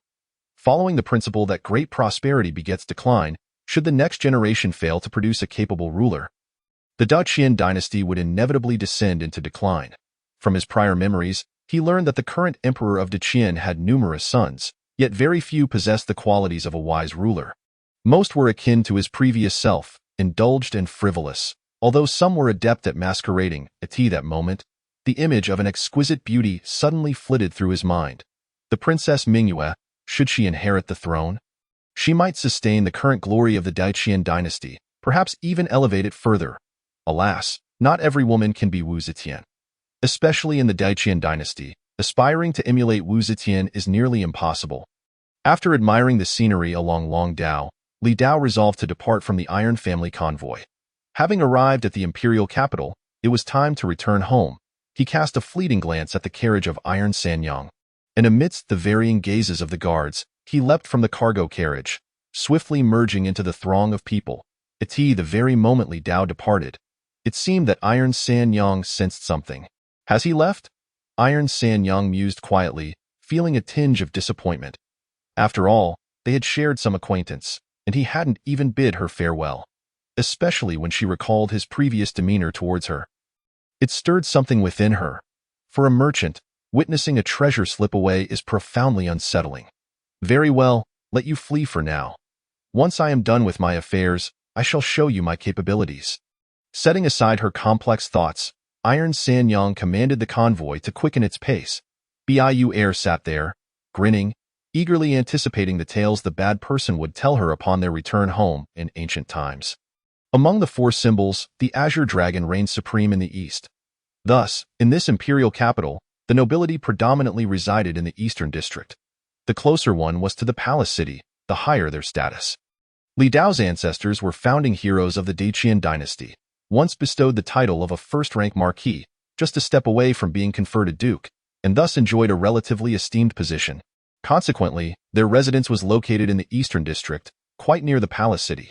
Previously, this geographical advantage facilitated the Yuan Bo mansion in fostering connections. However, since Li Dao's incident and the tarnishing of Princess Mingyue's reputation, this once advantageous location had turned against him, rendering the Yuan Bo mansion a source of shame among the nobility, with passers-by unable to restrain their scornful remarks. There was even a devoted admirer of Princess Mingyue who, in a fit of rage, stripped in front of the stone lions at the entrance of the Yuan Bo mansion and urinated. Strangely, rather than facing condemnation, this act only elevated his notoriety, earning him a place among the elite of several families. Following this incident, A wave of mockery swept through the entire capital, with many taking pride in deriding the Invincible mansion. Numerous scholars even composed poems and verses to insult the mansion, seeking attention, and unexpectedly, some of them used this tactic to climb the social ladder. This caused quite a stir within the literary circle of the capital, as nearly every day someone penned verses to ridicule the Invincible mansion. Now, over 3 months had passed. Although the fervor had somewhat subsided, remnants of scornful poetry still emerged daily. Meanwhile, outside the Invincible mansion, it had lost all its former splendor. The walls were plastered with derogatory writings, and the corners were enshrouded in a thick layer of filth, the residue of neglect. Even with daily cleaning efforts, it was all in vain. The once majestic stone lions at the entrance also bore the brunt of this disgrace, emanating a foul odor. At this moment, the crimson gate beneath the mansion's plaque stood wide open. "Hurry, hurry, we don't have time. Move quickly. We can't stay here any longer. Isn't this a bit excessive? Excessive? This mansion is about to collapse. If we don't take it, we might as well let it go to waste." Outside the gate, numerous individuals clad as servants rushed out, their arms bulging with unknown belongings. Suddenly, a little girl in a blue dress darted out from within the gate, blocking the path of the crowd. "Don't take them. You can't take these. They belong to the mansion and to the young master." The little girl looked defiantly at the group, her eyes reddened, tears brimming at the corners, on the verge of bursting forth. Upon seeing her distress, the others displayed flickers of guilt, but more than that, they felt helpless. One voice broke through the crowd. "Joer, please don't stop us. We are left with no choice. Indeed, if we don't take them now, they will belong to someone else after today. I advise you, Joer, to gather your things and leave. The Invincible mansion is nearing its end." As one person spoke, the others chimed in, echoing the sentiment. The young woman, known as Joer, shook her head defiantly, her voice tinged with sorrow. "But what you are doing is simply wrong." Sighing, a long exhale echoed through the air, and an elderly man with a head full of white hair emerged from the grand entrance. Upon seeing the old man, the previously boisterous crowd fell silent, their eyes revealing a glimmer of concern. "Grandfatherly, look at them." Upon encountering the elder, Joer seemed to find her anchor, rushing over to support him. The old man's murky gaze softened as it met Joer's, a faint smile gracing his lips. However, when he turned to regard the others, his eyes became tranquil, akin to a still lake in the dead of winter. Under the weight of his gaze, the onlookers dared not breathe, each harboring their own psychological scars from the elder's long-standing authority. After a brief moment, the elder ultimately relented, shaking his head as he said, "Go on, all of you. Leave and do not return." Hearing this, both Joer and the others present were taken aback, their faces reflecting disbelief. Suddenly, one individual collapsed to the ground, bowing deeply to the elder, repeatedly expressing gratitude. "Thank you, Grandfather Steward, thank you." After finishing his bows, he sprang to his feet and fled. The remaining individuals, snapping back to reality, promptly dropped to their knees in unison, offering their thanks. "Thank you, old steward, thank you." After this display, everyone hastily departed, soon leaving not a soul behind at the Invincible mansion. Moments later, once the last of them had vanished, Joer regained her senses. "Grandfatherly, why is this happening?" The elder, with a sorrowful gaze directed toward the distance, sighed deeply, revealing his sadness. "The family is on the brink of collapse. Let them go. It may bring some merit to the young master in the afterlife, allowing him a semblance of peace." Upon hearing this, tears streamed down Joer's face. "Is there truly nothing we can do? The master is gone, the mistress is gone, and who knows when the young lady will return? Now, the young master has also departed, and with him, this family is all but lost. If this place too disappears, who will remember the young master? There is nothing to be done. His Majesty has stripped the title from this estate. Now it is merely an empty shell, while the Prime Minister's residence seeks to erase every trace of the Invincible mansion under the guise of title revocation. We are powerless to stop it." The elder regarded Joer beside him, sighing gently. "Joer, you should leave as well. Tomorrow, this place will no longer be home. You are still young, beautiful, and you can find someone to marry and live a stable life outside." "No." Joer shook her head resolutely, her eyes glistening with tears. "I am the young master's person in life, and I will be his ghost in death. I will not leave." The elder was taken aback. You belong to the young master? Jewer's cheeks flushed crimson as she quickly denied. No, I merely think so. The elder smiled faintly. It seems our Jewer has always had her heart set on the young master. Jewer's face turned even redder, feeling somewhat bashful. Alas, the elder sighed again. Jewer, you are a good girl. If the young master were still alive, I would do everything in my power to see him wed to you. Alas, Jewer's complexion paled, her gaze suddenly resolute. Even if the young master is dead, I can still marry. The elder was momentarily stunned. In an instant, he comprehended the thoughts of this young girl before him. Lamenting the capriciousness of fate, he had not expected that amidst the vast Yuanbo mansion, this little girl would be the most resilient. The young master had indeed chosen a remarkable girl. The elder gently patted Jewer on the head. All right, go inside and rest. Before tomorrow arrives, this is still our home. After entering the mansion, with only the elder and Jewer remaining, she declared, Grandfatherly, it's time for dinner. I will prepare something. Then go ahead. After Jewer left, the elder scanned the courtyard before slowly making his way to her room. Soon, half an hour passed. Jewer glanced at the dishes she had prepared, then dashed out wearing an apron. Grandfatherly, dinner is ready. As she reached the hall, she was puzzled. Normally, they would eat here, yet Grandfatherly was nowhere to be seen. Thus, she began to search around. As time wore on, her anxiety grew, accompanied by an ominous premonition. An incense stick later, as she passed by the Li family ancestral hall, she instinctively glanced inside. Grandfatherly, her face lit up with joy, relief flooding her heart. There, the elder was kneeling on the mat within the hall. She rushed toward him. Grandfatherly, what are you doing here? She reached out to touch him. Her hand halted midair, and her smile gradually faded. Grandfatherly, Jewer called softly, her voice tinged with uncertainty, but the elder remained unresponsive. Cautiously, she approached him, only to find his eyes tightly shut, a letter resting on the ground before him. Grandfatherly Jewer extended a finger to check for a pulse beneath his nose. In the next moment, her entire being froze. He was no longer breathing. Suddenly, her gaze fell upon the letter, and she picked it up to read the title, which bore the words to my dearest Jewer. She slowly opened the envelope and extracted the letter, recognizing it as one the elder had penned before his passing. Jewer, by the time you read this letter, I will have followed the young master into the afterlife. Do not be saddened, for I have long known my days are numbered. This can be seen as a joyous farewell according to folk beliefs. Upon reaching this point, Jewer felt a measure of solace. Yet tears continued to flow. She pressed on, discovering further details in the letter about the elder's life. Entering the Li family at the age of 4, he had been bestowed the name Li Cheng by the family head. And now, at over 90 years of age, he had served 4 generations of family heads for the Li family. He explained why he had chosen to kneel in the ancestral hall, expressing his guilt for failing to guide the young master onto the right path. Thus he remained in prostration as an apology to the ancestors. He acknowledged that suddenly leaving Jewer alone was selfish, yet life has its limits, and he was powerless to change that in closing. He penned his final wish, to be buried in the Li family's backyard. He had entered the Li family from there, and he hoped to rest there eternally. Chapter 35. Returning home, everything has changed after reading the steward's letter. Jewer fell into a daze. Moments later, a resolute expression crossed her face as she wiped her tears and bowed deeply to the steward's remains.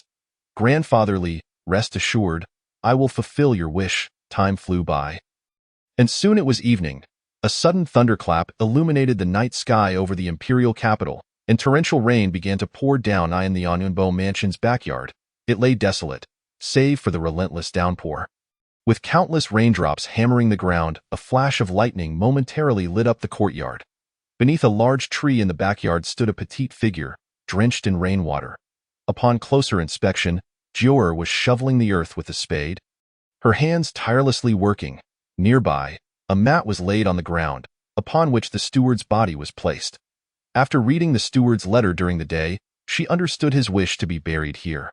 Tomorrow, the Prime Minister's residence would claim the Yuanbo mansion, so she had to hastily lay the steward to rest. Thankfully, the rain had softened the soil, making the arduous task of digging a grave a bit more manageable for a girl of not even 16. Finally, after half an hour, with her palms blistered, Jewer managed to dig a grave. Taking one last look at the steward's body, she gritted her teeth and tugged at the mat, straining to drag it into the freshly dug hole. Huff! Once everything was prepared, she wiped the rain from her face and whispered, "Grandfatherly, when you descend, please let the young master know to wait for me. I will come to find you both soon." With that, she crawled out of the cold grave. Suddenly, a sharp pain shot through her palm. Looking down, she saw a cut from a sharp stone. In that moment, the physical pain mirrored the emotional anguish within her. Unable to hold back any longer, she collapsed onto the muddy ground and wept. "The master is gone. The mistress is gone. The young master is gone. And now even grandfatherly has left me." Jior was engulfed in sorrow, the rain chilling her body and heart. Just then, she felt a wave of dizziness sweep over her, the prolonged exposure to the rain taking its toll on her health. At that moment, a hazy figure appeared before her. In her stupor, Jior raised her hand in an attempt to grasp it. Suddenly, everything went dark, and she lost consciousness. In that fleeting moment before oblivion, she felt herself enveloped in a warm embrace. "Is it the young master?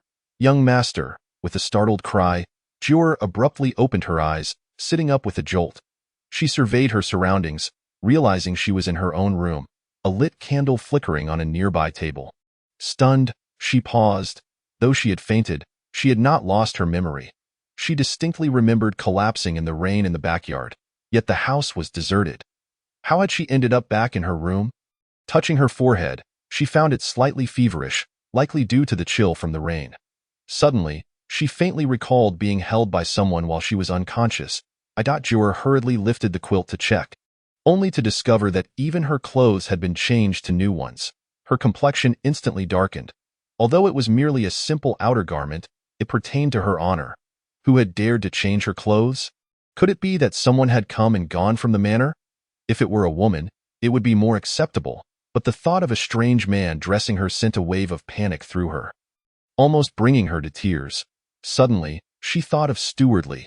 Without regard for her still weakened body, she hastily got out of bed, slipped on her shoes, and rushed out the door. Before long, Jior arrived at the back courtyard, and she was stunned.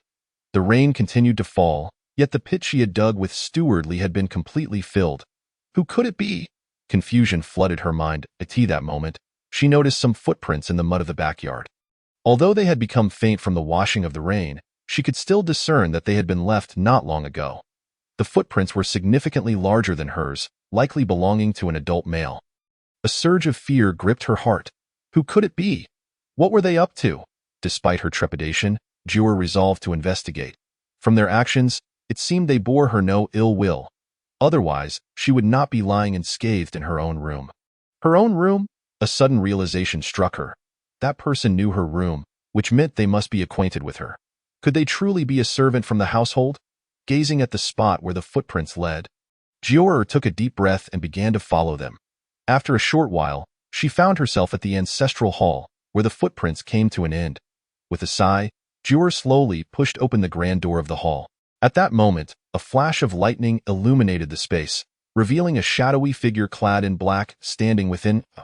Jior instinctively gasped, quickly covering her mouth. Her sudden exclamation startled the figure, and in the dim light, she felt them turn and approach her. Overcome with fear, Jior instinctively turned to flee but stumbled over the threshold and fell to the ground. "Don't come any closer," she cried, pressing her hands against the ground as she helplessly backed away. Tears streaming down her delicate face. The figure did not halt. Instead, they quickened their pace toward her. At last, they stood directly before her, coming to an abrupt stop. Thunder rumbled once more, and a brilliant flash illuminated the entire courtyard. Jior, blinded by the light, finally saw the face of the figure before her, and she was momentarily taken aback. In her heart, she involuntarily murmured, "What a beautiful face." Yet as her senses returned, anxiety washed over her. Beauty meant nothing, for she did not recognize this person, which only heightened her fear. At that moment, she noticed the figure raising a hand toward her. Could they be intending to harm her? Panic surged within Jior. As that hand drew nearer to her head, her fears solidified. Recalling the many villains from the tales she had read who delighted in crushing people's skulls, could she truly meet such a gruesome end? Death held no terror for her. She had long resolved that after burying grandfatherly, She would don her bridal gown and seek out her young master. But would her young master reject her if she were to suffer such a fate? In that fleeting moment, countless thoughts raced through her mind. Finally, that hand rested gently atop her head. In that instant of contact, Jur clenched her teeth, bracing herself for death. However, after a few breaths, she realized the hand was merely resting lightly upon her head, not applying any pressure. Was this person attempting to offer her an alternative fate? Then, to her astonishment, that hand began to rub her head gently, a sensation that was both ticklish and surprisingly pleasant. This brought back memories of her young master from when he was alive. He had always enjoyed ruffling her hair, even when angry, and the feeling was identical to that moment. Wait, identical? Jur's body stiffened, and she abruptly looked up. A strikingly handsome face met her gaze, though it was unfamiliar to her, as she had never seen it before. Yet why did the sensation on her head feel so familiar? Young master? Jur cautiously called out, her voice barely above a whisper. Upon hearing her, the man halted, a smile breaking across his face as he slowly replied, "What do you think?" Upon recognizing the voice, Jur's pupils dilated. This was the voice of her young master. Though the appearance was different, she was certain of the voice. "Is it really you, young master?" she exclaimed in disbelief, covering her mouth in astonishment. Li Dao lightly touched the center of the young girl's forehead, speaking with a teasing tone tinged with a hint of roguishness. "Little girl, I find myself in need of a little companion. Would you care to join me?" At those words, Jur trembled with surprise. "Young master, it truly is you." She suddenly leapt into Li Dao's embrace, unable to contain her joy. Her certainty stemmed from the fact that every action he had just taken mirrored the moment when he had brought her home years ago. A secret known only to the two of them, with no third party aware of it. Feeling the excitement and the frailness of the girl in his arms, Li Dao felt a pang of heartache. "You little one, have you not been eating properly while I was away? How have you grown so thin?" Had she forgotten what her young master had once told her? Jur buried her face in his embrace, but muffled sounds emerged. "Young master said he liked soft girls, but when you weren't home, I just couldn't eat." And with that, Jur burst into tears. Up until now, she remained in disbelief, feeling as though everything before her was a dream. Everyone had told her that her young master was dead, including those in the household and grandfather Li. Thus, his sudden appearance led her to believe she was dreaming. If this were indeed a dream, she wished for nothing more than to remain asleep. Li Dao sighed deeply, his gaze drifting toward the empty courtyard. He had not anticipated that after merely 3 months away, so much would have transpired in the manor. The once vast Yuan Duke's residence was now left with only a young girl to guard it. The elderly steward, who had watched him grow up, lay buried in the backyard. Everything around him gave rise to a sense of dislocation. But who could be blamed for it? He looked down and noticed that the little girl had fallen asleep in his arms, her small hands clutching his clothing tightly, as if fearing that he would vanish upon her waking. Sensing the presence of her young master, Jur, for the first time in over 3 months, slept soundly, her pretty face illuminated with both tears and smiles. Gazing down at the delightful girl in his embrace, Li Dao murmured softly, "Let this little girl be spoiled just this once." "Young master!" Jur jolted awake, her eyes fluttering open as she began to search the room. Soon, she spotted a figure seated at the table in her room. "Young master!" Jur exclaimed excitedly, leaping out of bed and rushing barefoot to Li Dao's side. "You little girl, go put on your shoes," Li Dao chided gently, looking down at her delicate, jade-like feet. Jur suddenly felt the chill beneath her soles, sticking out her tongue before dashing back to her bed. Suddenly, a thought crossed her mind, and she looked up, her face flushed, asking, "Young master, was it you who changed my clothes last night? What, are you trying to hold me accountable?" "Your young master?" "No, no." Jur quickly shook her head. "Then what do you want?" "Nothing."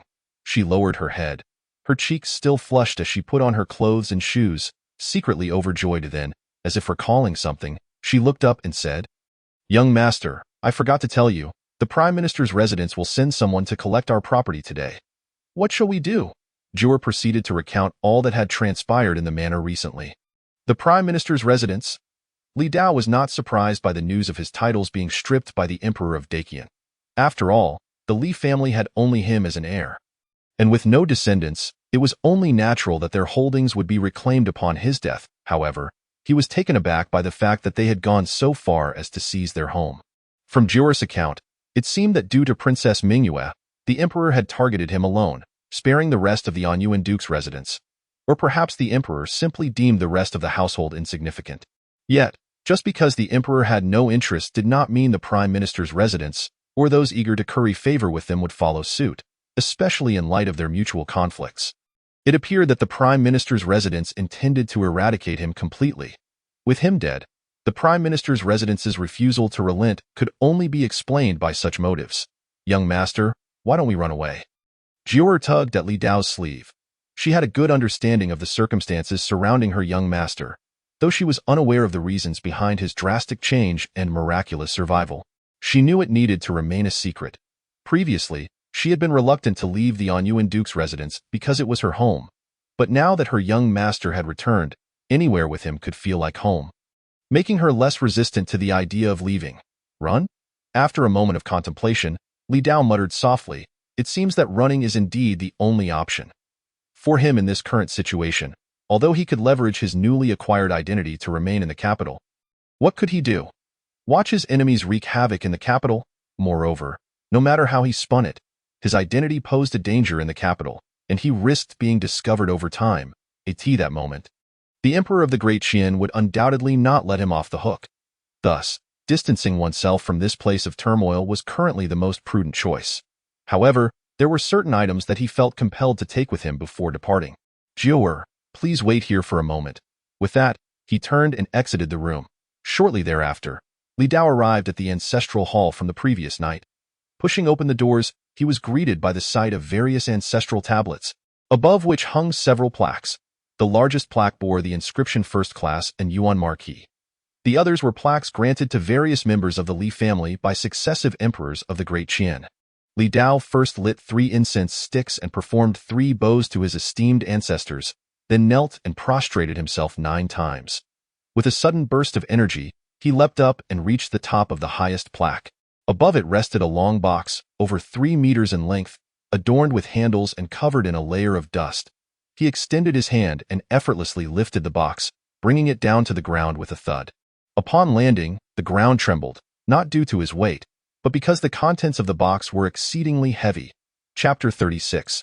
The family heirloom weapon and 3 ancient tomes. Taking a deep breath, Li Dao blew gently onto the dust-covered box, causing the dust to scatter onto the ground, and then set it down. Locating the latch, he squeezed it with his immense strength, shattering it completely, and then opened the box. As it creaked open, a faint metallic scent mingled with a whiff of blood wafted into his nostrils. Within lay a pitch-black halberd over 3 meters long, resting quietly inside and the gaps of the box. 3 ancient tomes, yellowed with age, were also nestled. Old man, these treasures have ultimately found their way into my hands, Li Dao mused softly as he caressed the cold halberd. During the founding era of the Great Qian, the Li family had been granted the title of first-class marquis due to their military merits, establishing themselves as a lineage of martial generals. Every head of the Li family was expected to possess martial prowess from a young age, ultimately becoming a general in the service of the Great Qian. Consequently, from the founding of the Great Qian to Li Dao's generation, the family had endured 10 generations, yet still held the title of third-class earl. This was due to a few generations having produced generals who achieved military feats and maintained their titles, even ascending in rank. Of course, not every generation was destined to produce a general. To establish oneself as a martial general in the Great Qian, one must first meet certain prerequisites, namely possessing suitable cultivation. The Li family could bypass many hurdles and directly ascend to positions of authority, but the fundamental requirement remained. One must possess cultivation. The higher the cultivation, the greater the command over troops. Without it, one would merely serve as a minor bureaucratic officer within the military. This was why Li Dao's father had sought to assess his son's aptitude early on, hoping to lay a solid foundation for him. However, much to his surprise, Li Dao proved unable to cultivate. Nevertheless, Li Dao's father took the news in stride. Upon learning of his son's inability, he did not press the matter, instead choosing to allow him to enjoy life peacefully, as long as the Li family could endure. Even if a useless patriarch emerged, it would be inconsequential, provided the next generation could take over. Yet, Li Dao's father did not foresee his untimely death, which prevented him from nurturing his grandson. Moreover, his son nearly perished in that dreadful prison camp. Li Dao's fingers brushed against the halberd within the box. Memories of his childhood flooded back. Before the resurgence of his memories, he had not been entirely the wayward son he was thought to be. Prior to the assessment of his aptitude, his father had been quite strict with him, ensuring he rose early and trained diligently, practicing writing and poetry as if grooming him to be a polymath in those days. His resolve was unwavering. Upon learning that his father was a general, he often fantasized about becoming a general himself, leading troops into battle and achieving great deeds. Alas, everything changed once he was deemed unfit for cultivation. Li Dao glanced at the halberd, grasping it in his hand. He soon discovered that its material was icy to the touch, reminiscent of the dark iron blade at his waist, yet its quality surpassed that of the latter. He recalled his father's words that this ancestral halberd was forged from 10,000-year-old dark iron. The halberd measured about 3 meters and 20 centimeters in length, entirely black with dragon patterns etched upon it, hence its name, Dragon Pattern Halberd. Li Dao attempted to weigh it in his hands, realizing its heft was extraordinary. Likely due to its material, the halberd weighed at least 200 pounds. To wield this halberd on the battlefield, one would require at least 1,000 pounds of strength. And to maneuver it with ease, one would need a minimum of 3,000 pounds of strength. It was no wonder that he had heard his father mention that throughout the generations, only the founding ancestor of the Li family could wield this dragon pattern halberd effortlessly. Its weight could only be managed by someone born with immense strength, combined with a cultivation regime to hone their physique. Otherwise, even a typical innate martial artist would find it exceedingly difficult to handle such a weapon. Returning the dragon pattern halberd to the box, his gaze fell upon the 3 tomes beside it. Picking one up, he discovered they were titled Unmatched Halberd Technique, Overlord Tiger Heart Technique, and Buddhist Military Strategy. These comprised a martial art, a cultivation technique, and a military treatise, respectively. Li Dao recognized these tomes as exclusive family heirlooms of the Li clan. Though it was said that while they were easy to learn, mastering them was exceptionally difficult, with few capable of fully grasping their contents. After a brief examination, Li Dao placed the tomes back into the box and closed it. It was time to depart. Li Dao reignited 3 sticks of incense, respectfully kneeling before the ancestral tablets to pay his respects, then turned and lifted the box as he exited the ancestral hall. Soon after, he found the family tree in his father's study and tucked it away. Apart from these items, the vast Yuan marquis residence held little value. Anything else could be discarded, as long as these treasures remained. The Li family would eventually be able to rebuild. Before long, Li Dao found Jura again. "My dear, we must leave now," he said, pushing open the door to address her. "Yes, young master," Jura replied, rushing to a nearby cabinet to retrieve a pre-packed bundle, indicating she had anticipated their departure. "Let us go in them." Not long after, outside the Yuan marquis residence, a group of individuals arrived, carrying various items, drawing a crowd of onlookers who seemed to be aware of the impending misfortune befalling the Yuan marquis residence. Passers-by began to murmur among themselves, "TSK, TSK, the Yuan marquis residence is in for a stroke of bad luck today." Not just bad luck. With the Prime Minister's residence intervening, the Yuan marquis residence will cease to exist in the imperial capital. Deservedly so. That wastrel dared to tarnish the reputation of Princess Mingyue. Surviving without being exterminated along with his clan is already a stroke of luck for the Yuan marquis residence. Indeed, but it's a pity. What a pity. A pity that the imperial capital will lose one more intriguing tale. With the Yuan marquis residence gone, I wonder who those scholars will criticize now. Now that you mention it, it seems the Prime Minister's residence has inadvertently aided the Yuan marquis residence. From the Prime Minister's entourage, a man dressed in butler's attire stepped forward, commanding the others, "Everyone on my mark, storm inside and smash everything. Leave nothing intact, inside and out." Yes, with that command, a throng surged toward the Yuan marquis residence. Soon after, several servants began assaulting the grand red doors, and in mere moments, the doors lay in ruins. Witnessing this, the butler wore a satisfied expression, continuing to direct, "Hurry. Smash anything that remains intact inside." After issuing this command, he cast a glance at the 2 stone lions outside the residence. A cold smirk gracing his lips. Approaching one of the stone lions, he raised his hand and struck it. A visible surge of energy erupted, and the stone lion shattered instantaneously. Following suit, He used the same technique to obliterate the other stone lion. Observing this spectacle, voices of astonishment erupted from the crowd. As expected of the Prime Minister's residence, even a mere butler possesses innate level cultivation. Innate level? That's nothing. I've heard that the Prime Minister's residence is teeming with experts, including masters of the Grandmaster realm.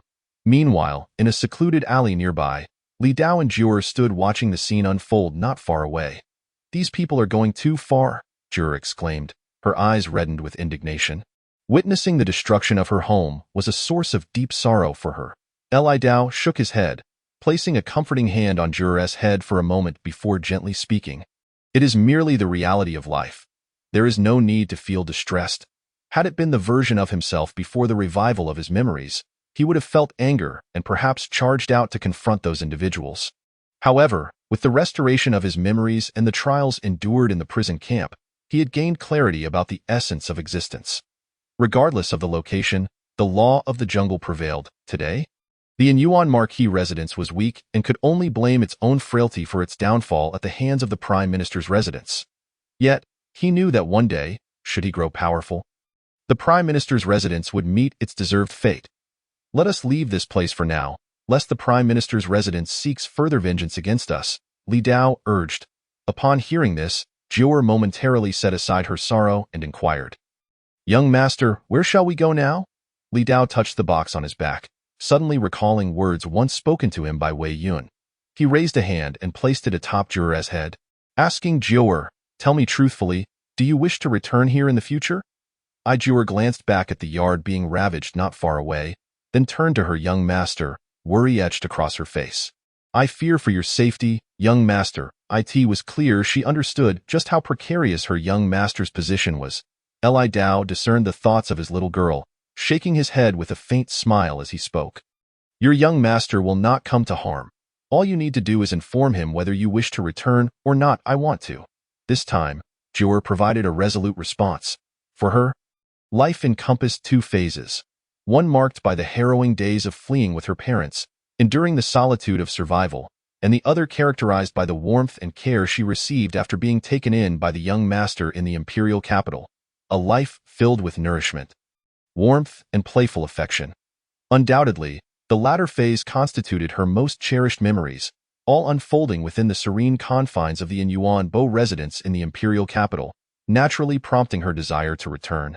Upon hearing this, Li Dao gently ruffled the girl's hair, chuckling softly, "Then let us venture to a place where we can boldly walk into the imperial capital in the future."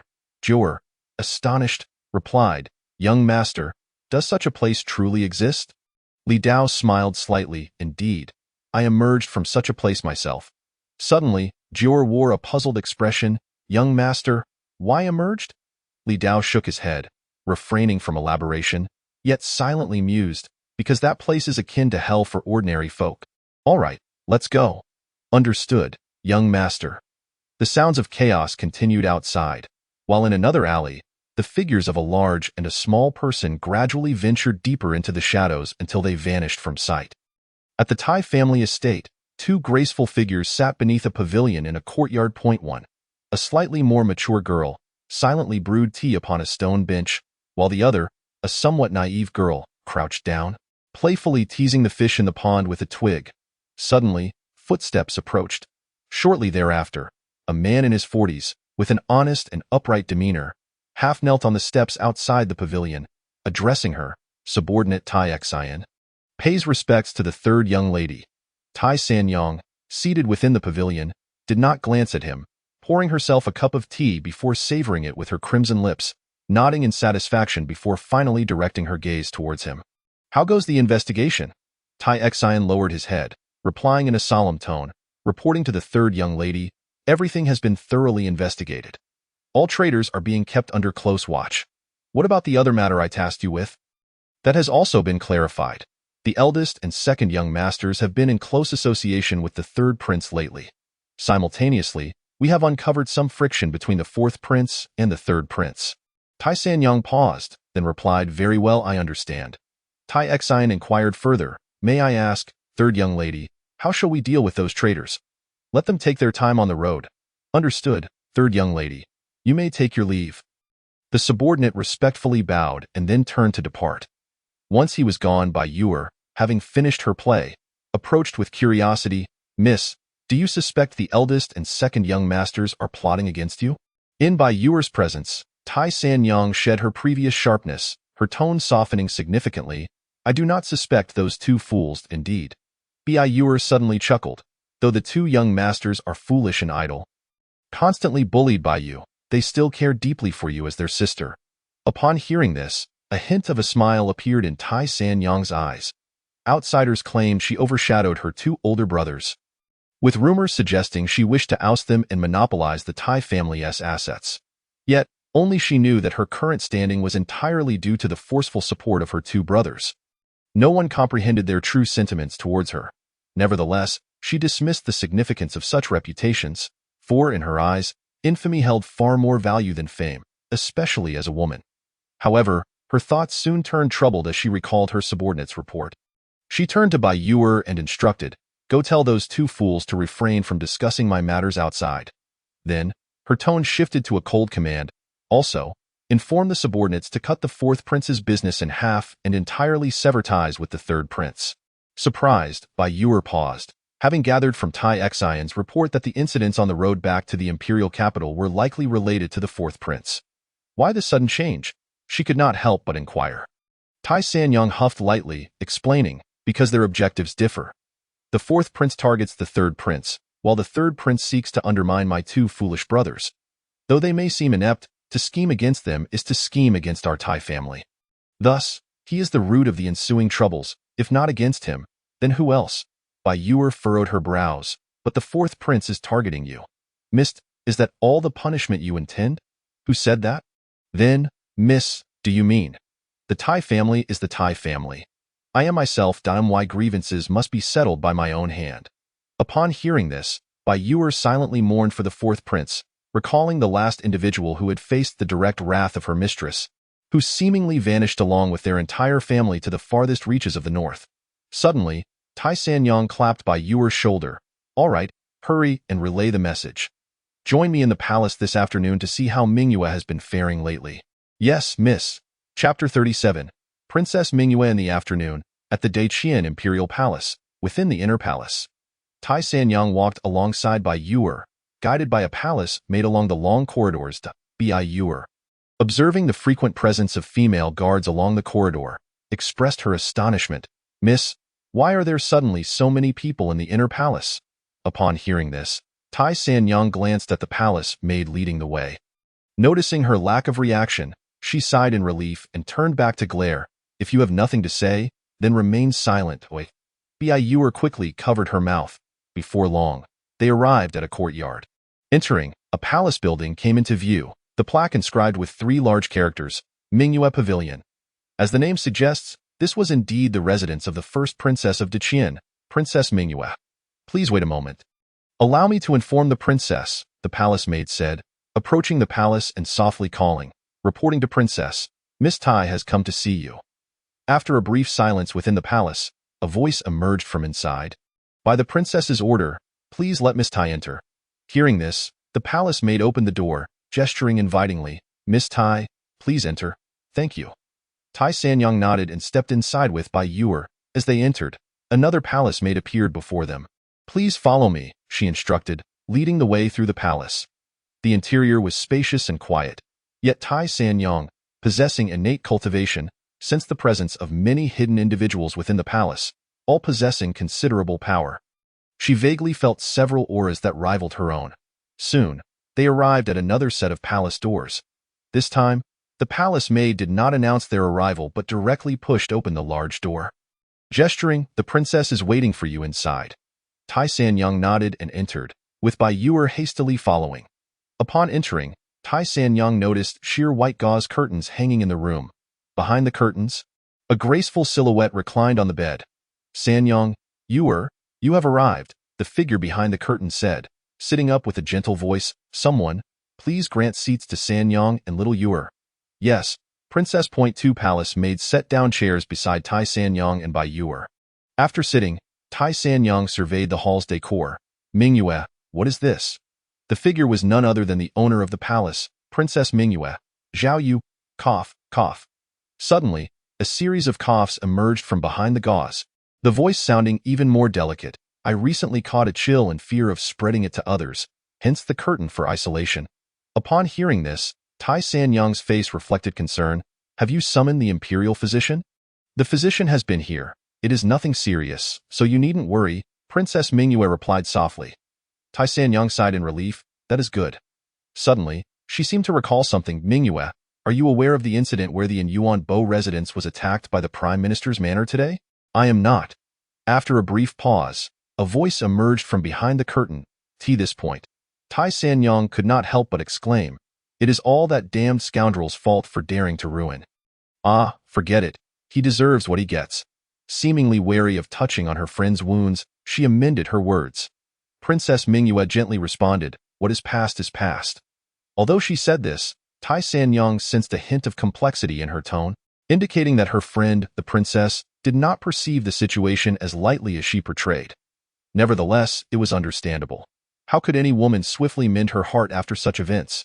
Following this, the two chatted about various topics.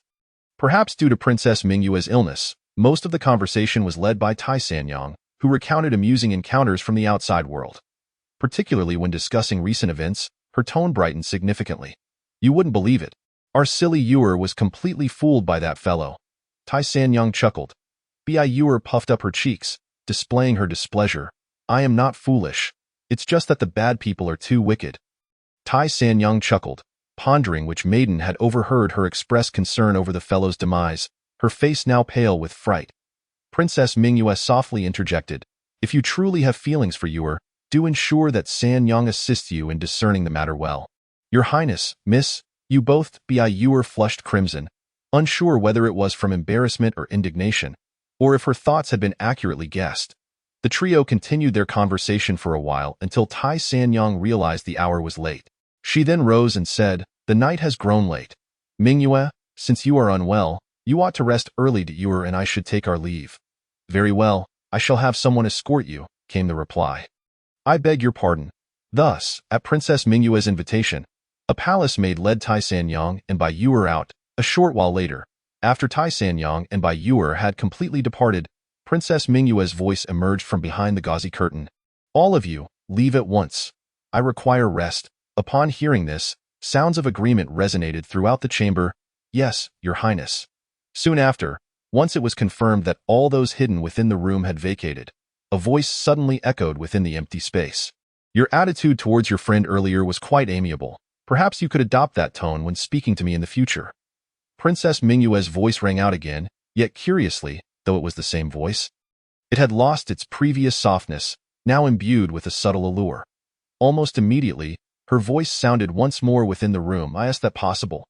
Though it was merely 3 words, the tone had shifted from its earlier warmth and charm to an unusually cold demeanor, reminiscent of the chilling full moon in the sky, evoking an immeasurable distance.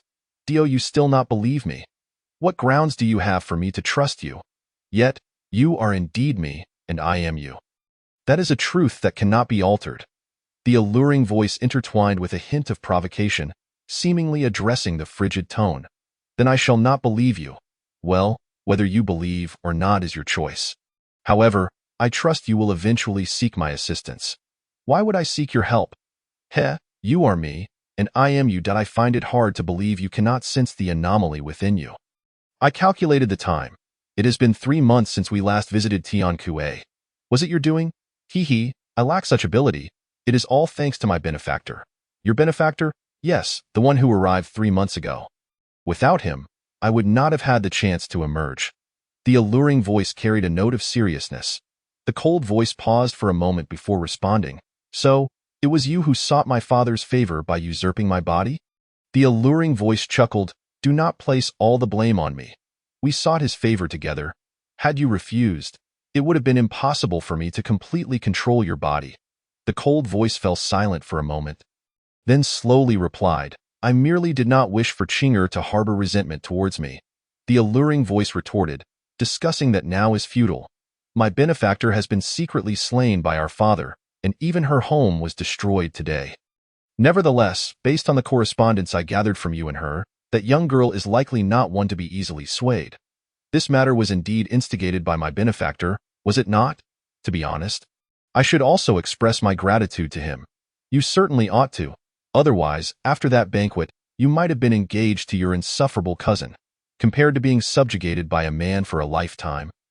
Merely being dominated for an hour is evidently a better deal.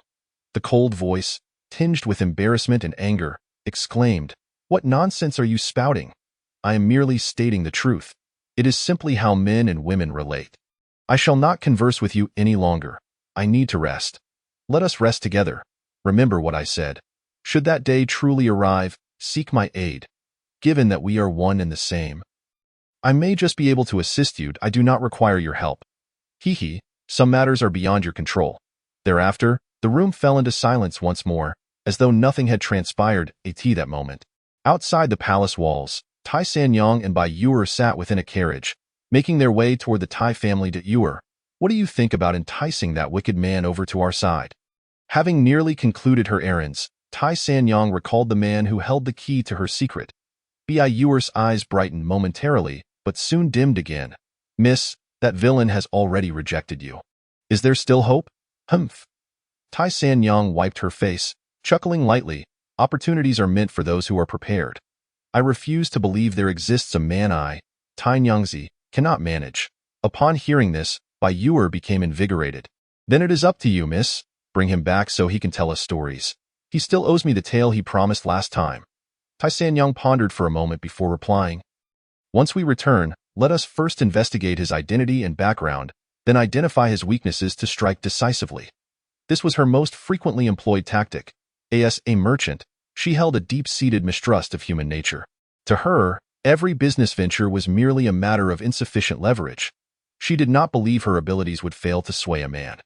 Half a month later, upon returning home and receiving the investigation report, she was instantly taken aback. "Is this all there is to his information?" Beneath the pavilion, Tai Sanyong held a piece of paper, disbelief flickering in her beautiful eyes. The paper bore only the simplest of notes. Outside the pavilion, Tai Xi knelt on the ground, solemnly reporting, "Miss, this is all we have unearthed. We traced him to his initial appearance at Yumen Town, with the earliest contact being a young guard at Yumen Pass. However, the information ends there, as he refuses to disclose the identity of our target." Upon hearing this, Tai Sanyong knitted her brows. The young guard refuses to speak? Indeed. Was he offered compensation? He was, but he still would not divulge anything. At this juncture, Tai Xian suddenly suggested, "If it pleases you, I could employ some means to extract information from him." Tai Sanyong's expression darkened. She sought to win allies, not create enmity. If it were an adversary, she would not hesitate to employ a few tactics. However, contemplating that man, she felt that should she dare to proceed, the outcome would likely be exceedingly unfavorable for her. Never mind. Tai Sanyong waved her hand. "No need to continue the investigation. Let it be." Upon hearing this, Bai Yuer inquired, "Miss, are you giving up?" "Giving up?" Tai Sanyong chuckled. "In my life, there is no such concept as giving up." In that moment, no one could fathom what truly resided in her heart. Simultaneously, along an ancient road in eastern Daqian, a carriage moved slowly along its path. Achoo! Suddenly, Li Dao, sitting at the front of the carriage, sneezed. At that moment, the carriage curtain was lifted, revealing Jur's head peeking through with a worried expression. "Young master, I told you to wear more clothing." Li Dao was momentarily taken aback with his physique, nearly 100 times that of an ordinary person. How could he fall ill from the cold? Yet, he was uncertain about the cause of his sneeze and found it hard to refute the little girl's concern. Before long, Jur emerged holding a large coat. "Young master, autumn has arrived. It is growing colder here. You must dress warmly." Seeing the little girl's stubborn demeanor, Li Dao knew he could not argue, so he took the coat and draped it over his shoulders. She too donned an additional layer of clothing and sat beside him, softly asking, "Young master, how much longer until we stop?" Li Dao affectionately ruffled her hair. "Do not worry, we will arrive shortly." Goo. At that moment, a low rumble sounded. Jur's face turned bright red. "Huh?" Li Dao couldn't help but chuckle. "You must be hungry, little girl." Jur pouted. "Young master, don't those provisions fill you up?" "All right, I won't tease you anymore." Li Dao recalled a moment and spoke. "In about 10 more miles, there is a village. Let us see if there is something to eat there." He mentioned this not because he had been there before, but rather because he had memorized the entire map. Upon hearing this, Jura's eyes lit up, and she hugged her young master's arm, shaking it. Then, young master, make the horse go faster. Understood. Li Dao cracked the whip, and the carriage accelerated forward. After a brief period, young master, look, there is the village ahead. Jura pointed excitedly from the carriage at the sight of the village. Yes, I see it, Li Dao replied with a smile. However, just as he finished speaking, his ears perked up and his expression shifted, the smile gradually fading. Chapter 38. The Slaughtered Village. Farewell to the northern barbarians at this moment. Within Taoyuan village, not long ago, it had been a peaceful and harmonious place. Yet, tranquility was shattered the instant a battalion of northern barbarian cavalry arrived. Ha ha ha, my little ones, slay and plunder. Spare no one but the women. Let the rest perish, boomed a cavalry commander clad in northern barbarian armor, roaring at his subordinates. Ha ha ha, women, I am coming. This time I shall claim 10. The Dacian people are feeble. 10 is insufficient. I can slay 100. Then let us see who can kill more. Let us compete. Who fears whom? Amidst the grotesque laughter of the northern barbarian cavalry, the villagers of Taoyuan were thrown into a state of chaos, scurrying in all directions in a frantic bid for escape. This very display of fear only served to heighten the thrill of the barbarian riders, who, brandishing their long blades, commenced a merciless slaughter of the unarmed villagers, casting a crimson shroud over the entirety of Taoyuan. In a narrow alley, a plainly featured man, his face etched with anxiety, shielded his wife and child as they navigated the treacherous path. Ha ha! Here are 3 little mice. A voice echoed, instantly igniting fear within the trio. At one end of the alley, a northern barbarian, his blade in hand, leered mockingly at them. Darling, take the child and run. I will hold him off. The man, beset by despair upon spotting the barbarian, urged his wife and child behind him, his voice resounding with urgency. But, dear, his wife, tears streaming down her face, clutched their child tightly, paralyzed by an unfamiliar terror, unsure of what decision to make. In that moment, contemplating the safety of his family, the man felt a surge of courage rise within him. I will fight you. He grasped his trusty sickle from his waist and charged towards the barbarian, believing that if he could slay him, he could secure a path to freedom for his wife and child. The northern barbarian regarded the man's charge with disdain, a smirk playing on his lips. With a swift motion, the man swung his sickle down with all his might. Yet, the barbarian merely sidestepped, causing the man to lose his balance and tumble at the feet of his foe. Darling! The sight sent shockwaves of horror through his wife, who held their child close. Humph! Pathetic Dacian folk, the barbarian taunted, drawing his long knife. Prepare to die. No. The wife's eyes widened in despair as she watched the gleaming blade plunge into her husband's chest. Such a pretty little thing, the barbarian leered, eyeing the woman nearby. But in the next moment, his expression shifted as he noticed the man was still alive, a bloodied hand gripping his leg. Run, just run, the man cried out, summoning the last of his strength. Humph! The barbarian coldly scoffed, raising his blade without hesitation. With a sickening sound, the man's eyes widened in shock as he breathed his last. Darling! The wife, fueled by an unexpected surge of courage, her eyes ablaze with hatred, glared at the barbarian who had slain her husband. I will fight you. Disregarding her child, she charged at the barbarian, consumed by rage.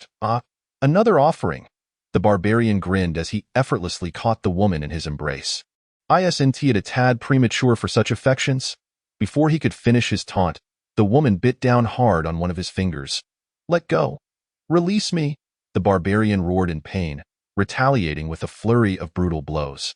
Yet, the woman remained undeterred, locked onto his finger as if her life depended on it. The barbarian was about to retaliate when a new voice rang out. You strike my mother, I will fight you. Unbeknownst to them, their child had rushed to the barbarian's side, sinking his teeth into the warrior's leg, eliciting another wave of agony. Die! In a fit of rage, the barbarian disregarded all else and swung his blade down at the child. The blow was fatal, and the child fell lifelessly to the ground. The woman, witnessing this horrific scene, felt a surge of adrenaline course through her veins. With a fierce snap, she bit down on the barbarian's hand, severing a finger. Return my finger! the barbarian shouted, realizing the urgency of preserving the severed digit for potential reattachment. The woman, her hair disheveled and eyes wild with rage, suddenly grinned maniacally and began to chew. To ensure he witnessed her act, she opened her mouth wide, letting him see his finger being ground into pulp.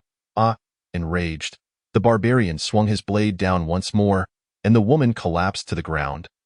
A deranged smile etched upon her face. "Curse you, madwoman!"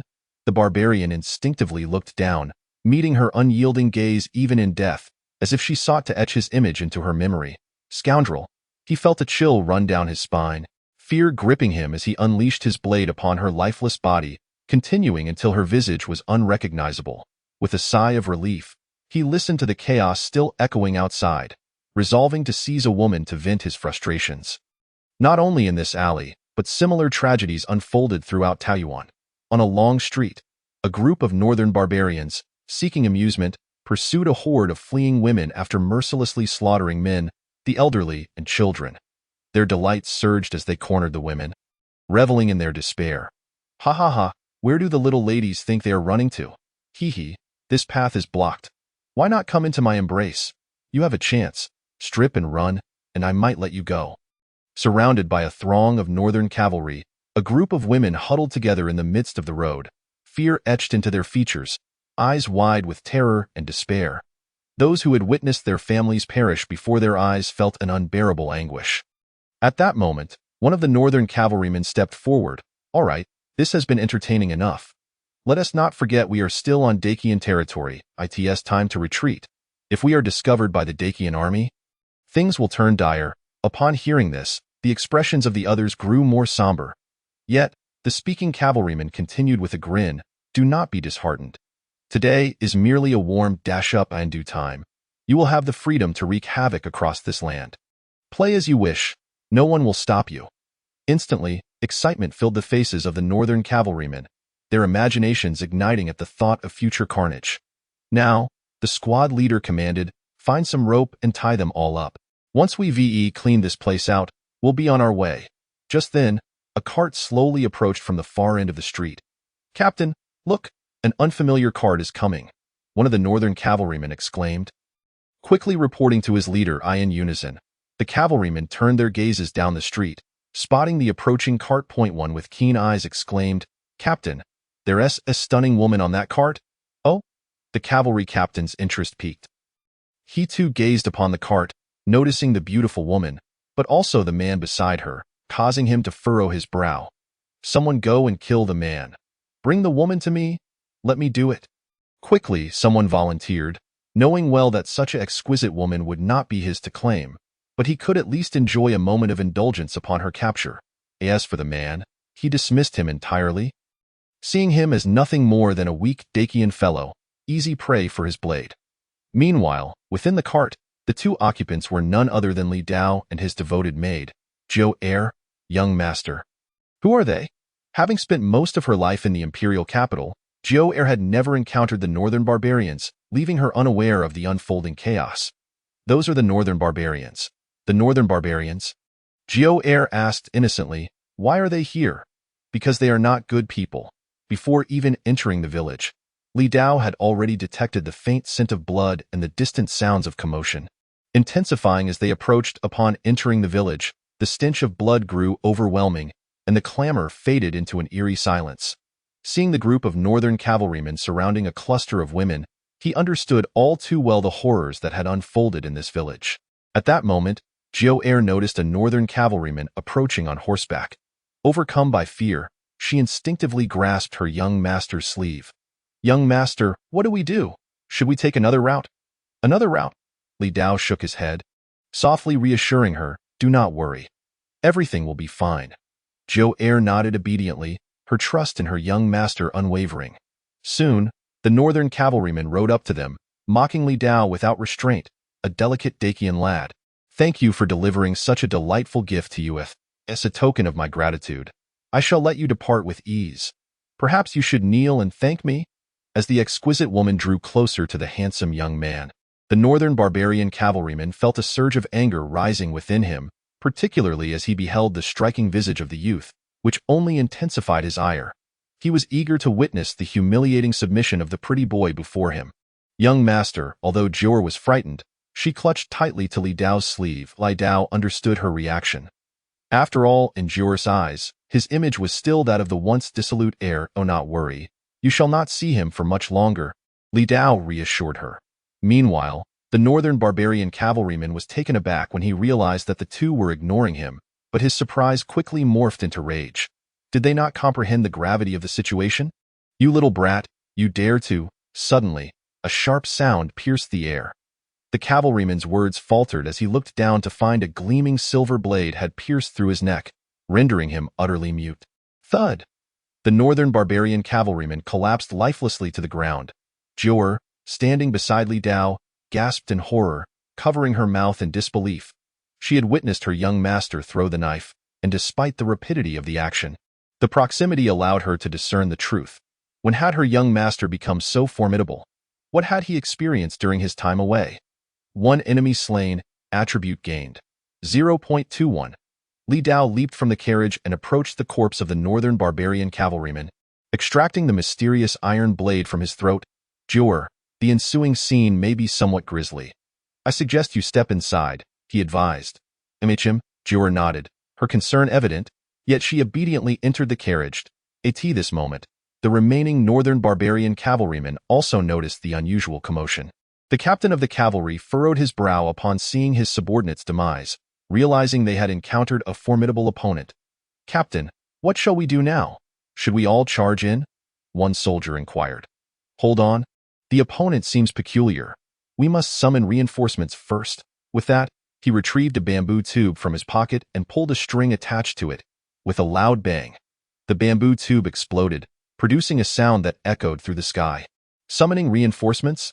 Li Dao discerned the intent but chose not to react further. For him, the more adversaries, the better. Before long, the unmistakable sound of galloping hooves filled the air. Soon, numerous northern barbarian cavalrymen emerged from the village. In less than the time it takes to burn a stick of incense, all the cavalrymen who had entered the village appeared on the long street, many of them laden with plundered goods, while others dragged women they had abducted from the village. What transpired here? The leader of the northern barbarians emerged from the ranks, frowning as he inquired. The cavalry captain quickly stepped forward, reporting, Commander, I encountered a stunning woman whom I intended to capture for you. But I did not anticipate that she would be accompanied by a man of considerable strength, hence my notification to you. A stunning woman? The leader's eyes brightened as he scanned the area. Where is she? The cavalry captain pointed down the long street. She is concealed within that carriage. The leader glanced over and, upon spotting Li Dao alongside the fallen cavalryman, narrowed his eyes, deducing, it appears he is a martial artist. A martial artist? Could that pose a challenge? The cavalry captain voiced his concern. Humph. What of a martial artist? He appears to be merely in his teens, at most a mid-stage martial artist. I am already a third-tier martial artist. Besides, I have so many cavalrymen at my disposal. As long as he is not a congenital martial artist, he poses no significant threat. Could he possibly be a congenital martial artist? Impossible. Such a prodigy would never be found in this wretched place. Thus, the leader of the northern barbarians felt no trepidation, but rather a sense of security in the situation. Chapter 39. Equality among all beings. The leader of the northern barbarians was not only unperturbed but viewed the unfamiliar young man before him as a lamb ready for slaughter, with the woman in the carriage already considered his prize. Onward. Surround him and the carriage. Do not let him escape. Yes. The cavalry captain led a dozen soldiers charging toward the location of the carriage. Among the encircled women, one of them caught sight of their approach and, filled with indignation, stood up to shout, Run! They are coming to capture you. Shut your mouth. The leader of the northern barbarians' expression changed as he lashed out with his whip, sending the woman crashing to the ground. Li Dao, with his keen senses, detected the commotion and, observing the approaching cavalryman, stepped forward, gripping the mysterious iron blade. The cavalry captain, seeing the adversary approach, commanded coldly, Some of you, watch the carriage. The rest, surround him. Yes, before long, the northern barbarian cavalrymen closed in on Li Dao. 2 of them, intent on following their captain's orders to guard the carriage, maneuvered around Li Dao. At that moment, 2 flashes of cold light flickered through the air. The cavalry captain paused and turned to his companions. asking, "Did anything just happen? Did something occur?" "I did not see anything," one replied, remaining still while they debated. The cavalry captain suddenly noticed that the two men he had dispatched to guard the carriage had halted in their tracks, frozen. "What are you two doing?" he instinctively called out. Yet, they remained motionless, including their horses. Suddenly, crimson lines appeared across the necks of the horses, followed by identical marks on the bodies of the two northern barbarian cavalrymen. As everyone stood in confusion, they witnessed the two cavalrymen move, not in the usual manner, but as if their bodies were severed in half, while the horses' necks also jerked. Thud. 4 bodies hit the ground simultaneously, revealing that the two northern barbarian cavalrymen had been decapitated along with their horses. Yet, the sole culprit remained but one, the handsome young man slowly approaching them. This bizarre scene caused the countenances of the nearby northern barbarian cavalrymen to pale. The few cowardly soldiers, unable to restrain themselves, instinctively tightened their reins to retreat. Do not fear him. Observing his subordinates' wavering morale, the cavalry captain wiped the cold sweat from his brow and shouted, "Captain!" Suddenly, a cavalier's face turned pale with panic. "What is it now?"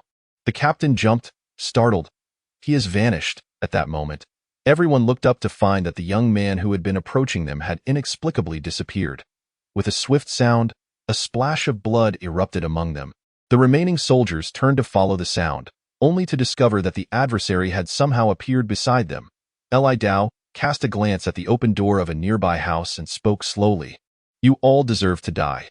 Inside the doorway lay a pool of blood, with a man and a woman brutally slain. Beside them were 3 more corpses, the eldest appearing no older than 10, while the youngest seemed merely 1 or 2 years of age.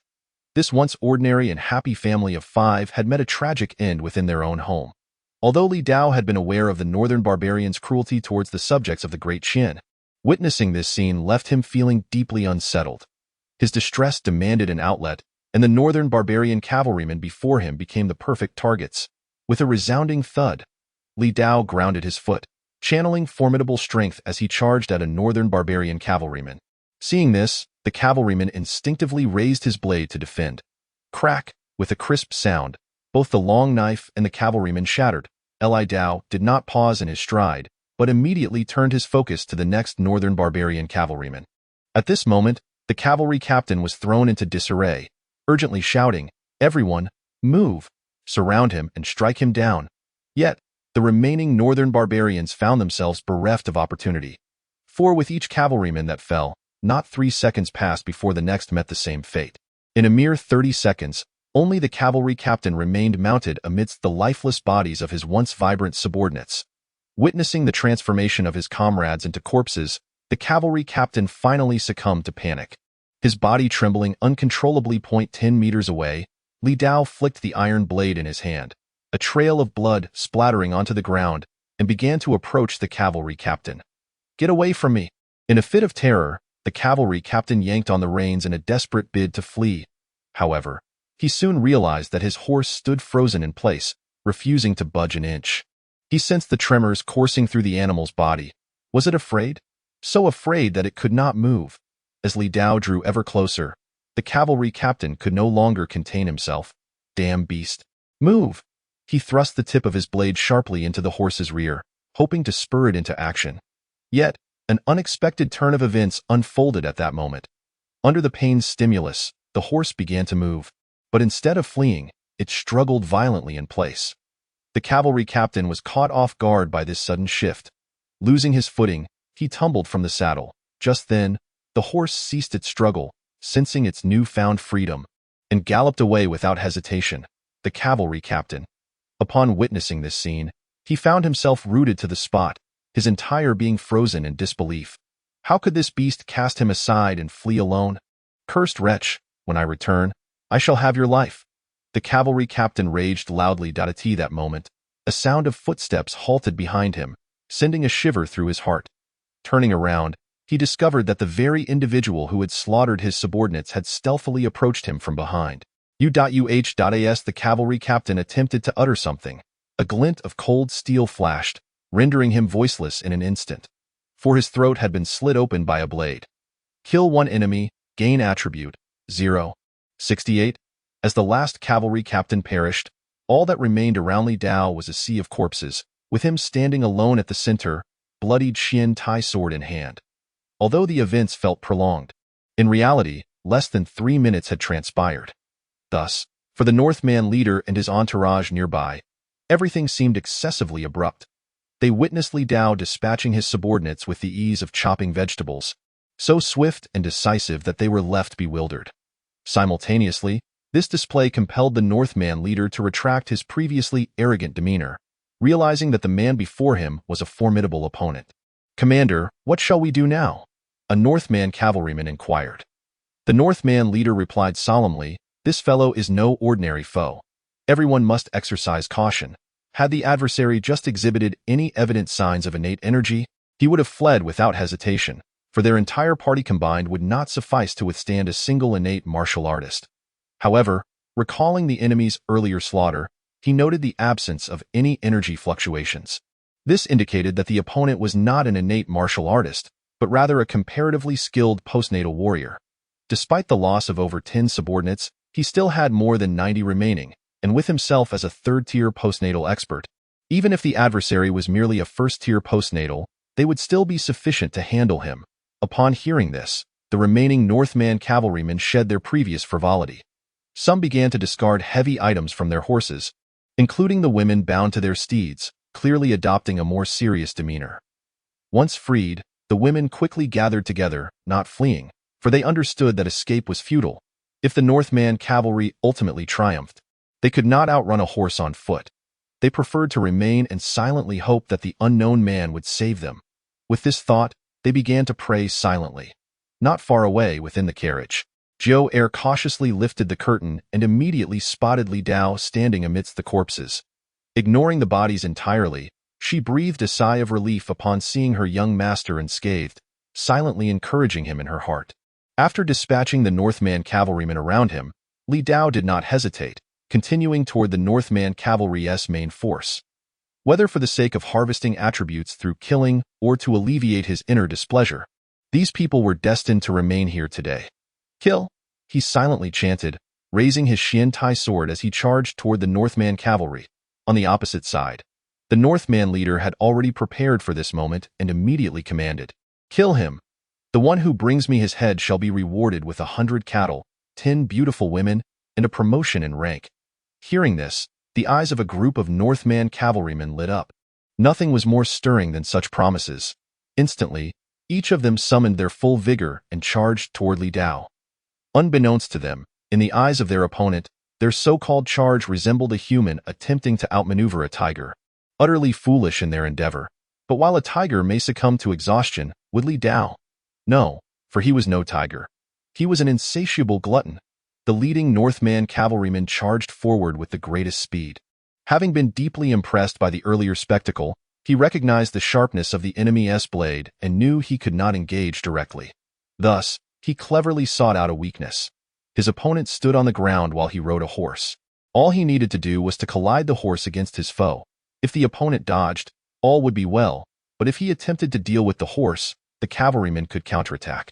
With this thought, he envisioned the commander's reward beckoning him as he drew near. Noticing the adversary did not evade, his heart surged with joy, especially upon seeing the opponent seemingly inclined to confront him head-on. He inwardly cursed, "Fool!" After all, this was a charging horse. Even a martial artist would struggle to withstand such an impact. Facing the oncoming horse, Li Dao raised his palmed in the next moment. The horse's face collided directly with his hand. However, the leading Northman cavalryman was taken aback by the unexpected outcome. Instead of the anticipated scene of the adversary being thrown aside, it was he who flew through the air as the horse came to a sudden halt. Leaving him airborne in midair, he caught sight of a glint of cold steel, his body abruptly chilled, and he soon lost consciousness. Ultimately, the thoughts and visions he had conjured were mere fabrications of his imagination. Unbeknownst to him, in Li Dao's eyes, he was akin to an ant beneath his feet, easily crushed. Kill one enemy, gain attribute. 0.19. Ignoring the system notification ringing in his ears, Li Dao tightened his grip on the Qian Tai sword and swiftly plunged into the throng of cavalrymen. The blade danced through the air, and with its sharpness and his immense strength, None could withstand his advance. One man single-handedly upended an entire Northman cavalry unit. In a mere exchange, over a dozen Northman cavalrymen fell beneath his blade. The others remained unscathed solely because they had yet to reach Li Dao, thus narrowly escaping disaster. This bloody slaughter quickly jolted the remaining Northman cavalrymen into clarity, no longer ensnared by the promises of their commander. "What are you all dawdling for? Kill him!" The Northman leader charged forward, angrily shouting at his subordinates. Seeing their hesitation, he cursed, "Truly a bunch of useless fools." Turning his gaze toward Li Dao, he declared, "Boy, next year on this day shall be your death anniversary." With that, he urged his men, "I will charge ahead. You worthless lot, follow closely." Upon hearing this, the Northman cavalrymen gradually regained their spirit. With their commander leading the way, they only needed to coordinate their efforts. "Kill!" At the leader's rallying cry, he spurred his horse forward toward Li Dao, prompting the cavalrymen behind him to charge once more. "Boy, take this." The Northman leader quickly closed the distance and swung his long knife. The blade descended from the air, infused with an overwhelming aura, reminiscent of a ferocious tiger lunging toward Li Dao's face. Slicing through the air, blood sprayed forth as a head was severed. Soaring high before plummeting to the ground, Li Dao, holding his sword, gazed at the lifeless head of the Northman leader and murmured, "Impressive aura, but alas, entirely ineffective in a mere exchange." The Northman leader met his demise beneath Li Dao's blade. This exemplifies Li Dao's prowess. His physical enhancement rendered him devoid of any vulnerabilities. With his physicality nearly 100 times that of an ordinary person, any level below innate martial artists posed no threat. In a direct confrontation, no postnatal warrior could withstand his strike. Thus, whether facing a first-tier postnatal or an ordinary individual, it was simply a matter of a single cut. This strike, Li Dao referred to as the blade of equality for all beings, Chapter 40. Physique surpassing 100, a transformation once more behind him.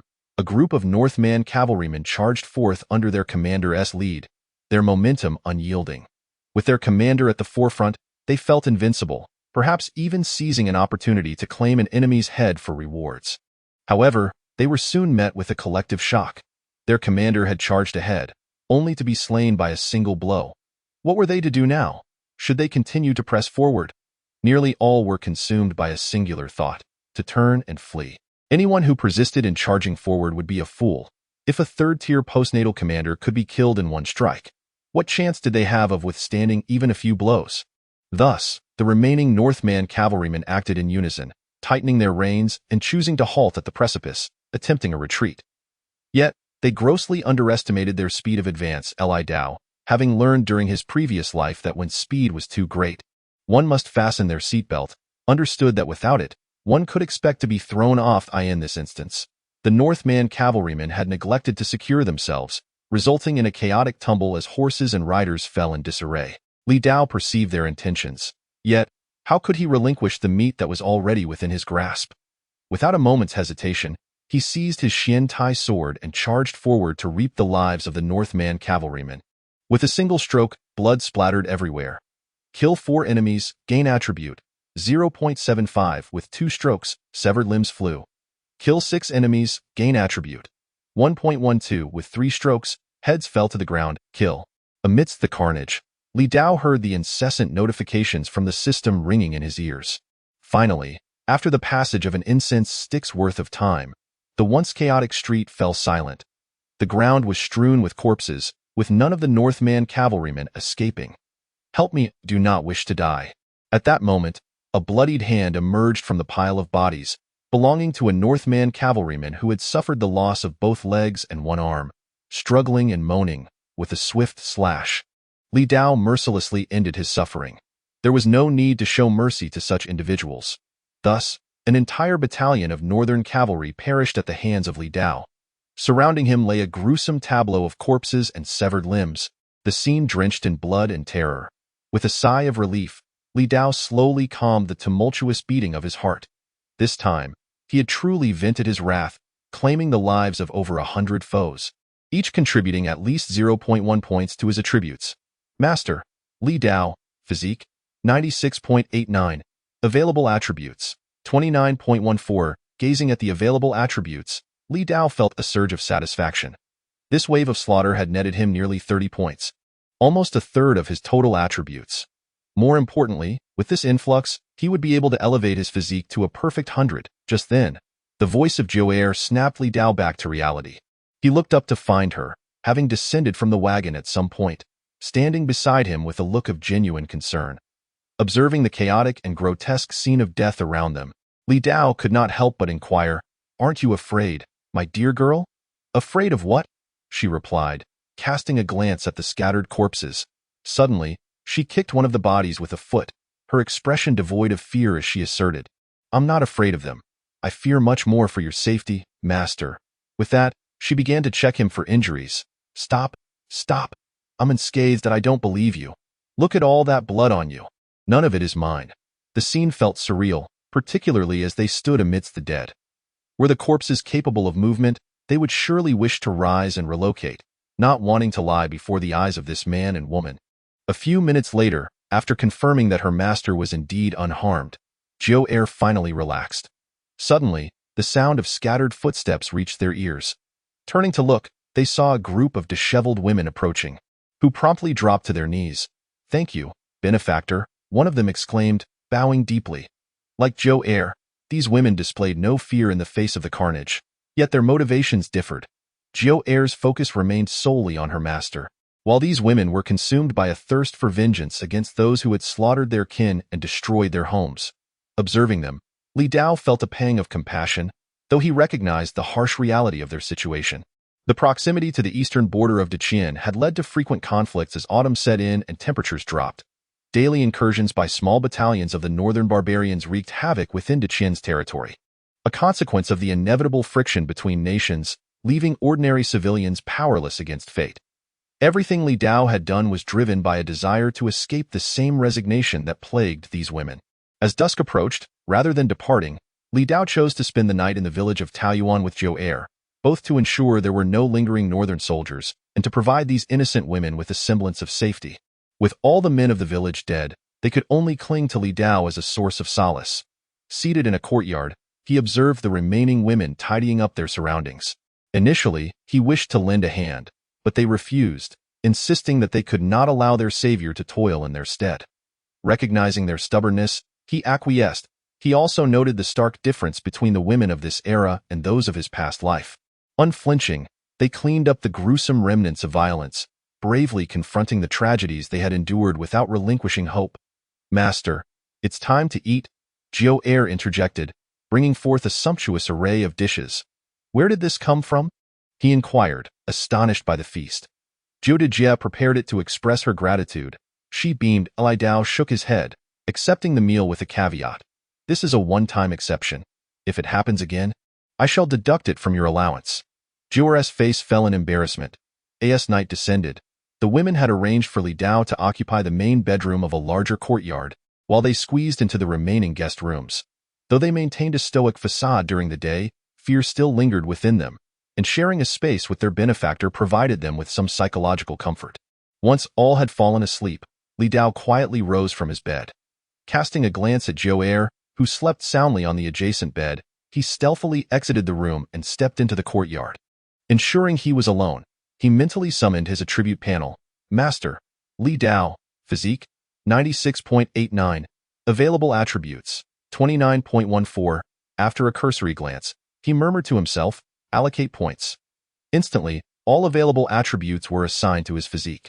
"Master, Li Dao, physique, 126.03, transformable, available attributes, 0. Upon witnessing the change, Li Dao thought to himself, as expected. The anticipated transformation had manifested once more. After several breaths, as the heat of enhanced physique subsided, he turned his attention to the words transformable. He pondered what bodily function would undergo transformation this time. With curiosity piqued, he decisively focused on the transformable text. In the next instant, a familiar sensation of tearing surged within him. Unlike the previous experience, however, this time, perhaps due to having endured similar pain before, Li Dao's expression remained composed. Moreover, bolstered by his enhanced physical strength, he quickly discerned that a specific function within his body was undergoing change. Is it his blood? Within his perception, he noticed a phenomenon akin to what he had experienced during the enhancement of his physique. While the previous enhancement had introduced an unknown heat flow provided by the system, this time he could sense his blood undergoing a transformation within him. Suppressing the intense pain, he glanced down and discovered that his veins had risen to the surface, blood circulating vigorously within. He noted that, with the movement of his blood, a red substance was being expelled from his pores, reminiscent of the shedding during his skin transformation. But this time it was blood, if he guessed correctly. These red substances were likely waste blood being replaced. As time progressed, the quantity of this red substance increased, eventually forming a crust upon his skin. At last, the transformation of his blood seemed complete, and the tearing sensation gradually faded. Once it had entirely subsided, Li Dao attempted to move. With a crack, the crust on his skin cracked into fine fissures. As he casually pinched it, the crust disintegrated into dust, falling to the ground. With a slight shake of his body, all the crusts fell away, akin to a cicada shedding its exoskeleton. A truly wondrous sight. What effects would the transformation of his blood yield? The transformation of his skin had already granted him immunity to various harms. The significance of blood need not be stated. It should bring forth some surprises. For now, the priority was to extract some of his own blood. This posed a challenge for Li Dao, as the skin he had shed following his transformation had been continually reinforced by the enhancement of his physique. Now, with his physique exceeding 100, he began to doubt whether the innate warriors he had previously battled could even penetrate his skin. He picked up the mysterious iron knife he had brought along, pressing it against his finger. Applying a minimal amount of force, insufficient, 3/4 of the way, still not enough. Finally, after exerting nearly half of his strength, he managed to press the sharp edge into his skin just enough to draw blood. Although it was merely a shallow puncture, it should suffice to extract some blood at that moment. Li Dao caught a whiff of an unusual fragrance. His gaze fell upon the blood seeping from his fingertip. If his sense of smell was not deceiving him, this aroma emanated from his own blood. Could it be that the transformation had rendered his blood akin to perfume? He quickly dismissed the notion, recognizing that his blood surely possessed other properties. Yet, at present, he was uncertain how to experiment with the effects of his transformed blood. Just then, a sound captured his attention. Looking down, he spotted a large black rat scurrying about, sniffing around at his feet. Suddenly, the rat seemed to have caught a scent of something. Li Dao could see its eyes light up even in the darkness. The rat began to climb up his leg, prompting him to instinctively step on its tail to halt its ascent. While he bore no fear of rodents, having one crawl upon him was decidedly unsettling. Squeak, in its very nature, a mouse would likely panic and struggle to escape when its tail is stepped on. However, the mouse beneath Li Dao's feet exhibited no such alarm. Instead, it sought a way to climb onto him. As if something on Li Dao stirred an insatiable desire within it, Li Dao quickly noticed this peculiar behavior. Could it be that he glanced down at the drop of fragrant blood at his fingertip? This was the only thing on him that might attract the mouse. Otherwise, it would be absurd for it to fall in love with him across species. Should he give it a try? He was eager to test the effects of his transformed blood, and this little white mouse had conveniently presented itself, albeit a rather dark one. Li Dao, undeterred by the mouse's unclean appearance, picked it up with his hand. After all, the conditions in the death row camp had been far more unsanitary than this little creature. Had such an entity appeared back then, everyone would have clamored for it. As it represented a morsel of meat, and who could afford to be picky? It was only because the system had not emerged back then that he lacked the ability to catch mice. Otherwise, given his circumstances, he likely would have consumed it raw with the mouse in hand. He tentatively extended his finger, stained with his own blood. Perhaps sensing something, the mouse wrinkled its nose and suddenly began to struggle violently in his grasp, stretching its neck toward his bloody fingertip. Had Li Dao not held it firmly, it would have surely bolted. Applying slight pressure with his finger, he pried open the mouse's mouth. He then positioned his bloodied fingertip above its mouth and gently squeezed, allowing the drop of blood to fall into the mouse's mouth. Immediately afterward, he released the mouse, placing it on a nearby stone table. Instead of fleeing in panic, the mouse remained still, lying quietly in place. After a moment, Li Dao furrowed his brow. Could it be that this transformed blood was merely fragrant, devoid of any other effects? Just as this thought crossed his mind, he suddenly observed the mouse stirring. Squeak! The mouse emitted a cry and began to roll around on the stone table, occasionally twitching, appearing to be in excruciating pain. Li Dao's brow tightened as he fixated on the mouse. After several breaths, his gaze sharpened. The mouse abruptly ceased its struggles, and a miraculous scene unfolded. Its body began to swell, its limbs and tail thickening, as if undergoing a mutation.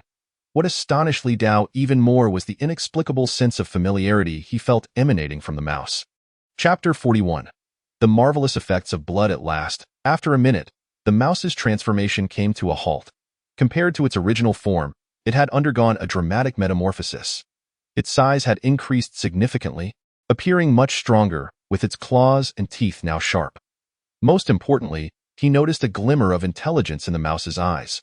Such a gaze was typically found in highly intelligent animals, like cats or dogs, but was not common in mice, until now.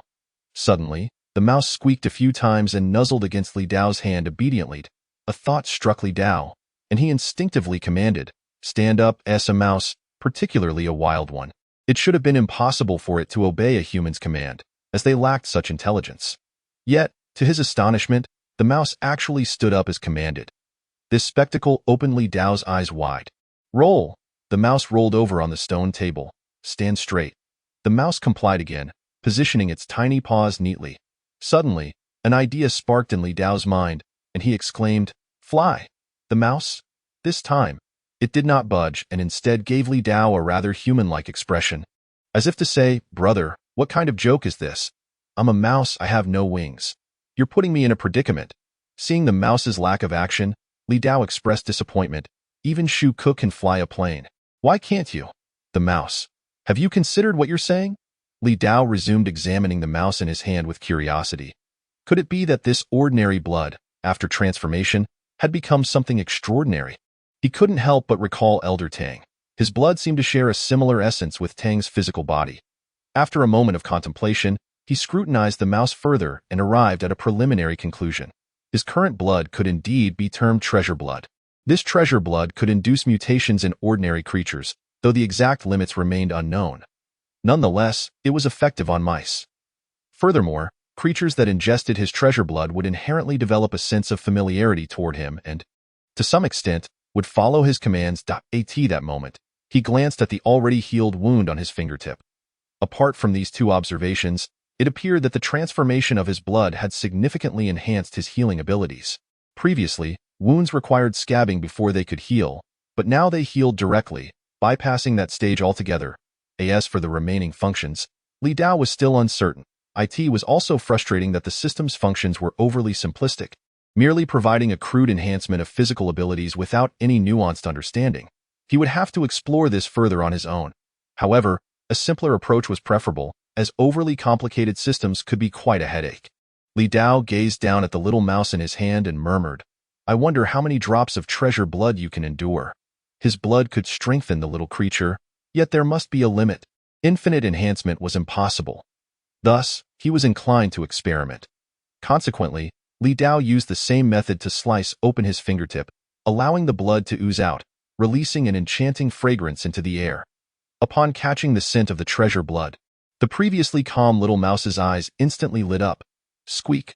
Unlike before, this time the little mouse did not mindlessly leap forward but chose to stand on the stone table, gazing longingly at the source of the treasure blood. Its tiny paws clasped together in a gesture of supplication, as if pleading, "Please, grant me some." Li Dao was taken aback by this display. It seemed that the treasure blood had not only transformed the mouse's physique, but had also significantly enhanced its intelligence. He lifted the mouse, and without needing any assistance, it opened its mouth. Without hesitation, Li Dao pressed his fingertip, which was nearly healed, back into the wound, allowing the treasure blood to drip down. 0.1 drop, 0.2 drops. 3 drops, 0.4 drops. As the fourth drop of treasure blood fell into the mouse's mouth, it obediently closed its mouth. Observing this, Li Dao placed the mouse back on the stone table. After being set down, the little mouse shook itself, its eyes bleary and unsteady, resembling a human who had indulged in too much alcohol. Eventually, it nestled down in a position close to Li Dao. At that moment, remarkable changes began to unfold in its body. It swelled before swiftly contracting once more. Before long, Li Dao witnessed the mouse's claws and teeth begin to fall away. Ultimately, even its fur was shed, completely discarded. Soon, a wondrous scene emerged. the mouse's transformation ceased, shrinking down to the size of a palm. Simultaneously, the claws, teeth, and fur that had been lost began to regrow at a visible rate. A few minutes later, once everything had returned, the little mouse gradually awakened. Opening its eyes. This time, Li Dao distinctly recognized that the intelligence within the mouse's gaze had intensified by in his past life. He had encountered a friend's German shepherd, which displayed remarkable human-like qualities in its eyes. The spark of intelligence in the mouse's eyes now mirrored that of his friend's dog. Moreover, Li Dao noted another significant change. After shedding its fur, the mouse not only changed in size but also in appearance. No longer resembling an ordinary black rat, it bore a closer resemblance to a flower rat he had seen in his previous life. Its fur was no longer pure black, but a light gray, with only the back and the upper corners of its face around the eyes retaining the gray hue, while its snout and other areas were adorned with white fur. Upon closer inspection, it was surprisingly adorable. Squeak! The little mouse dashed over to Li Dao's right hand on the stone table, rubbing its head against it affectionately. At that moment, Li Dao surmised that the little mouse, having consumed more treasure blood, had grown even closer to him. This little creature, Li Dao mused, momentarily disregarding the mouse as he closed his eyes to sense his own body. The effects of the treasure blood were undeniably fascinating, surely linked to the substances within his blood. According to the law of conservation, this energy must have originated from him. Thus, he pondered what symptoms might arise from consuming treasure blood, what price he would have to pay. Given his healing ability, a few drops of blood could easily regenerate within his body. If nothing were required in return, it would be rather extraordinary. After a moment of contemplation, Li Dao suddenly opened his eyes. Could it be? With a thought, he accessed the system panel. Master, Li Dao, physical strength, 126.03, 125.93. Available attributes, 0. Upon seeing the changes on the panel, Li Dao instantly understood the situation. From the changes displayed, it seemed that the consumption of treasure blood corresponded to a temporary depletion of his physical strength, not a permanent one, however. This made sense, as he had never heard of anyone losing their overall attributes through blood extraction. If that were the case, it would defy all logic. After unraveling the doubts that plagued his heart, Li Dao let out a sigh of relief. The specific effects of the precious blood would require gradual experimentation, and there was no immediate opportunity for that. Glancing at the remnants left on his body from the previous blood transformation, he approached a well, stripped off his clothes, and washed himself slightly. That moment, he noticed a little mouse had followed him unbeknownst to him. The creature scurried over to a puddle, mimicking Li Dao's actions, cupping a handful of water in its tiny paws and rubbing it over its body, seemingly attempting to clean itself. Observing this, Li Dao raised an eyebrow and scooped some water with a wooden ladle, placing it before the little mouse. If it was to wash, it ought to use cleaner water. Upon hearing this, the mouse glanced at the murky puddle and then at the clear water, promptly scampering over and diving right in to soak itself. This sight amused Li Dao greatly. Initially, he had intended to release the little mouse after conducting his experiment, but seeing its adorable demeanor, he found himself less inclined to part ways. If the mouse still resembled the large black rat from before, he would have certainly been unwilling. However, now that it appeared rather cute, he decided to keep it as a pet. Thus, under the moonlight, the man and the mouse began their grooming ritual together. Shortly thereafter, Li Dao returned to his room with the little mouse. He first approached Jior, who was still soundly asleep at that moment. She seemed to have dreamt of something, a silly smile gracing her face as she mumbled, "Young master." Hearing this, Li Dao couldn't help but chuckle softly, bending down to cover her with the blanket. Suddenly, Jior sleepily murmured, "Young master, don't touch Li Dao." His hand hovering in the air was momentarily at a loss for whether to retract or descend. Ultimately, he tucked her in, pinching her petite nose before departing. This girl, what nonsense dreams she conjures up. Arriving at his own bed, Li Dao lay down, placing the little mouse on the table beside him, instructing, "Don't make noise at night." Squeak, squeak. The little mouse suddenly called out softly, "What do you want?" Squeak, squeak. Li Dao noticed the mouse pointing with its paw, discovering it was indicating a pillow. "You want one too?" Squeak. "All right then." Li Dao handed the pillow over, and the mouse nestled upon it, stretching its 4 little paws comfortably before drifting off to sleep. Seeing this, Li Dao shook his head and closed his eyes, succumbing to slumber as well. A few seconds later, he abruptly opened his eyes. his mind consumed with a singular thought. How was he able to comprehend the little mouse's squeaks? The following morning, a mouse. An ear-piercing cry jolted Li Dao awake. He opened his eyes to see Jiu'er, having risen at some point, hopping about in a fluster on the ground. Beneath her feet, the little mouse was darting around, squeaking in a frenzy. "Young master, it's a mouse!" Upon noticing Li Dao awake, Jiu'er rushed over, her face pale with fear. Li Dao felt somewhat speechless as he sensed her trembling body. She was undaunted by the corpses of the northern barbarian cavalry yesterday, yet today she was screaming at the sight of a mere little mouse. "It's all right. It's nothing." Li Dao turned to the mouse. "Why did you scare her first thing in the morning?" The little mouse nimbly climbed up a stool and hopped onto the table, beginning to squeak. "Are you saying she frightened you first?" Squeak. "And she hit you, so you had to run?" Squeak. "All right, don't feel wronged. I'll apologize to you on her behalf." Witnessing the little mouse's aggrieved expression, Li Dao couldn't help but find it both amusing and pitiful. Meanwhile, Jiu'er stared in disbelief at her young master conversing with a mouse. "Young master, you can understand what it's saying?" "Indeed. Then it's a pet I picked up last night, so you needn't be afraid." Upon hearing the word pet, Jiu'er couldn't help but express her lingering fear. "But young master, it's a mouse." Li Dao chuckled. "Take a closer look at it before you speak. It's not like ordinary mice." Hearing this, Jiu'er cautiously examined the little mouse. It's quite different from the mice I've seen before. It's palm-sized and adorably cute. It's not scared, is it?" Jiu'er nodded, her eyes filled with curiosity as she gazed at the little mouse. Sensing the atmosphere easing, Li Dao continued, "Are you willing to accept this little fellow? If not, I'll just toss it away." Saying this, he pretended to make a throwing motion. The little mouse. "Young master, don't." Just as he finished speaking, Jiu'er promptly rejected the notion. After a moment, she shyly murmured, "It's rather good-looking, so let us keep it, then all right. You two make amends." Li Dao placed the little mouse on the table. Hearing this, Jiu'er, with flushed cheeks, cautiously approached the little mouse, seemingly afraid of startling it. Completely forgetting who had frightened whom moments ago. "I'm sorry, little mouse. It was all my fault for scaring you. Will you forgive me?" After saying this, Jiu'er made a pleading gesture. The reason for her behavior was that she had never encountered such a small and cute creature before. She was too curious and wanted to give it a gentle squeeze. Upon hearing this, the little mouse seemed to understand as it approached Jiu'er, sniffing her, as though detecting a pleasant scent that caught its interest. Squeak. Observing this, Jiu'er looked puzzled and turned to ask, "Young master, what is it saying?" "It says it forgives you." "Really?" "Indeed." "Then can I hold it?"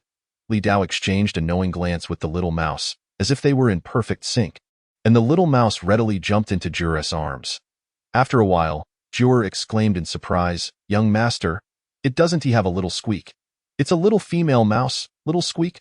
Li Dao was taken aback, wondering when this girl had learned such inappropriate terms. Chapter 42. Unmatched Spear Technique. Qi. While Jiu'er played with the little mouse in her hands, she inquired, "Young master, does it have a name?" "A name?" Li Dao replied. "I just picked it up yesterday and haven't had the chance to name it yet." "Why don't you give it a name?" Jiu'er's eyes brightened with excitement as she exclaimed. "Is that allowed?" Li Dao casually remarked, "It's just a name. What is the harm?" "Thank you, young master." Jiu'er looked at the little mouse in her embrace, pondering seriously for a moment, then suddenly her eyes sparkled. "I know what to name it." "What name?" "Young master, how about we call it Yuan Bao?" "Yuan Bao?" Li Dao repeated, asking, "Why such a name?" Jiu'er grinned, "Because everyone loves Yuan Bao." After saying this, she held the little mouse up and declared, "Little fellow, from now on, your name shall be Yuan Bao. Do you understand?" The little mouse nodded in response. Witnessing this scene, Jiu'er exclaimed in astonishment, "Young master, Yuan Bao understands my words." "Understood." While Jiu'er played with Yuan Bao, Li Dao washed up in the house before stepping outside.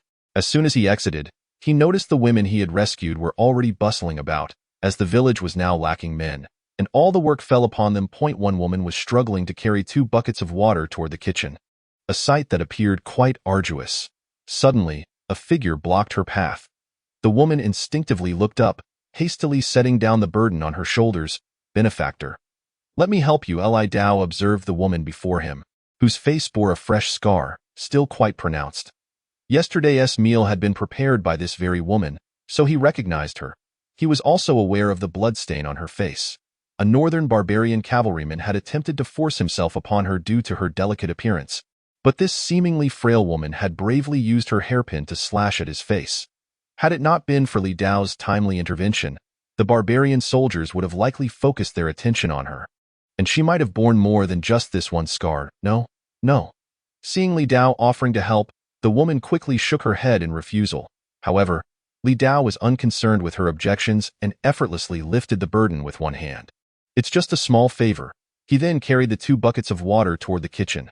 The woman, witnessing this, hurriedly followed him. After placing the 2 buckets down in the kitchen, Li Dao clapped his hands together.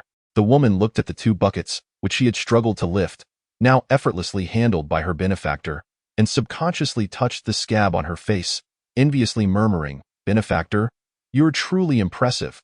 Impressive? Li Dao glanced at the 2 buckets, which weighed less than 50 pounds combined, and couldn't he help but chuckle softly.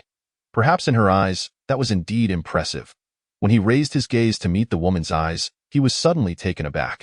He saw a longing in her gaze, not a desire directed at him, but rather a yearning for strength. This look was familiar to him. He had harbored a similar gaze when he first realized he was in a death row camp, where only strength could provide a sense of security. The woman soon came back to her senses, noticing Li Dao still before her, and awkwardly smiled. "Benefactor, you should step outside for a while. The smoke from cooking is quite heavy." "All right." This time, Li Dao did not hesitate, turning around and leaving, as he was not adept at cooking and would not be of any assistance if he stayed out of course. If he wished to, with his current intellect, he could easily learn and even master it in no time. Upon leaving the kitchen, Li Dao refrained from wandering about, fully aware of the women's sentiments toward him in this village. He understood that roaming freely would only disturb them further. Soon, he found himself alone in the backyard, where he unearthed the chest he had brought from the residence of the Duke on Yuan, hidden behind a carriage. Opening the chest, he laid eyes upon the dragon-patterned spear. However, Li Dao did not focus on the spear itself. Instead, he reached aside to retrieve the tome titled Wushuang Jifa and began to peruse it. Having lacked the opportunity to practice this family heirloom in his youth, he now found himself with ample time to hone his skills. Leaning against the carriage, Li Dao meticulously examined the manual of Wushuang Jifa. Previously, he had encountered a martial arts manual, Quangfeng Daofei.in comparison. This Wushuang Jifa was far more profound. If the Quangfeng Daofa could be likened to elementary textbooks, then the Wushuang Jifa represented advanced mathematical concepts at the high school level, challenging to learn and master.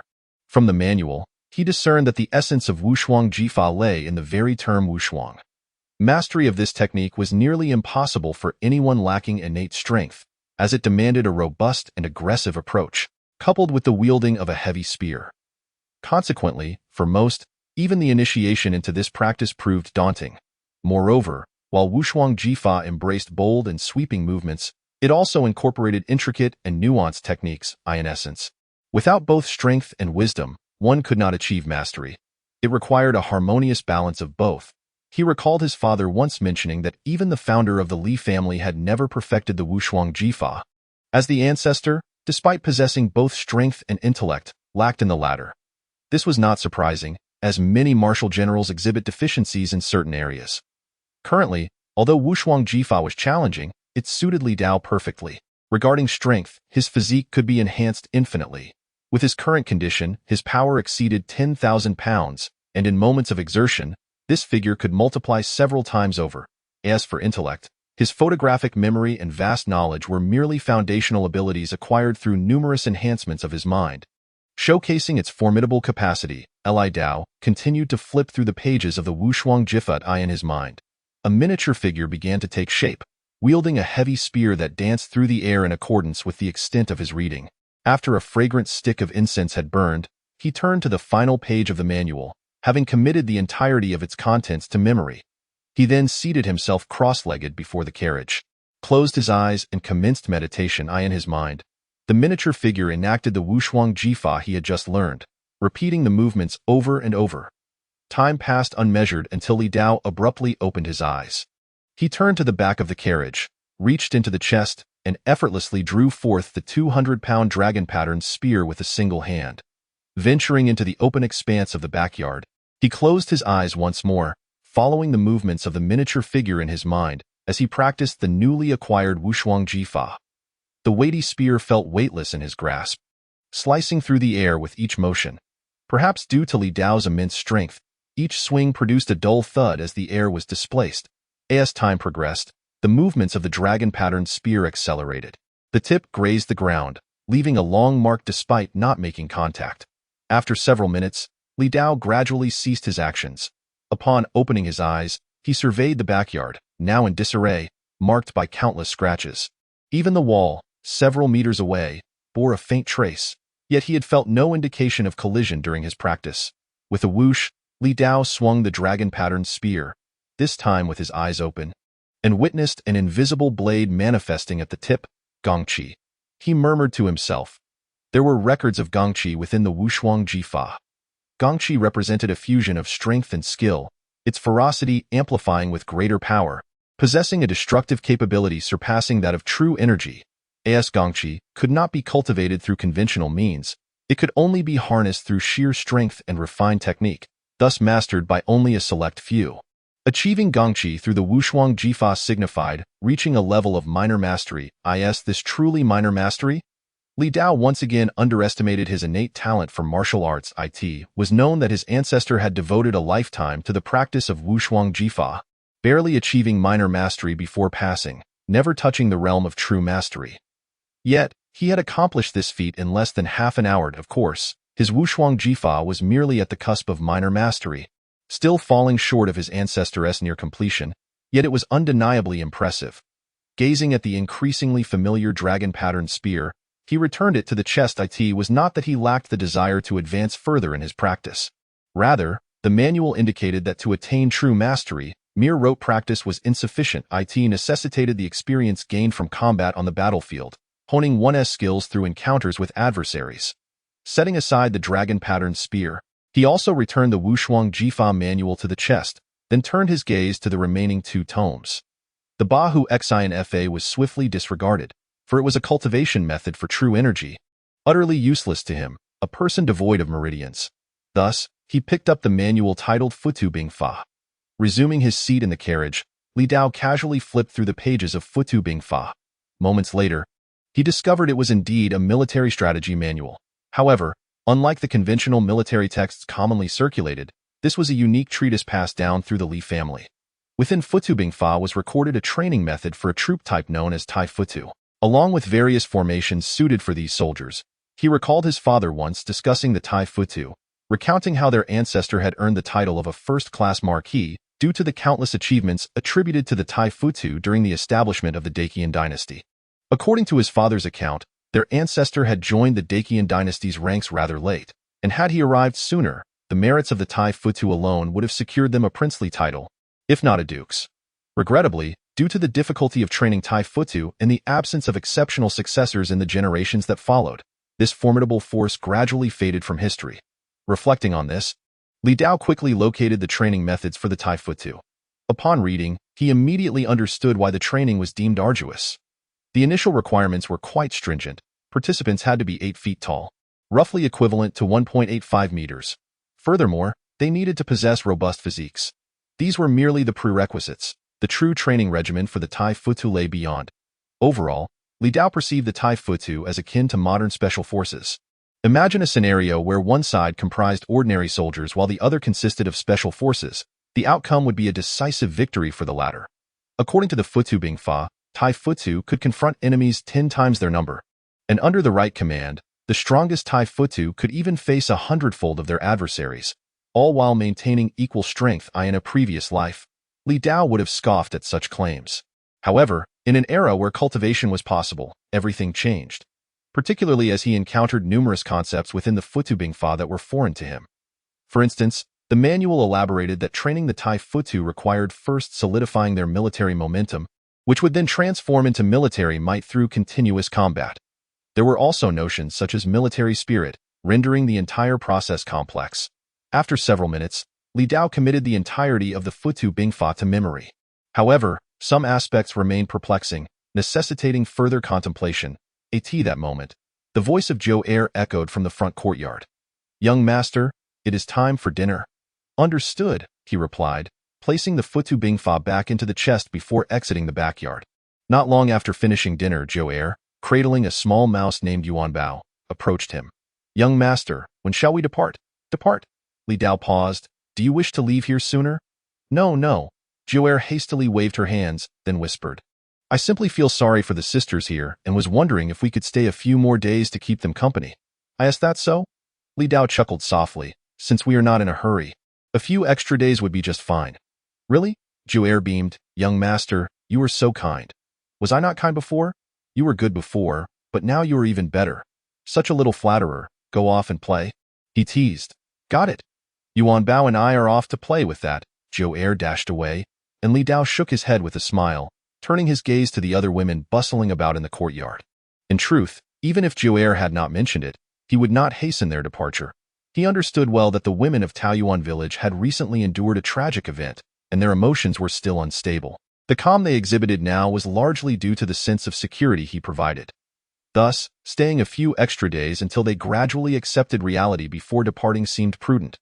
Moreover, having escaped from the death camp, he made his way directly to the imperial capital, and after a continuous journey of half a month, it was high time for him to seize this opportunity for a well-deserved rest. Chapter 43. Bestowing women with the means to fish. Leisurely moments always seem to pass swiftly in the blink of an eye. Li Dao and Joer had lingered in Taoyuan town for 10 days. During this period, with Li Dao's assistance, the remaining women in Taoyuan successfully laid to rest all the villagers. After 10 days of gradual easing, the women's emotions began to recover from their initial panic. Such is the resilience of the people of this era. They are not easily crushed by momentary hardships. On the 10th night of their stay, a bonfire blazed in a courtyard of Taoyuan village. At this moment, all the women set aside their tasks and gathered around the fire. Li Dao sat to one side, recounting a tale.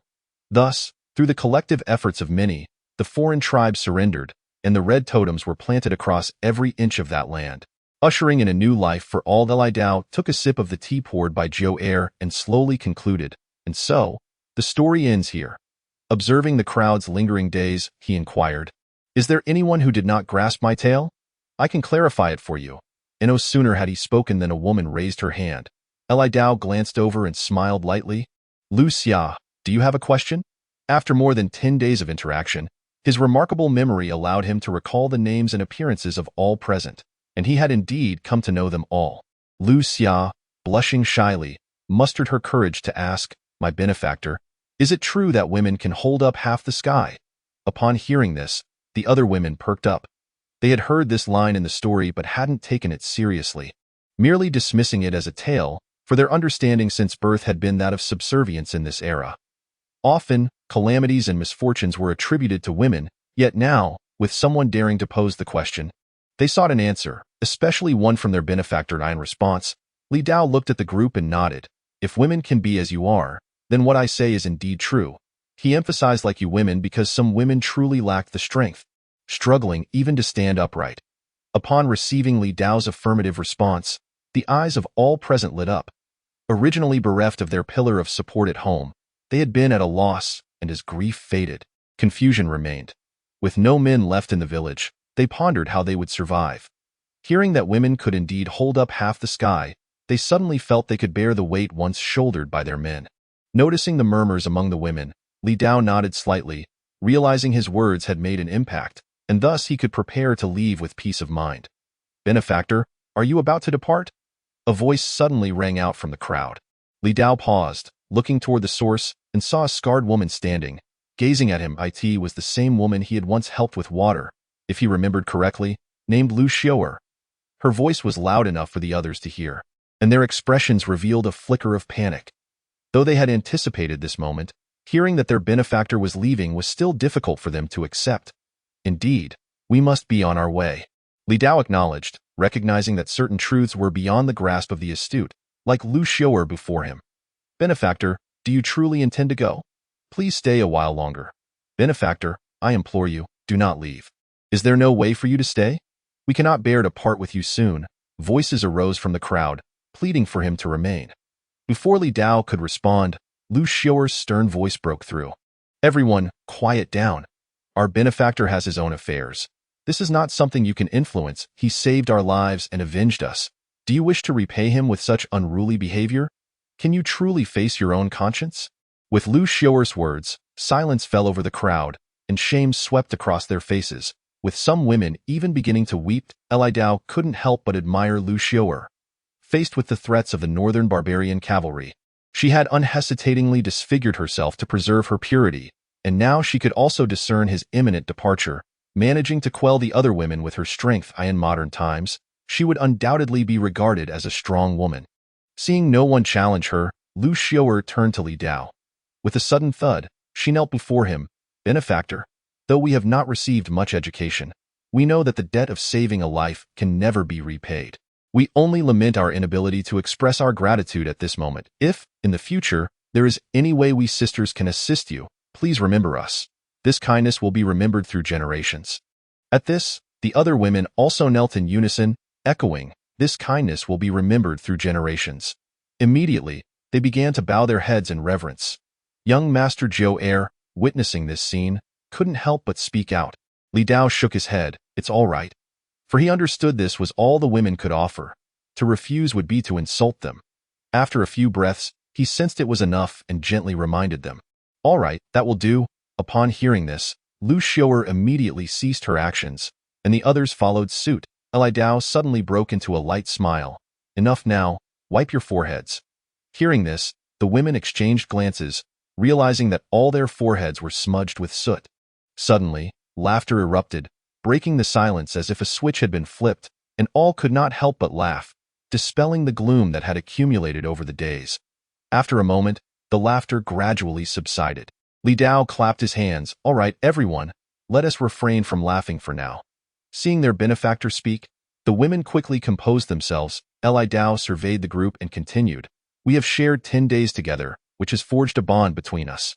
Before I leave, allow me to present you with a gift. At this, curiosity lit up the faces of the women. Li Dao gestured, and Zhou brought forth a package to him.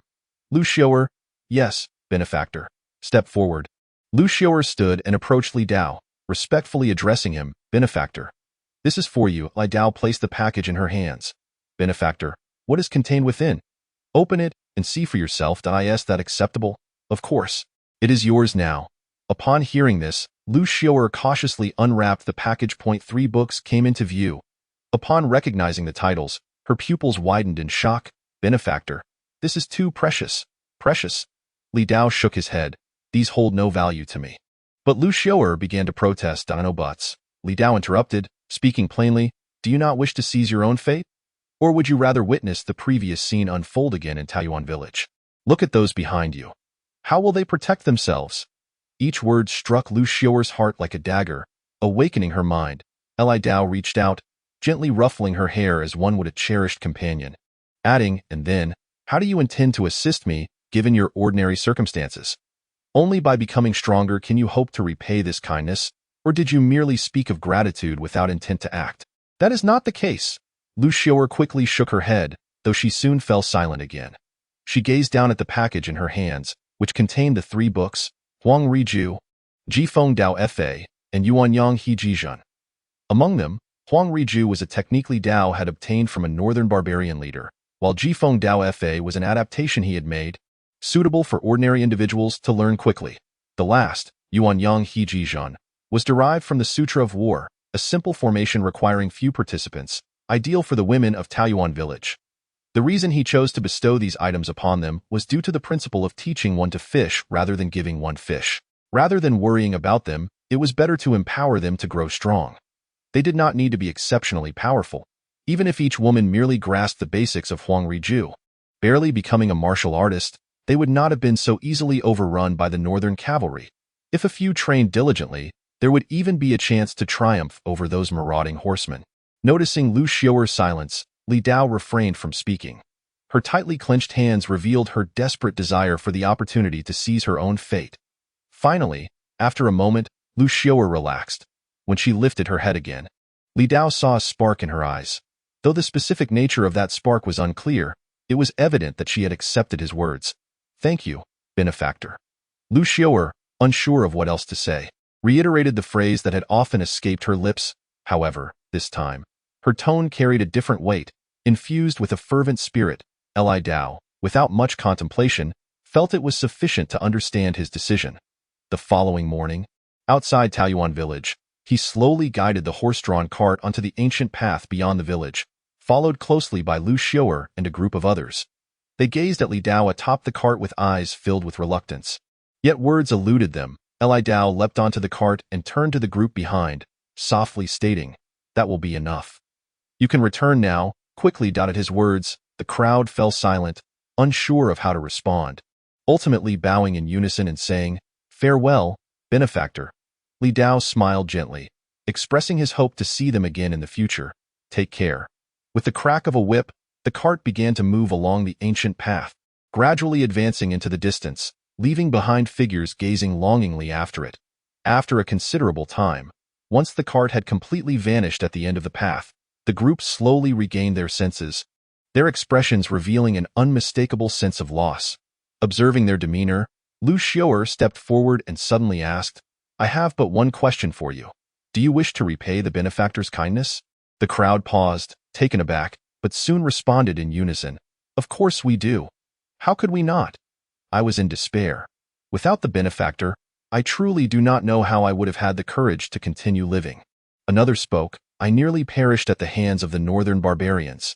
If not for the benefactor, I would not be here today." Yet another added, "I was on the verge of losing my honor. It was the benefactor who saved us."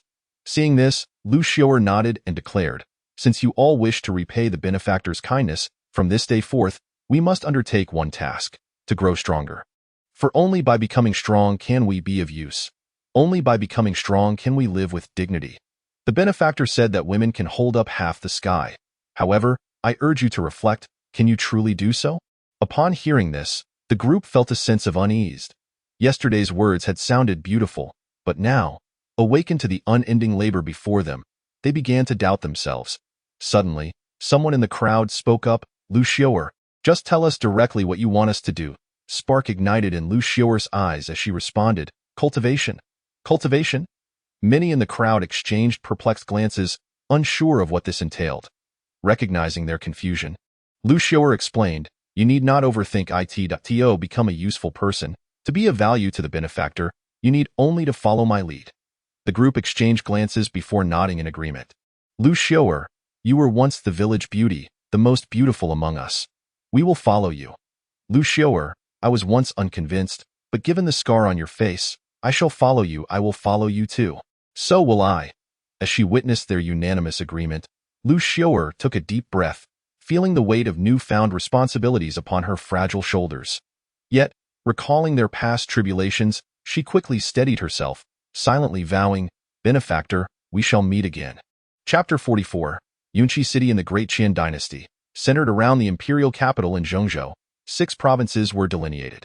Among these, Yunzhou lay at the northernmost edge, bordering the northern barbarians. 3 days later, they finally arrived.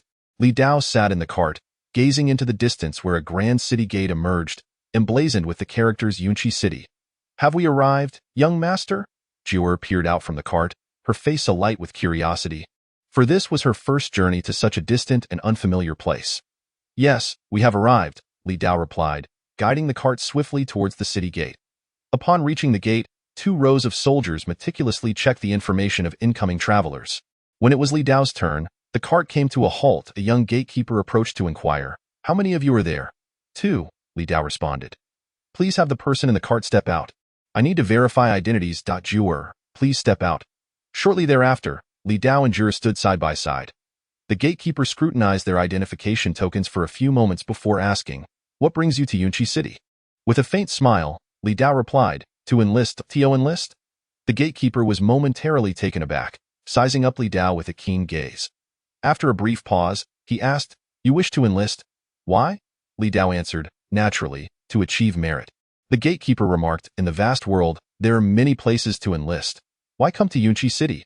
"I find the northern barbarians intolerable," Li Dao stated.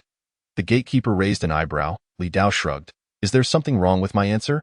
"None at all," the gatekeeper continued. "It's just a pity for someone of your appearance to join the military." Li Dao replied lightly, "There is nothing to regret. No matter how handsome one may be, a century from now, they will merely be a pile of bones. However, if one can enlist and achieve merit, leaving a name behind, then it is worth experiencing life in this world." Hearing this, the gatekeeper couldn't help but exclaim, "Well said. It seems you are well read.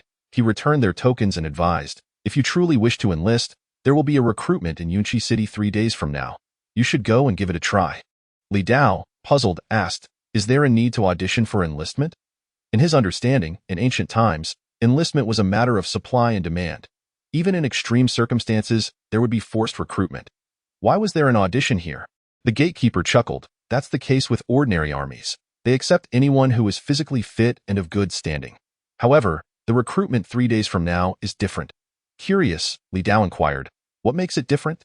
The gatekeeper proudly proclaimed, the general overseeing the recruitment is none other than our Yunzhou's Jinbei Ho, Shunzhou. Who in Yunzhou does not know that serving under Jinbei Ho means becoming an elite soldier, with benefits that are among the best in the Great Qian? More importantly, it is a matter of honor. I in Yunzhou. If you wish to marry, simply stating that you are a soldier under Jinbei Ho's command guarantees you will not lack for a spouse. Jinbei Ho? Li Dao mentally sifted through the information and soon found details regarding Jinbei Ho. Shun Zhong hailed from the renowned Shun family, a noble lineage that once held the title of first-class duke during the founding of the Great Qian. However, due to misalignment in a succession dispute involving a prince of that era, the Shun family's titles were repeatedly downgraded, nearly expelling them from the nobility. Yet, during Li Dao's father's generation, the Shun family produced a prodigy. With exceptional martial talent and profound knowledge of military strategy, he fought valiantly and was eventually bestowed the title of second-class Jinbei Ho by the current emperor. Rumors circulated in the capital that Jinbei Ho was on the verge of promotion to first class. Some even speculated that the Shin family might reclaim the honor of being dukes in this generation. Overall, given his life experiences, Jinbei Ho was akin to a protagonist, a figure of utmost significance in the Great Qian. Noticing Li Dao's silence, the gatekeeper urged, in any case, heed my words. 3 days from now, there will be recruitment at the north gate of Yunqi City.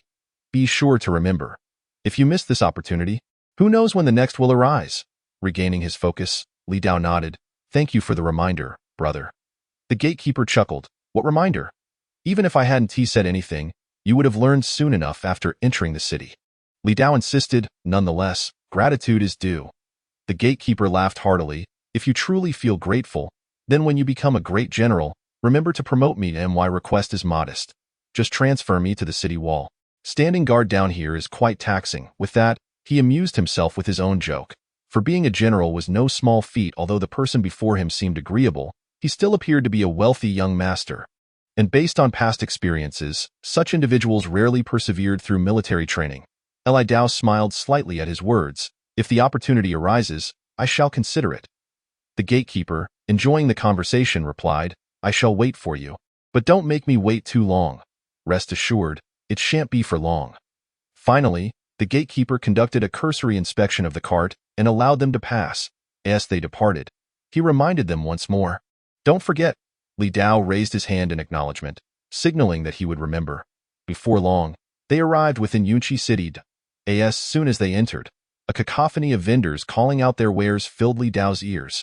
Not far from the city gate, numerous merchants were bustling about, selling their goods, while dozens, if not hundreds, of carts laden with cargo were parked nearby. Young master, why is this place so lively? Jur asked, her head poking out to take in the scene. Li Dao chuckled softly. Do you know why this place is called Yunqi City? I do not, Jur replied. Yunqi City is the birthplace of Yunzhou. Before Yunzhou was established, a founding general of the Great Qian used this very city to expand the territory of the Great Qian, ultimately forming Yunzhou. Thus, it is named Yunqi City, the starting point of Yunzhou. Li Dao observed the vendors and continued. Beyond Yunqi City lies Fufeng Pass, one of the 7 renowned passes of Deqian, which leads to various regions north of Deqian. Fufeng Pass is a military stronghold where common folk are generally prohibited from lingering. Consequently, the merchants in this northern area have only established their foothold in Yunqi City. As time has elapsed, this location has morphed into a bustling commercial hub at the frontier. The town of Yumington I visited previously could also be considered a trading town, yet its proximity to the border renders it rather perilous. Hence, most individuals prefer to remain within Yunqi City. As long as Fufeng Pass remains intact, Yunqi City is devoid of danger. Since Deqian's founding over 200 years ago and the establishment of Fufeng Pass, it has never been breached, which has led many merchants to use Yunqi City as their base of operations, residing here permanently. I see, young master, said Jur, suddenly reflecting. You mentioned wanting to enlist in the military. What about me? Will you abandon me if you join? Juror clutched the yuan bao, her face a picture of grievance. Li Dao cast a glance at her, remarking, if you do not release it, the yuan bao will be taken away by you. Taken away? Juror instinctively looked down, only to find she was gripping the yuan bao by its neck, which was now gasping for breath and rolling its eyes. I'm sorry, yuan bao. I forgot about you. Juror quickly loosened her grip and placed the yuan bao on the wooden plank of the cart. The yuan bao lay there, inhaling deeply for a while before recovering. When Juror cautiously reached out to touch it again, the yuan bao darted away and hid behind Li Dao, its little eyes betraying a look of fear. Li Dao gently patted the yuan bao's head to soothe it and said, your master has never claimed he would abandon you. If I intended to leave you behind, I would not have come to Yunqi City in the first place. Li Dao had already contemplated his future path while en route to the imperial capital, which was to enlist in the military. He had 3 reasons for this choice. Firstly, the title of an yuan bo was one he inherited from his father, passed down through the generations, yet it had now been stripped away. Should there truly exist an underworld, losing his title might subject him to relentless scrutiny from his ancestors should he find himself there one day. Although he was a reborn individual, following the typical narrative of novels, he should regard the people here as mere natives, considering himself superior. However, in his previous life, he was merely an ordinary orphan, devoid of any understanding of familial bonds beyond a monotonous existence. In this life, he now had a loving mother, a caring yet authoritative father, and a clever, delightful younger sister. Compared to his past existence, he lived this life with more substance and depth.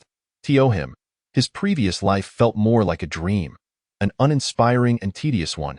In contrast, he found it difficult to sever ties with this current life, especially since he was still living it.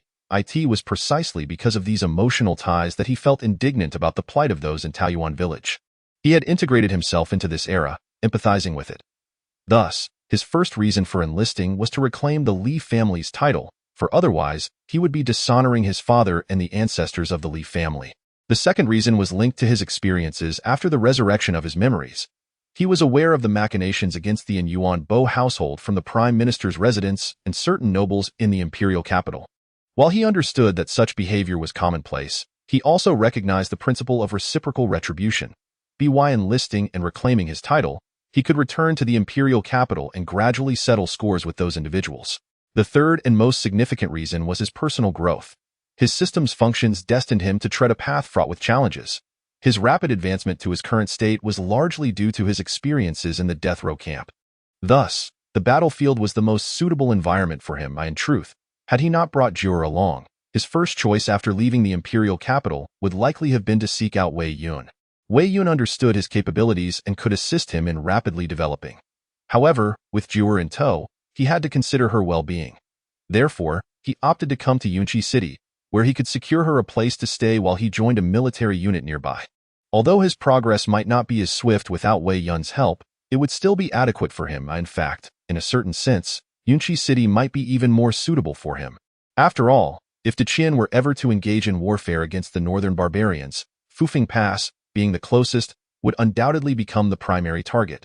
The main battlefield, Iflongu town, situated outside the borders, was apt for guerrilla tactics against the northern barbarians. Then this main battlefield would be a true meat grinder, where hundreds or thousands would charge and only to be met with bloodshed. The mere thought of such a scene stirred a sense of excitement within Li Dao. In his eyes, this meat grinder was not only devoid of danger, but rather felt like a place where he could thrive. At that moment, he could only silently apologize to Wei Yun in his heart. At that very moment, in a certain location outside the Yunzhou border, Wei Yun had organized his Wei Wu camp and was preparing to relocate with his men. Recently, the Wei Wu camp had suffered considerable losses, necessitating a return to the rear to replenish its ranks. Wei Yun, riding his horse, suddenly sneezed. Lu Neng beside him couldn't help but jest, "Commander, aren't you a congenital martial artist? How can you still fall ill?" Wei Yun rubbed his nose and retorted, "What of being a congenital martial artist? I am still human." Suddenly, an idea struck him, and he turned to say, "It's been over a month. That fellow Zhu 527 must have already arrived at the imperial capital." Lu Neng calculated and nodded. By the looks of time, even if he dawdled, he should be about there. Thinking of Li Dao, Wei Yun's face lit up with anticipation, wondering when that fellow would come to join them. "If he joins us, our combat strength will increase significantly." Lu Neng, unable to refrain from dampening his spirits, remarked, "What if that fellow doesn't come and chooses to ally with someone else?" Wei Yun scoffed lightly. "That kid has a new household registration. His previous connections are of no use to him now. Apart from us, where else could he possibly go?" Lu Neng replied, "Commander, your confidence is reassuring." Wei Yun gazed into the distance and murmured, "I hope that fellow returns soon. Things here are getting a bit restless." Chapter 45. Buying a house and joining the military. Once they entered Yunqi City, Li Dao's first task was to settle Juror into an inn. He then took some items from the Yuan Bo residence to the pawnshop to exchange for silver coins. Afterward, he employed part of the funds to request the pawnshop owner to help locate a residence in Yunqi City. The entire process was swift and efficient, and merely half a day later, he was led by one of the pawnshop owner's subordinates to the exterior of a house. The attendant pointed at the property with enthusiasm, saying, "Guest, this is the house our manager mentioned. It perfectly meets your requirements." Li Dao stood at the entrance and glanced around the courtyard, which was sufficient for both himself and Juror. He turned to the attendant, inquiring, "Is the living environment here quite safe?" Yunqi City was not like the imperial capital. Beneath the royal city, particularly at the Yuan Bo residence he was currently residing in, the security was unquestionable, given the proximity to the palace where soldiers patrolled openly at night and the hidden presence of the Jinyue. Thieves and criminals dared not approach such a place. However, the situation was different outside, especially in Yunqi City, where the populace was a mixed bag of people from all corners, and many transient visitors merely paused for a brief respite before continuing their journey. Thus, a variety of individuals populated the area, making safety a paramount concern. For Li Dao himself, it mattered little. A petty thief would be akin to a sheep entering a tiger's den. However, as he intended to enlist, he knew that Jor would likely be living alone in this place for an extended period, so safety was a crucial consideration. Upon hearing this, the attendant confidently replied, "Rest assured, apart from military camps, there is no place in Yunqi City safer than here. In fact, in a certain sense, this is also one of the most dangerous areas in Yunqi City." Li Dao was somewhat taken aback. "Why do you say that?" The attendant chuckled. "Do you know what kind of people predominantly reside here?" "What kind of people?" "Although most residents appear to be ordinary citizens, they share a common trait. The men and their families are primarily soldiers." The attendant pointed to the house across the street, explaining, "For instance, the family living opposite you, with their wives and children, may seem vulnerable, yet no one dares to provoke them because the man of their household serves under the command of the Jinyu in general. Due to their shared familial circumstances, the people in the vicinity were quite united. No one dared to cause trouble here." The attendant lowered his voice and continued, "I've even heard that the Lord of Yunqi City has suffered setbacks here, having been scolded mercilessly by a certain matron, to the point where he didn't dare to retort." Upon hearing this, Li Dao understood. This place resembled a military family compound from his previous life. With that in mind, the safety of the location was assured. Moreover, as the majority of the men and households have enlisted in the military and seldom return home, this place is predominantly filled with women, rendering Jior unperturbed by boredom. Thus, he promptly made a decisive choice to select this particular residence. The innkeeper lauded, "Guest, you truly possess discerning taste." Upon hearing this, Li Dao casually tossed a small piece of silver towards him, requesting, "Please expedite the formalities." After receiving the silver, the innkeeper cheerfully replied, "Not a bother at all. I assure you, you shall be able to move in today."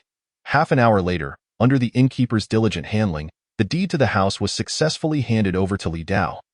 "Here as a token of appreciation for your efficiency," Li Dao remarked, offering another piece of silver. The innkeeper swiftly tucked away the coin, smiling, "Your words are too kind. It's my duty," he continued.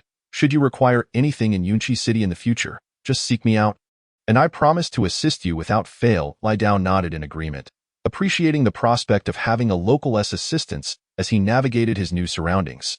"You carry on with your duties. I shall take my leave now." Not long after, Li Dao fetched Jor from the inn and led her to the front of their newly acquired home. Gently ruffling her hair, he whispered, "From now on, this will be our new home." "Our new home?" Jor inquired, her eyes sparkling with curiosity and anticipation as she surveyed the house. It was considerably smaller than their previous abode, but she thought of how she could sneak a glance at the young master. Smaller is better. It allows for a closer proximity to the young master, she mused, recalling what Stewardly had once told her, her cheeks flushing with delight. Unaware of the intricacies of household matters, Li Dao instructed, "Jor, please Please take a look inside and let me know if there's anything you require. I will arrange for it. Rest assured, young master, I shall handle everything, Jura replied confidently. Having managed household affairs at the Anyuan Duke's residence, she found this endeavor to be exceedingly simple. 3 days swiftly passed. During this time, Li Dao witnessed Jura's remarkable managerial skills. In just 3 days, she had organized every aspect of the house. From the tiniest flower to the largest piece of furniture, she had everything meticulously arranged. He merely needed to run errands daily. Moreover, to ensure Jura had assistance in the future, Li Dao took her to visit the neighboring residents. Initially, upon learning that Li Dao and Jura were newcomers, the neighbors regarded them with suspicion. However, once it was revealed that Li Dao intended to enlist, their demeanor softened, and soon, thanks to Jura's sociable nature, they became familiar with one another in no time. Overall, everything progressed smoothly. On the morning of the 3rd day, after a simple wash, Li Dao stepped out of his room and called to the adjoining one. Jura, I am heading out. Young master, wait. The sound of footsteps echoed from the neighboring room, and Jura quickly emerged. Upon seeing Li Dao dressed and ready, she pouted. Young master, why didn't you wait for me? I could assist you with your morning routine. I am quite capable of managing on my own, and you tire yourself out all day. There's no need, he replied. I am not tired. I take joy in attending to you, she insisted. Hearing this, Li Dao couldn't help but smile and suggested, how about this? You find a few maids to assist you, so you can relax while taking care of me. Absolutely not. Jura instinctively protested loudly. Yet, realizing her tone was inappropriate, she blushed and quickly added, it's not that I oppose you finding new maids, young master. It's just that we are still unfamiliar with everything here. So it would be better to wait a while. Is that so? He inquired. Yes, she nodded repeatedly. Li Dao smiled softly. Very well, we shall postpone it for now. Upon hearing this, Jura involuntarily released a sigh of relief. Suddenly feeling that her reaction was excessive, she looked up to see Li Dao's enigmatic smile, causing her cheeks to flush deeper. Inwardly, she murmured, finally having the chance to be alone with the young master. I certainly want to help him find maids. He can manage that himself. With his discerning eye, finding suitable maids wouldn't be easy for her young master. Noticing the time, Li Dao decided it was about time to leave. All right, I'm off. You take care at home. Yes, young master. Do remember to return for dinner early. Understood. As he pushed open the door, Li Dao ventured into the alleyway. He walked forward until he reached a crossroads, where he spotted several women chatting outside a house. Taking a deep breath, he boldly continued forward. His footsteps soon caught the attention of the women. Upon recognizing him, one exclaimed, "Isn't that the new arrival? Little Li? Out for a stroll?" "Yes, I heard that Lord Jinyuan is recruiting soldiers today. I'm going to give it a try," Li Dao replied. Another woman, filled with excitement, chimed in, "You must give it your all. Being a soldier under Lord Jinyuan would be quite the opportunity." One of the women proudly declared, "Indeed. My son serves under Lord Jinyuan and holds a position. He oversees 5 men. She then turned to Li Dao, saying, "Little Li, if you manage to become a soldier under Lord Jinyuan, I will have my son look after you in the barracks." "Thank you, Aunt Lu," Li Dao replied gratefully. "I must be on my way now." With that, he made no further delay and disappeared into the alley in the blink of an eye, as if fleeing from some calamity. This left the women momentarily stunned. After a moment, one of them remarked, "Little Li runs swiftly. I wanted to introduce my cousin's granddaughter to him." "Your cousin's granddaughter? The one who weighs 300 pounds? I say forget it. Little Li would probably be scared to death. Don't think I'm unaware. You're just trying to set up your daughter with Little Li. Given what she looks like, even a ghost would shake its head. You better not say another word about the Sun family." "Hey, you gossiping witch, you can't silence me, you brazen hussy. It seems you've grown bolder in my absence. Just wait until I catch you." Before long, the alley was filled with a cacophony of shouting and scuffling.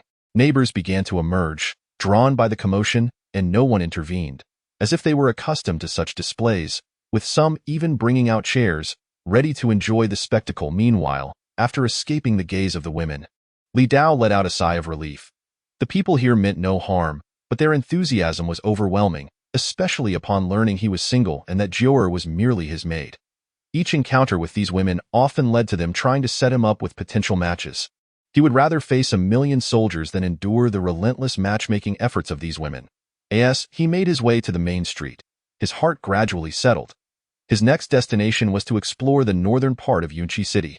After a short while, He arrived at the northern district. In stark contrast to the bustling southern area, the north was noticeably less vibrant, primarily due to the numerous military barracks stationed here, which were tightly regulated zones. As he approached the northern city gate, Li Dao observed that the foot traffic had shifted entirely to men, with no women in sight. Soon, he spotted a long queue forming near the gate. On one side of the line, he noticed a wooden sign displaying the words Recruitment Office. This must be the place, he thought. Surveying his surroundings, he realized that everyone was heading towards this queue. It was unlikely that so many would voluntarily enlist unless it was for Lord Jinbei's cause. Following the crowd, he joined the line. Standing among the throng, Li Dao was particularly conspicuous, primarily due to his striking features. Perhaps the onlookers were curious as to why such a handsome individual would choose to enlist. The line gradually moved forward. After an indeterminate wait, some commotion arose ahead. Li Dao noticed several wooden barricades separating the outside world from a military camp. Among the barricades, a few soldiers maintained order, while another individual was recording the identity information of each person. Next, name and residence. Sir, my name is Li. All right, next. Before long, it was Li Dao's turn. Next, you. However, when the recorder looked up and recognized Li Dao's face, he momentarily froze, quickly regaining his composure. Name and residence. Reporting to you, my name is Li Dao, and my residence is of the good class. The household registration system of the great Qian Dynasty mirrored that of ancient times, categorized into 5 ranks: noble, good, merchant, servant, and finally, base. The first 3 classes corresponded to gentry, farmers, and merchants, while the latter 2 classes lacked eligibility for military service. Li Dao's former status was that of a noble, but after enduring the trials of a death camp, retaining his good class was already a considerable feat. To enlist, one must belong to the gentry, farmers, or merchants. Those of the latter 2 classes were ineligible. All right, you may proceed. Next, the recorder noted Li Dao's name in the register and then instructed, "Thank you, sir." Li Dao Luo bypassed several soldiers tasked with maintaining order and followed the footsteps of the preceding individual into the military camp. Shortly thereafter, a complete squad materialized before him. Those who had previously registered gathered together, accompanied by a few men clad in officer uniforms. As Li Dao stepped into the formation, he overheard a voice resound. 50 individuals will suffice.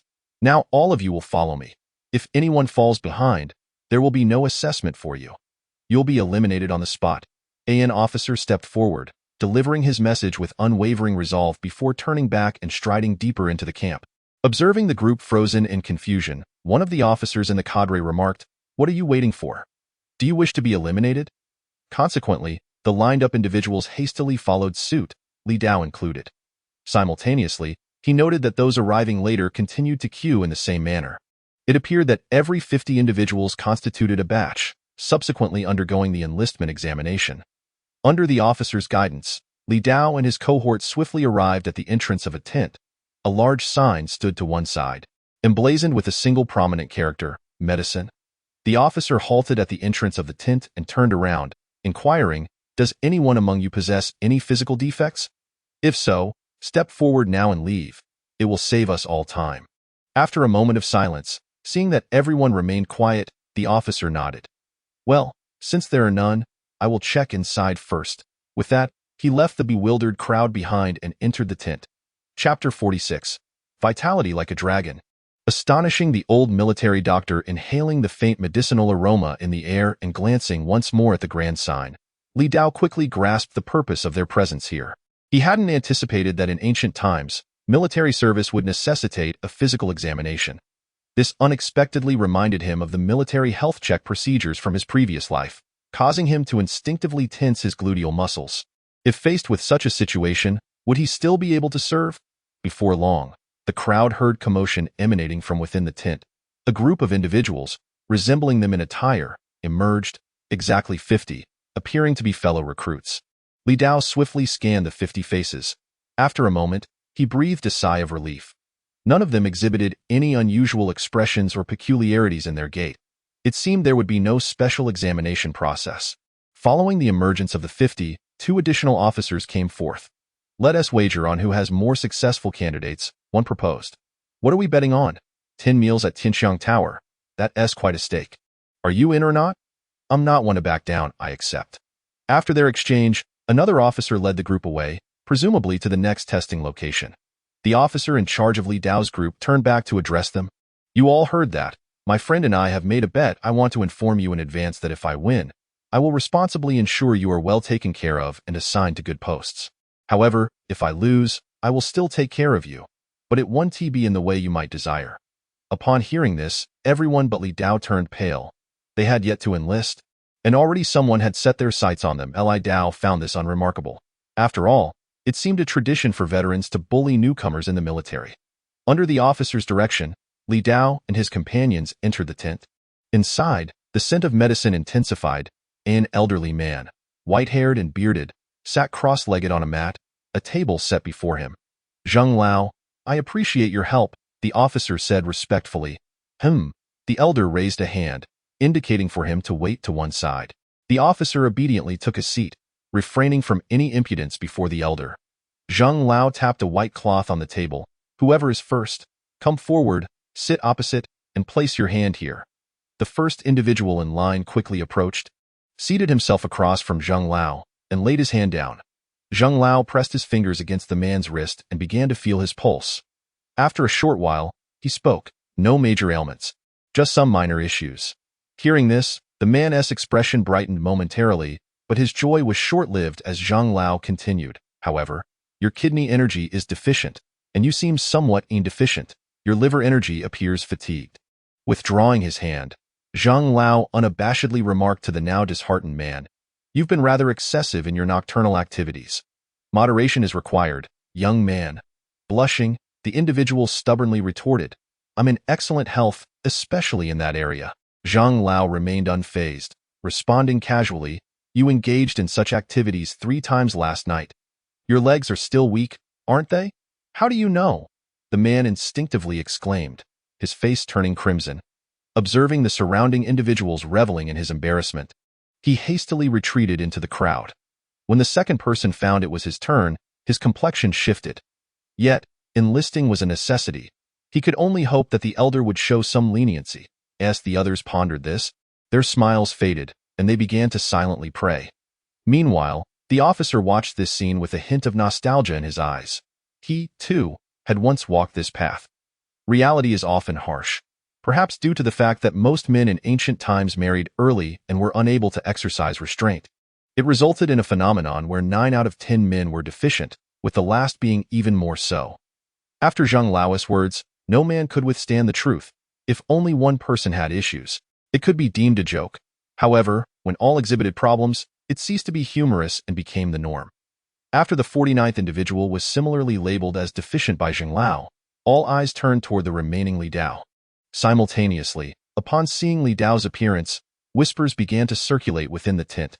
Good heavens, this fellow is remarkably handsome. Wouldn't it be a waste to be a soldier? He could easily be a gigolo. Pleasurable work that also pays well.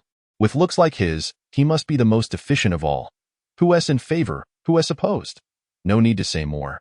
He is definitely deficient. If I had his looks, I'd be with 10 women a day. And they'd be the ones paying me.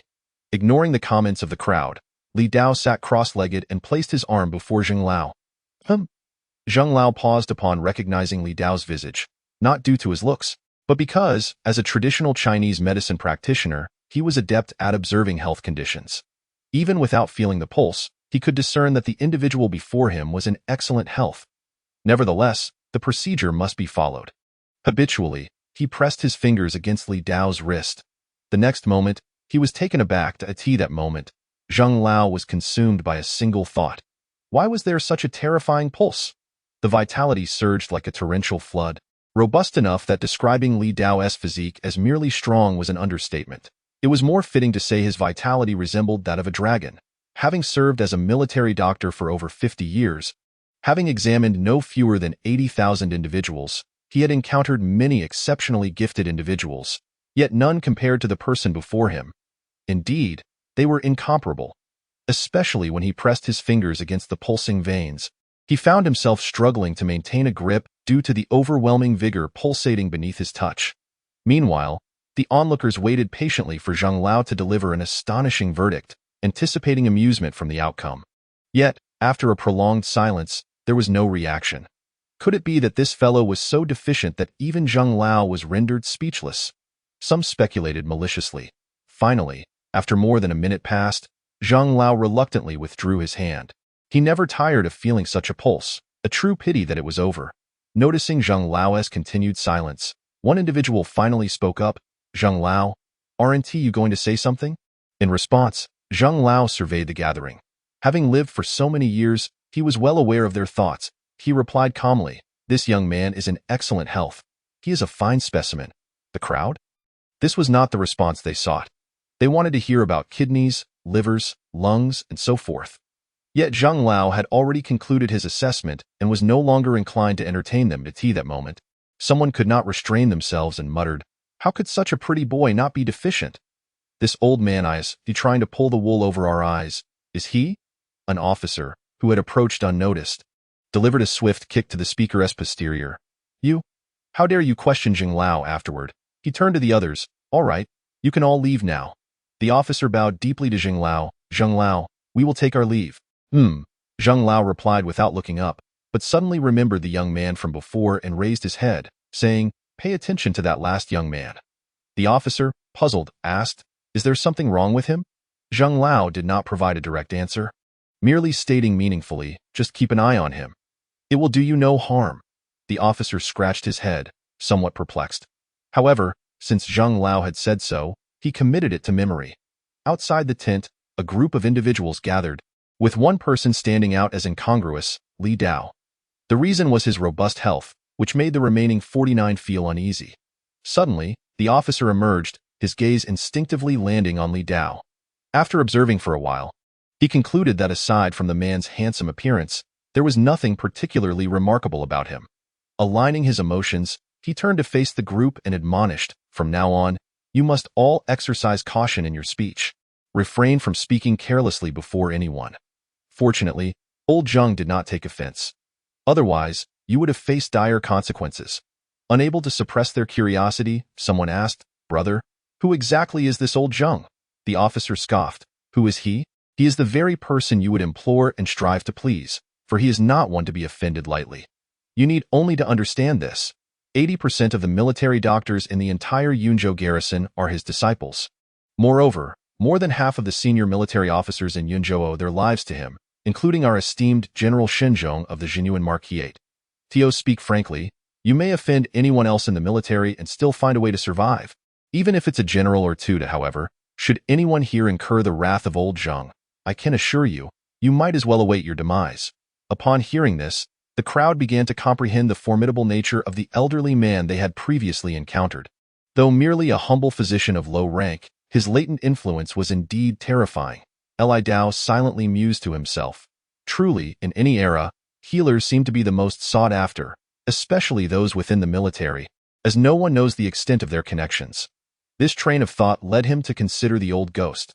This fellow possessed profound medical skills, yet seemed only to know how to offend others. Moreover, a month had passed, and he remained oblivious to the circumstances on their end. However, with the cunning of the old ghost, there ought to be no issues, for he had managed to live over a century despite his knack for provoking others, clearly possessing numerous means of self-preservation. Subsequently, under the officer's guidance, the group arrived at another location, a vast square. At this moment, a multitude of people had gathered. The majority were dressed similarly to themselves in plain attire, evidently all commoners who had come to enlist and undergo the assessment. In the center of the square stood several platforms, each overseen by a few officers. Periodically, individuals aspiring to join the military would ascend the stage, while those on stage would descend. The officer halted outside the square and turned, stating, "The next phase is the final assessment, which will evaluate your physical fitness and unique skills. Serve under General Shenzhong of the genuine Marquisate. Being merely average will lead to elimination. You either need to meet the physical standards or possess a specialized skill suited for military service. If you lack both, you may turn back now to spare yourselves the embarrassment later on." Upon hearing this, the individuals present exchanged glances, yet not a single one chose to leave. Clearly, those who had come here were imbued with a certain confidence. A few even cast their gazes toward Li Dao. In their minds, if anyone among the 50 was likely to be eliminated, it would undoubtedly be this oddity among them. With a visage resembling that of a delicate youth, they assumed his physical prowess must be lacking, completely disregarding old Zheng's earlier remarks. Even now, many believe that old Zheng had miscalculated. After a brief interval, as no one stepped forward, the officer nodded. However, it was evident that while these individuals exuded confidence, their actual capabilities remained to be assessed. The officer scanned the surroundings, his gaze settling on a less crowded platform. Since you all have faith in your abilities, we shall commence the formal evaluation. First, we will conduct the mandatory physical fitness test, he continued. Regardless of your skills on the battlefield, physical fitness is paramount. A robust physique significantly enhances your chances of survival in combat. Follow me now. Chapter 47. Strength Test. Under the officer's leadership, Li Dao and his companions soon arrived at the front of a platform. As they approached, the specifics of the setup became apparent. In the center of the platform lay numerous stone weights of varying sizes. It seemed the military intended to assess an individual's physical condition through their strength. Two officers stood on the platform. One appeared cultured, wielding a scroll and brush to record the scores of each participant, while the other was a robust figure tasked with ensuring the safety of those lifting weights, preventing reckless individuals from injuring themselves by attempting excessive loads. The officer leading Li Dao climbed onto the platform and whispered something to the recording officer, who nodded in acknowledgement. Shortly thereafter, the leading officer descended from the platform and addressed the group. All right, we shall finish testing this batch before the next group takes their turn. I hope you all perform admirably. At this, the previously confident group suddenly felt a wave of anxiety wash over them. This reaction was entirely natural. While certain activities might be enjoyable in leisure, the gravity of a formal examination could unsettle anyone. Observing the lengthy line of participants ahead, the officer added, I understand you may feel nervous, so if you find yourself at a loss for conversation, feel free to observe from the sidelines and ease your minds. Upon hearing this, the crowd dispersed, eagerly gathering at the edge of the platform. Li Dao, intrigued by the testing process, joined them. Upon reaching the edge, he witnessed a participant undergoing the assessment.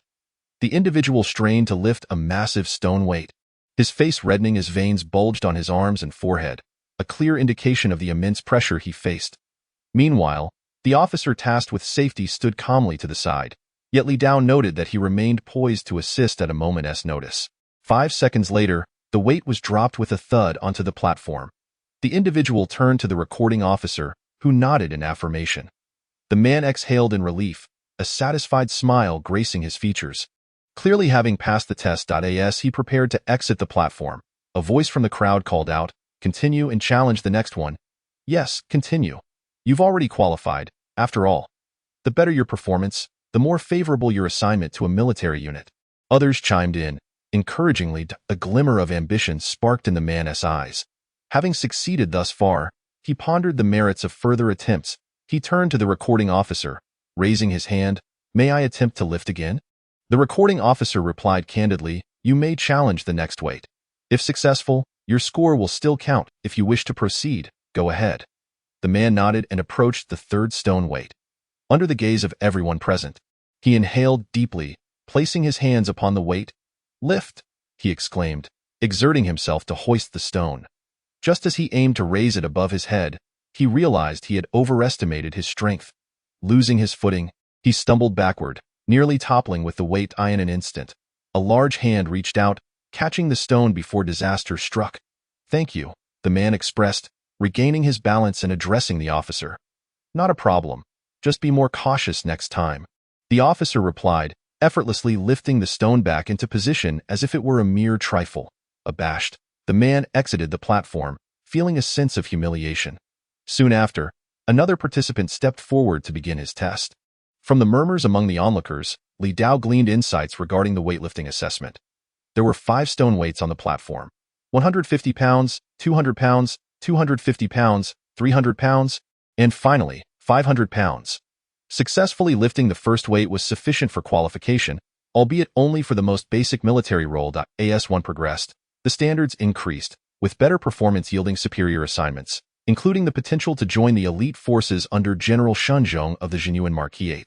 Notably, lifting the 500-pound stone would likely guarantee placement in the best military unit, along with the finest benefits. Of course, this was contingent upon pure physical strength, with no use of internal energy permitted. In this realm, an ordinary adult male could typically lift 100 pounds, so being able to manage 150 pounds was already a rarity. This illustrated the formidable challenge of aspiring to serve under General Shenzhong. Furthermore, lifting required both arms to be fully extended overhead, adding to the difficulty. However, for Li Dao, this was merely a procedural formality. Standing at the edge of the platform, he observed as individual after individual took their turns. He noted that most participants possessed a physique superior to the average person, with a majority successfully lifting the first weight. Among 10 individuals, over half could manage it. Yet, only 1 or 2 could lift the second. The third weight was even more challenging, with perhaps 1 in a multitude attempting it. The fourth weight had yet to see anyone attempt, while the fifth remained a mere decoration on the platform. As Li Dao contemplated this, a sudden cheer erupted nearby. He turned his gaze toward the platform to witness a burly man successfully lifting the fourth stone weight, a feat that elicited astonishment from the crowd. With a resounding thud, 5 seconds later, the weight was dropped, and the triumphant man turned to the recording officer, his expression one of eager anticipation. The recording officer smiled lightly. "Congratulations. You have succeeded in your challenge and achieved a qualifying score." The robust man beamed with joy, and the crowd erupted in applause. "Try the fifth weight," someone shouted from the audience. Immediately, a chorus of voices urged the strong man to attempt the fifth stone weight. The robust man cast a glance at his weary arms, a bitter smile gracing his lips as he shook his head and remarked, "Forget it. I am self-aware enough to know that even at my best, success in this challenge is beyond my reach." With that, he descended from the stage. Once off the platform, a throng of admirers quickly surrounded the stout figure, showering him with compliments and congratulations. Although he had entered the military camp carrying the fourth stone load as an ordinary soldier, it was evident that individuals like him, who seemed more likely to achieve merit and promotion, naturally attracted many sycophants eager to associate with him. Subsequently, one after another, challengers ascended the platform to test their strength. When it was the turn of Li Dao's team, they lined up on one side of the stage. Previously, they had cheered for others, but now, as their turn approached, they fell into a sudden silence. Under the urging of the recorder, the first challenger, known as Kidney Deficiency Brother, stepped onto the stage. Perhaps feeling a bit nervous, he stood frozen for a moment, unsure of how to proceed. "Select a stone load to lift," the recorder prompted. "Oh, right," Kidney Deficiency Brother replied, regaining his composure as he pointed at the first stone load. Hiss! A few members of the group let out a sound of disapproval. Kidney Deficiency Brother, aware of his own limitations, paid no mind to their jeers. He approached the first stone load, took a deep breath, and grasped it firmly. "Lift it for me." With a surge of determination, he hoisted the stone load above his head, successfully raising it with a single effort. All he needed to do now was hold it for 5 seconds. The onlookers below assumed he had secured his success. However, just as he was nearing the 4th second, his expression suddenly changed. With a thud, he collapsed onto the ground, the stone load slipping from his hands. The recorder, witnessing this, declared, "Challenge failed. Next contestant." Kidney Deficiency Brother's face turned pale. He had only one chance, and he had clearly missed it. With a dejected demeanor, he trudged off the stage, muttering curses under his breath about the greedy woman from the previous night. INA team. If the first person succeeded in the challenge, it would boost the morale of the rest.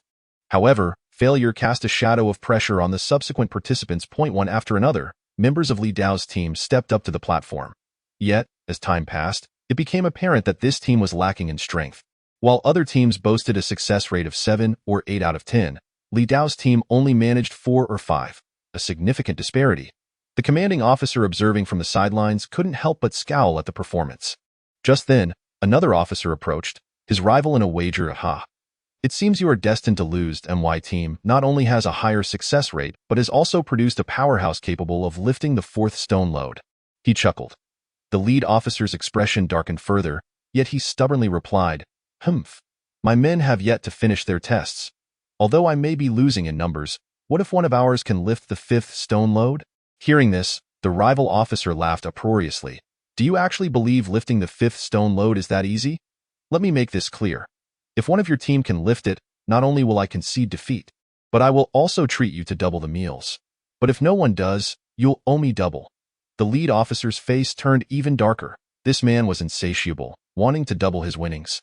However, having already made the wager, he knew retracting his words would only serve to embarrass himself. After a moment's hesitation, he gritted his teeth and agreed, "Fine, I accept your bet." The rival officer was taken aback. You really dare to wager? The lead officer snorted. I faced far worse on the battlefield. What is there to fear?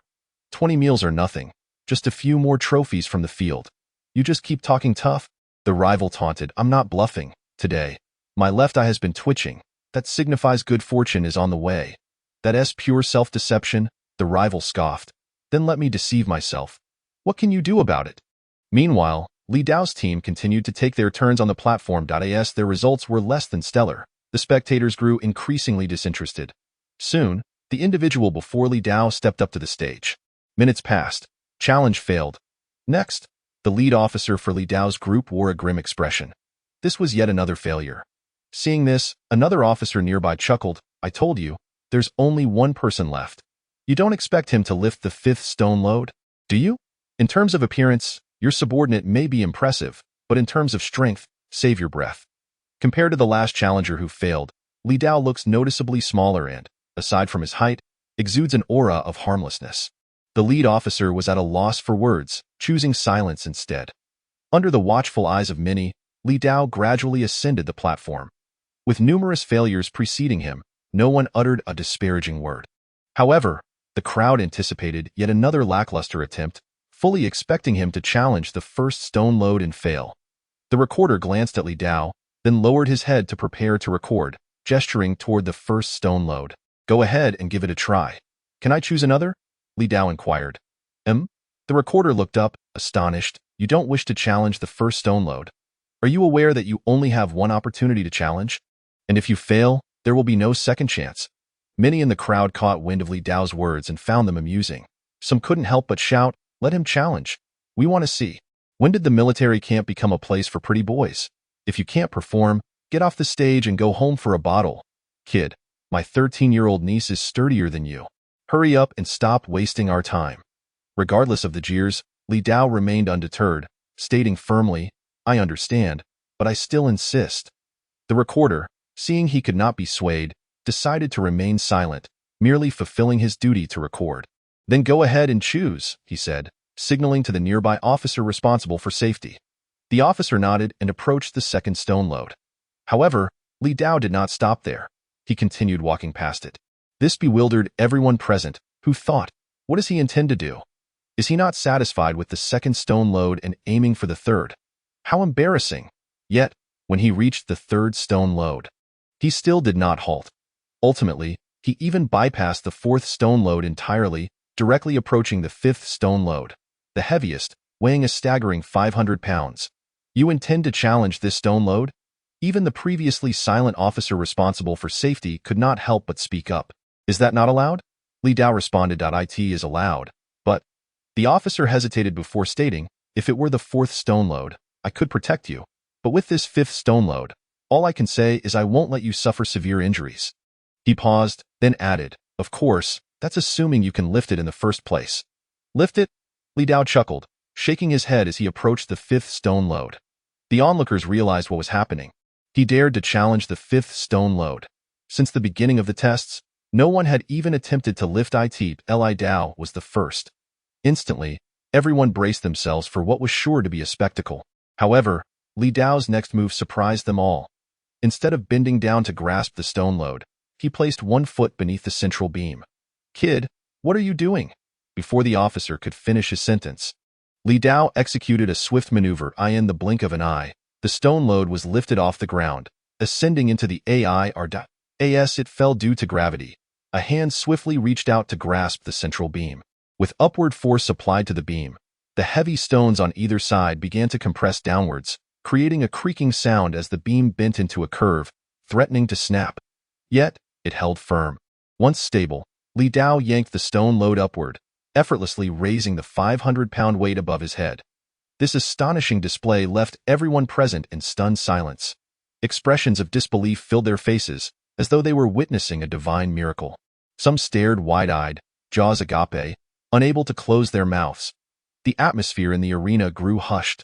Suddenly, a loud clatter echoed. The recorder, distracted, had dropped his scoring book to the ground. Li Dao silently recited 5 incantations in his heart. Then, as he took a step back, he released his grip. With a thunderous crash, A stone weighing 500 pounds smashed onto the arena, producing an immense sound. Those leaning against the platform could feel the tremor reverberate beneath them. Simultaneously, the colossal noise jolted everyone back to their senses. In a moment of disbelief, they found themselves at a loss for words. Holy cow! One individual couldn't help but exclaim, but then suddenly hesitated, questioning the appropriateness of his expression. Nevertheless, he quickly dismissed the thought, concluding that it was simply impressive. Li Dao turned to the recorder and inquired, "May I ask if my performance is satisfactory? If not, would you prefer that I attempt it once more?" His question effectively roused the recorder from his stupor, who promptly replied, "You passed. You absolutely passed. Are you joking? Did you think I didn't notice you lifted it with a single hand? If that isn't deemed acceptable, then everyone here might as well go home and rest." Upon hearing this, Li Dao nodded and quietly descended from the stage. At that moment, the crowd erupted in cheers. "Incredible, my friend. 500 pounds, did you see that? He did it with one hand. This guy must possess innate strength." Innate strength, indeed. I can only say that heaven truly dares to feed this lad. The remaining 49 team members, equally astonished, finally comprehended why old Zheng had singularly praised Li Dao. It was because he truly existed on a different plane altogether. Many among them struggled to fathom the level of prowess required to lift 500 pounds with one hand. On the other side, the initially scowling commanding officer gradually allowed a smile to creep onto his face. Beside him, the officer who had wagered against him was left utterly speechless, unable to process the spectacle until the commanding officer patted him on the shoulder that he snapped back to reality.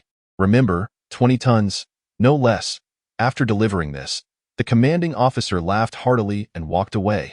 Shortly thereafter, he returned to the front of the group, his demeanor turning stern as he surveyed the crowd. "What are you all doing?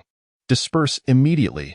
His authoritative command instantly scattered those who had been gathered around Li Dao. The next moment, his previously cold expression transformed into a warm smile as he addressed Li Dao directly. "Well done, lad. You haven't embarrassed me." The remaining 49 felt a chill run down their spines at this sudden display, yet they could not voice their discomfort, for his strength was undeniable. In the military, power was the ultimate truth. After exchanging words with Li Dao, the commanding officer turned his attention to the others, acknowledging that this group had nearly led him to a complete loss today. "Thanks to this young man's remarkable display, I shall let you off this time. Otherwise, humph." The ominous tone of the commanding officer caused several individuals to instinctively swallow hard.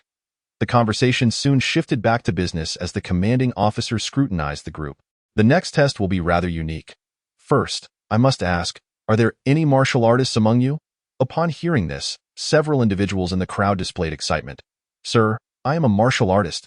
"So am I. I've reached the 8th rank." "What about me? I'm at the 9th rank." Before long, 5 individuals stepped forward from the group, with the highest being the one at 8th rank, while the remaining 4 were all at 9th rank.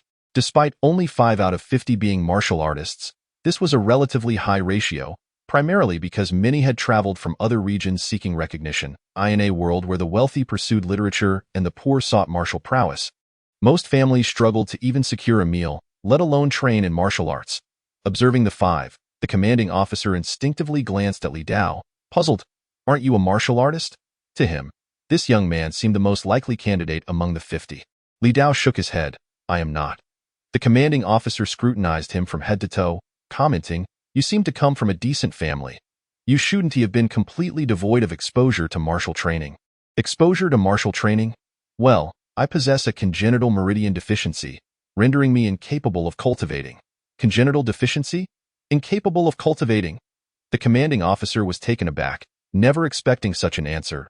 A look of regret crossed his face, for in his eyes, such a promising talent being unable to train was a grievous waste. The 5 martial artists nearby also looked stunned, as only those who had experienced martial training could understand the profound pain of being unable to grow stronger. While they had been awed by Li Dao's strength, they now felt a sense of equilibrium, even pity for him. After all, no matter how strong he was, without the ability to cultivate, there was a limit to his potential, whereas they could continue to elevate themselves. Having understood this, the commanding officer chose not to linger on the topic and turned to the 5 martial artists. "If you possess skills, follow me to another location for testing." Then, he looked at the remaining individuals. "Are there any among you with other abilities?" For instance, archery? If so, you may also undergo testing, and if you meet the standards, you can enter the military. As soon as he finished speaking, a few hands shot up. The commanding officer glanced over and nodded, very well. Then you may also accompany me for testing. As for those who did not pass, they were left with two options. One was to head to the cafeteria for a meal and then return home. The other was to go home directly. Upon hearing this, many displayed expressions of disappointment. A few individuals, unable to bear the shame of elimination, turned and walked away. In the end, only Li Dao and a few others remained. The commanding officer looked at them and stated, "Follow me. We'll address your matters first." Before long, Li Dao and his group were led to the exterior of a tent where many others who had passed the recruitment test had gathered. "Wait here," said the commanding officer before entering the tent. A few minutes later, he emerged holding several sheets of paper. "Write down your names and your temporary addresses in Yunqi City, then hand them to me." After distributing the papers, the group quickly completed their task and submitted them. Once he had collected the papers, the commanding officer stated, "All right, your matters are settled. I also present you with two options. Either enjoy a meal at the cafeteria or return home and await notification." Compared to those who had been eliminated, these individuals were naturally thrilled and opted to remain in the military for a meal. During this time, a few attempted to invite Li Dao along. For though he could not cultivate, most people in this world lacked the opportunity to train, rendering his situation somewhat inconsequential to them. They merely recognized his prowess and felt that building a rapport could only benefit them. Li Dao declined, saying, "I appreciate the offer, but please enjoy your meal. I have someone at home waiting for me." Seeing this, someone jested, "It seems you aren't as honest as old Zheng suggested." Li Dao smiled lightly, offering no further explanation. After taking care of everything, Li Dao departed the military camp and made his way home. Soon, he arrived back at his residence in Yunqi City. "Young master, you're back." Upon seeing Li Dao, Jura rushed out joyfully, hugging Yuan Bao. Although it seemed he had been busy at the military camp, in reality, it had only been a morning, just in time for lunch. After finishing up, he naturally returned home. Li Dao sniffed the air, asking, "Is the meal ready?" "Yes, it's ready and just waiting for you, young master." Shortly thereafter, seated at the table, Li Dao watched in exasperation as Jura carried a bowl of rice past him. "Didn't I say that you can join me at the table from now on? Why are you running away?" Jura quietly replied, "Young master, Butler Li taught me that there are distinctions in rank." Li Dao set down his chopsticks, asking, "Then tell me, who holds greater rank, Butler Li or I?" "Of course you, young master, are the master of the house." "Then who do you listen to more?" "I listen to you." "Young master, then why don't you hurry and sit down?" Jura stuck out her tongue and hurriedly took a careful seat at the table. Li Dao placed a chicken leg into Jura's bowl before starting to eat. Suddenly, as if remembering something, he picked up a piece of meat and set it on the corner of the table. Yuan Bao, attracted by the scent, scampered over and began to eat without hesitation. "Look how obedient Yuan Bao is. You should learn from it." Jura looked at Yuan Bao with a hint of grievance, wondering when her pet had started competing for her affection. Sensing something, Yuan Bao gazed up at Jura with its adorably innocent eyes, then lowered its head to the piece of meat in its paws, suddenly pushing it toward Jura with its tiny paw. Witnessing this scene, Jura couldn't help but smile, feeling a bit foolish for being jealous of her own pet. She pinched Yuan Bao's plump face and offered it another piece of meat as an apology for her earlier thoughts. Observing this, Li Dao shook his head and picked up a large wooden bucket to continue his meal. Ever since enhancing his physique, his appetite had indeed increased substantially. Thanks to the absence of strenuous physical exertion in daily life, the body instinctively conserves its internal energy, preventing depletion. Otherwise, given his extraordinary physique, which surpasses that of an ordinary person by 100-fold, his appetite would also be 100 times greater than that of an average individual. At that point, merely eating would constitute a significant expense. This train of thought led him to ponder the advantages of military service, particularly the savings on food expenses. The primary defense against the northern barbarians for the Qian Dynasty hinges on the Fufeng Pass. Centered around this pass in the north, a defensive line stretches over 800 kilometers from east to west, manned by a garrison of up to 150,000 soldiers year-round. Although there may be annual fluctuations, they remain within a consistent range. This formidable force is divided into 15 legions, each comprising 10,000 troops, which are further segmented into 2 subordinate brigades of 5,000 each. These brigades are then subdivided into numerous battalions, with personnel ranging from 500 to over 1,000, Generally, newly recruited soldiers are allocated to various battalions within the legions.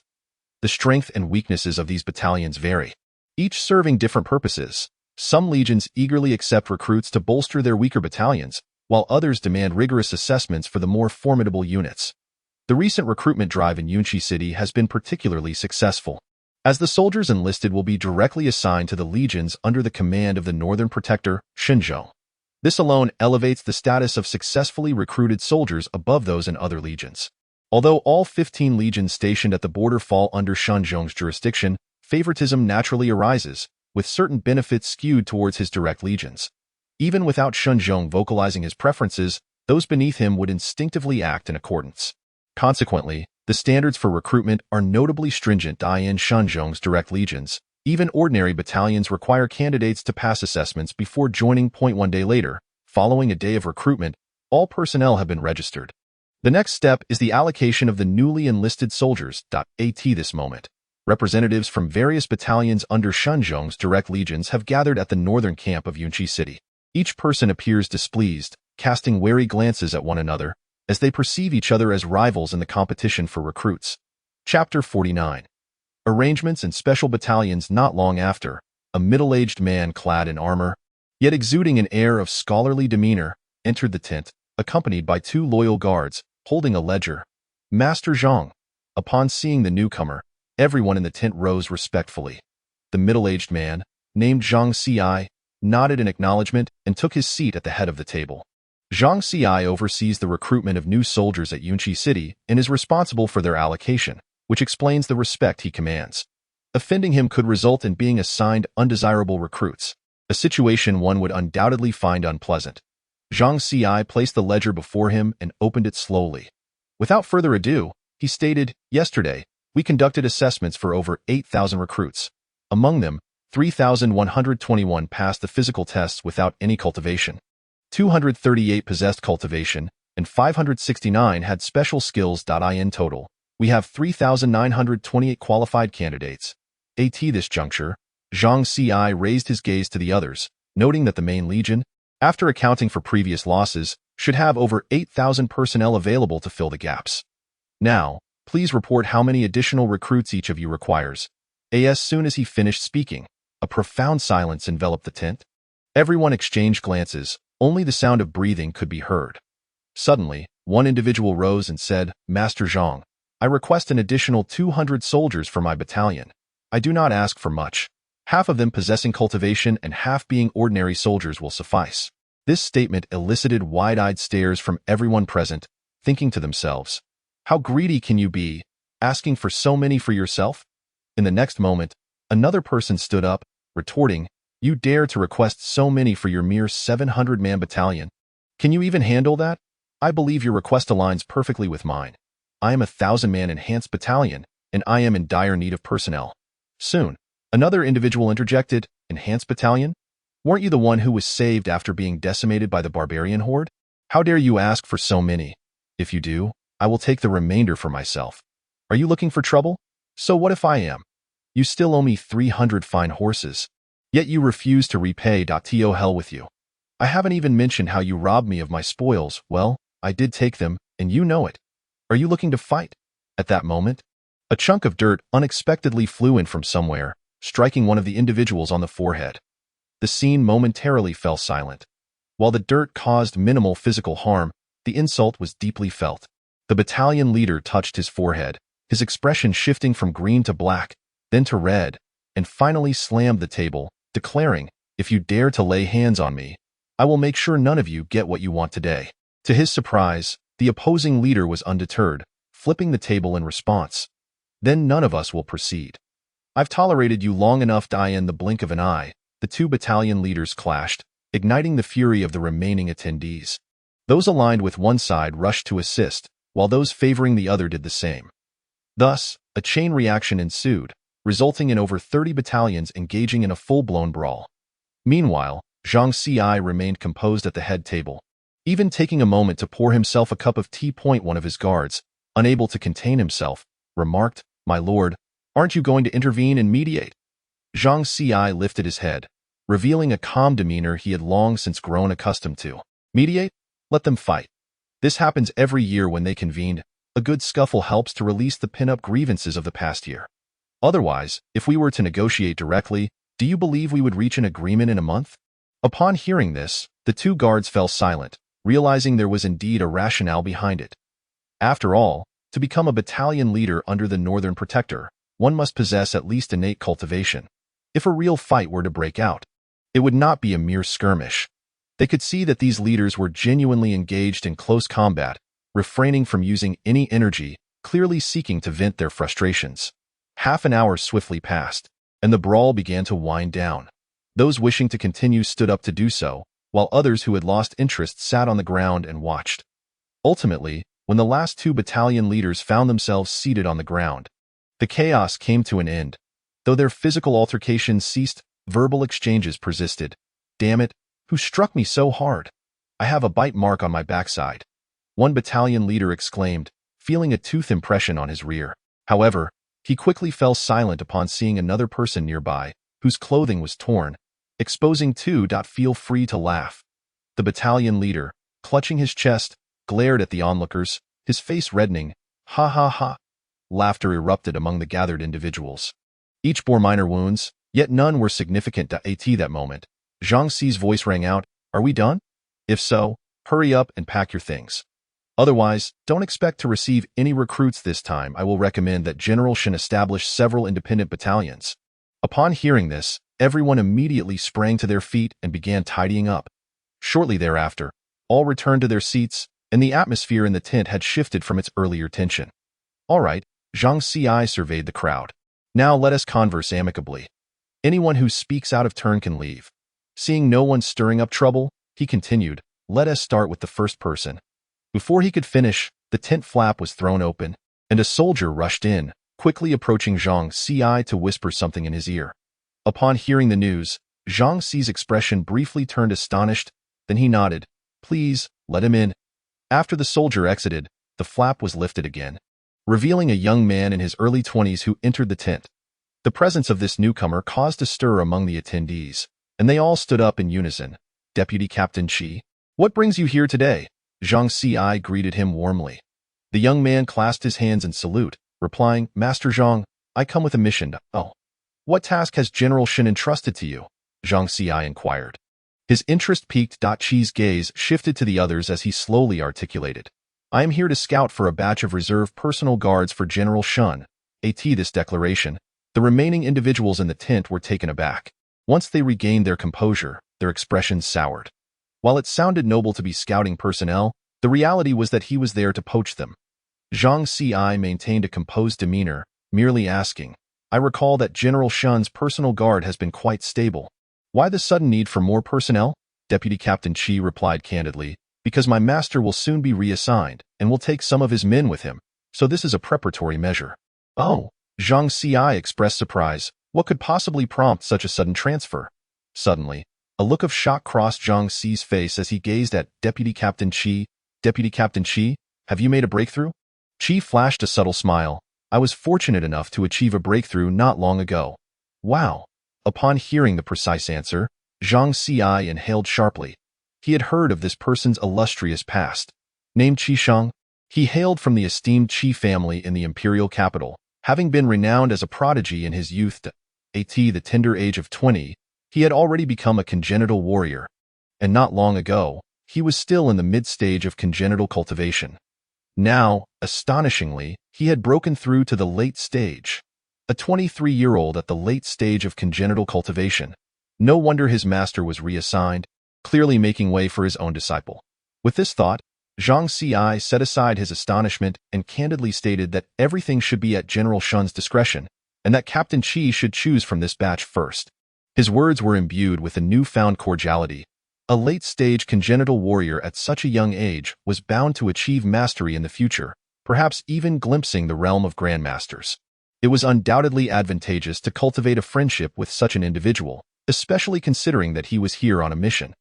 Seeing Zhang Xi speak, the other battalion leaders found themselves bereft of further commentary, as they could hardly provoke this Qi gentleman. Though he might merely be a vice-captain in title, he was part of the personal guard, always by General Shen's side, and his master was the captain of the personal guard. a warrior at the half-step grandmaster level. Individuals of such caliber commanded respect, and even generals would treat them with utmost courtesy, for who could say what might inadvertently reach General Shun's ears through them? Zhang Xi, not one to hold back, slid a tome forward on the table towards Qi Sheng. Qi Sheng, in turn, accepted it without hesitation, or rather, he felt no need for formality. Meanwhile, Zhang Xi inquired, "May I ask how many reserve personal soldiers General Shen requires?"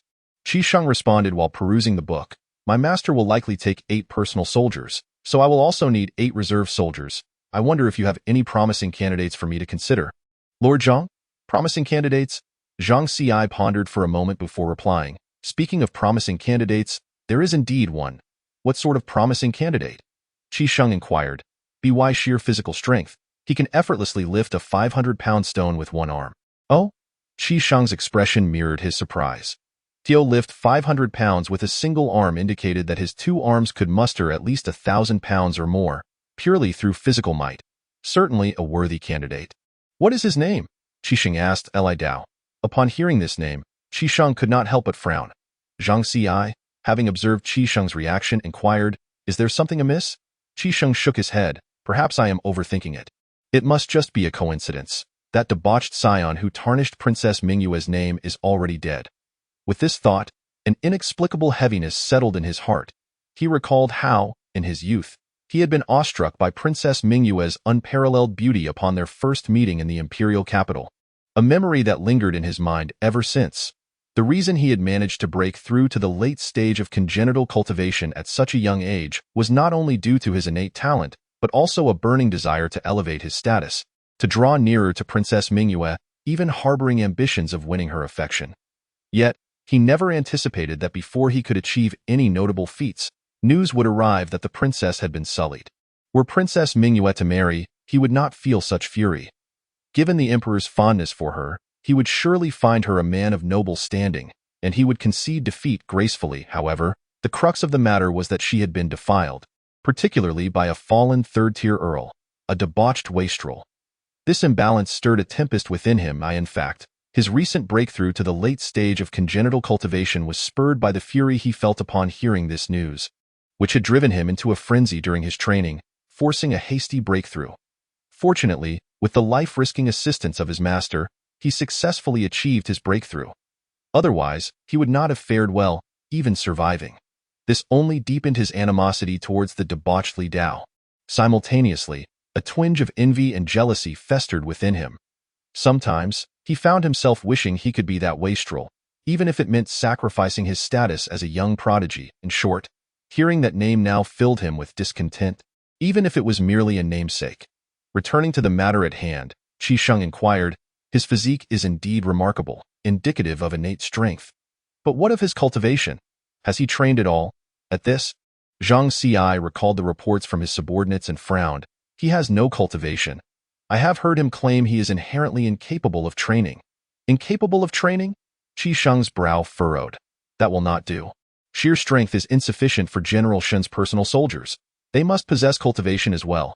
General Shen's personal soldiers receive direct guidance from both him and myself, which will significantly enhance their strength in a short span. While the individual you mentioned, Li Dao, certainly possesses innate strength, it would only allow him to rival those at the lower tiers of postnatal warriors. To formally join the personal soldier ranks, one must be at least at the 3rd tier of postnatal cultivation.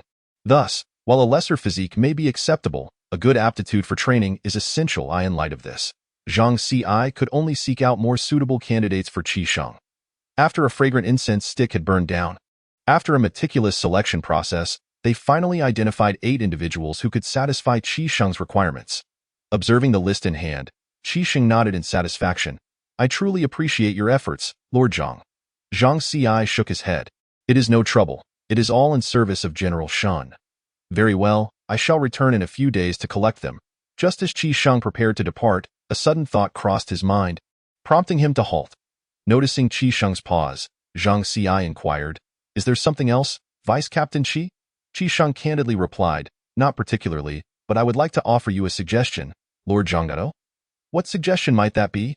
"Earlier, did you not mention a man named Li Dao, who possesses innate strength?" "Indeed. What of it?" With a slight smile, Qi Sheng continued, "It is not a matter of concern.